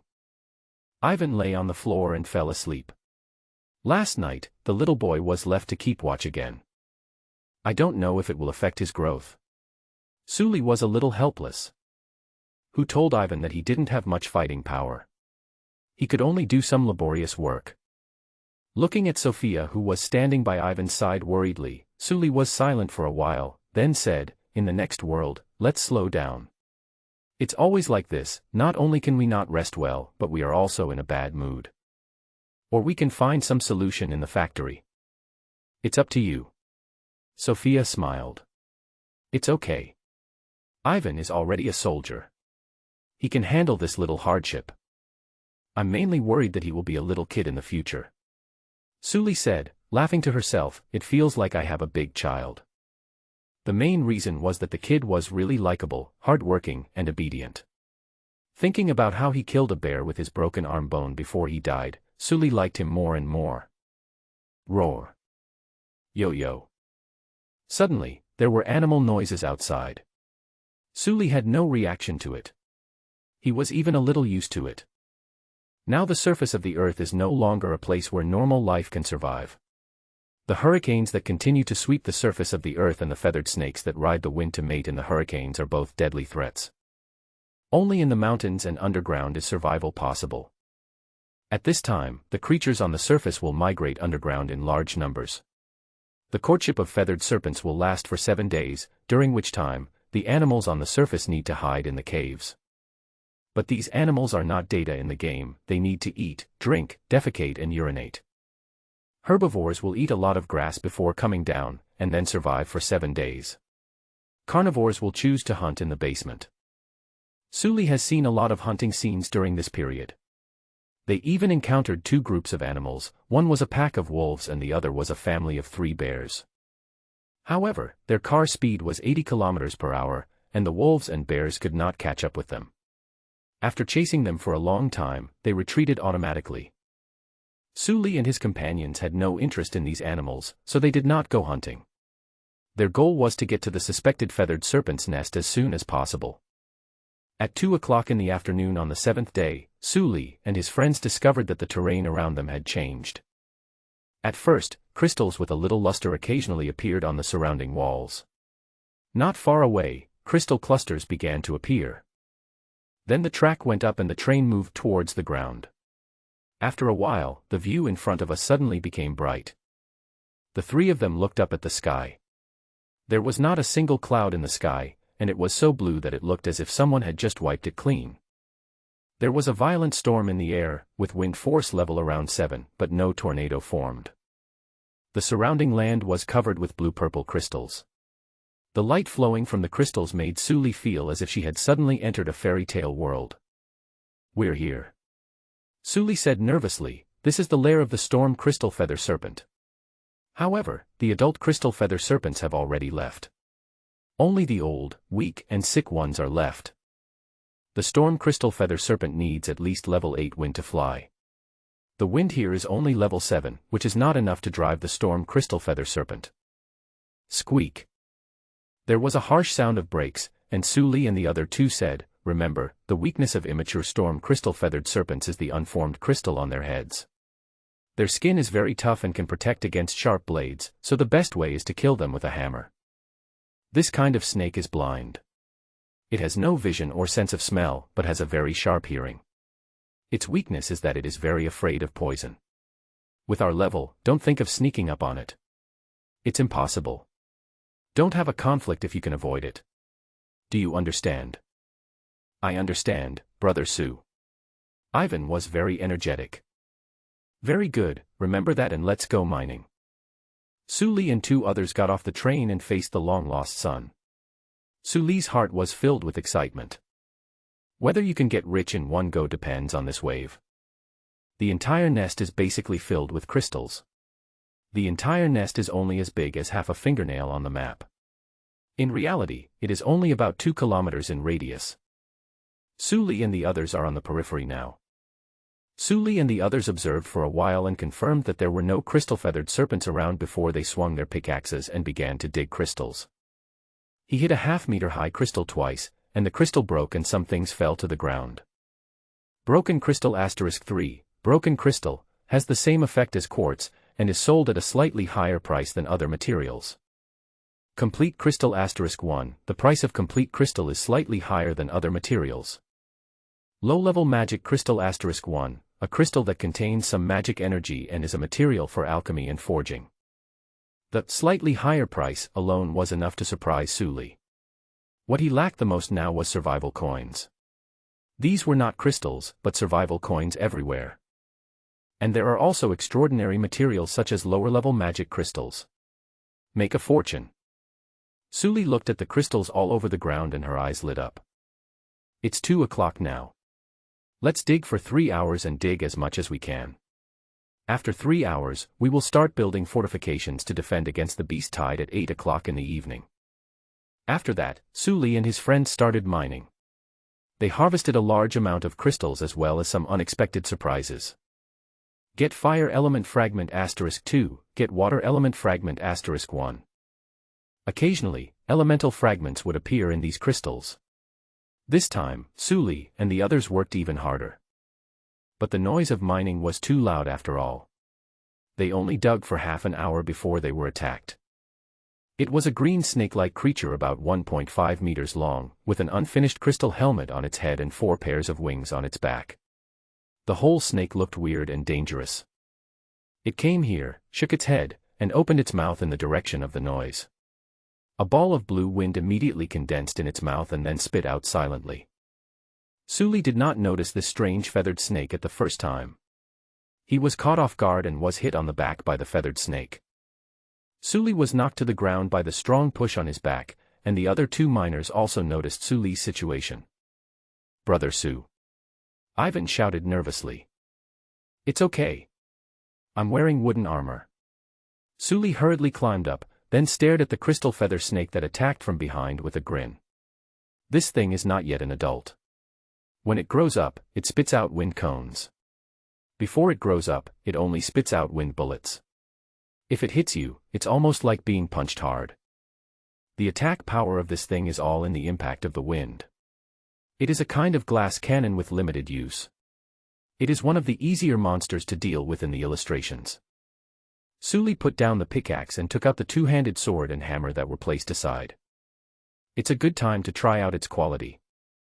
Suli strode forward, picked up the 2-handed sword and slashed at the snake's body. The feathered serpent was not slow, and it dodged immediately after hearing the sound. Suli looked at the direction, changed the direction of the 2-handed sword in his hand, and slashed the crystal feathered serpent accurately. The attack was successful, but Suli frowned. The feathered serpent felt slippery, and when he chopped it with the sword, there was no sense of hitting it at all. Throwing the 2-handed sword aside, Suli raised the hammer on his back. The feathered serpent's head swayed, and a wind bullet condensed from its mouth again. But this time, Suli's movements were faster. A sledgehammer fell from the sky and hit the Quetzalcoatl's head cleanly and neatly. Following a crisp sound of crystal shattering, the Quetzalcoatl's head was smashed to the ground by Suli, and the crystal shattered. Suli raised the sledgehammer again and smashed the feathered serpent's head. 2 hits killed him. At the same time, Luong felt a warm current flowing through his body. The player has been upgraded to level 2, 24/500. Because this is your first upgrade, please choose your growth method. 1. Cultivation type. 2. Add shape. If he didn't know, Suli might choose the point-adding form. But after reading Guide to the North, Suli weighed the pros and cons and chose the cultivation form. You choose the growth method as cultivation type. Your physical fitness has been enhanced, your potential has been enhanced. Suli shook hands with him, and felt that all the fatigue from mining had disappeared. Now he felt comfortable all over, as if he had been replenished with energy. Moreover, his strength had also grown. Suli grasped the bottom of the hammer's handle with one hand, slowly exerted force, and lifted the hammer easily. This. Sophia noticed Suli's changes. "You upgraded." "Yes, good vision." Suli said excitedly, "It has been upgraded, and its physical quality and life potential have been improved." Suli suddenly remembered the key points of leveling up, and quickly said to Sophia and Ivan, "You are both level 1, right? When leveling up, don't choose the point-adding type, choose the training type. Compared with the practice type, the point-adding type is faster to form and does not require training. It is very convenient, but in contrast, the point-adding type has many restrictions. The plus point type puts you into a template, and your growth is limited to this template. In terms of attributes, the point-adding type can only grow by relying on attribute points, while the cultivation type can grow through self-training and cultivation. In terms of skills, the point-adding type can only learn the skills in the template of the selected profession, as well as some common skills, while the cultivation type does not have this restriction. But the cultivation type also has disadvantages, that is, they generally grow slowly, consume a lot of resources, and require hard work. This survival game has such a fast pace, and you have to explore every week. The growth of the cultivation type is likely to be unable to keep up with the progress of the game, not to mention the accelerated progress of our game. But there are some ways to speed up the cultivation of the cultivation type. After comprehensive consideration, I decided to choose the cultivation type, which has freer growth, a higher upper limit, a lower limit, and is more unstable but can create miracles. If we choose the point-adding type, we will never catch up with the 5 people on the leaderboard if we grow too steadily. If we keep breaking through like we did when the train reached level 6, sooner or later the game progress will be pushed to a point that we cannot bear, and we will die then. It is better to take a chance and choose the cultivation type. If you rely on your own understanding and opportunities, you still have a chance of survival. If you follow the steady growth and point-adding type, you will only die slowly. It was just like the road survival novels that Sully had read in her previous life. When most people were still driving broken vans, the protagonist was already driving a road battleship, which led to the game being updated and the monsters in the wild becoming extremely powerful. Sully doesn't want to become an ant that is inadvertently killed because of the storm caused by the protagonist. After explaining the upgrade issue, Sully checked his spoils and equipped himself with a skinning knife to disassemble them.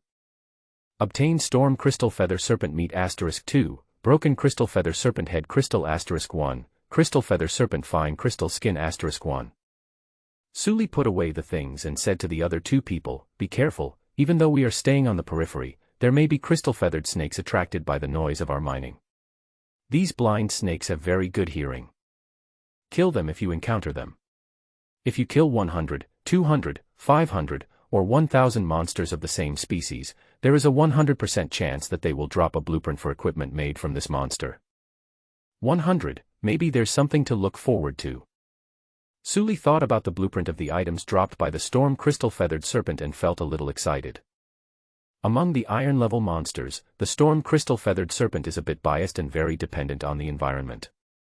In the right environment, their attack power is among the best in the iron level. But if there is no right environment, their threat is not as great as a slime. At least the slime's acid spray is very threatening. When attacked in close combat, it will spit out acid splashes, and there are also acid arrows at range. However, once the Storm Crystal Quetzalcoatl is out of the right environment, it can sometimes pose less of a threat than a cobra. After dealing with the snake, Sully and his team continued mining until 5 p.m. During this time, 5 more crystal-feathered snakes arrived. Each crystal-feathered snake cub had 30 experience points. After distributing them, the 3 of them were upgraded to level 1. At 5 o'clock, the 3 men stopped, returned to the train and started reversing. They drove backwards for 20 kilometers and stopped only after they arrived at an open area. Ivan obediently went to light a fire and cook. Sully and Sophia built a fortress together using stones, and inserted torches in some locations outside, then piled crystals around the torches to block the wind while not affecting the brightness of the torches. The fortress they built this time is 3 meters high and has a square shape as a whole. The outer layer of the fortress had several specially made planks with ropes tied to them. After Sully finished her dinner, she stayed in this simple fortress, quietly waiting for 8 o'clock in the evening. At this time, all the survivors on Blue Star were waiting for the arrival of the beast tide. They were getting anxious and started to scold those 5 people. At this time, Sully remembered that Lin Feng seemed to be from the same district as her. It was just that she hadn't seen the name Lin Feng for a long time. He searched Lin Feng's name and found that Lin Feng had no transaction records in the past 7 days. He hasn't made any trades in all these days. Sully was puzzled. That shouldn't be the case. He had a lot of strange supplies before, such as tuna, canned cola, and other things. He looted a lot of things, but how come he suddenly stopped trading when he came to this world? Sully opened the ranking list. The top 5 were still the same 5, and the train level was still LV6, but the 6th to 10th places were already LV2 trains. Dead? Sanctioned? Or is the progress stuck? Sully guessed. In fact, Sully's guess was correct. This group of people were stuck in progress. After reaching level 6, upgrade materials became even more scarce. Even if they took out items to trade, they couldn't get any. Because these materials can only be collected in a world with an energy level of 0.7 or above. But this time, the highest energy level is only 0.4, and there is no such material at all. The only way to obtain these supplies is to purchase them with survival coins or open silver-level treasure chests. Silver-level treasure chests are extremely rare. They can get some with the help of their respective plugins, but it is difficult for others without plugins to get them. Moreover, the supplies released by the treasure chests are very few, and the greatest value of the treasure chests are their special props. No one could provide the wall hangers with the large amount of materials needed for upgrades, causing some of them to be stuck in progress. So they simply stopped trading and hoarded everything.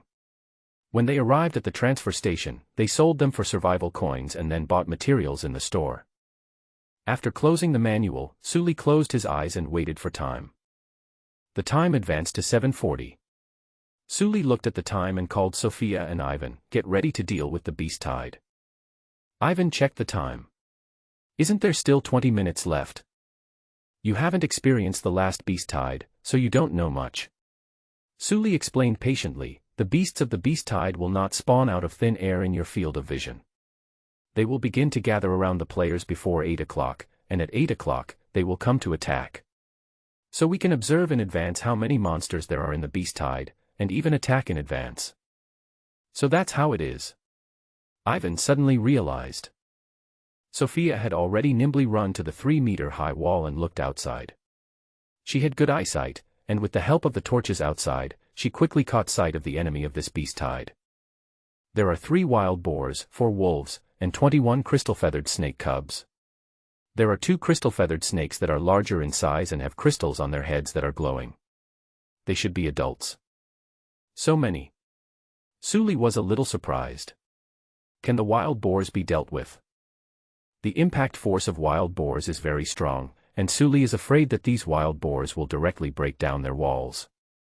It can be solved. Sophia said this with a faint smile on her face. This kind of confidence made Sully's breath stop. But Sully was stunned for only a moment, then she reacted immediately and said to Ivan, "Go up and protect your sister with your shield." Adult crystal-feathered serpents can release wind hammers and wind blades. Once the fight begins, everyone will do their part. Deal with the wild boars and wolves first.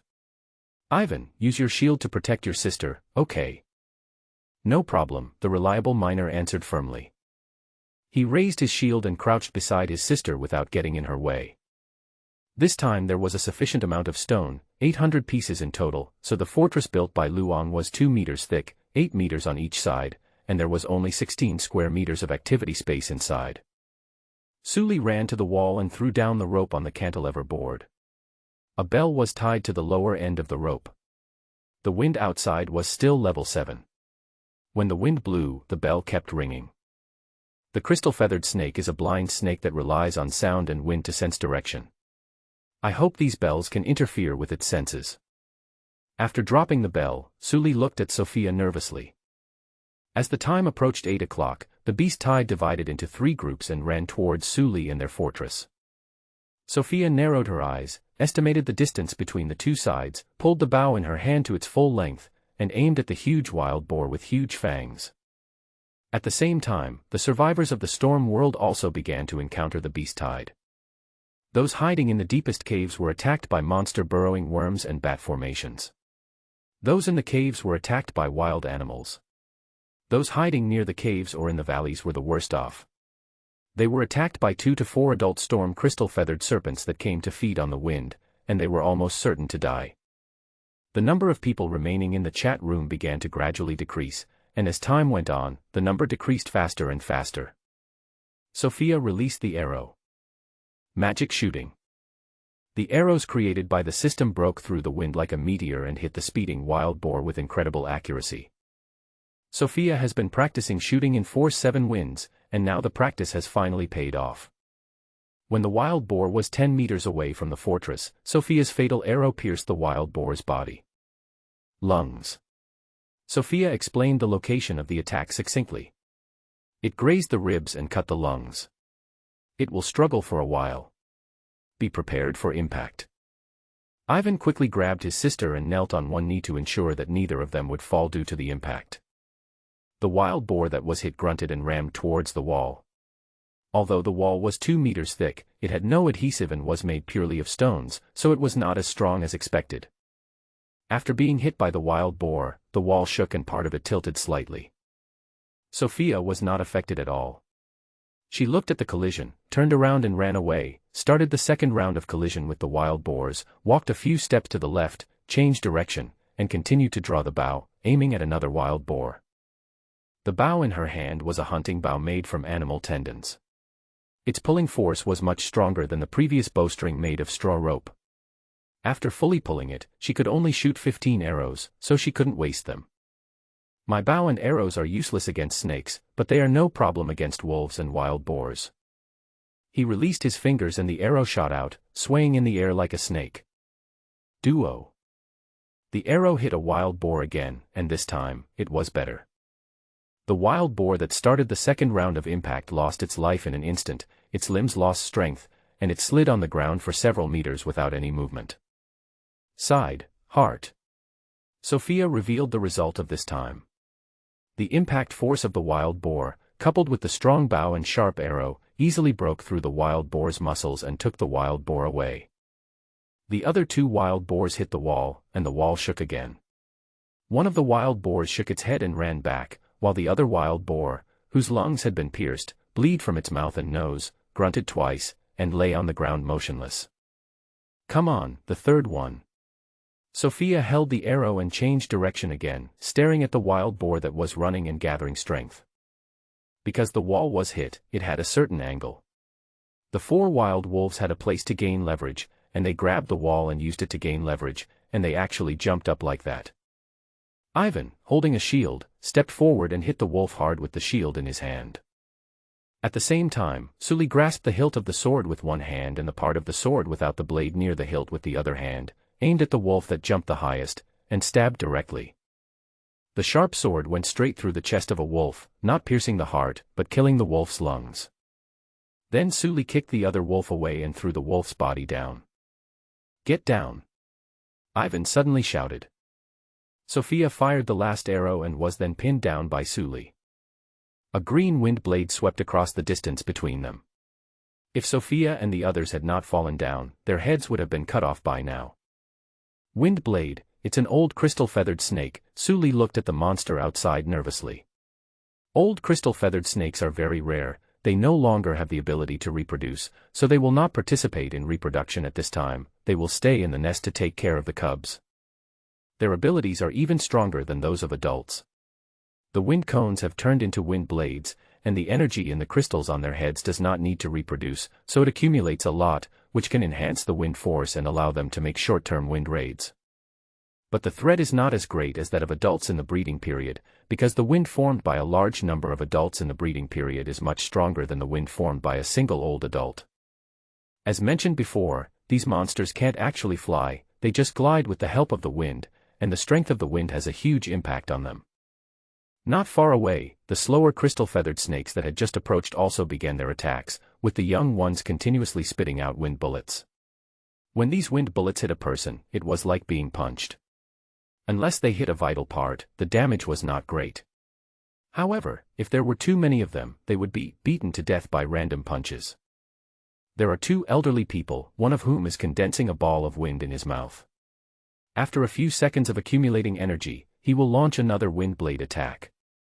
The other one has wind condensed all over his body, and the wind is getting stronger. The boar is dead, Sophia said simply, lungs. It won't be able to run for much longer. Sophia is a very experienced hunter, so she knows that it is difficult for the bow and arrow in her hand to penetrate the skull, so her attack target has always been the wild boar's lungs. As long as the lungs are injured, the wild boar will soon drown in its own blood. There are 3 wolves left. Ivan, protect your sister. Sophia, shoot the wheel in its mouth. Sully held the sword with both hands and recalled the instructor's previous teachings. The wild wolf was still as ferocious as ever and attacked Sully again. Sully held the 2-handed sword at his waist, pointed it at the rushing wolf, and stabbed it diagonally upwards. The long sword pierced through the wolf's abdomen again. The ferocious wolf tried to bite Sully's head, but Sully pushed it forward and pushed it off the fortress. The other 2 were knocked down by Ivan's shield again. After the two wolves fell, they learned to be smarter this time, and instead of jumping up to attack, they aimed at Suli's legs and bit them. Suli kicked the dog and broke its neck, then stabbed and killed another wolf. After systematic strengthening and training, Suli, relying on the convenience of the terrain, found it easy to deal with this kind of wolf. With a whoosh, the arrow flew out. But the wind outside was still too strong, and the arrow lost its accuracy after flying a distance. No, the wind has increased, and the arrow has lost its accuracy. Sophia retracted her bow and arrow, and the distance is too far. Then let's go down and avoid their sharp edge. The three men walked down the fortress and hid inside, keeping silent as they had planned. The crystal-feathered snake is a blind snake, relying entirely on hearing and wind perception. Suli and the others hid in the fortress, where the wind could not blow in. After keeping silent, the only sound outside was the bells hanging there, which kept ringing. The crystal feather snake was attracted by the bell, and it kept spitting wind bullets and wind blades in the direction of the bell. Suli hung 11 bells in total. The bells were made of pure iron, so they were not easy to break. It took several hits to break the wind bullets. But the wind blades could be solved in one hit. The three people hid inside and did not make any sound, listening to the sound of the bell being broken outside. After a while, there was a sudden loud crash, and Suli could see that a section of the wall suddenly went inward. Suli immediately understood that it was the old crystal-feathered serpent that was accumulating strength to ride the wind. Opportunity cannot be missed. Suli quickly ran to the unstable wall. Beside him was Ivan holding a shield. Suli didn't say anything, but Ivan already understood Sufan's thoughts and came over with a shield to protect Suli. On the other side, Sophia also took out an arrow that she had processed. There was a clay object hanging on this arrow. Sophia aimed the arrow in the direction away from Suli and shot it outwards. Because the object on top was a bit heavy, the arrow could not be shot far, but after being shot, it made a harsh sound. It's a whistling arrow. Mingdi attracted the attention of the blind snakes. Some of them ignored the sporadic footsteps and instead used wind bombs to attack the direction of Mingdi. Some attacked Suli, some attacked the starting point of Mingdi, and some attacked Mingdi. This is also the reason why we didn't use whistling arrows to attract their attention at the beginning, because whistling arrows will make a loud noise when they are shot, and there is a chance of being attacked. Suli rushed to the fortress with a hammer, and was met with several green wind bombs. Suli did not dodge or evade, but slowed down his pace. Ivan stepped forward and blocked all the wind bombs with his shield. The shield can only protect a limited area. The reliable miner was hit once and staggered, almost falling down, but fortunately he managed to hold on. Then Ivan went right and Suli went left. Ivan deliberately knocked the shield in his hand to attract the attack. Then Suli looked down and saw that many stones below were directly cracked. In the middle of the stone, there was a long snake head stuck inside. The lack of wind and the 2-meter-thick stone pestle successfully trapped the crystal-feathered serpent. Suli looked at the distance and found that the snake was stuck 1 meter below the top of the wall. The reason why it was stuck in this place was that the ropes they used to hang the bells were all produced by the system, and the ropes produced by the system were all 1 meter long by default. Knowledge is power. Suli felt that this was true. Suli raised the hammer, aimed it at the snake, held it high, then squatted down and smashed it down. Magic energy slash. A light appeared on the hammer, increasing the power of this blow. The so-called magic energy slash was actually a basic striking technique that extracted magic energy to strengthen the next strike. Suli has been practicing for 7 days, and the magic energy in his body is only enough for this. Suli felt pain in his arm after this blow. This movement was very uncomfortable and hurt some muscles.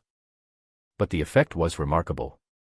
With one hit of the hammer, Suli felt like he had smashed something brittle. The feeling was indescribable. Looking at the snake again, sure enough, after being hit, its upper body could still move with the hit part as the node, but its lower body seemed to be paralyzed. This is a broken spine. With this cut off, the snake is no longer a threat. Go down. Suli shouted to Ivan, and then jumped directly into the fortress. It was only a 3-meter-high wall, and with his physical fitness, it was no problem for him to jump down. Ivan held up his shield and went down the fortress obediently, then heaved a sigh of relief and sat down next to Suli. Suli looked at the shield and saw that the leather on the ironclad wooden shield was broken in several places, and other places were also pitted with circular marks. When he lifted up his clothes, he saw that the arm that had been hit was already bruised. It's okay. They can't break through this 2-meter thick wall. When their magic power runs out, it will be our turn. Suli said easily. These are just black iron-level monsters.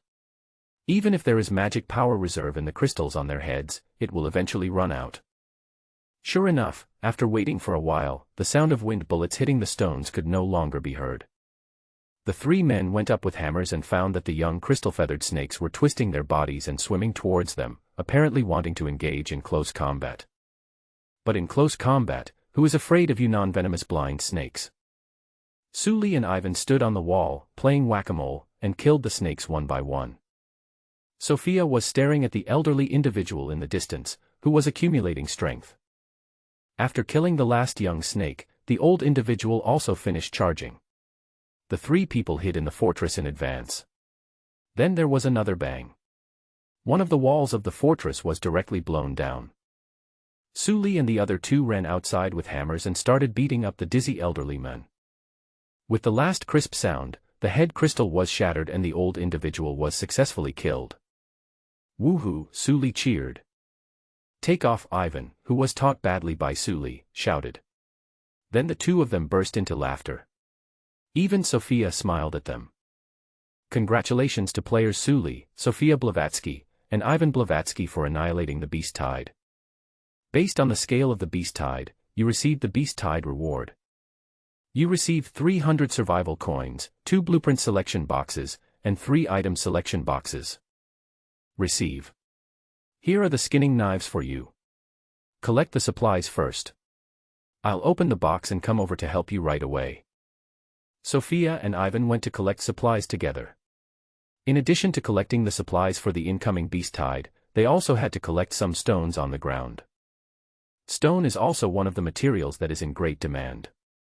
Suli first opened the drawing selection box. Please select one from the following 5 drawings. Only 5 this time. Suli smacked her lips. The last box had a lot of options, but most of them were useless furniture. Basic magic energy stove blueprint, a stove powered by magic, a must-have item for making secret food. Crystal feather serpent leather armor blueprint, make crystal feather serpent leather armor. Down jacket drawings. Poison throwing bottle blueprint. Pig tooth spear blueprint. There was nothing to choose from. The blueprint for the primary magic furnace was a must. Suli had seen this equipment in the store. It was a must-have for making special dishes and secret food. Secret food could speed up cultivation and increase attributes. This magic furnace must be built. There was 1 blueprint box left. Suli took a look and it was exactly the same as this option. Suli tends to choose the crystal feather serpent leather armor blueprint, but he needs to consider one issue. This is the lair of the storm crystal feathered serpent. He can conclude that there must be a silver-level treasure chest here, but he just doesn't know where it is. This place is very valuable. Suli has decided to come here again next week to dig out this nest. In this case, he has to consider the problem of duplication of drawings. There's a chance that the blueprint for this leather armor will appear in a silver treasure chest. Plus, there's a chance that this blueprint will drop if you kill 100 crystal-feathered serpents. If it's duplicated, wouldn't it be a waste? Let's put it aside for now. I can't make it anyway. It goes without saying that this crystal-feathered serpent leather armor is made from the material of crystal-feathered serpent, which is an extraordinary material. When it comes to making equipment with extraordinary materials, more powerful tools are needed. Suli remembered that there were some in the transfer station, but he forgot what materials were needed. After putting the gift bag back into his backpack, Suli opened the prop bag. Item selection box, you can choose one from the following items. There are a lot of options here. Suli looked at them for a while and felt that only a few of them were useful. Backpack capacity expansion item, 5 slots, water element fragments *6, survival coins *300, XX training manual, material transport aircraft, steam mining machine, old rifle plus 20 bullets, small leather backpack, 10 slots. When Suli saw this, he knew that his good days of exchanging leather backpacks for supplies at high prices were over. Those who really need a backpack should choose to exchange it directly. I won't say much about backpack capacity expansion and survival coins.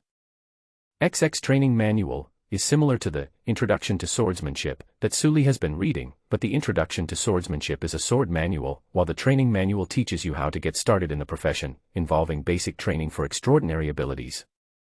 This item is quite valuable. Suli has seen a swordsman training manual in a bookstore. It costs 400 survival coins. It is more profitable to choose this one. The material transporter, which I didn't see for sale in the store, can help transport materials within a 10-kilometer diameter, according to the information. Suli was quite envious of this thing. But it has a disadvantage, which is that it consumes magic crystals. At this stage, magic crystals are still a relatively scarce resource, and Suli is reluctant to use them. Then there is the steam miner, which can burn coal for automatic mining, and needs to be equipped with a pickaxe. This is also a good thing. Finally, there is the old-fashioned rifle. To be honest, this is what Suli wants the most. Sophia can use a rifle. With this thing, their attack power will be much stronger. Moreover, when guns are used against humans, they are still very threatening even if no shots are fired. But if you choose this, you will face the problem of ammunition supply. After considering for a long time, Suli decided to exchange the steam mining machine first. After releasing the steam mining machine, Suli looked at this strange thing carefully. The style of this thing is very similar to that of a product from a Western fantasy game. Suli looked at the mining machine and always felt that there should be a goblin hidden inside it. Of course, fire-breathing Poppy would work too. Overall, it looks like a crawler vehicle with a mechanical arm, giving it a rugged feel. Suli opened the water tank, added some water into it, then added coal into the boiler and lit it. After the ignition, the steam mining machine started to work. Suli didn't know how it worked, but it did identify the location of the mine, and then it came to the crystal mine and started collecting. After collecting, it will not collect the ore, but will move on to the next place to collect. Is this our reward? Sophia came closer. It feels strange. How does it work? I don't know, maybe magic. I saw some runes inside the boiler. It's not the technology we have. Suli shrugged. Good news, we have one more miner who eats charcoal. By the way, I want to ask you, Sophia, what path have you decided to take in the future?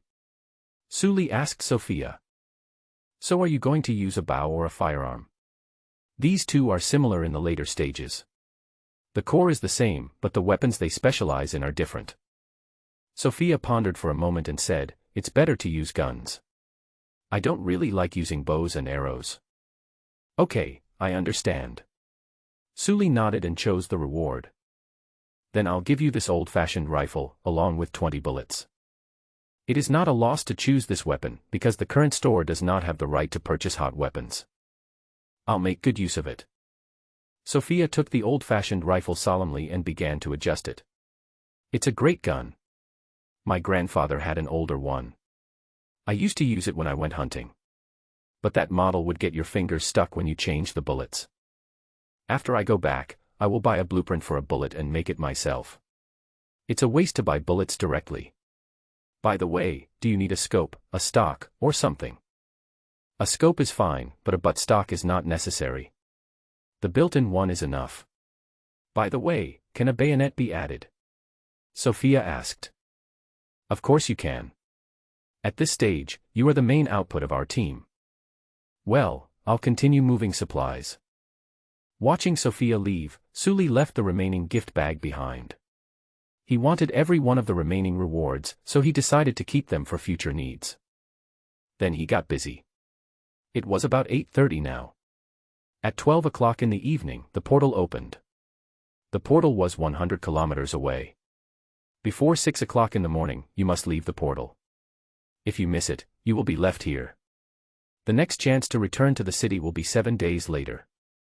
During this time, they can also collect more crystals, which are treasures that can be sold for money. Not to mention, there are some elemental fragments in the crystals. The three of them have been busy collecting supplies and recycling materials. They worked until 1 a.m. before they stopped because they had basically collected all the crystals on the periphery. If they went further in, they would be face to face with the remaining cubs. Suli took a look and saw that there were at least 200 cubs and several elderly individuals. It was really not advisable to confront them head-on. After packing up the things, Suli took a look at the harvest. I killed 11 storm crystal-feathered serpent cubs while mining, and the beast tide killed 21 cubs, 2 old individuals, 3 wild boars, and 4 wolves. Gains.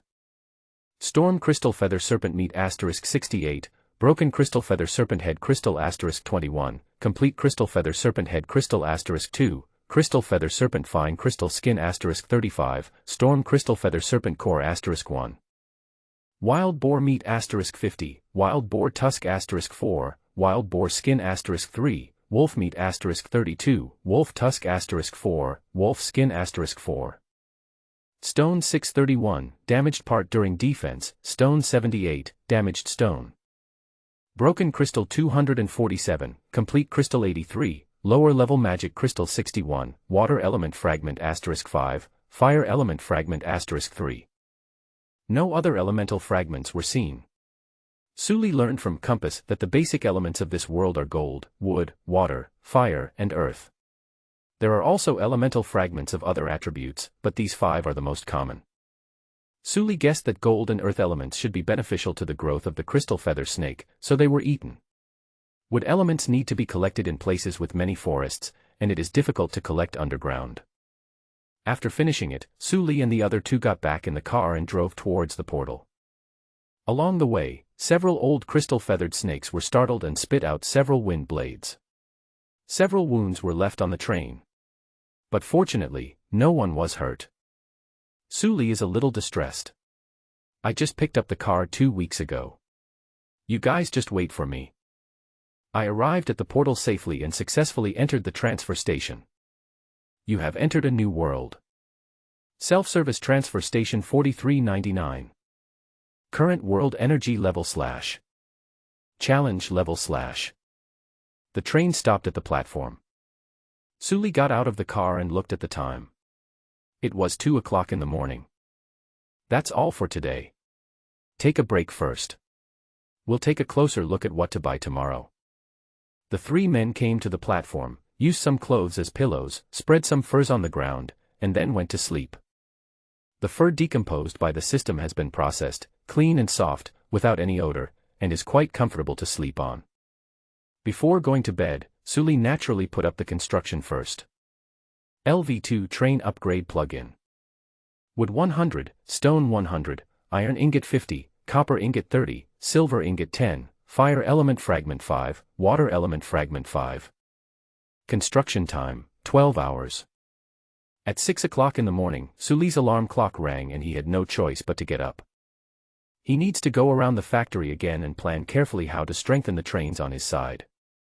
After getting up, Sophia went to cook, while Suli and Ivan went to look for something.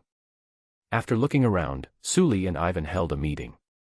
Suli concluded, let's build a new carriage first. We have too little room to move around.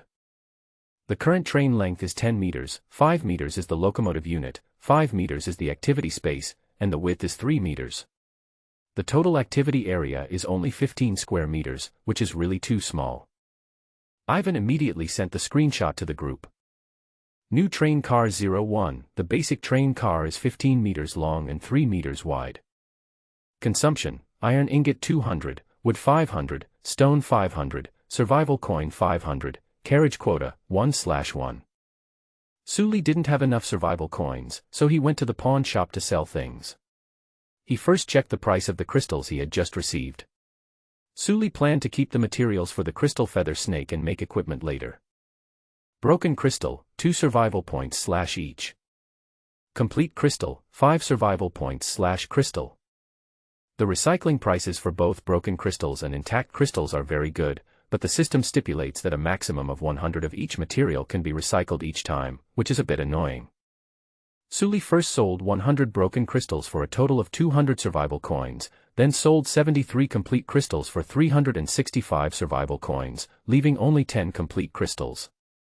100 pieces of wood were exchanged for 50 survival coins. After opening the interface for adding a new carriage and clicking OK, Suli watched the train start automatically and enter the factory. A large number of equipment in the factory started up, and robotic arms continuously processed materials into parts and then assembled them on the workbench. It seems to have a special beauty. Suli watched for a while and felt as if he was watching others repairing cow hooves or operating an excavator. After shaking his head and coming back to his senses, Suli began to install additional equipment. Next, install the pumping device. Pumping device can be used with the train water tank to pump water. Consumption: plastic 10, iron ingot 20, wood 20, survival coin 10. After pumping water, there is also a lighting device. Fire lighting device, vehicle-mounted lighting lamp using coal as fuel. Copper ingot 10, stone 30, complete crystal 10, survival coin 30. This kind of fire-powered lighting facility burns coal. After it is ignited, the headlights are almost as bright as the low beam of a car. It's not very good, but it's enough underground. Before we entered the electrical age, we could only make do with this kind of lamp. After completing these, Suli and his team only had 375 survival coins left. They sold the broken gems and got another 200 survival coins. A total of 575 survival coins. Suli plans to use these survival coins to buy some books. The Foundation of Transcendence, the Use of Magic Power, 100 survival coins. This book talks about some basic knowledge of magic power and simple application of magic power. Gods, 70 survival coins. This book tells the taboos of various gods and the details of worshipping them. The blessing of the statue is a very strong buff, and Suli must make use of it. Then I bought a training course for Ivan, the young man who decided to take the path of the Guardian. Basic Guardian training, 200 survival coins. After this wave, Suli only had 5 survival coins left. The survival coins were spent like water, and Suli felt very distressed. But after the training was completed, Suli felt it was so damn worth it. After 7 days of training in the training ground, Ivan has successfully entered the Guardian and learned the basic abilities of the Guardian. Magic Shield, an ability that consumes one's own magic power to shield others. In this way, Ivan becomes a considerable fighting force. During these 7 hours, Suli was not idle either. He began to read the introduction to magic power. In this worldview, there is a special power that can be used by all things. This power has many names, some call it spiritual power, some call it mana, but in the train game, this thing is collectively called magic power. And cultivation is to absorb the magic energy into the body and strengthen one's own behavior. Suli studied to be a warrior and was good at using magic power to strengthen his body. Sophia's archer strengthened his perception and agility, and Ivan's guardian strengthened his defensive ability. Depending on subsequent development, magic power can eventually become very personal. And some summarized and fixed training methods are the so-called professions. If you follow a fixed career path, your growth will be stable, but miracles are unlikely to happen. All values are calculable. Therefore, the guide says that if you want to be safe, you should go for the point-adding flow, and if you want to risk your life, you should go for the cultivation flow. The cultivation flow is not a dead end. Every time you upgrade, the system's enhancement will enhance the cultivation flow player's comprehension and root bones. They will not be left behind by the point-adding flow too much. It was already evening when Ivan came out of the training ground and completed his initial training. That's it. Our strengthening this time is over. Suli summarized, next, we have to go to the temple. Suli did not forget that there were statues in the temples. By offering sacrifices to the statues, one could possibly receive the blessings of the gods. The Guide to the North says that the blessing of the gods is very useful. Although there are many taboos, if used properly, it can greatly strengthen one's team. Last time, Suli was afraid that she would make irreversible choices if she worshipped the gods carelessly, so she did not go to worship the gods. When he was playing games, he would sometimes make random choices and not get the rewards he wanted later. After suffering a few losses, he would save the game before making a choice. But worshipping gods is a very serious matter and cannot be saved. In order to be safe, he chose to give up the reward for worshipping God. The goods sold at the transfer station are matched to the difficulty of the challenge world. The last challenge was a level 0 world, and many things were not unlocked. This time the challenge world is higher in level, and some goods are unlocked. Among them is the knowledge of the gods. When Suli came back this time, he bought a book introducing gods, in order to understand the relationships and taboos among the gods. It feels like I'm in a particularly corrupt workplace. I have to find the boss and remember his likes and enemies. Suli complained. In this world with true gods, there are also etiquettes for worshipping gods, and each god has his own likes and taboos. For example, if you worship the god of forging and the god of machinery, you cannot worship the other one. The god of casting believes that forging is the act of injecting soul and will into objects, and iron making is the act of injecting craftsman's spirit. Therefore, he particularly rejects the god of machinery who is good at assembly lines. Assembly line. Something without soul. So said the god of casting. The god of machinery didn't care. He could accept both fine craftsmanship and mass production. But the god of casting hated him unilaterally. He kept complaining and complaining. After a long time, he got annoyed and the two had a fight. From then on, he no longer accepted anyone who had worshipped the god of casting. Also, the god of storms doesn't like the goddess of beauty because she put a hat on him. Because of her lifestyle, the goddess of beauty is not liked by gods who protect families, loyalty, and young girls. Although believers of the goddess of beauty are not prohibited from offering sacrifices to her, the blessings after offering sacrifices are very useless. In addition to taboos caused by personal preferences, the gods also tells some more counterintuitive relationships between gods. For example, the god of life likes the god of plague very much because she thinks that the vitality of the plague is worthy of praise. In order to survive, tiny lives defeat powerful lives. This is the embodiment of the tenacity and indomitable spirit of life. God of plague, I understand you. As for the lives that died from the plague, sorry, in the eyes of the god of life, that is just the natural flow of life. Where there is life, there is death. The death of life from the plague and the predation of life on each other are just normal processes of life. There are many taboos like this, and the relationship between gods cannot be guessed just by looking at their names. Suli complained in his heart, this is not a collection of gods, this is a collection of gossips about gods. To be honest, it is quite good to watch this thing for entertainment. No matter how much you complain, you still have to get down to work. Suli and the other two spent a long time choosing, and finally each of them chose a god they liked to worship. The first is the kitchen goddess. This kind goddess is the patron saint of the family. Worshipping her will help you obtain secret food, early warning of danger, and health protection. Worshippers are required not to do anything that would break up the family without reason. Her favorite tributes are delicious food, handmade items made with love, etc. She has almost no enemies. It is better to say that she is like the mother of the gods, a popular figure among gods. The second is the Mother Earth goddess. She alone rules the earth. She has no requirements for her followers, as long as they do not cause any large-scale environmental pollution. Worshipping her will easily bring blessings on minerals, planting, and animal husbandry. Her favorite tributes are soil, mineral crafts, animal cubs, and beings that destroy the ecology.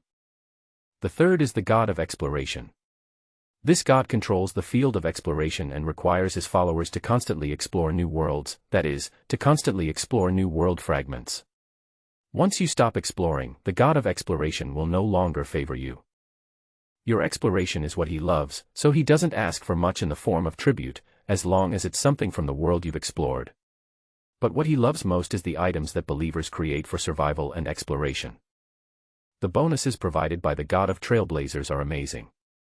His list of blessings is very long, but to mention a few simple ones, he can help you sense treasure chests and improve your luck and drops when exploring. Suli chose to worship the god of pioneers, Ivan chose to worship the Mother Earth, and Sophia chose the god of the kitchen. To be honest, Suli didn't expect that Sophia would choose the god of the kitchen god. He thought that Sophia would choose gods like the god of machinery and the god of archers to worship. But Ivan didn't find it strange. Because my sister values her family very much. It's not strange that she would choose the kitchen god who protects the family. Suli nodded and said, okay, I don't understand it very well. After the selection, Suli and his companions went to the temple to find a statue to worship. The first one found was the mother goddess of the earth, which was in a very prominent position in the temple. Ivan nervously took out the storm crystal feathered serpent's crystal core and slowly placed it on the altar of the Mother Earth. Then he knelt down and waited for the god's response. Sophia was a little uneasy. She asked quietly, "Is it okay to offer this?" "It should be fine." Suli also whispered, "Didn't that storm crystal feathered serpent mess up the plane? Besides, we don't have any suitable tribute, so we can only use this. Can't we buy porcelain? Clay handicrafts should be valuable," Sophia asked. "Do the gods need porcelain? Remember, the gods want sincerity. What sincerity is there in buying porcelain? If you really want to offer porcelain, you need to make it yourself." Suli warned hurriedly. "To the gods, there is no difference between 10,000 tons of gold and a pound of soil. What they really value is the added humanistic and emotional value."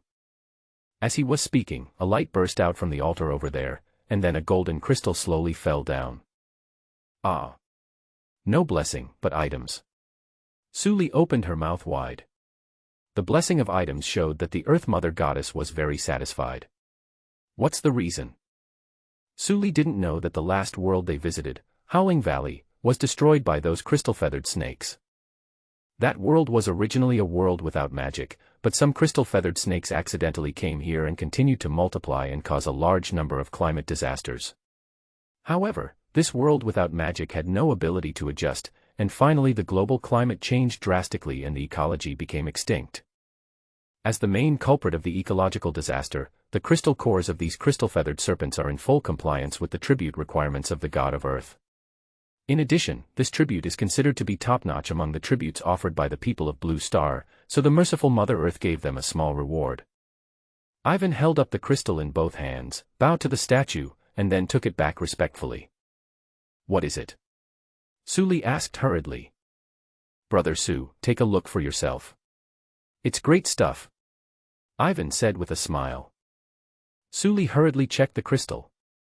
Sunshine crystal, dissipates after 4 short-term world explorations, continuously releases light, providing sunlight for surrounding crops for 24 hours, increasing the growth rate of ordinary plants by 50% and the growth rate of extraordinary plants by 20%.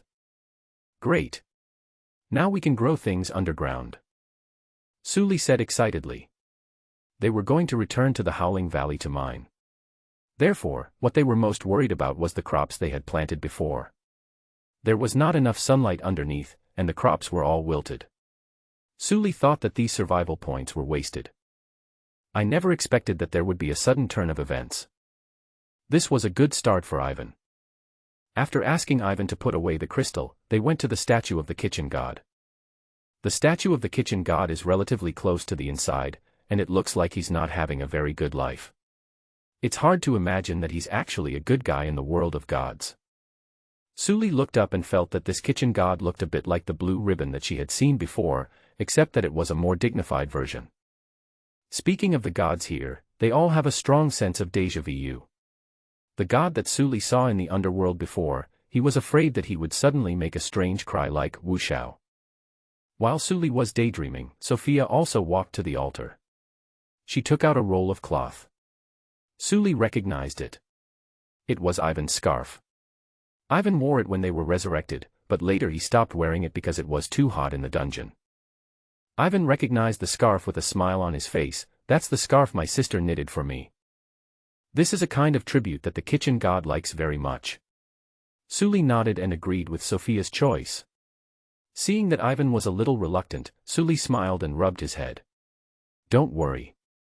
What the kitchen god wants is to witness the love of family. That scarf is your sister's love for you, and the kitchen god will not take it away. The offering glowed with a gentle light, and then a small spark circled around the offering and fell into Sophia's hands. Sophia carefully took the fire and then closed her eyes. After a while, Sophia came back to them both with the scarf. How is it? Suli asked. Sophia handed the scarf to Ivan and said, the kitchen god was very pleased and gave me 2 recipes. Blessing to Ivan Blavatsky's exclusive amulet. Material, love, any fabric, 1/1. Effect, let Ivan Blavatsky grow up healthily. When love disappears, the amulet will also disappear. Well, now you don't have to worry about not growing taller. Sophia smiled and rubbed Ivan's head. In addition to this gift for Ivan, there is also a recipe. Recipe: Storm Crystal Feathered Serpent Soup, secret food recipe, enhances perception and agility. Materials: 1 storm crystal feather serpent meat, some spices, 1 egg, 1 fungus, any level of magic furnace required.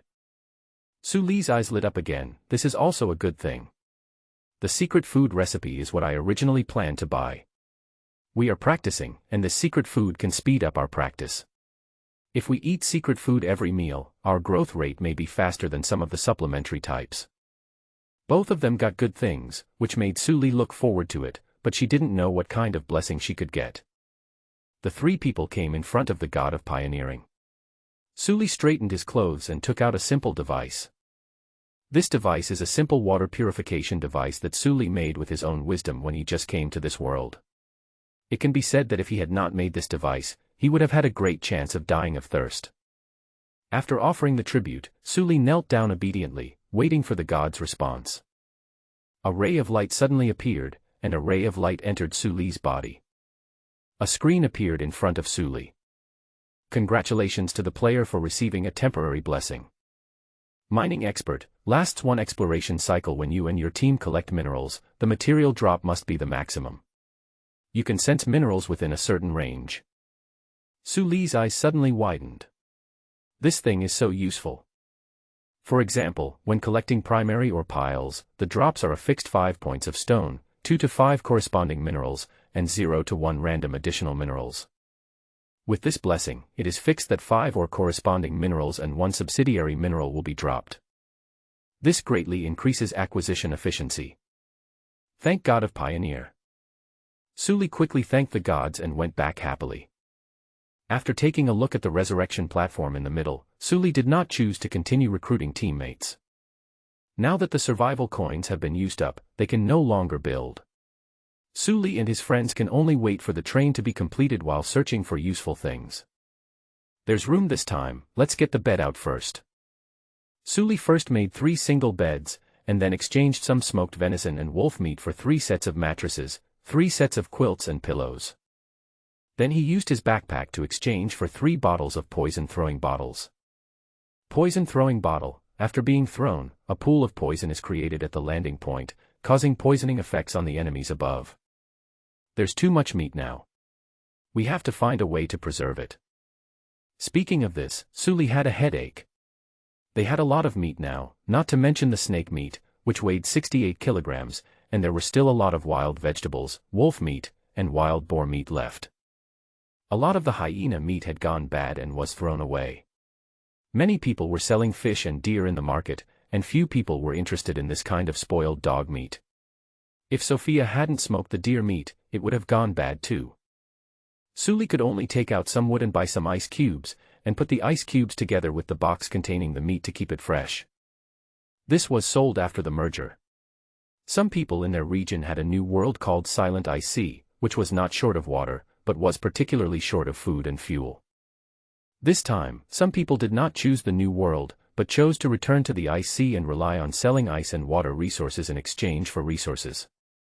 This is also a way, but Su Li believes that in the current version where progress is being pushed forward, such a conservative approach will not last long. The resources in the initial world are too scarce. The price of ice cubes is not too outrageous. Moreover, the shelf life of meat containing magic energy is much longer than that of ordinary meat. Ordinary bacteria find it difficult to reproduce on magic energy meat, so it is difficult to spoil. It's not as effective as a refrigerator, but it's better than nothing. After finishing the work, Su Li and his team rested for a long time at the transfer station, and finally waited until their train was completed. The front of the car has not been upgraded yet, so there is nothing much to say, it is still the same. 10 meters long and 3 meters wide. As for the carriage at the back, it's really amazing. It is 15 meters long and 3 meters wide when it leaves the factory. The 3 entered the train with great excitement, but were greatly disappointed. Ivan touched the wall and felt it was very fragile. He couldn't help but complain, "Isn't this the same as the wall of the level 0 train? It's just a layer of hand-torn iron sheet." Su Li looked around and found the room empty. There was a display screen on the left side of the entrance. Click on the display screen and you will see a description of the situation in this carriage. Basic carriage. Current carriage bonus, none. Current carriage equipment, none. Sully flipped through it and found more detailed data, such as durability, firmness, etc. It was useless. There's really nothing, but fortunately it can be upgraded. The upgrade conditions are similar to those for the front of the car. You need to purchase drawings from the factory and then make an upgrade plug-in. Sully took a look at the upgrade drawings. Universal Carriage Upgrade Plug-in Blueprint, 100 survival coins. Can be used on basic carriages to upgrade them to general carriages. Requirements: 300 pieces of wood, 300 pieces of stone, 200 pieces of iron ingots, 100 pieces of copper ingots, 20 pieces of silver ingots, 5 pieces of fire element fragments, 5 pieces of water element fragments, locomotive level LV2 or above. It would be good if it could be upgraded, otherwise it would be really unsafe to live in such a fragile newspaper shell. After finishing it, Sully and the others sorted out the things inside. The front of the car was where the workers would wait for meals. They usually moved around here. The rear compartment is tentatively used for sleeping and processing materials. It also houses primary planting boxes and sunlight crystals. Sully used 2 fire element crystals to exchange for 3 earth element crystals from others, and then made 3 new planting boxes.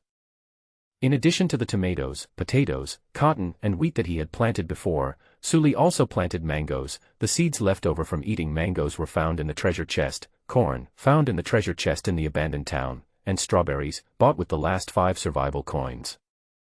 There was not enough sunlight before, so even though it was planted for 7 days, the actual effective growth was only 4 days, and only 5 days including today. Mango, growth time is 28 days. After maturity, it is harvested every 5 days. Due to sunlight crystallization, the growth time is shortened to 18.6 days. Tomatoes, growth time is 11 days. After maturity, they are harvested every 4 days. Due to sunlight crystallization, the growth time is shortened to 7.3 days. Potatoes, growth time is 6 days, but due to sunlight crystallization, the growth time is shortened to 4 days. Cotton, growth time is 10 days, but due to sunlight crystallization, the growth time is shortened to 6.6 days. Corn, growth time is 14 days. After maturity, it is harvested every 4 days. Due to sunlight crystallization, the growth time is shortened to 9.3 days. Strawberry, growth time is 8 days. After maturity, it is harvested every 4 days. Due to sunlight crystallization, the growth time is shortened to 5.3 days. Wheat, growth time is 15 days, but due to sunlight crystallization, the growth time is shortened to 10 days. Counting the time for seeding, we will have potatoes to eat the day after tomorrow. Sully thought about this and became excited. The 3 of them arranged the beds, then placed the planting boxes, watered the plants, familiarized themselves with the placement of various supplies in the train, and then it was time for the highlight. What's the highlight? Of course, the front of the car is upgraded. Sully took out the LV2 train upgrade plug-in and used it on the train head. A beam of light gradually enveloped the train head, and the train changed in the light. The train was originally 10 meters long, but in the light, the train head gradually stretched to 15 meters. The additional 5 meters was all movable space. The shape of the locomotive is also a bit more modern, but the only drawback is that it is still a steam locomotive powered by a boiler. Sully and the other 2 walked around the train and observed its changes. The height of the train did not change, but the scratches caused by the hyenas in the salt marsh and the scars caused by the wind blades had been refreshed. Sully was overjoyed when he saw this, as this saved the cost of repairs. When the light faded, system information appeared in front of Sully. The train level has been upgraded to LV2, and your train has gained new functions. New preset function, you can set how far to drive next and which one to choose when you encounter a fork in the road. Combustion efficiency has been improved, and the train warm-up time has been reduced to 3 minutes. Built-in ignition device for boiler. Train speed has been improved. You have received the last gift, Overcoming the Novice Period, gift package issued by the game operator, which has been automatically opened for you. You have obtained the train wooden partition drawings, wooden door drawings, interior train light drawings, stone floor drawings, and stone wall drawings. Please choose one of the following 5 options as a reward. Onboard bedroom, roof defense platform, onboard radar, hunting shovel, onboard storage room. Sully was overjoyed again. There was another gift pack to be claimed. He quickly clicked on the detailed introduction in the manual and carefully checked the effects of these options. The roof defense platform adds a combat platform to the roof, but it is just a platform, without even a shelter. If you want a shelter, you have to spend money to build it yourself. The hunting shovel adds a huge shovel to the front of the vehicle, which can be used to break through the siege of beasts. To be honest, Sully felt that these 2 things were not needed for the time being. Moreover, these 2 things could be made in the factory, and the materials were easy to collect, just various metal ingots. Even elemental fragments were not needed. The cost, performance and demand were very low, so they were ruled out first. Onboard storage room, with the trailer bed, the demand for this is not so high for the time being. Exclude. The onboard dormitory is an additional dormitory that occupies 5 meters of the vehicle length and has certain special abilities, speeding up physical recovery. Sully hesitated for a long time between the dormitory and the radar, mainly because the toilet in the dormitory was too tempting. But after hesitating for a long time, Sully still chose the vehicle-mounted radar. This thing requires a lot of electronic components. Sully can't find a way to get it for the time being. And they are going to mine underground next, and having a radar that displays the terrain can be said to be even more powerful. Car radar displays terrain within a 5-kilometer range. Can be upgraded and enhanced in the factory. In addition, the vehicle speed has also been improved to a certain extent, with a normal speed of 80 kilometers and a maximum speed of 100 kilometers. After the upgrade, Sully and the others began their own exercises and reading studies. Unfortunately, Sully didn't have the materials to make a magic stove. The magic stove required 100 iron ingots, and Sully only had 24 iron ingots. Otherwise, he could have tasted the secret snake soup. I went to bed early and woke up at 5 a.m. After Sully and the others had breakfast, they waited until 6 a.m. and entered the vortex of transmission. After entering the vortex, Sully did not look at other worlds, but directly chose to enter the previous world. You have entered a new world. Whistling Valley. Current world energy level, 0.4. Challenge level, 1. Everything went dark before my eyes, and then I returned to this world again. It was pitch black all around. Sully turned on the lighting system and immediately saw a pile of stones on the open space next to him. The things I put there before I left are still there. We are back to where we left. Sully looked excited. Back up. Go back 80 kilometers and continue digging for crystals. Wait a minute, my mining expert has responded. Sully looked to the left. In his perception, there was a mine about 3 kilometers to the left. Sully turned on the radar, which immediately showed the terrain within 5 kilometers. Sully quickly took photos and screenshots. With pickaxes and steam mining machines, the 3 men, fully armed and holding torches, headed west. The underground cave was difficult to walk in, with limited vision and some slippery surfaces.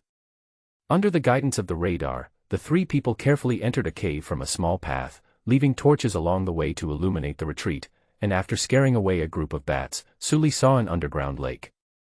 The underground lake is surrounded by various mineral piles.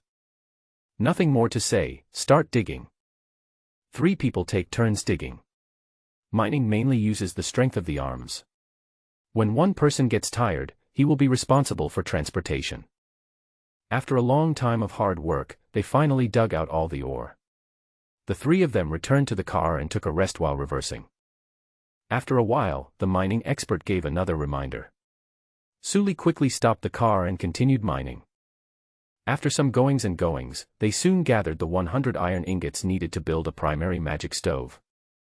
This primary magic stove looks like a modern integrated stove. When used, it consumes lower-level magic crystals as energy. Only by using this magic stove can you activate the magic energy inside the flesh of extraordinary creatures and create secret food with special effects. Sophia began to make snake soup for the 3 people according to the secret food recipe given by the kitchen god. Maybe the iron pot is not suitable for making soup dishes, the quality of the snake soup is a bit low. Lower-level storm crystal feathered serpent soup. After consumption, practicing will enhance agility and perception. For players with agility and perception below 50, every 10 servings consumed will increase 1 point of agility and 1 point of perception. This can only take effect 3 times.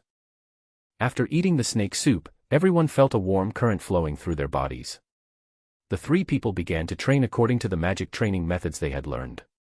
Suli's training looked like swordsmanship training, constantly dancing with swords. Ivan's training looked like physical training. As for Sophia's, it looked a bit like dance training. After training for a while, the warm current disappeared and the 3 men stopped, sweating profusely. Suli tried to move her body and felt that her flexibility had improved and her physical strength had also increased, with the growth rate being almost twice as fast as usual. This is a low-level snake soup. If it were a high-level, or even top-level one, I can't even imagine what the effect would be. Suli exclaimed. After boiling water, washing and changing clothes, they finally started the train and reversed towards the crystal-feathered serpent's nest. After entering the lair, Suli and his team stopped the train and walked here. This was also to avoid entering the lair directly and alarming the storm crystal-feathered serpents. Suli and the others checked the surroundings first. The breeding season of the storm crystal-feathered serpents had not yet ended. Their courtship and reproduction would last for 7 days. Now it was only the 4th day, and the crystal-feathered serpents were having a hot fight. After observing again and confirming that the group of adult crystal-feathered snakes had not returned, Suli suddenly became bolder. He looked inside, found a good spot, and started piling stones on the ground. In line with the terrain, a pocket-like terrain was created. When you are not strong enough, it is really useful to build a fortress relying on the convenience of a space backpack. Then he went out to cause trouble. Sophia followed Suli out, and from a distance, she shot an arrow at the crystal-feathered snake cub that was resting in the middle. This arrow was like poking a hornet's nest. More than 200 young hornets in the nest swarmed over. Not only them, but also 6 elderly individuals crawled over. Suli and Sophia quickly ran back towards the trap pocket, dodging the wind blades at the same time. As for the wind bullets, the strength of the cubs was too weak, and the speed of the wind bullets was very slow. Even if they hit her body, Suli could withstand several of them. As long as she was not submerged, there was nothing to be afraid of. After entering the pocket trap, Sophia and Suli quickly grabbed the rope and climbed to the top of the fortress with the help of Ivan. Then, when all the stupid snakes came in, Suli took out a bottle of poisonous throwing bottle. According to the information in the illustrations, the thing that the crystal-feathered snake fears the most is neurotoxin. After being poisoned, it will affect their ability to control the wind element, which is equivalent to silencing them. A bottle of poison was thrown at them, and these stupid snakes became silent and twisted around on the ground. Seeing the crystal-feathered serpent that had gone silent, Ivan said, "It would have been better if we had bought the poisonous throwing potion before." Who would have known that this is the storm crystal-feathered serpent? Suli said with a smile. This kind of poisonous throwing bottle can only be purchased at the transfer station or opened from the treasure chest at this stage. When Suli knew that he would have to face the storm crystal feather serpent, he searched for it on the trading interface. But no one was selling it. It was not until the last exploration that someone selected this kind of throwing bottle in the self-selection box and put some on the shelf. Ivan nodded in agreement. That's true. Sophia looked at the crystal-feathered snakes that had lost their special abilities and said with some emotion, "Knowledge is power."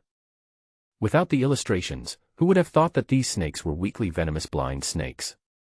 If they didn't know this information, they could only find a way to lure out the group of snakes and deal with them one by one. Although they could fight, it would take a lot of time. Hey, now it seems that my initial reward is quite useful. Suli was overjoyed. That illustrated book contained a lot of information about black iron level monsters. By skillfully utilizing this information, they could easily defeat the enemy. When Suli saw the group of snakes coming in, he threw in a bottle of venom to cheer them up and prevent them from absorbing all the poison. When the snakes were exhausted, 3 people jumped down from the wall and killed them one by one. This time, not only did we harvest a large number of snakes, but we also pushed the kill count to 200. For each type of monster, if 100, 200, 500, or 1,000 of them are killed, there is a 100% chance that an equipment blueprint using this monster as the main material will be dropped. 2 blueprints fell in front of Sully. They are Crystal Feathered Snake Boots Blueprint and Crystal Feathered Snake Bottoms Blueprint. Sully learned all of them. Then he saw that he needed something called a primary magic forge.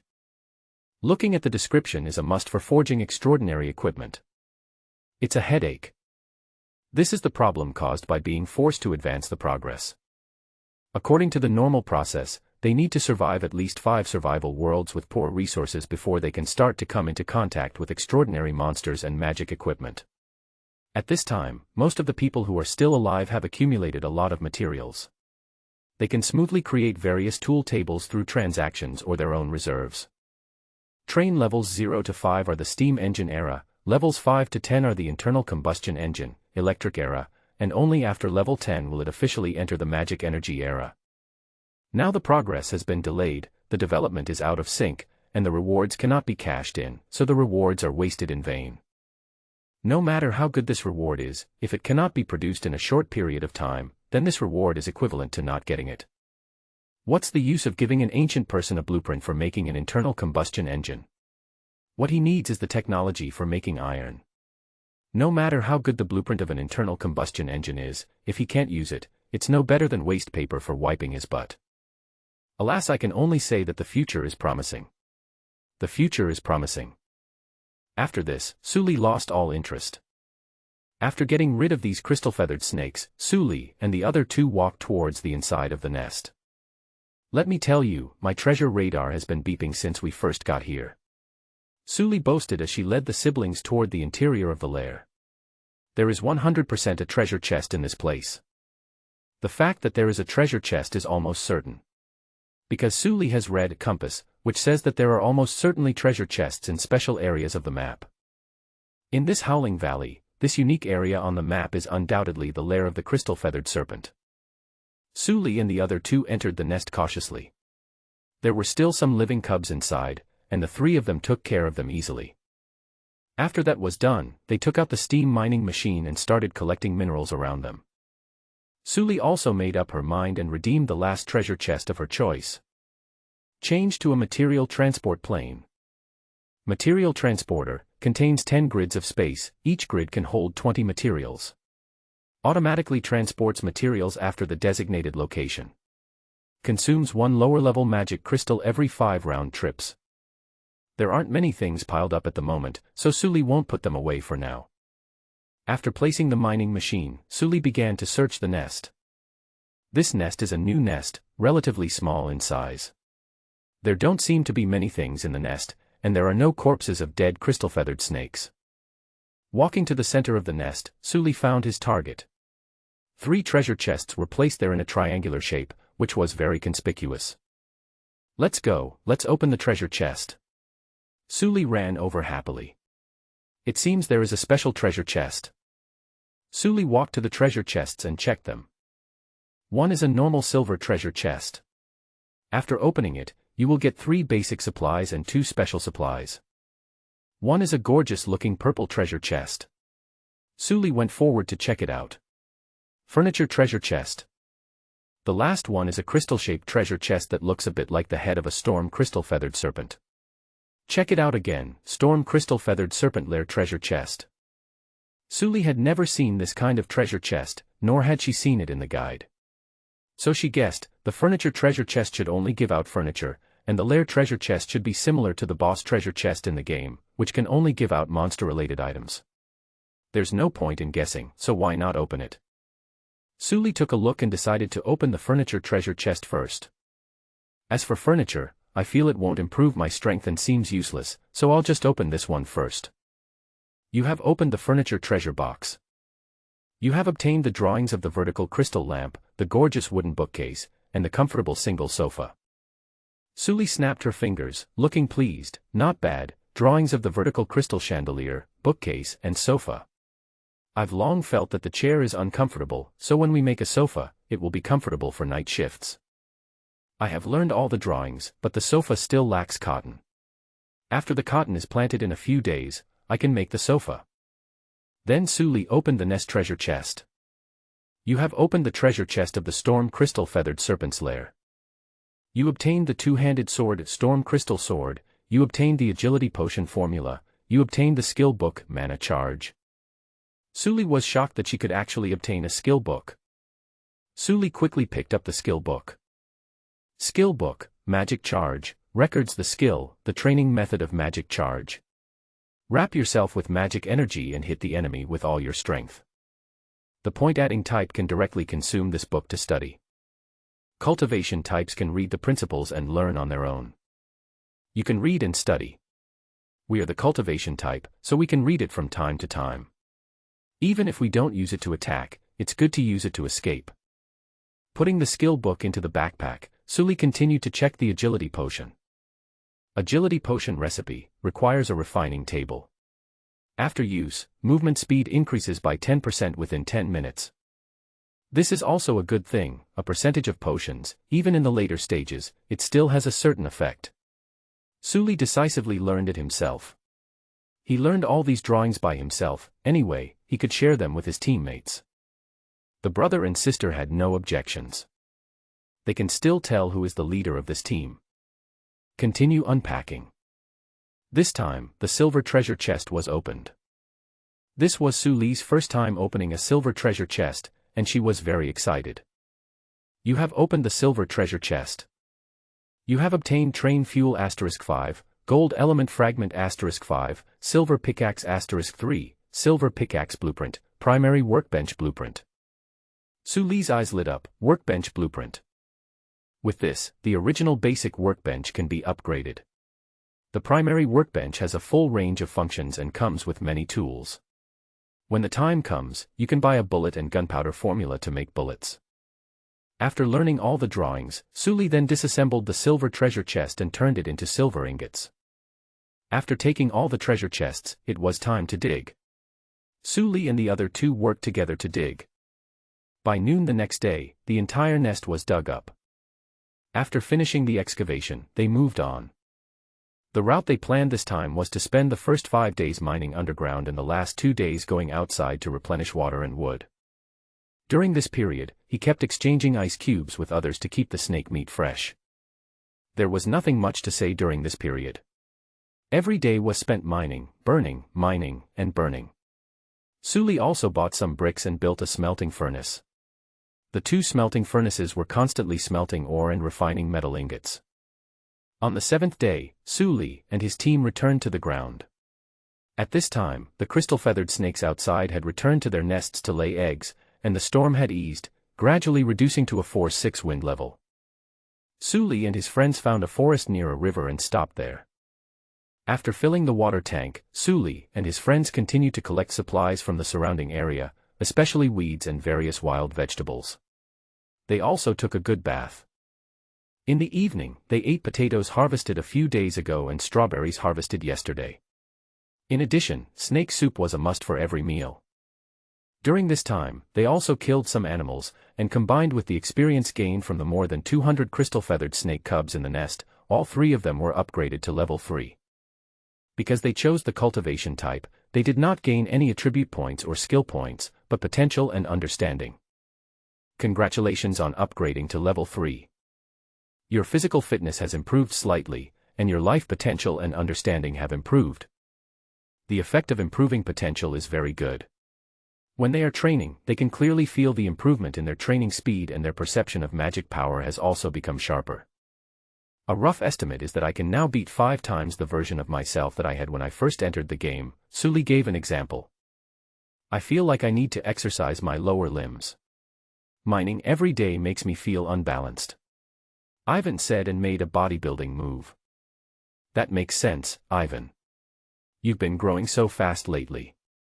Suli nodded in agreement, and then ordered some more dishes for Ivan. Eat more. It's the time to grow taller. I, your brother, once set a record in our school by growing 17 centimeters in 1 year. During that time, my legs hurt every day, and now there are growth lines on my thighs that come from growing too fast. Okay.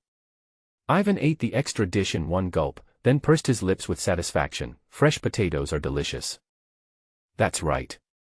What did we eat before? They were all wild vegetables. Real dishes are still better. Suli nodded in agreement. Sophia finished her snake soup, put the bowl down, and said, maybe we can grow more rice and wheat. Well, rice and wheat are cheap and have a long growth cycle, so I think it's better to just buy them at the store. We've made a fortune this time, so we can just exchange them with others or buy them at the store. The ones you grow yourself taste better, Sophia added. That's fine. Then we can plant more crops that can be harvested continuously. We can stagger the planting time so that we can have fresh vegetables to eat every day. After the chat, Suli and the others had to face the beast tide at 8 o'clock in the evening. As usual, they still use stones to build a fortress. This time, they had to face 18 wild boars, 8 brown bears, and 20 wild wolves. Although this lineup has a large number of people, they do not have any monsters and are completely powerless to fight back against Suli and the others. Suli used the storm crystal sword and magic power to behead the last brown bear with one sword. Just like that, the beast tide ended. The beast tide is over. Get 300 survival coins, get 1 self-selected blueprint box, 1 self-selected prop box. The rewards are less than last time. Is it because I'm entering the same world again? Or is it because the quality of this beast tide is lower? Suli shrugged without getting an answer and clicked on the self-selection box. There was nothing good in the blueprint box. Suli chose the last one and learned a universal gunpowder formula. There was nothing good in the self-selected item box either. Suli chose for a long time and finally picked invitation from the underworld, *2. Because Suli has already used the invitation letter to the underworld once, the next time he uses it, he will need 5 invitation letters to enter the realm of gods to select people. Suli feels that his team is not perfect enough and lacks magic attacks and healing, so he wants to continue to add team members. Rather than spending survival coins to participate in the lottery, it is better to use the invitation letter from Hades. After all, it is carefully selected by the gods and is trustworthy. Back to this time's rewards, the self-selected boxes this time are not only less in quantity, but also worse in quality. I won't come here again, and I don't have to worry about the same blueprint dropping. I'll use the blueprint selection box from last time. Suli finally took out the blueprint selection box from the last beast tide and selected the Crystal Feathered Serpent Leather Armor blueprint. So far, the Crystal Feathered Serpent series equipment blueprints in his hand included leather armor, bottoms, and boots. It could form a set of equipment. This journey is much easier. Suli took out a towel and wiped the blood, flesh, and grease off his crystal sword. We are stronger now. The bonus of magic power is too strong. In the past, I couldn't imagine that I could use my shield to block the brown bear's attack head-on and even make the bear stagger. Ivan's face was also full of excitement. The sharpshooter who had contributed the most in this battle also clenched his hands, feeling the fatigue in his arms. My strength has increased quickly, and my bow is a little light. I need to change it. After dismembering the beasts, the 3 men went to take a bath in batches. After taking a shower and putting away the collected items, Suli checked the results of the 7 days of material collection. Gemstones, 7 broken rubies, 5 broken gold crystals, 6 broken yellow sapphires, 3 broken sapphires, 1 broken emerald. Elemental fragments, fire, metal, earth, water, wood, 11/15/12/11/2. Crystals, broken crystals 907, complete crystals 343, lower-level magic crystals 351. Snake meat, storm crystal feather serpent meat *485, broken crystal feather serpent head crystal *261, crystal feather serpent fine crystal skin *275, complete crystal feather serpent head crystal 6, storm crystal feather serpent core 4. Basic materials, stone 5138, iron ingot 4689, copper ingot 3132, silver ingot 364, coal 2096, wood 3962. I won't count the remaining miscellaneous and infrequently used materials one by one, but they are definitely enough. The only downside is that there isn't enough wheat to make much rope. They don't really need ropes right now. If they really need them, they can trade for some. It can be seen that this journey purely for collecting supplies was really exciting. This is the god of pioneers. With the mining machines and the population advantage, we were able to harvest so much. The number of other single players who specialize in mining will be reduced to 1/5 or even less. So, the population advantage in the early stage is really a huge advantage. And the blessing of the god of development is really awesome. Suli said with emotion. One more person means twice the efficiency when mining. Even one more child to help carry materials is a great improvement. Not to mention that they have the blessing of the pioneer god, who can sense the location of the mine, greatly shortening the most time-consuming search phase. There is also a steam mining machine that can replace 5 people and is tireless. With so many ores, Suli built 3 more smelting furnaces on the road. A total of 5 smelting furnaces ran around the clock to smelt the ores into metal ingots. After packing up, drain all the water in the water tank and then refill it. The water tank is not equipped with a purification function, and the water will go bad if it is left there for a long time. Everything was ready. Suli drove the train towards the portal. It would take an hour to move forward, so Suli, Sophia and Ivan sat in the carriage, reading books while waiting for the train to arrive at the portal. After reading the introduction of a monster, Suli stretched and noticed Sophia flipping through the book, Basics of Supernatural, under the standing crystal chandelier. For several days after the storm, the sky was cloudless, as if it had just been washed. The bright moonlight shone through the window onto Sophia's body, and her golden hair turned into a more elegant platinum color, making the girl seem to be shrouded in a moon veil, so beautiful that she didn't seem like a human being. Sophia's breathing became a little disordered. The girl who specialized in agility and perception felt the burning gaze. The reserved girl pretended not to notice the gaze, but her ears slowly turned red, revealing her shyness. It was this blush that made the girl fall from the goddess of the moon to the human world. Suli suddenly woke up from that state, realized that she was staring at someone, and quickly looked away. But when he turned around, he saw Ivan grinning mischievously. That mischievous smile made Suli furious and he slapped him on the head. What are you laughing at? Have you learned the magic charge? Laugh now. Looking at the angry Suli, Sophia pursed her lips and a smile spread from the corner of her mouth. Transit station I, who Hansen, am back again.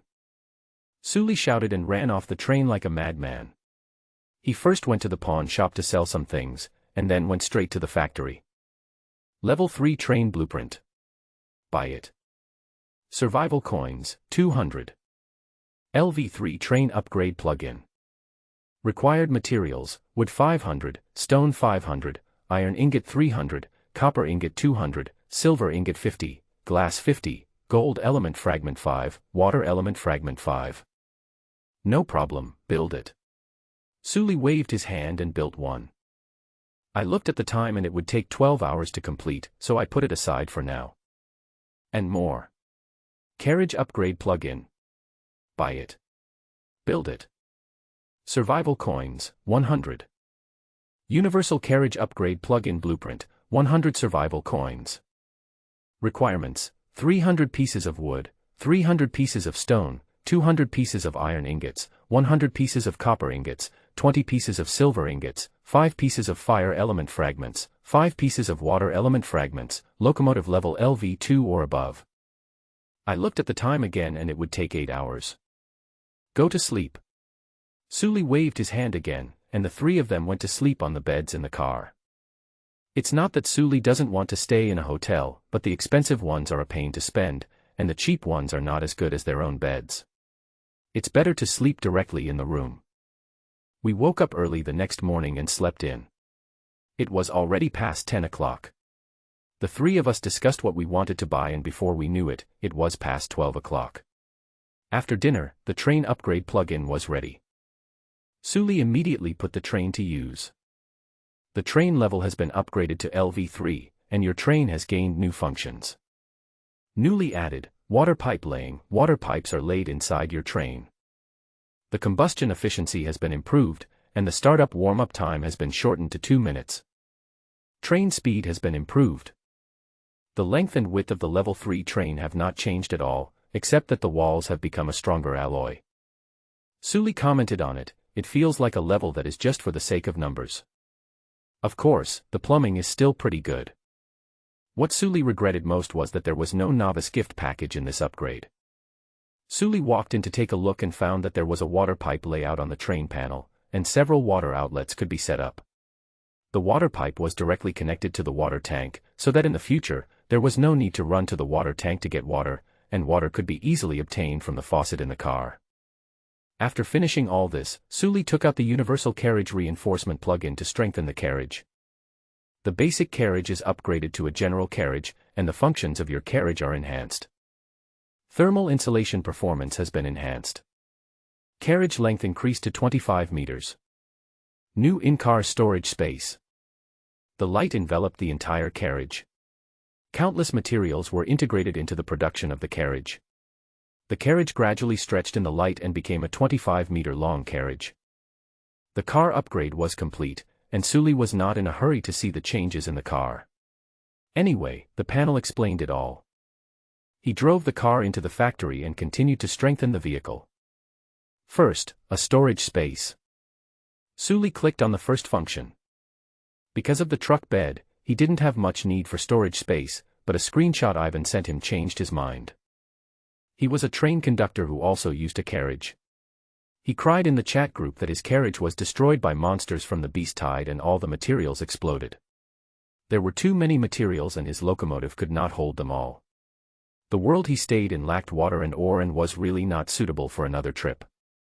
He could only trade at a low price with tears in his eyes. The other one was even more unlucky.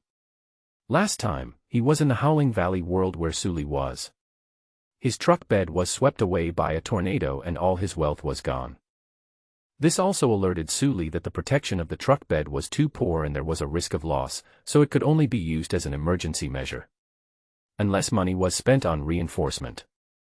After repeated consideration, Sully decided to build a storage space on the truck bed and use the truck bed as a backup. Car storage space, LV1 can store 20,000 units of materials. Consumption, 100 iron ingots, 50 copper ingots, 10 silver ingots, 1,000 wood, 300 survival coins, carriage level, general level or head level LV1. This storage space takes up 5 meters of space in the carriage. Sully puts it at the end of the carriage. With this space, plus the external storage compartment at the rear of the car and the storage inside the car, a total of more than 30,000 materials can be stored, which is enough. Then there is the car-mounted planting room. Car-mounted planting room LV1, a sun room made of one-way mirrors, with wall strength equal to that of a car body. Contains functions such as automatic watering. Consumption, copper ingot 50, glass 200, wood 200, survival coin 100, lower level gold, wood, water, fire, earth element fragment 1 each. The car-mounted growing room needs to occupy 10 meters of space in the car. After placement, there is only 10 meters of space left in the car. For the remaining 10 meters, Sully chose to build 2 vehicle-mounted dormitories. On-board dormitory, a personal room where physical strength, spirit, wounds, and status recovery will be accelerated. Consumption, iron ingot 50, wood 250, stone 250, wood element fragment *1, survival coin 50. Each on-board dormitory occupies a length of 5 meters, and 2 of them is 10 meters. In this way, the 25-meter length of space in the carriage is used up. He was still short of 1 wood element and 1 water element fragment, so Sully used 4 lower-level magic crystals to exchange them with others. Then there is the rooftop water tank, another 5-ton tank, and a rooftop combat platform. Car-mounted combat platform, wood 100, stone 100, iron ingot 100, survival coin 50. After placement, there will be a fence platform on the roof without any defensive measures. However, you can build a battle bunker on it later, set up a turret or something like that. The super train that Sully saw for the first time was equipped with long-range attack capabilities. Sully also wanted to upgrade the train's radar, but unfortunately, the level of his train was too low and could not be upgraded at all. Sully checked the drawings of the LV4 train enhancement plug-in in the factory. In this respect, factories are better than shops. The blueprints in factories allow you to see the required materials, while the blueprints bought in shops are recipe blueprints, and you cannot see the required materials before using them. LV4 train enhancement plug-in, 300 survival coins. Required materials, wood 500, stone 500, iron ingot 300, copper ingot 50, silver ingot 200, gold ingot 50, battery 10, plastic 30, gold element fragment 5, wood element fragment 5. As soon as he saw the formula, Sully knew there was no hope. He had never seen such a thing as a gold ingot, so he decided not to buy it for the time being. Then I looked at the next level drawing of the carriage. Excellent carriage upgrade plug-in blueprint, 300 survival coins. Can be used on general grade carriages to upgrade them to premium carriages. Requirements: wood 500, stone 500, iron ingot 500, copper ingot 300, silver ingot 100, gold ingot 50, wood element fragment 10, water element fragment 5, fire element fragment 5, train head level 4. Well, there's nothing much to say about this. I won't buy it for now. So how did those guys manage to reach level 6 in just 6 days in a place with scarce supplies? Sully was puzzled. It's actually very simple.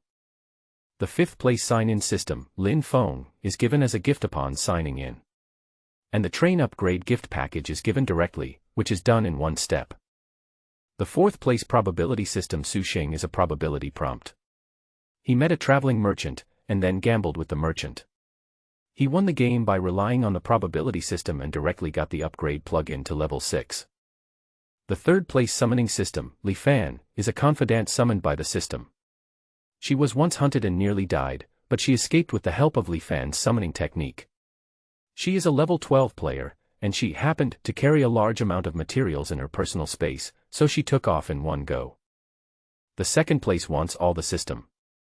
Tang Sheng is simple, he wants all the boxes. Some boxes have a chance to contain upgrade cards, but the probability is extremely low. The 1st place Supreme Enhancement System Luo Pingan is the simplest. On the first day, when using the initial Train Enhancement plugin, the Supreme Critical Strike was triggered, and it was directly enhanced to level 6. It's hard to be tense, the wall hangers-on are illogical. These guys are doing it smoothly as if there is a big hand paving the way for them behind the scenes. After watching the train enter the factory and begin renovation, Sully hurried to the temple. Having tasted the sweetness of worshipping God, hurry up and worship God to get some more powerful buffs. Just now when Sully was doing the construction, the brother and sister had already been to the temple. Sophia offered a Russian home-cooked soup to the kitchen god and gained a buff that increased her cooking comprehension. Ivan didn't have any suitable sacrifices at the moment. When Sully came over, he was struggling with this. At this time, Sully had a bad idea. How about you pay tribute with another crystal-feathered serpent core? Ivan refused without a second thought. I don't think it's possible. We've already made a sacrifice, so we shouldn't make another one. It would be insincere. You told me that, Brother Su. Sully curled her lips, took out the water purification device that she had offered to the god of pioneering last time, placed it on the altar of the god of pioneering, and began to offer sacrifices. The water purification device on the altar turned into light and disappeared. Then, the light spots condensed into a stick and hit Sully, making Sully dizzy. You have received the blessing of the god of pioneering. You deserve a beating. Deserve a beating. You have gained the ability to sense treasure chests. The sensing range is 5 kilometers. When you open the treasure chest, you will be hit on the head with the cane of the god of pioneer. Only you and your team can open the treasure chest. Treasure chests opened by others will become empty treasure chests. God of Pioneer, pointing, you kid. Zhao, I've been taught a lesson. Sully scratched his scalp. The pain from that stick just now was as if his little finger had touched a box. However, this kind of punishment was more of a joke to the god of pioneers. Some people may think that Sully is too careless.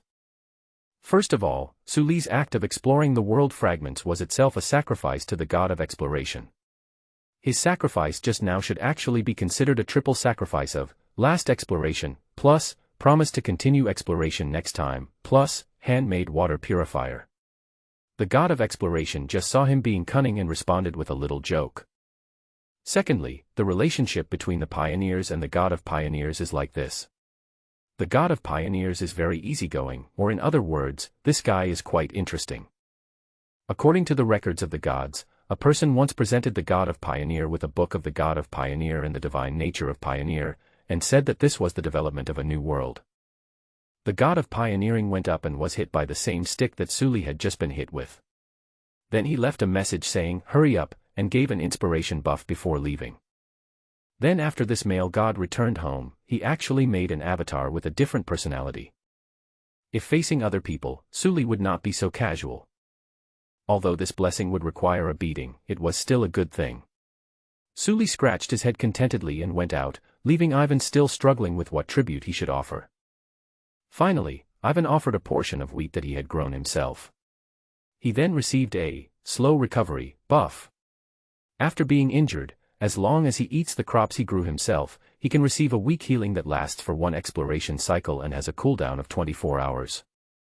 The construction is completed, and the next step is to buy training courses as usual. Sully bought herself a warrior training class for 200 survival coins, Sophia a shooter training class for 200 survival coins, and Ivan a guardian training class for 200 survival coins. The training courses are calculated by time rather than content. If you are a genius, you can complete the training content in one course. If you are not so talented, you can only spend more money and take more classes. Then I went to buy some blueprints.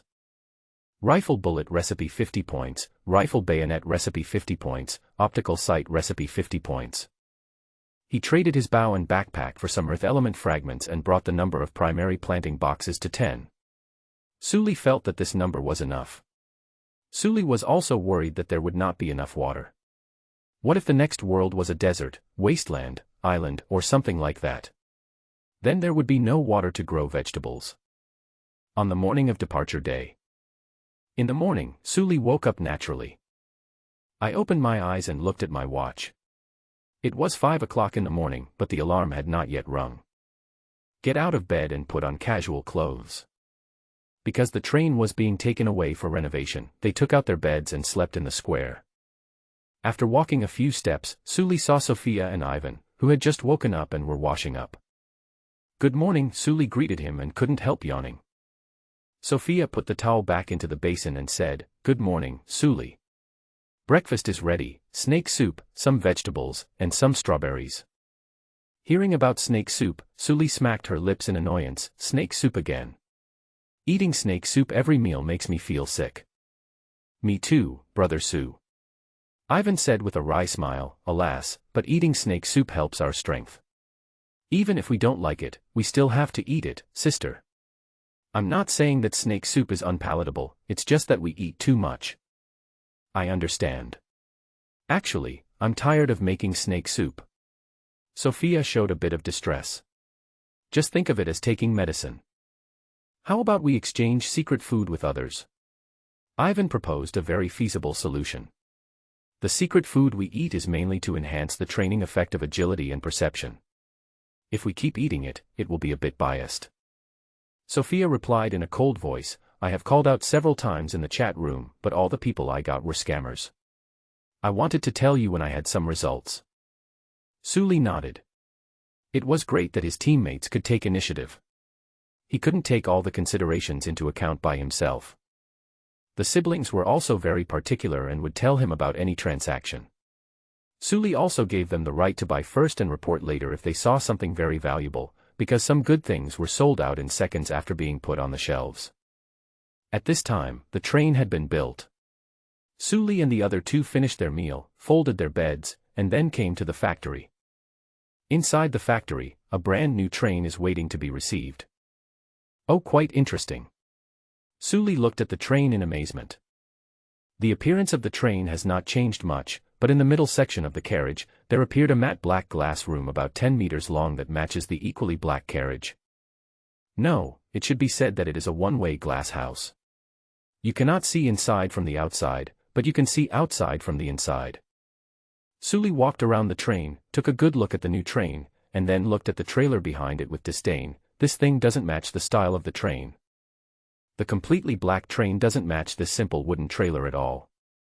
When the storage room is upgraded in the future, we will remove this. Sophia said, with one more section, there is an increased possibility of attack.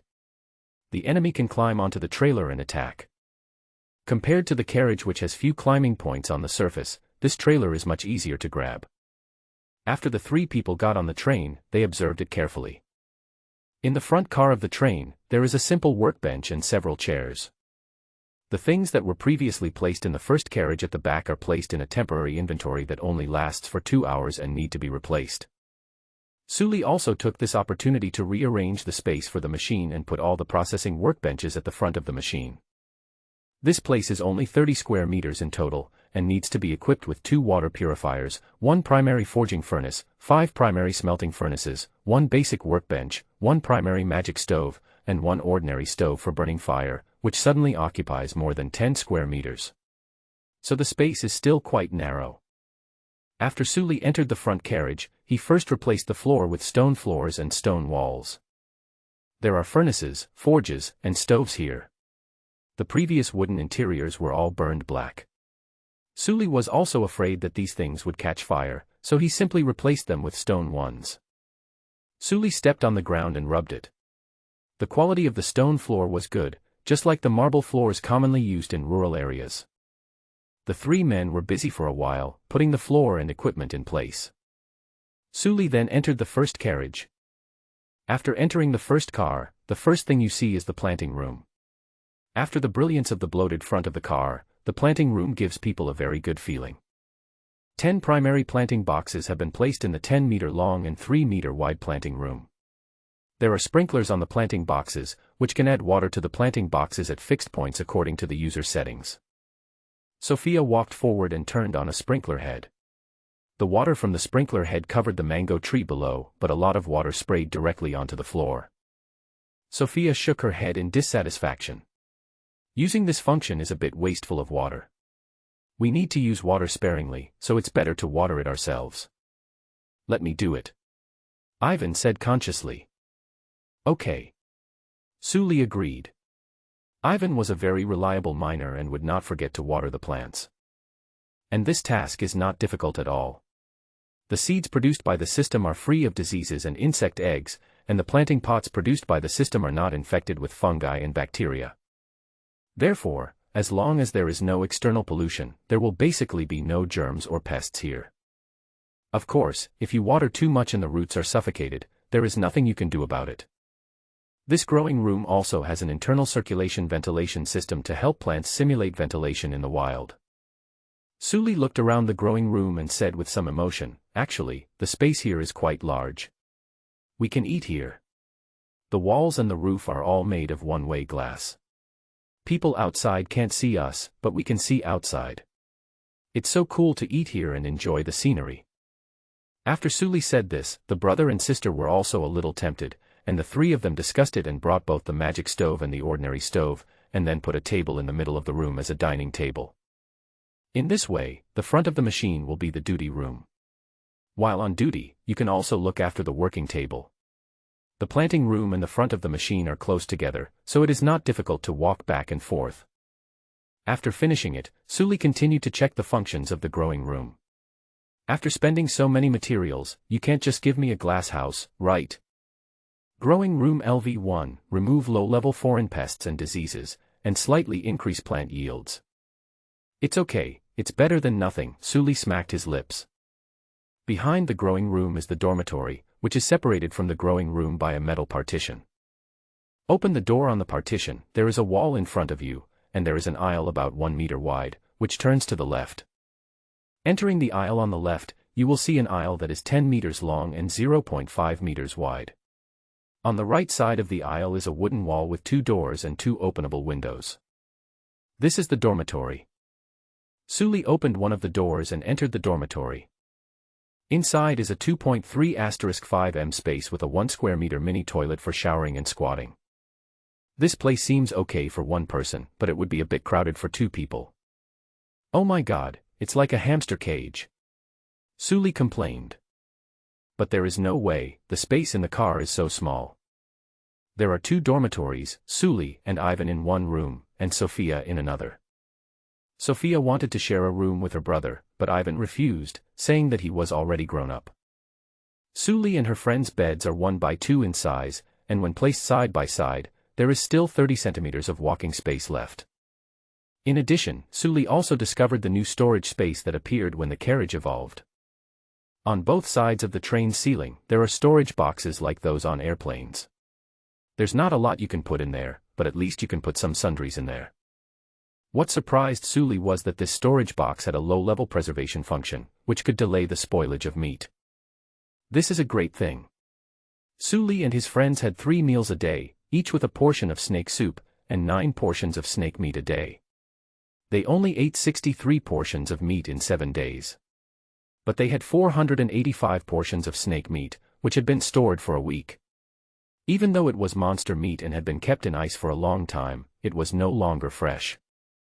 Suli and the others quickly transferred the ice and meat into these fresh-keeping storage cabinets. After finishing that, Suli and Ivan continued to tidy up their dormitories. The interior space of the train was relatively high, so Suli simply piled up 6 pull-out storage boxes against the wall to store Suli and Ivan's personal belongings. This way, we finally have a toilet and private space. Before, there was no toilet, so Suli and the others had to relieve themselves on the train. How should I put it, it was always quite embarrassing. Especially when there was no first carriage and only the locomotive, you could hear it no matter how you hid. Alas, the past is too painful to recall, Suli said with emotion. But with our hard work, life is gradually getting better. The toilet was a squat toilet, which Suli had long been accustomed to. The brother and sister were both Mao, and there was no threshold for squatting in Asia. Ivan even squatted down and performed a Mao kicking dance for Suli. What a talent! Finally, there is the storage space at the innermost part of the car. Vehicle storage space level 1 can store 20,000 units of materials, no grid restrictions. This no grid restriction made Suli's eyes light up. There are grid restrictions. For example, a certain equipment only has 3 grids, and each grid can hold 5 materials. Theoretically, 15 materials can be placed. But in actual use, a pickaxe, a hammer, and an axe will use up all the grids. Theoretically, there are 15 storage spaces, but in reality, only 3 are used. Remove the grid restriction and you can place it anywhere, which is great. After inspecting the new carriage, Suli was very satisfied, except that it was a bit small. Alas, this person, when he didn't have a house, he thought a hamster cage would be fine, but now that he has a hamster cage, he complains that it's too small. He doesn't know how to be content. Suli made a pretentious sigh, which made Sophia, who was maintaining her old rifle, laugh. At this moment, Ivan also ran over, "Brother Su, the blueprints have been bought." As he spoke, he took out 4 drawings. Primary chemical table blueprint 100 survival coins, battery blueprint 50 survival coins, primary workbench 100 survival coins, primary infusion table 200 survival coins. These were unlocked only after returning this time. If the locomotive LV is not upgraded to a certain level, the store will not unlock the sales rights of the recipe. Suli picked up the blueprint and learned all of them. Basic chemical bench blueprint requires a basic workbench to manufacture. The material used is gold ingot, so it cannot be manufactured for the time being. Primary workbench can be upgraded from the basic workbench, but it still requires gold ingots and cannot be made. The basic workbench has an upgrade branch, which is the primary infusion table. The infusion table is mainly used for the synthesis of various materials or the decomposition of various materials. It is not a necessity, but it is very convenient. The materials required for the primary magic infusion workbench are 5 more elemental fragments than the primary workbench. This needs to be stockpiled temporarily, and there is no urgent need to use it at the moment, so Suli did not build it. Battery is the material for upgrading trains. Consumption: iron ingot *5, electrolyte *1, gold ingot *2. The electrolyte requires a chemical bench, no recipe is needed, it comes with the chemical bench, and only requires some sulfur ore and water. Plastics also require a chemical bench, and only resin can be processed into plastic. So now the progress is all stuck on this chemical table. Suli pinched his brows with a headache, and the rifle bullets I bought before require universal gunpowder, and universal gunpowder requires saltpeter and cotton to make. Gold mines, saltpeter mines, and sulfur mines are the next collection targets. As for iron ore and copper ore, they are not needed for the time being. Several thousand units are enough for a while. You have to choose the world carefully. Suli sighed. But who can tell the choices in this world? It all depends on luck. I asked in the chat room, and someone in the world with energy level 0.7 has found gold and nitrate, Sophia said suddenly. We have dug so many mines, but we haven't seen any gold, nitrate, or sulfur. I think it may be the limit of the world's energy level. That makes sense. Suli nodded in agreement. Many of the ore piles in this world are very unnatural. You can see ore piles after walking a short distance in the cave. In the normal world, other than the mines, there are no such dense piles. It is obvious that they are resource points created by the system. In other words, we have to choose a world with a higher energy level. Will it be dangerous? Ivan asked.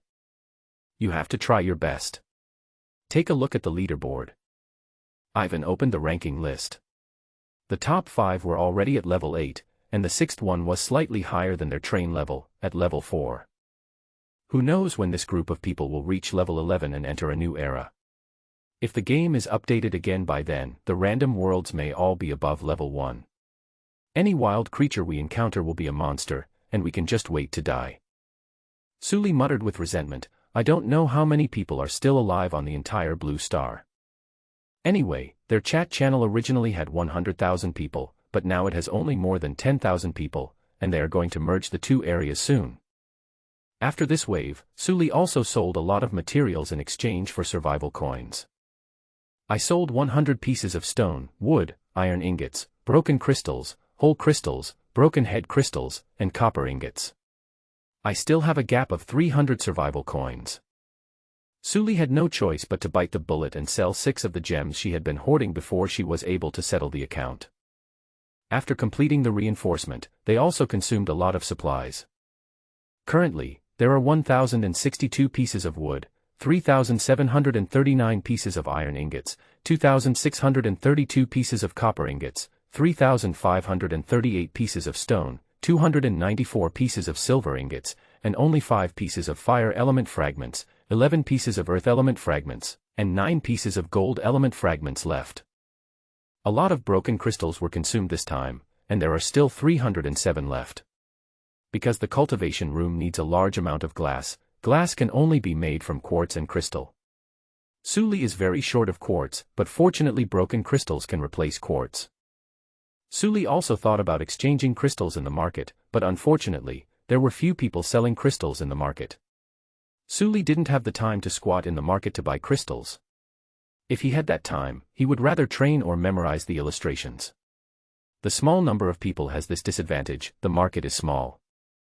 At 6 o'clock, a spinning vortex appeared in front of the train platform. Suli and the others got on the train and started it. Woo-woo. The whistle sounded, and the train drove out of the platform and into the vortex. Suli opened the operation panel and checked the 5 worlds extracted this time. The first vortex, the last world, Whistling Valley. The second vortex has a lot of clouds and mist, and tall buildings are faintly visible in the clouds. The third vortex is a rotten claw with a bullet hole in it. The fourth vortex, a large number of mushrooms spreading spores. The fifth vortex, strange-looking birds and clouds. Open the election, open the election. The 3 of them looked at the vortex pattern together. Suli said firmly, first, rule out the third one. Someone chose something similar in the last world, which was a zombie world. If you catch them, you'll get infected. The risk is too great. We have magic power, strong strength, and strong immunity, but we are not yet immune to zombie infection. Once we are caught, we have to look for antibiotics and special medicines everywhere. We are exhausted and cannot develop. Let's rule out the 5th one, the flying birds and clouds. What if they are in the air? Sophia said worriedly, we don't have the ability to fly. We are too restricted in the air. If it's in the air, then the energy level here must be very high. I think it's worth considering. Suli carefully observed the strange flying bird in the vortex. After watching for a while, he felt that it looked more and more familiar. Finally, he yelled. Light-skimming bird. Pass, pass, this is too difficult. Suli had seen the light-skimming bird in the illustrations. This bird was about the size of a hummingbird, a carnivorous bird that lived in groups. It could spit out light bullets.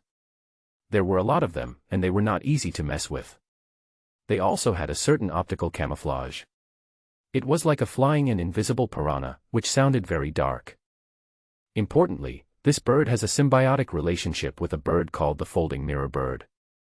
They live under the feathers of the folding mirror bird, help the folding mirror bird attack other monsters, and eat the folding mirror bird's leftovers.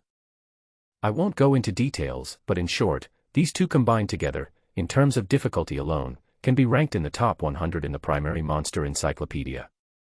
The monster encyclopedia contains tens of thousands of monsters. Sully and his men do not have the ability to cause large-scale damage, so when they encounter such a situation, they can just type GG amid laughter. Sully concluded, in short, listen to me, even if you choose the zombie world, don't choose this cloud world. Then it's the mist world and the spore world. Ivan looked at the two options and felt a little uncomfortable. Mist and spores, I don't know if they are poisonous. We don't have protective measures like masks. Should we still choose Howling Valley? Sully hesitated for a moment and shook his head. No, we can't choose the Howling Valley anymore. We can't get anything good in it. The next nest closest to us cannot be reached in 7 days. The most valuable place in that world is the low-level magic crystal in the nest. If we choose Howling Valley, we must drive backwards like crazy this week, and then choose this world next week, and then we can come to another nest to kill monsters and mine. We had 2 chances to choose a world, and the most valuable thing we got was a low-level magic crystal. It's not worth it. We must speed up our development now. Those people are almost at level 11. Sophia said, since there is a possibility of poisoning, why not think about where we can make the most profit? One is a city in the mist, and the other is a spore jungle. The most valuable things in the spore jungle should be various herbs and food, right? Maybe there is also a mine. We are short of wood element fragments, and there should be more wood element fragments in the jungle. In the fog city, we may be able to directly obtain some modern products, such as refrigerators, generators, and even finished nitric acid, sulfuric acid, and batteries. Sully thought about it and felt that it made sense. Let's choose the foggy world. We can trade wood element fragments with others. If that doesn't work, we can just buy them in the store. Nitric acid and sulfuric acid should be easy to find in the factory. The city world should also be able to harvest some electronic components, which are also very rare supplies. The brother and sister had no objection. After Sully chose the mist, the remaining 4 worlds all disappeared. Only the mist world was like a gaping mouth, waiting for explorers to enter. Sully swallowed nervously and moved forward. The train rushed into the vortex. After a period of darkness, Sully found that there was a thin mist outside the window. You have entered a new world. Misty City. Current world energy level, 0.8. Challenge level, 1. Sully moved to the window and looked outside. The train was passing through a street filled with a layer of fog about 2 stories high. The fog outside was not very thick at the moment, and Sully could still see the situation outside with her excellent eyesight. Sully raised her head, opened her eyes wide, and blurted out. In the theater of the mind. Ding ding. The referee rang the bell, indicating that the competition was about to begin. The host held the microphone and said to the audience with a professional smile, "Ladies and gentlemen, welcome to this train survival competition. Without further ado, let us welcome this year's challenger. He is a believer of the god of pioneering, the slayer of the storm crystal-feathered serpent, 185 centimeters tall, 85 kilograms in weight, strong and powerful, able to kill a cow with 1 punch. He is the conductor who has stepped into the realm of transcendence and embarked on the path of a warrior. Su-wu-wu-wu-wu, li-yi-yi-yi. Oh. Sully is invincible. Sully is as handsome as the reader. Sully, should I give birth to a child for you? Sully opened her arms and waved to the excited audience. He walked to the center of the ring with a ruthless step. Challenger Sully. The host thrust the microphone over to him. Do you have anything to say to your defender? What I want to say is, Sully smiled evilly. Screams suddenly rang out from below, Sushen. Sushen. Sushen. His mouth is crooked. His mouth is crooked. I am Sushen, invincible in the world. The atmosphere was already noisy. Sully pointed at the audience, Challenger Sully. No, defender, you are the challenger. Oh. Sully, when were you number 1 in the ring? The audience screamed. Today. Sully raised a finger, today. Good. Contestant Suli is full of fighting spirit and confidence. The host smiled and applauded, then extended his hand in the direction of the defender in a calm tone. Next, let's invite the defender. Godzilla. Suli, huh? What? I fight Godzilla. Suli opened her mouth wide. Ha ha ha, just kidding.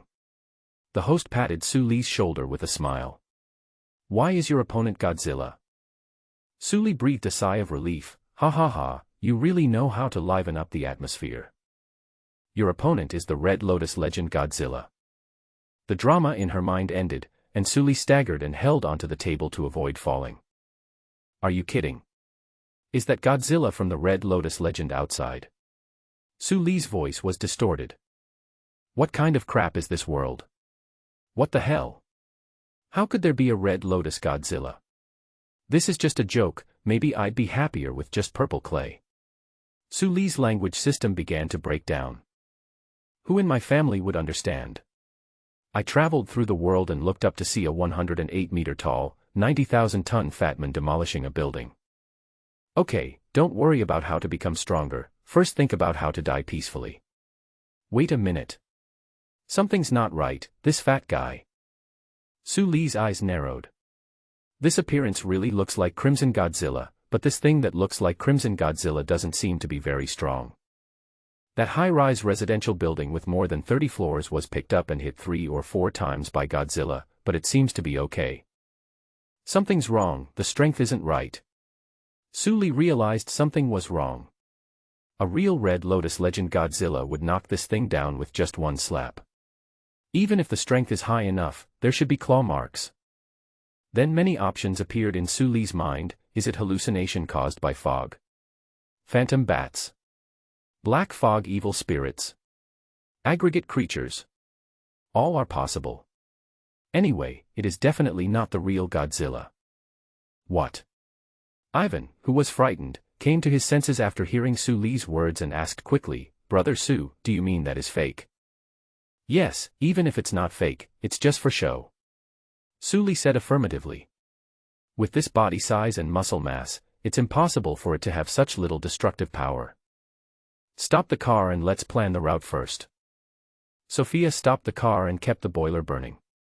They were not short of firewood, they had plenty of branches, and after the branches were processed into charcoal, they burned longer.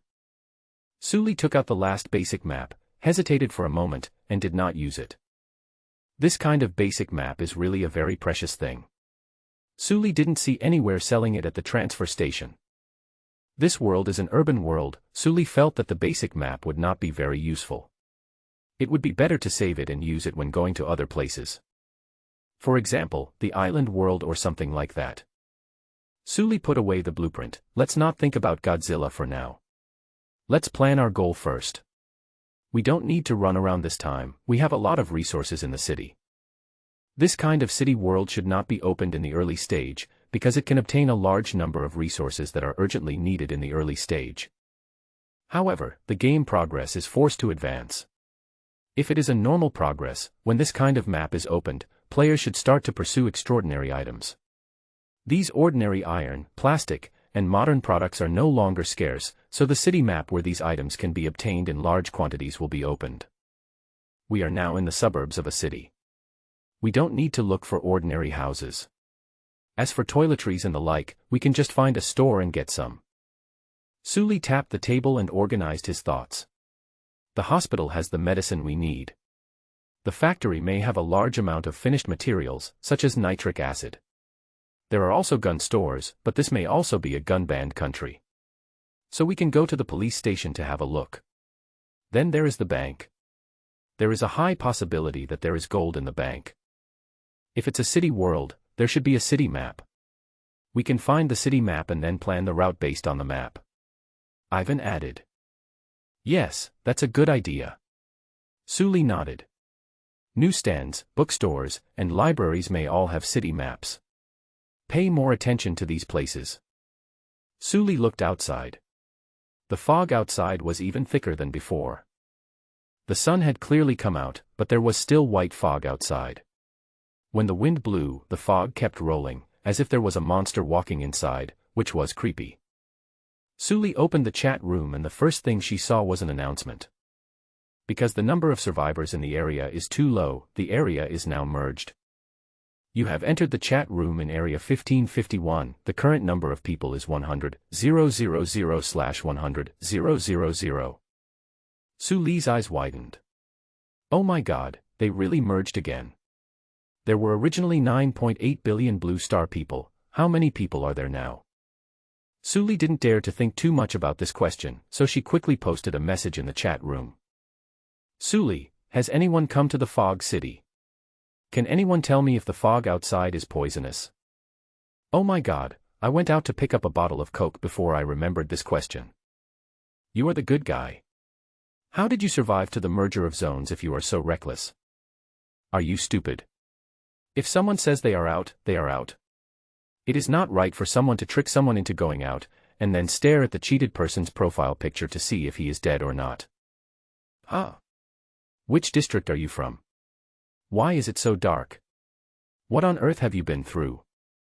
The chat room suddenly became noisy. Suli was also convinced. The netizens' nonsense and twists would never disappoint me. After waiting for a while, someone sent a picture, which was a screenshot of the appraisal. Some kind of mist, not poisonous, but perhaps has other effects. Suli, thank you, boss. My treasure chest gave me extraordinary weapons. After blessing the boss, Suli returned to her dormitory alone, closed the door, opened the window, and took a deep breath. After taking a breath of mist, I felt nothing. Suli continued to suck hard for a while. After inhaling for half an hour, Suli opened his own panel, took a screenshot and sent it to Sophia and Ivan. Then he reached out and scratched his nose. There was no dust in my nose, and I didn't feel the dampness of water vapor on my body. It was as if the fog was just a visual effect. Suli began to recall the plots of books like Transformation, and was immediately furious, and then nothing happened. She did not lose control of her emotions as expected. Suli closed the door and looked through the window into the corridor at Sophia, who was looking at her worriedly. Sophia opened her mouth to say something, and Suli immediately responded, "You didn't make a sound. 2 branches can produce 1 piece of charcoal." Sophia spoke out loud this time. Suli then repeated it. What is 4 plus 4 plus 4 times 2? 16, multiplication first, then addition. The two of them checked a few more times and only breathed a sigh of relief after confirming that there were no problems. Suli closed the car window, opened the door, and the 3 of them returned to the sofa in the growing room and sat down together. It's a short-term inhalation, there's no hallucination or poisoning, and there's nothing abnormal in the status bar. And this mist is neither smog nor water vapor. Suli concluded. This half-hour is necessary, they are still very weak and must be careful. Next is the long-term ingestion experiment. But we won't do it for now.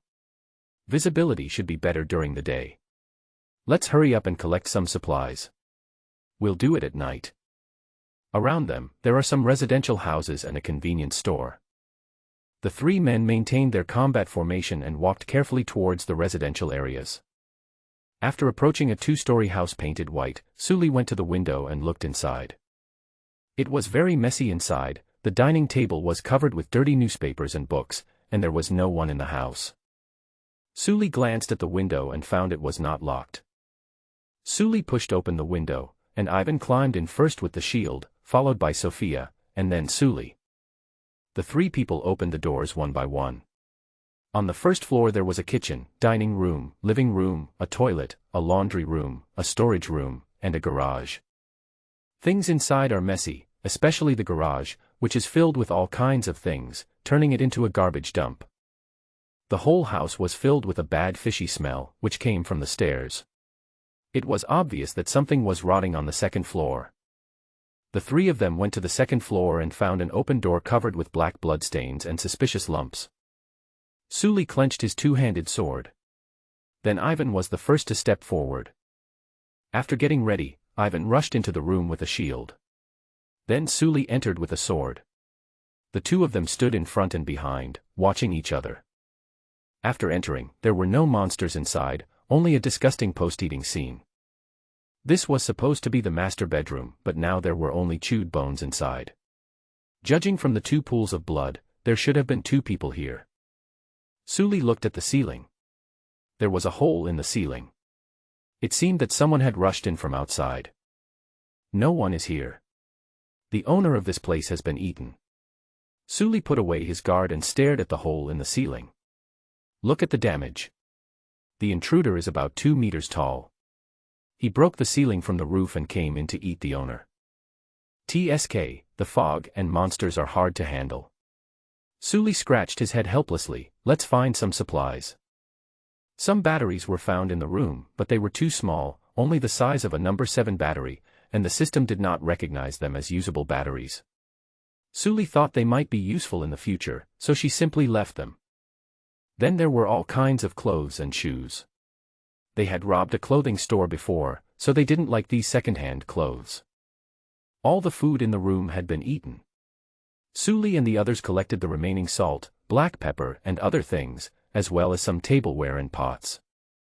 Holding half a bag of salt, Sully suddenly remembered something. I remember saving a saltweed plant before, but it was useless in the end. It wasn't a waste of effort. At the time, it was a good idea. Who knows what will happen in the future? It's always a good idea to be prepared. Instead, he found a bottle of ketchup that had been opened. The ketchup had been consumed, but there were still a few traces left. Sully picked it up and smelled it. It had not gone bad yet, and the ketchup inside had not lost any moisture, which meant that the accident had not happened for long. I turned on the faucet, but there was no water. I turned on the light switch, but there was no electricity either. The furniture here feels so old, like it's from the late 20th century. Sully said as he took a look at the furniture around him. There were no computers in the room, and even the TV was a big head with an antenna. There were no mobile phones, only a landline in the room. After searching around, there really wasn't anything useful. Sully could only move the washing machine, dryer, electric oven, induction cooker, and refrigerator. When we enter the electrical age, they will be useful and we don't have to go to the store to buy them. Anyway, they only take up a few spaces in the warehouse. After searching the house, Sophia said regretfully, no guns were found either. Maybe it's really a country that bans guns. Sully said. But looking at the family photo, it's clearly a European or American country, so forget it, it's a different world. The characters here were some kind of symbolic characters. Although he could understand them, that was with the help of the system. In his impression, these characters were not the characters of Blue Star or any other country on Earth. There are 3 residential buildings and a convenience store around it. Sully and his team continued to search the surrounding houses. The houses were all similar, with walls broken and the owners and their families eaten. The supplies found during the search were also some household appliances and seasonings. Sully was about to leave the last bedroom when she saw several posters in the room, and one of them looked familiar. The nuclear monster, Fusion Titan, is released in a shocking way. Sully stared at the poster. On it was a huge monster spewing lightning. It really looked like Godzilla. What's going on? Sully couldn't help but fall into thought. What's wrong? Sophia found that Sully had not come down yet, so she came over to check, and saw Sully staring at the poster in a daze. There were several posters of beauties in bikinis on the wall, but Sophia could tell at once that Sully was looking at the monster. It really looks like the monster outside. Sophia pondered, but the one outside is destroying the house, right? Would someone film a monster while it's wreaking havoc outside? No normal person would do that. Sophia, who had not read many novels and played many games, had a completely insane imagination. She first saw the monster outside and preconceived that the monster outside was real, and then people, for some reason, created a movie with it as the theme. With rich experience in novels, Sully has an idea. A guess is that the monsters outside are actually imitating this movie. Monsters related to dreams, thoughts, reappearances, resentment, and fear are all possible. For example, mirror monsters, painted skin monsters, and Isad mimic beasts. More information is needed to confirm. After listening to Sully's words, Sophia showed a look of admiration. Sully saw Sophia's expression and felt a little proud. He has read the Elementary Monster Encyclopedia from beginning to end, and is now starting to memorize its contents. Because this is all information about monsters, it is life-saving knowledge, you won't suffer any loss if you memorize it. Not to mention, you can show off. Young people of this age like to show off in front of the opposite sex and dream about awakening superpowers, and the awakening scene must take place in their own class. Suli was in a particularly good mood after showing off. She hummed a little tune, collected the most valuable radio in the room, and then returned to the first floor to meet Ivan. Next, I went to the convenience store. The canteen was also in a mess, with all the food and drinks gone. Suli wanted to get some sparkling water to satisfy her craving. The three searched for a while and found some toiletries, towels, basins, kettles, toothbrushes, and toothpaste. Especially the toothbrush, which they had used before, was found in a house that was burned by a fire in the Howling Valley. The handle of the toothbrush was deformed by the heat. Besides toothbrushes, there are all kinds of seasonings, mops, brooms, and other things. There is also toilet paper, socks, underwear, screws, paper, and pen. There was a lot of messy stuff, and they were all packed up and put into the train. But besides these, there are some other things. Sophia calmly put a few black pantyhose into her backpack. Then she looked around and found no one was around. She stared at a few small boxes with 003 written on them with a complicated expression, gritted her teeth, and put away the remaining 10 or so boxes. As a result, when I turned around, I saw my brother with a weird smile on his face. Sophia's cheeks swelled and she kicked Ivan in the ass. Go. Oh, okay, sister. Ivan rubbed his butt and walked in front. He didn't dare walk behind, or he would be beaten by his angry sister. The journey back to the train was quite uneventful, though it was a little difficult to find our way in the fog. Suli glanced at the compass on her watch. The compass seemed to have eaten Xuanmai and couldn't stop at all. Looking up, the fog was several meters higher than at 6 o'clock, and I couldn't see a thing. The fog is getting thicker. Suli muttered. The three of them returned to the car and put back the collected supplies. The visibility problem is a big problem. If we get lost, we won't know how to get back. Suli felt that the problem was a bit tricky. It is certain that there are monsters here. Once we are attacked and dispersed in the fog, it will be easy to get lost. We can only stay here for 7 days. After 7 days, we have to leave here and go to the transit station.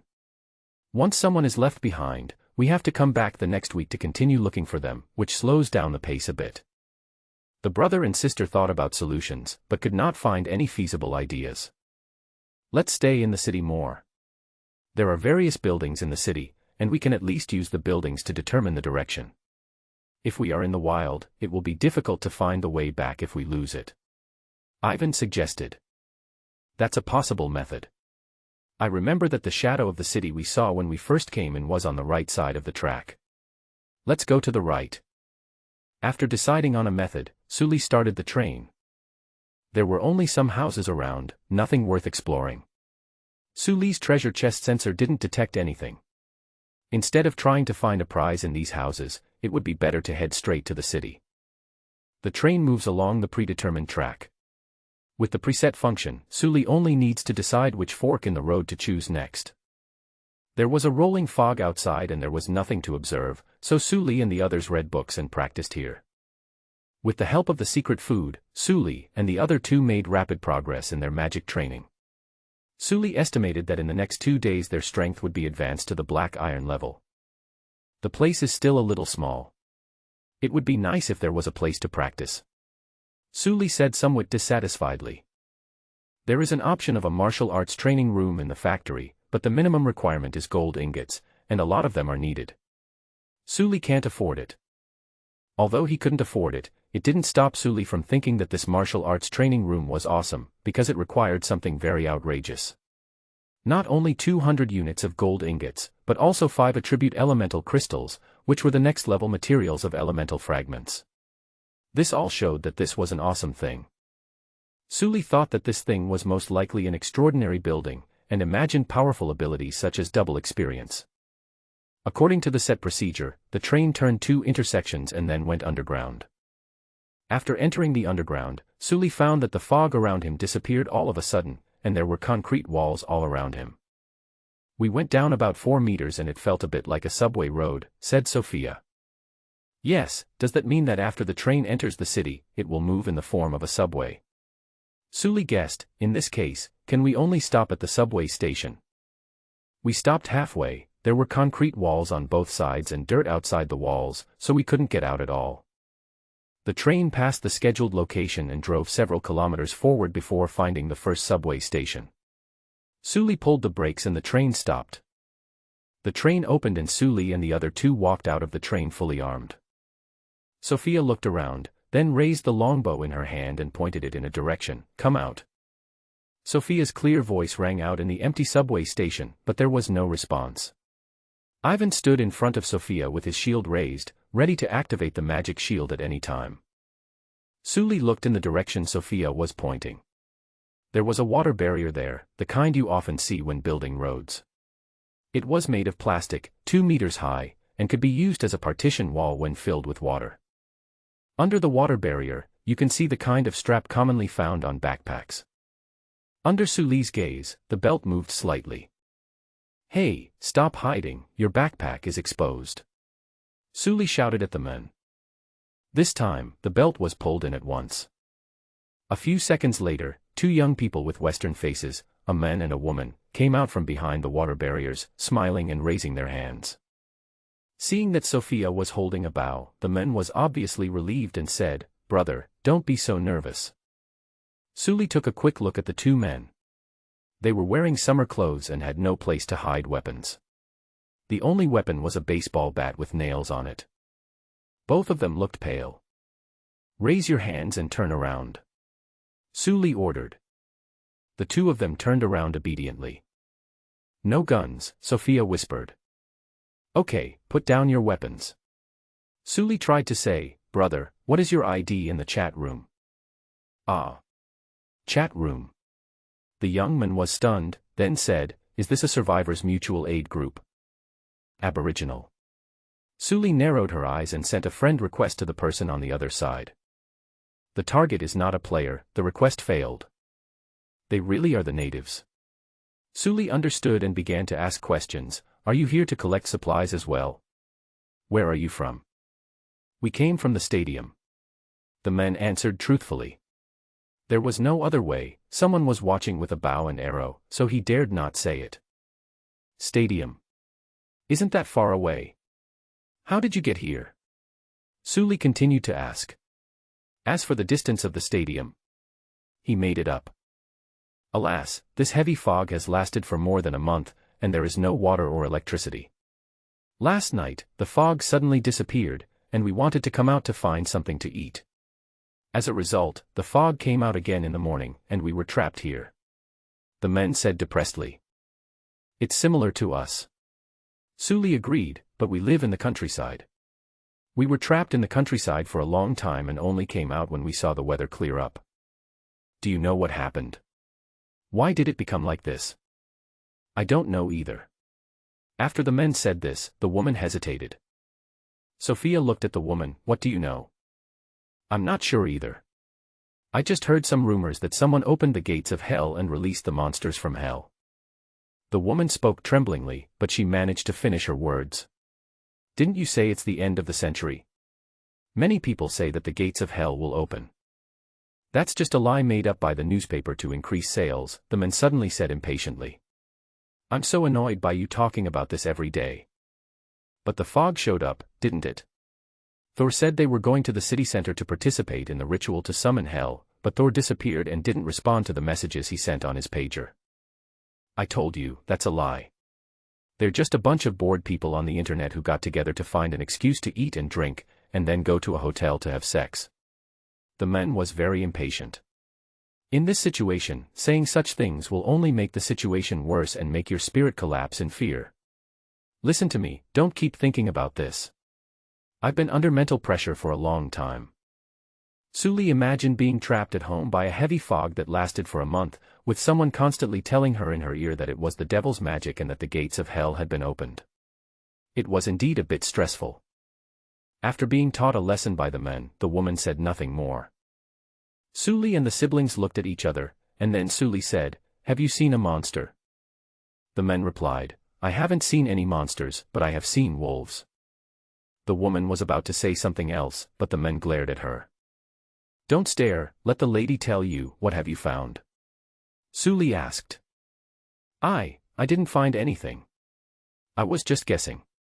Could it be the legendary minions of the Wolf Lord? Wolf Lord? Yes, the Wolf Lord, that's the legend here.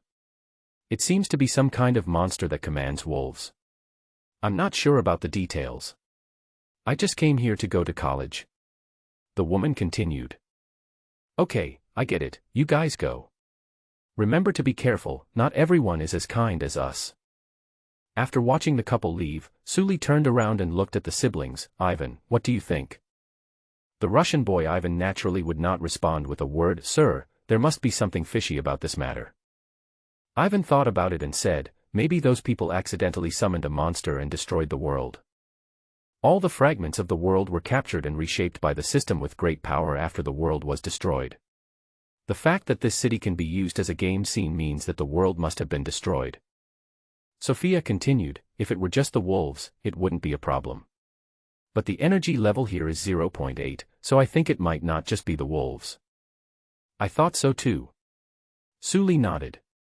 The prophecy of hell at the end of the century and the hell summoning ritual in the city center, these two may be clues. But this clue comes too coincidental. Let's wait until we meet more survivors. Sully and the others locked the door. After the train was locked, it was protected by the system and could not be opened unless the train was forcibly destroyed or the conductor was killed. After finishing it, Sully and the other two walked towards the subway exit. When I went out, I saw thick fog outside. In the vast whiteness, visibility was less than 5 meters. Sully looked around and found a newsstand at the entrance of the subway station. I said that in this era when the internet is not well developed, there are so many newsstands. The three of them came to the newsstand, which was closed. Through the window, they could see a lot of books, magazines, and periodicals inside. Sully broke the glass of the newsstand with the hilt of his sword and went in to search around. When he came out, he was holding 3 local maps and several newspapers. He handed a copy of the map to Ivan and Sophia, and asked Ivan to study the map and plan the route.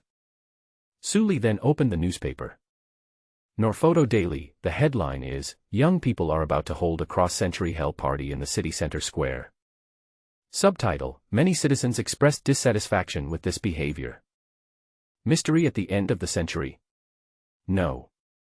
End of the century shopping spree. I flipped through it again and found quite a few reports about the end of the century. It was obvious that no one took it seriously, and most people just took this opportunity to have some fun. Sully flipped through it and saw the entertainment section. Maybe it was the end of the century, some movies seized on this hot topic and made some gimmicky movies. 999 Doomsday, Titan Fusion, and Zerg Underground are currently in theaters. Sully shook her head and then saw an announcement. A mixed acid leak occurred at a chemical plant in our city.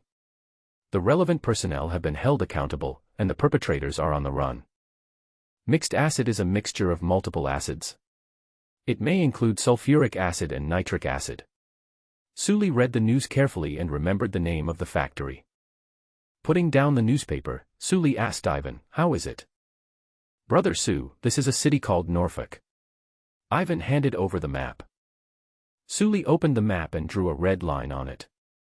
"If we take this road, we will come across a police station. We can go there to look for weapons. There is also a shopping mall and a bank on the road." Sully returned the map to Ivan. "Okay. Also look for the XX chemical plant, there is mixed acid there. How do we go now?" "Just follow this road. You will pass a big school in the middle. Go past the school and turn left. After a while you will reach the police station." The 3 men maintained their formation, identified the directions around them, and groped their way forward in the thick fog. Walking in thick fog, especially when you know there might be monsters, is really excruciating. Especially since the fog is like it's alive and keeps rolling. It feels like there are animals walking in the fog with every movement. Very sad. Sophia concentrated her mind and walked in the middle. Among the 3, she had the sharpest perception and acted as a scout. Suddenly, Sophia stopped and said, be alert, something is coming. Ivan took a step back and protected Sophia behind him. Sully walked forward with a sword and looked around. The fog rolled faster and it seemed that some monsters could be seen. No matter what happens, don't run around. Sully warned, retreat to the side and lean against the wall to reduce the enemy's contact surface. The three of them quickly leaned against the wall and waited patiently for the enemy to attack. Time passed by minute, and suddenly, Sophia drew her bow and shot an arrow into the fog. Ah! There was a sound of dog howling from inside. It looked like it had been shot. After being discovered, the dog's ferocity seemed to be activated. 6 gray wolves half a man's height jumped out from the mist, howling. Old friend. Sully swung the storm crystal sword in his hand, and the sword danced around his body with a whirring sound, while protecting all the people behind him. This is a kind of guarding swordsmanship, using dense sword dance to force the enemy not to approach.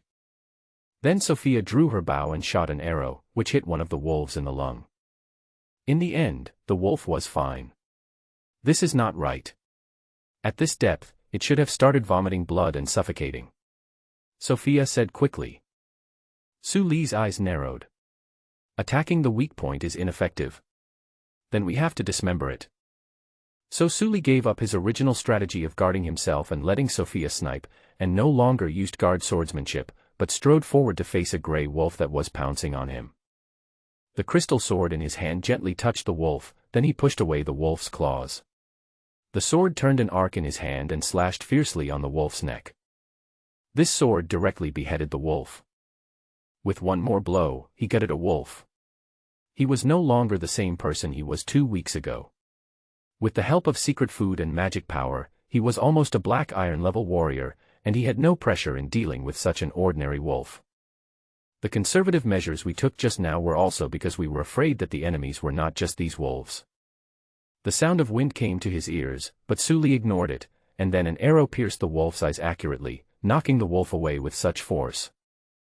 Then, Sully felt a layer of solid magic energy on his body, which was Ivan's magic shield. 1, 2, 3, 4, a total of 10 wolves were killed by Sully. The remaining wolves, numbering in number, howled and retreated. Sophia stared at the rolling fog. The wolves haven't left. Yeah, I know. Sully stared at the mist. He didn't hear the wolf's voice, but he felt a strange feeling, as if he was being pricked by a needle. Is this the killing intent perception? Am I going to evolve into the killing intent Sue? Sully was joking and pretending to be relaxed.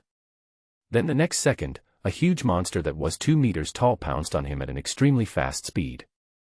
Sully stepped back and attacked sideways, heading straight for the chest and abdomen of the black shadow.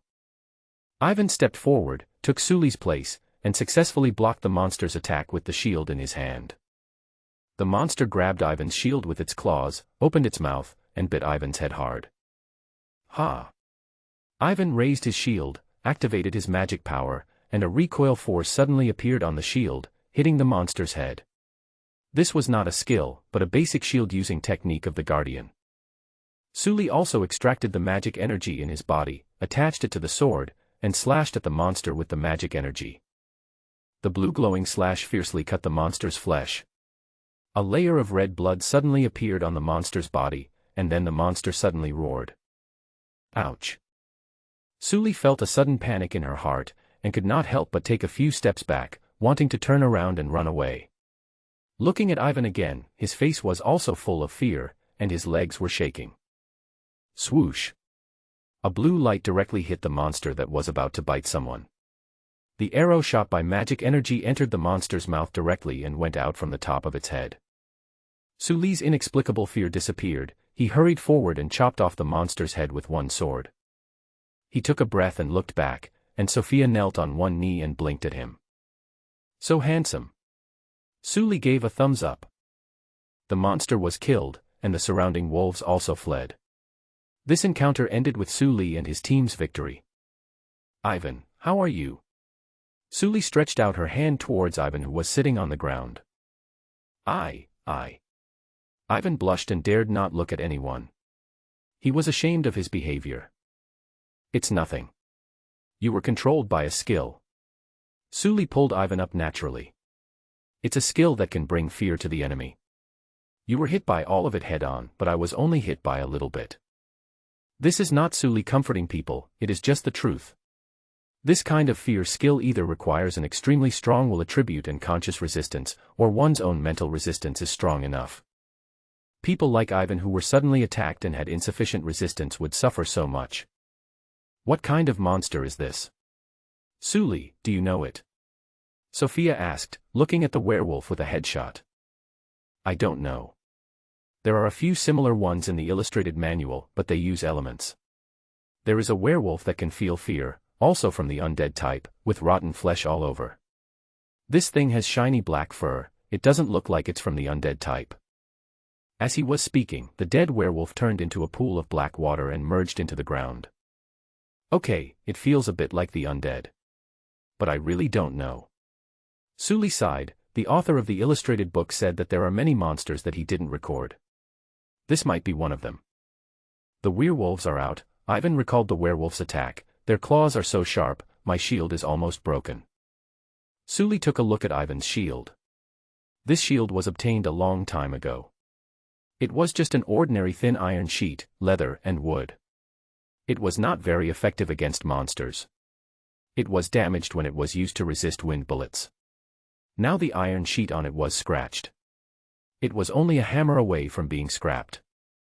We have to find a way to get Ivan a shield. I wonder if the security office has a blast shield. Suli stood up. What a bummer. There's not even any trophy. What a pity. How can there be such disgusting monsters? The undead are all so stingy. Forget it. Let's get some wolf skins for later. Where's the wolf we just killed? The water also turned black and disappeared, Sophia added. Suli's expression became serious. Isn't turning into black water a unique ability of that werewolf? This characteristic, hiss, I have an idea, and I have 5 alternative answers. But I'm not sure yet. I won't teach you how to deal with it yet. If the method of dealing with it is not right, it will be risky. Brother Sue, there is no experience value either. Ivan added as he closed his panel. Of course, this thing should be some kind of derivative or polymer. Suli nodded. In short, killing this thing is a complete negative benefit. Try to avoid it. I'm afraid not. Sophia raised the bow in her hand again. Something is coming. Where? The direction we came from. Then run, to the school. This kind of derivative is best at attrition warfare. We are risking our lives to trade for their mana, what a fool we are. Suli said decisively. The 3 of them, with Ivan as the vanguard, rushed towards the direction of the school on the map. After they started running, they found that there were monsters in front of them. Suli wanted to call this group of monsters fungus people. These monsters are humanoid, with fully bloomed mushrooms on their heads, which look very disgusting. There are also yellow spores on the monsters' bodies, forming something similar to armor. This thing is a bit disgusting.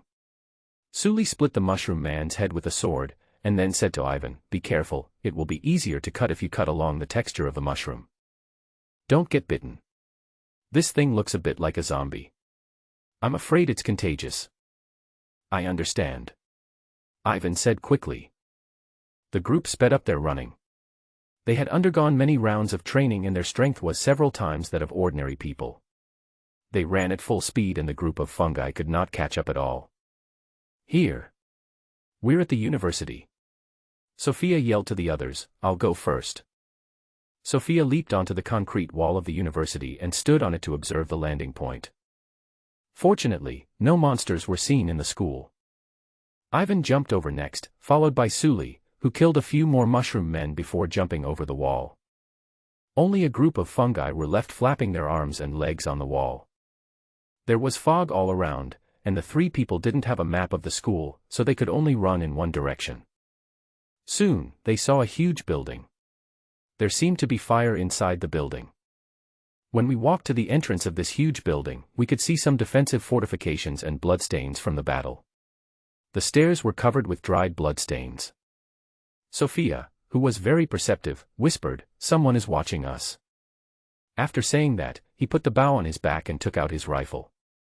There might be survivors here, and a gun is more deterrent than a bow and arrow. Sully pointed to her temple. I feel a dull pain here. Me too, they have guns, Ivan said. My shield can protect against 2 rifle bullets. These 3 people ate snake soup for a long time, and their perception attributes improved rapidly. It should be about the same.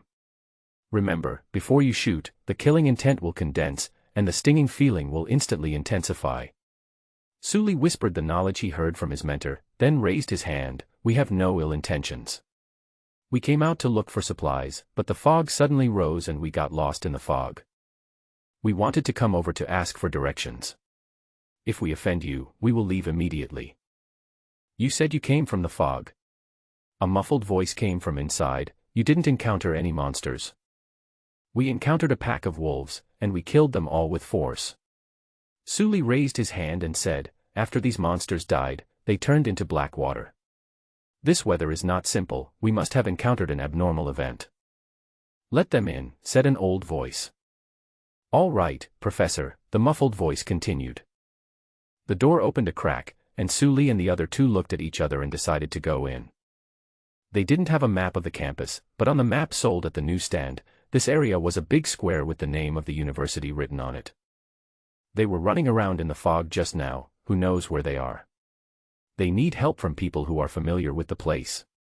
Otherwise, they will really get lost in this huge school. After Sully and the other 2 went in, they found a large group of people surrounding them. Sully took a look and saw that the group of people were holding some weapons, all of which were long-handled guns. However, the group of people were quite friendly and did not point their guns at him. I feel like my luck has gotten worse when I'm with this group of people. Sully was making a joke in her mind that only she knew about. This is a hall that connects the 1st and 2nd floors. Next to the railing on the 2nd floor, there are several people holding muskets. Most of the people in this group are young people. There are more than 30 people who came out. I don't know if there are more people. The leaders are a few middle-aged and elderly people. Sully noticed that the complexion of these people was not very good, and without exception, they all had heavy dark circles under their eyes. Hello. Sully greeted first. We have no ill intentions, we just want to ask for directions. Sully tried to act harmless. Hello, young man. You can call me Principal Feeden. An older man in the middle stepped forward and said, because of the monster, everyone is quite nervous. We are also afraid that you are some new monster, but from what I see, you don't look like one. Warriors, guards, gunners, monsters can't form a running group combination, right? The principal made a little joke, and Sully laughed along. Seeing that Sully was not in the mood to joke, the principal restrained his smile and pointed to the sign next to him and said, it seems that you are not in the mood to joke. Well, there is a diagram of the campus over there. You can take a look. After you read it, we can talk about other things. Sully signaled Ivan to protect Sophia, and then walked over to see. He was a tough warrior with thick skin and strong body, and he could withstand a lot of beatings. If anything happened, Ivan would shield Sophia, and Sophia could easily deal with those guys with guns in a few seconds. The remaining few spearmen, without forming a battle array, can be dealt with by Sully alone. Sully walked over to the schematic diagram and checked the map of the campus. They had indeed gone in the wrong direction. They had originally climbed over the wall on the west side of the university to enter, and in their perception, they had run to the north side of the school. But in reality, they had run to the northeast. Thank you, Sully said to Principal Feeden. You're welcome. If you're willing, can you share some information with us? The principal said to Sully, you're from outside, what's the situation outside? We don't know either. We were in the countryside. We waited until the fog cleared and came here to check the situation. We were trapped here by the fog again. Sully lied. We encountered some wolf packs and a werewolf along the way. We took a lot of effort to kill the werewolf. Wolfwalker. Can you kill Wolfwalker? A student exclaimed. Wolfwalker. Sully narrowed his eyes. Is this what you call Wolfwalker? A student shook his head and said, that's what everyone in Norfolk calls it. Some people even call it the Wolf Lord. Aren't you from Norfolk? No, look at my face, I'm yellow. I'm here to visit my relatives. Suli lied again and cleverly sent this sentence to Ivan to prevent him from forgetting it. He often used his conversations with Ivan as a memorandum, and Ivan was almost used to it. The wolf walker you are talking about is a local legend of Norkford? Suli asked with narrowed eyes. Yes, there was an incident of a wolf boy in Norfolk before, so there has always been a legend of wolf walkers in the countryside. The speaker was the principal. Suli continued to ask, are there any other rural legends in Norfolk? There are quite a few more. You know, Norfolk is a place with a lot of historical heritage. It has always been an agricultural area in this country, and it has a strong rural atmosphere. The principal said, there is a Norfolk Customs survey in this library. I can give it to you, but it's not free. Okay, here comes the mission. Suli shrugged. What do you think it is? Tell me first, is it true that you killed Wolf Walker? The principal said seriously, don't lie, this is very important. Lying is not good for us. It's true. Suli nodded, that thing can cause inexplicable fear. It's a bit difficult to deal with. It's not smart enough and is stupid. The principal looked at Suli deeply, then looked at Ivan and Sophia. Sophia's expression was calm, while Ivan seemed a little annoyed. He decided to trust these people, so he said, next to the library is the second cafeteria. The second cafeteria is a small cafeteria, and we have almost finished the food there, so I would like to ask you to take our students to the school's first cafeteria to get some food back. Move it manually. That's a bit stupid. Suli replied. No, we have the second cafeteria's shopping cart, the principal said. We can drive the cart over there. The cart can hold a lot of food. You can also take some food away. There are scattered fungus people and wolf packs in the school. We can deal with them all. You only need to deal with the wolf walkers and mutant fungus people. How about that? They are all tough nuts to crack. Suli curled her lips, we have to deal with the wolf walkers and mutants in our Norkford legend. I grew up listening to their stories. You just said you're not from Norfolk, a student whispered. You don't agree? Asked the principal worriedly. No. Suli shook her head, I mean, you have to pay more. It's not worth it to ask us to risk our lives for just a little food and a book on folklore. You have to give us some other benefits. A burly man stood upstairs, holding a gun and shouting to Suli, the benefit is your life. Sophia also raised her gun and pointed it at the man. Suli felt an invisible shield appear on her body. Suli glanced at Ivan and found that Ivan used a shield to hide the magic light on his hand. Quite clever. If you can't negotiate, don't talk. Suli didn't even look at him, he was just a brainless person. Otherwise I'll agree to you and then take the opportunity to run away. What can you do to me? Bob, don't be like this. I've told you many times to calm down. The principal quickly said to the boy holding the gun. After comforting them, he looked at Sophia and Ivan and said slowly, on the way to the first cafeteria, you will pass by the laboratory building. There are old lathes, metal, and other things in the laboratory building. There are not many, but enough to make some things. Does anyone know how to use it? The old principal smoothed his clothes and said leisurely, I was a glorious engineer in the war 60 years ago. After all these years, I haven't forgotten my skills. What can be done? Suli asked. An alloy shield, a few grenades, incendiary bombs, and bullets. It can even make guns. The principal pointed to his gun. These are all made there. Suli and the siblings looked at each other, and the siblings sent the message to Suli among their friends, saying that Suli was the one who made the decision. Suli thought about the pros and cons. What the principal said are all good things. Ivan's shield also needs to be replaced. And they wanted to go to the police station for the guns.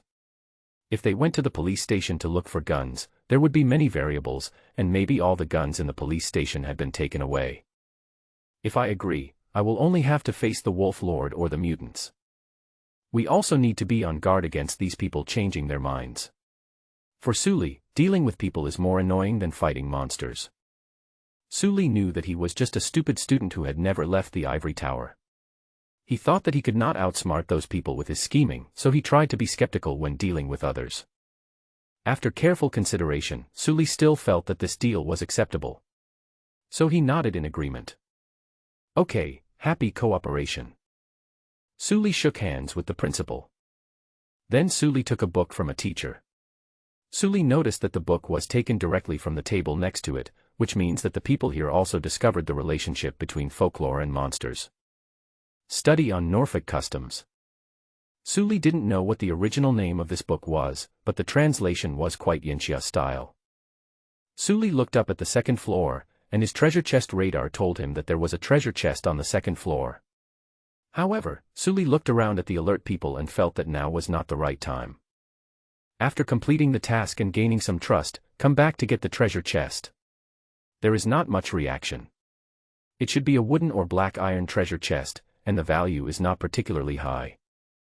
Sully lowered his head and flipped through the book quickly. To him, a lot of the content was useless, only the monsters in the rural legends were valuable. So he read quickly. By the time the principal had organized everyone and drove the car out, Sully had already quickly finished reading the book. How is it? Did you find anything? The principal came over and asked. Yeah, I've gained something. Sully nodded. He glanced at the kind-looking old man, thought for a moment, and said, I guess these monsters outside are all derivatives of some kind of monster. They will shape monsters from the fear of the residents. We have similar speculations. After those monsters are killed, nothing will be left. If those monsters have always existed in Nork Ford and were just hiding in the mountains, then they would definitely leave their bodies behind after being killed. Because according to legend, someone obtained the skin of the Wolf Lord and commanded a group of wolves.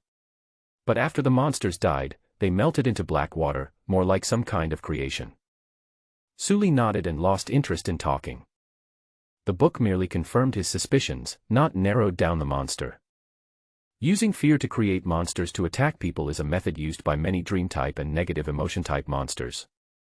Using this method to lock down the monster's identity is like locking down a criminal based solely on the suspect's height is 173 centimeters.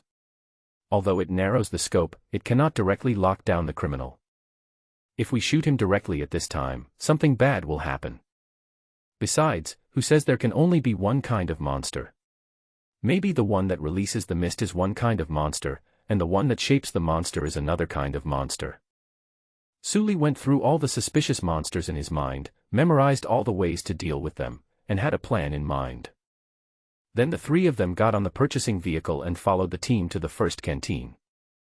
This university is quite large, and the interior is several miles long. If you are not familiar with it, you might get lost here even without the fog. The purchasing vehicle that Sully and his crew took was actually a truck with a carriage, and there was also a small pickup truck without a carriage. Sully and the other two, along with several students armed with spears and muskets, were staying in the small pickup truck. Staring at the thick fog that kept rolling backwards as they drove, Sully whispered to the siblings about the monsters they might encounter. Norkafew had wolf disasters and wolf children in the past, so the legend of the wolf walker has been circulating. According to the legend, a wolf walker is a wolf that eats a pregnant woman, and the soul of the baby will be reincarnated as a wolf walker in the form of a werewolf. This kind of wolf walker is the master of all wolves, so he is also called the Wolf Lord. The howl of the wolf walker can make people uncontrollably terrified. He can quickly heal himself by eating people and can lead a pack of wolves. Treat this as a warrior with high recovery and control. Next is the mushroom people. Norfolk has a subtropical rainforest climate, and there are many kinds of mushrooms in the forest. People here have always had the habit of eating mushrooms. There is a kind of fungus in the area that can parasitize and control small insects. When ancient people discovered this fungus, they were terrified and thought that it would sooner or later infect and control humans. Thus, the legend of the fungusman was born. According to the legend, the fungusman is a human being parasitized by fungi. After the fungi parasitize humans, they will evolve, and the spores on their bodies will explode and form very thick fungal armor. Their weakness is that they are very afraid of fire. You can try to burn them with torches. After we go back, we can bring some resin, throw the resin, and then burn them to death. The last one is a barnacle monster. This is the seaside, and the densely growing barnacles are very disgusting. So there is this legend. According to the legend, this barnacle monster is a monster that parasitizes on humans and eats them. The barnacle monster is a huge barnacle with 4 human legs. It can spit out long tentacles with dense mouths on the tentacles. It can bite people to death with one bite. It's obviously a combination of a barnacle and a lamprey. This thing sucks blood. The legend doesn't mention its weakness, but considering it's a large barnacle, it should have very hard armor. I just don't know if it can be used with electricity. These three are the most widely circulated legends. The rest are not so widely circulated. They are all limited to one village or one area. After listening to Su Li's explanation, the elder sister had no reaction, while the younger brother showed a blatant expression of disgust. That kind of barnacle monster sounds disgusting. Are you more afraid of this? Su Li asked curiously. When he was a kid, he was naughty and got a leech crawling on his leg. Since then, he has been afraid of these slippery, blood-sucking animals. After Sophia finished speaking, the corners of her mouth couldn't help but curl up. Sister. Ivan slapped Sophia's shoulder in anger. I'm grown up now. I'm not afraid of these things anymore. Well, I believe you. But Sophia obviously didn't believe it. The three of them were talking and joking quietly while the truck kept moving. The driver was very familiar with the place. The purchasing car turned left and right and stopped at the back door of a huge building. We're here. This is the back door of the first cafeteria, which leads directly to the warehouse. The driver said to the people around him, "Be careful." Su Li and the other two got out of the car and joined the defending team. At the same time, Su Li's treasure chest radar once again told Su Li that there was a treasure chest here. The perception range of this blessed treasure chest radar is 5 kilometers. Within 1 to 5 kilometers, it can only sense a vague direction, and it can only sense accurately within 1 kilometer. At this distance, Su Li can barely sense the treasure chest in the library. It can be used as a coordinate to determine direction. Su Li didn't care much about the food that the group of people brought. They were not short of staple food and meat, but they were short of eggs and mushrooms, because these two ingredients were needed to make snake soup. Su Li observed the surroundings. The fog was still rolling and a bunch of monsters might pop out at any time. There was no other sound except the noises made by the students. It felt like the atmosphere of a horror movie was being created. To resist the fog, the group of students and teachers took a tin bucket from the car, put wood and books in it, and lit it to turn it into a torch. After the flames started, visibility around improved. Su Li and the other two stood together, alert to the surrounding movements. At this time, the principal came over and said to Su Li, "I'm sorry, Bob was too impulsive just now." Bob. The idiot with the gun. Su Li shook her head. I didn't take it seriously. Although they said this, Su Li had actually decided that if a werewolf attacked Bob, they would just watch him die. Such a thick fog is not only beneficial to the monsters, but also to Su Li and the others. They are fast and can quickly distance themselves from the others. This group of people can't catch up at all. If a conflict really breaks out, then just run away and settle the score slowly. If possible, Su Li still doesn't want to conflict with the indigenous people, because they are here to collect materials. Conflict with the indigenous people and delay development time is not worth it. Su Li looked around the group of students again. The people who came out, including the three of them, totaled 20 people. 2 of them were drivers in the car, and 1 principal was outside. The remaining 14 students, 9 of them holding rifles, formed a semicircular camp. With their rifles pointed outside, they guarded the entrance to the warehouse, and 5 of them entered the cafeteria to carry food. Su Li withdrew his gaze and continued to look at the fog. The movers brought a lot of carts, and the moving speed was quite fast. The materials moved out of this warehouse were mainly long-term food such as rice and flour. There were also a lot of canned food and dried mushrooms. Norfolk's edible fungus industry is also very developed, so this kind of dried mushrooms is abundant and cheap, and the canteen purchased a lot. It seems to be similar to the West, they really like to eat canned food. Su Li thought as he looked at the large amount of canned food. But the leisure time soon came to an end, as Sophia suddenly drew her bow and arrow and aimed it into the mist. This action immediately made the people around her nervous. Quantity. Su Li immediately held the sword and asked Sophia. 300 meters, more than 10 footsteps.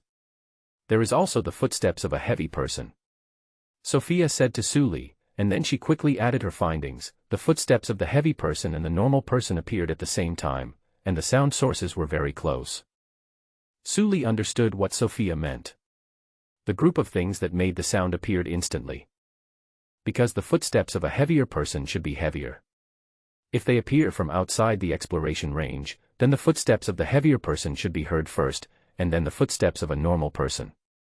There is a sequence, and they should not appear at the same time. 300 meters. You heard footsteps. Don't make people laugh. The man named Bob laughed loudly. Sully was in no mood to pay attention to this simple-minded guy, and quickly traded 3 pieces of resin in a 1-to-1 ratio with wood on the trading interface. This time they didn't bring much with them, except for food and water. They only brought some metal ingots, coal, wood, and stone. If they needed anything, they could trade on the spot or make tools. Because resin is not very useful, they did not carry any resin with them. Throw the resin to the siblings. Since it is the sound of footsteps, there is a high probability that it is a fungus man. The best way to deal with fungus men is to use fire.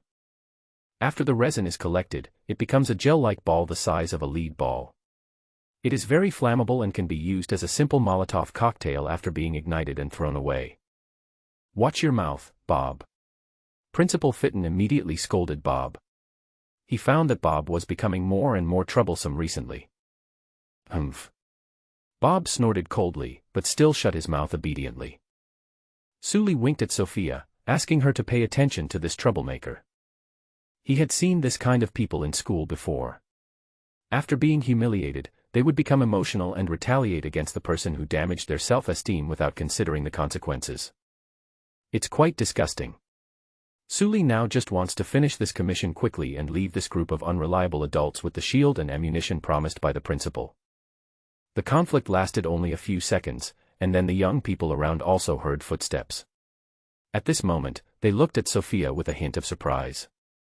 The students gathered together in a well-trained manner, forming a formation with their spears pointing outside, surrounding the entrance in the middle.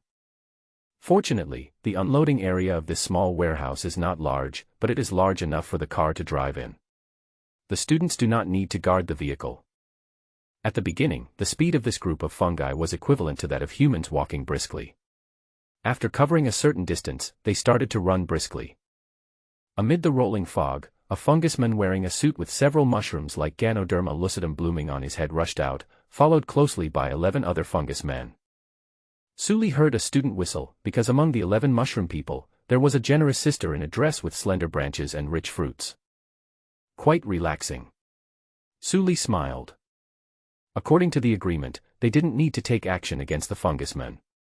What they had to deal with was the large tonnage mutant fungus men who arrived late. In the blink of an eye, the spear team and the fungus people exchanged fire. The students in the warehouse shot at the fungus people with guns from the second-floor window. They shot at the legs to prevent the fungus people from rushing too fast and breaking up the formation. The remaining spearmen, one person used the spear to attack the chest, and the other attacked the legs. 2 people worked together to knock the fungus man down. After knocking him down, they used the spear to kill him. They fought well. Sully observed and found that although these fungi have human form and look like zombies, they do not have the zombies' weakness of headshots. Probably because, according to the setting, these monsters are essentially just human-shaped mushrooms. According to legend, the fungi in these people replaced the brain and drove the nerves to control the body. So the weakness of these people is actually the spine. After the spine is broken, they become paralyzed and twist on the ground. The students were fighting the fungus men, and Sully and the other 2 also started their work. With heavy footsteps, a 2.5-meter tall guy walked out of the fog. The lower body of this monster is very inconsistent with the upper body.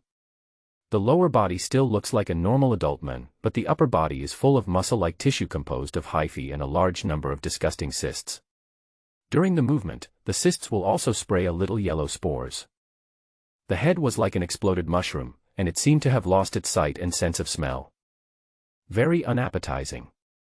This person arrived at the battlefield, took out a vesicle from his body, and prepared to throw it over. With a bang, the vesicle in the mutant's hand was broken, and a cloud of yellow spores spread out. Even more disgusting. The old principal, Phaeton, put away the revolver in his hand, and rubbed his wrist. I am old, and I can't control it anymore, old friend. It's your turn. When using fire, be careful not to ignite the spores and hurt yourself.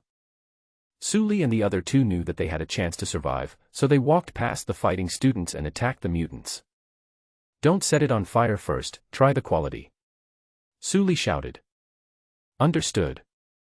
Ivan strode forward and rushed to the front line. Then he raised his shield, and a shield appeared on his body cautiously. No. They are very powerful, the old professor shouted anxiously. Sully thought it was nothing. This monster couldn't be a silver-level monster. It was estimated that it was probably a black iron-level monster. And Ivan was a guardian who was about to enter the black iron level, and he was also equipped with a magic shield. It would be strange if he couldn't stop it. The mutant let out a weird roar similar to that of a water harp, then raised his right hand and smashed it at the reliable miner. Ivan remembered the force-bearing techniques taught by his teachers and blocked the attack head-on. With a bang, Ivan took a half-step back, and the invisible shield on his body flashed.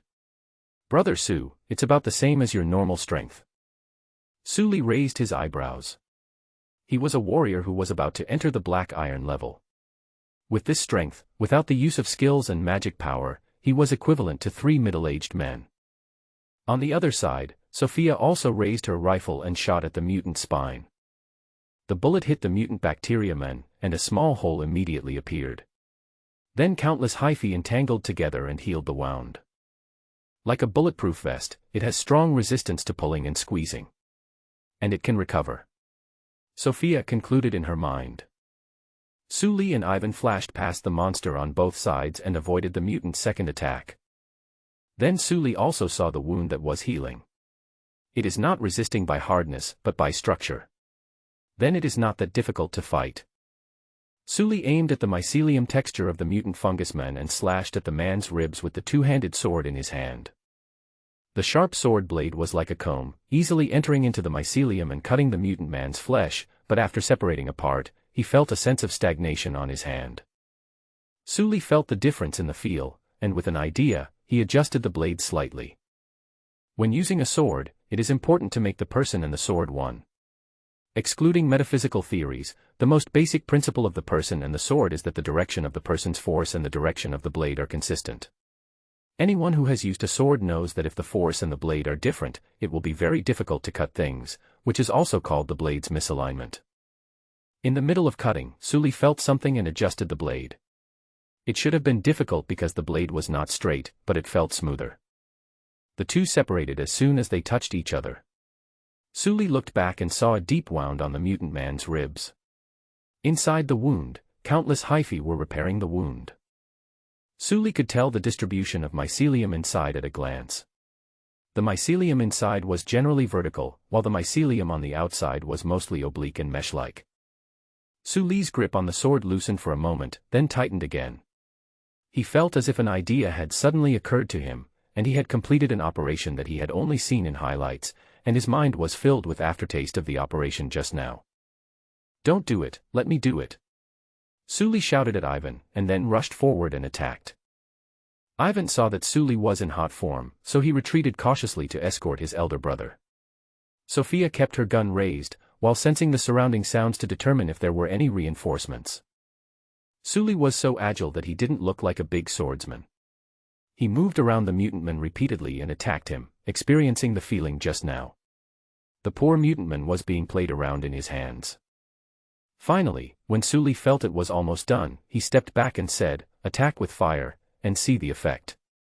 Sophia immediately took out the resin, lit it, and threw it on the mutant.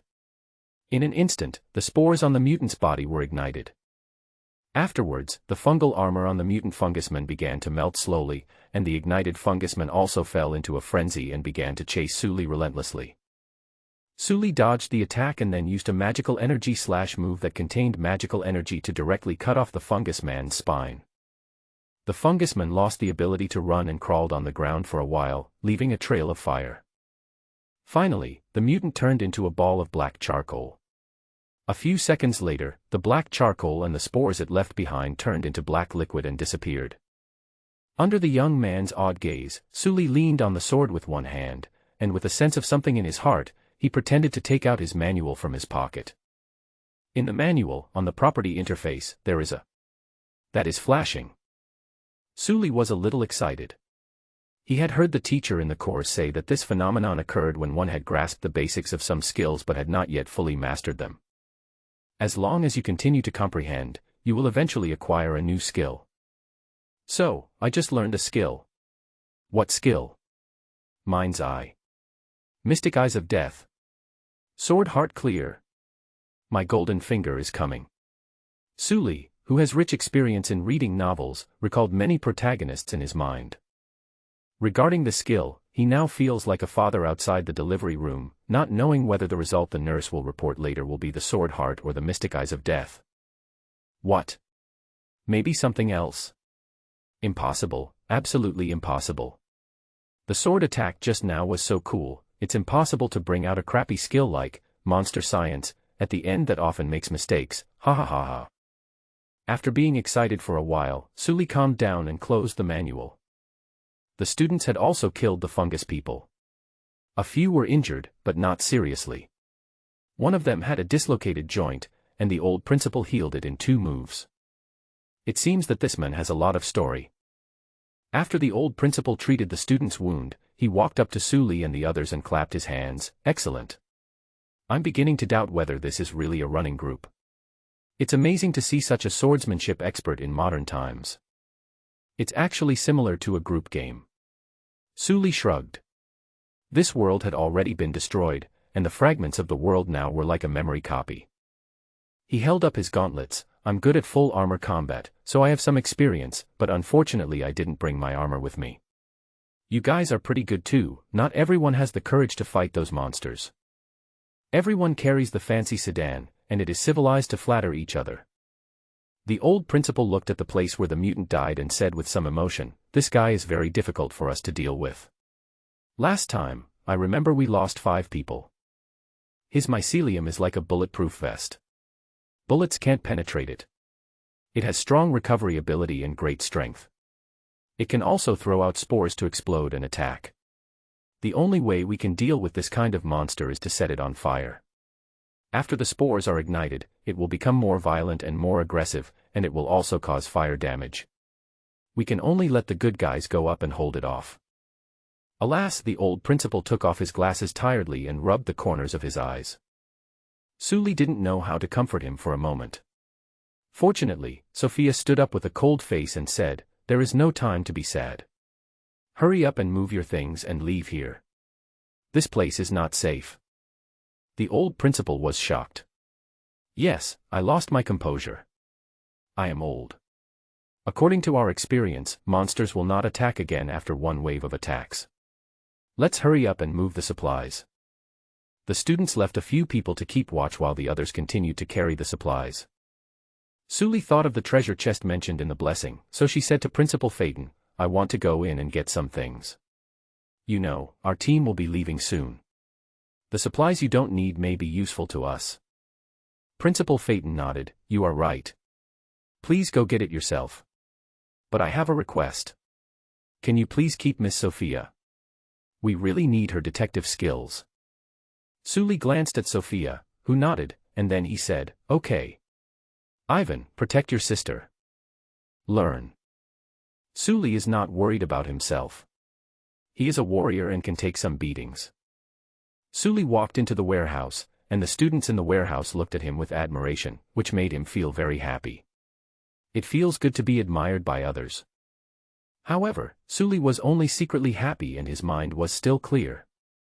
The foul-mouthed Bob saw Sully, snorted coldly, turned his head and said a few words to a younger brother.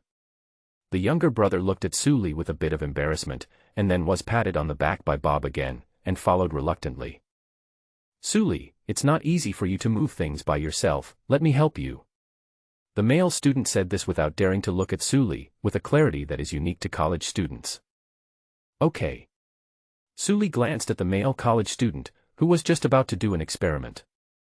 He took the boy to the warehouse and casually looked through the supplies left behind. This place had been moved, and the rice and flour cans had been moved away. Most of what was left were mushrooms.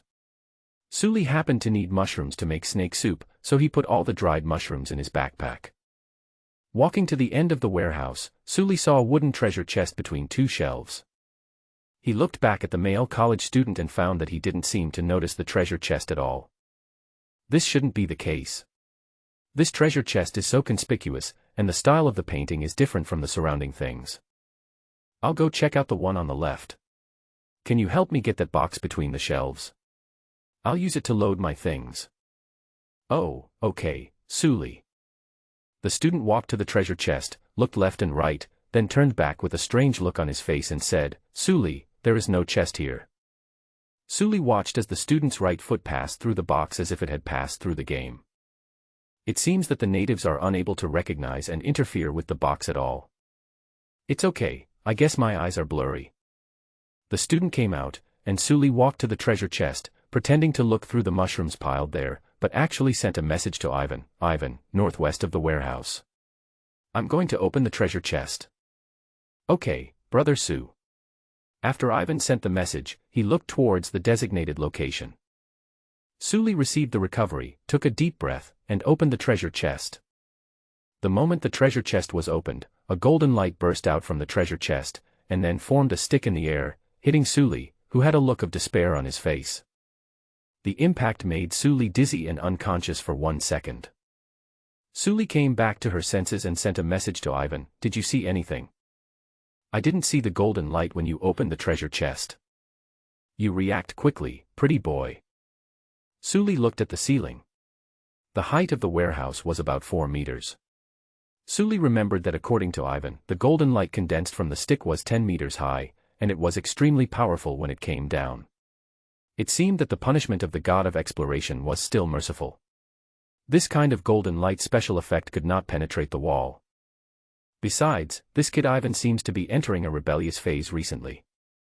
After confirming it, Suli looked at the disappearing stick and had some ideas in his mind. Putting the thought aside, Suli began to check the supplies. Obtain silver ingots *3, iron ingot *1, rope *1, wood element fragment *1. Lucky, I got the wood element fragments that were in short supply. Suli put these into his backpack and then returned to the truck. Suli and his team waited for about 20 minutes, and the supplies had been moved. Next, they would split into 2 groups, one following the truck directly back to the library, and the other following to the laboratory building to make weapons and equipment. Suli naturally followed him to the laboratory building. After parting ways at the fork in the road, Suli and the others came to the laboratory building. As soon as she arrived, Suli felt a familiar tingling sensation. Someone is looking at me. There is someone in the laboratory building.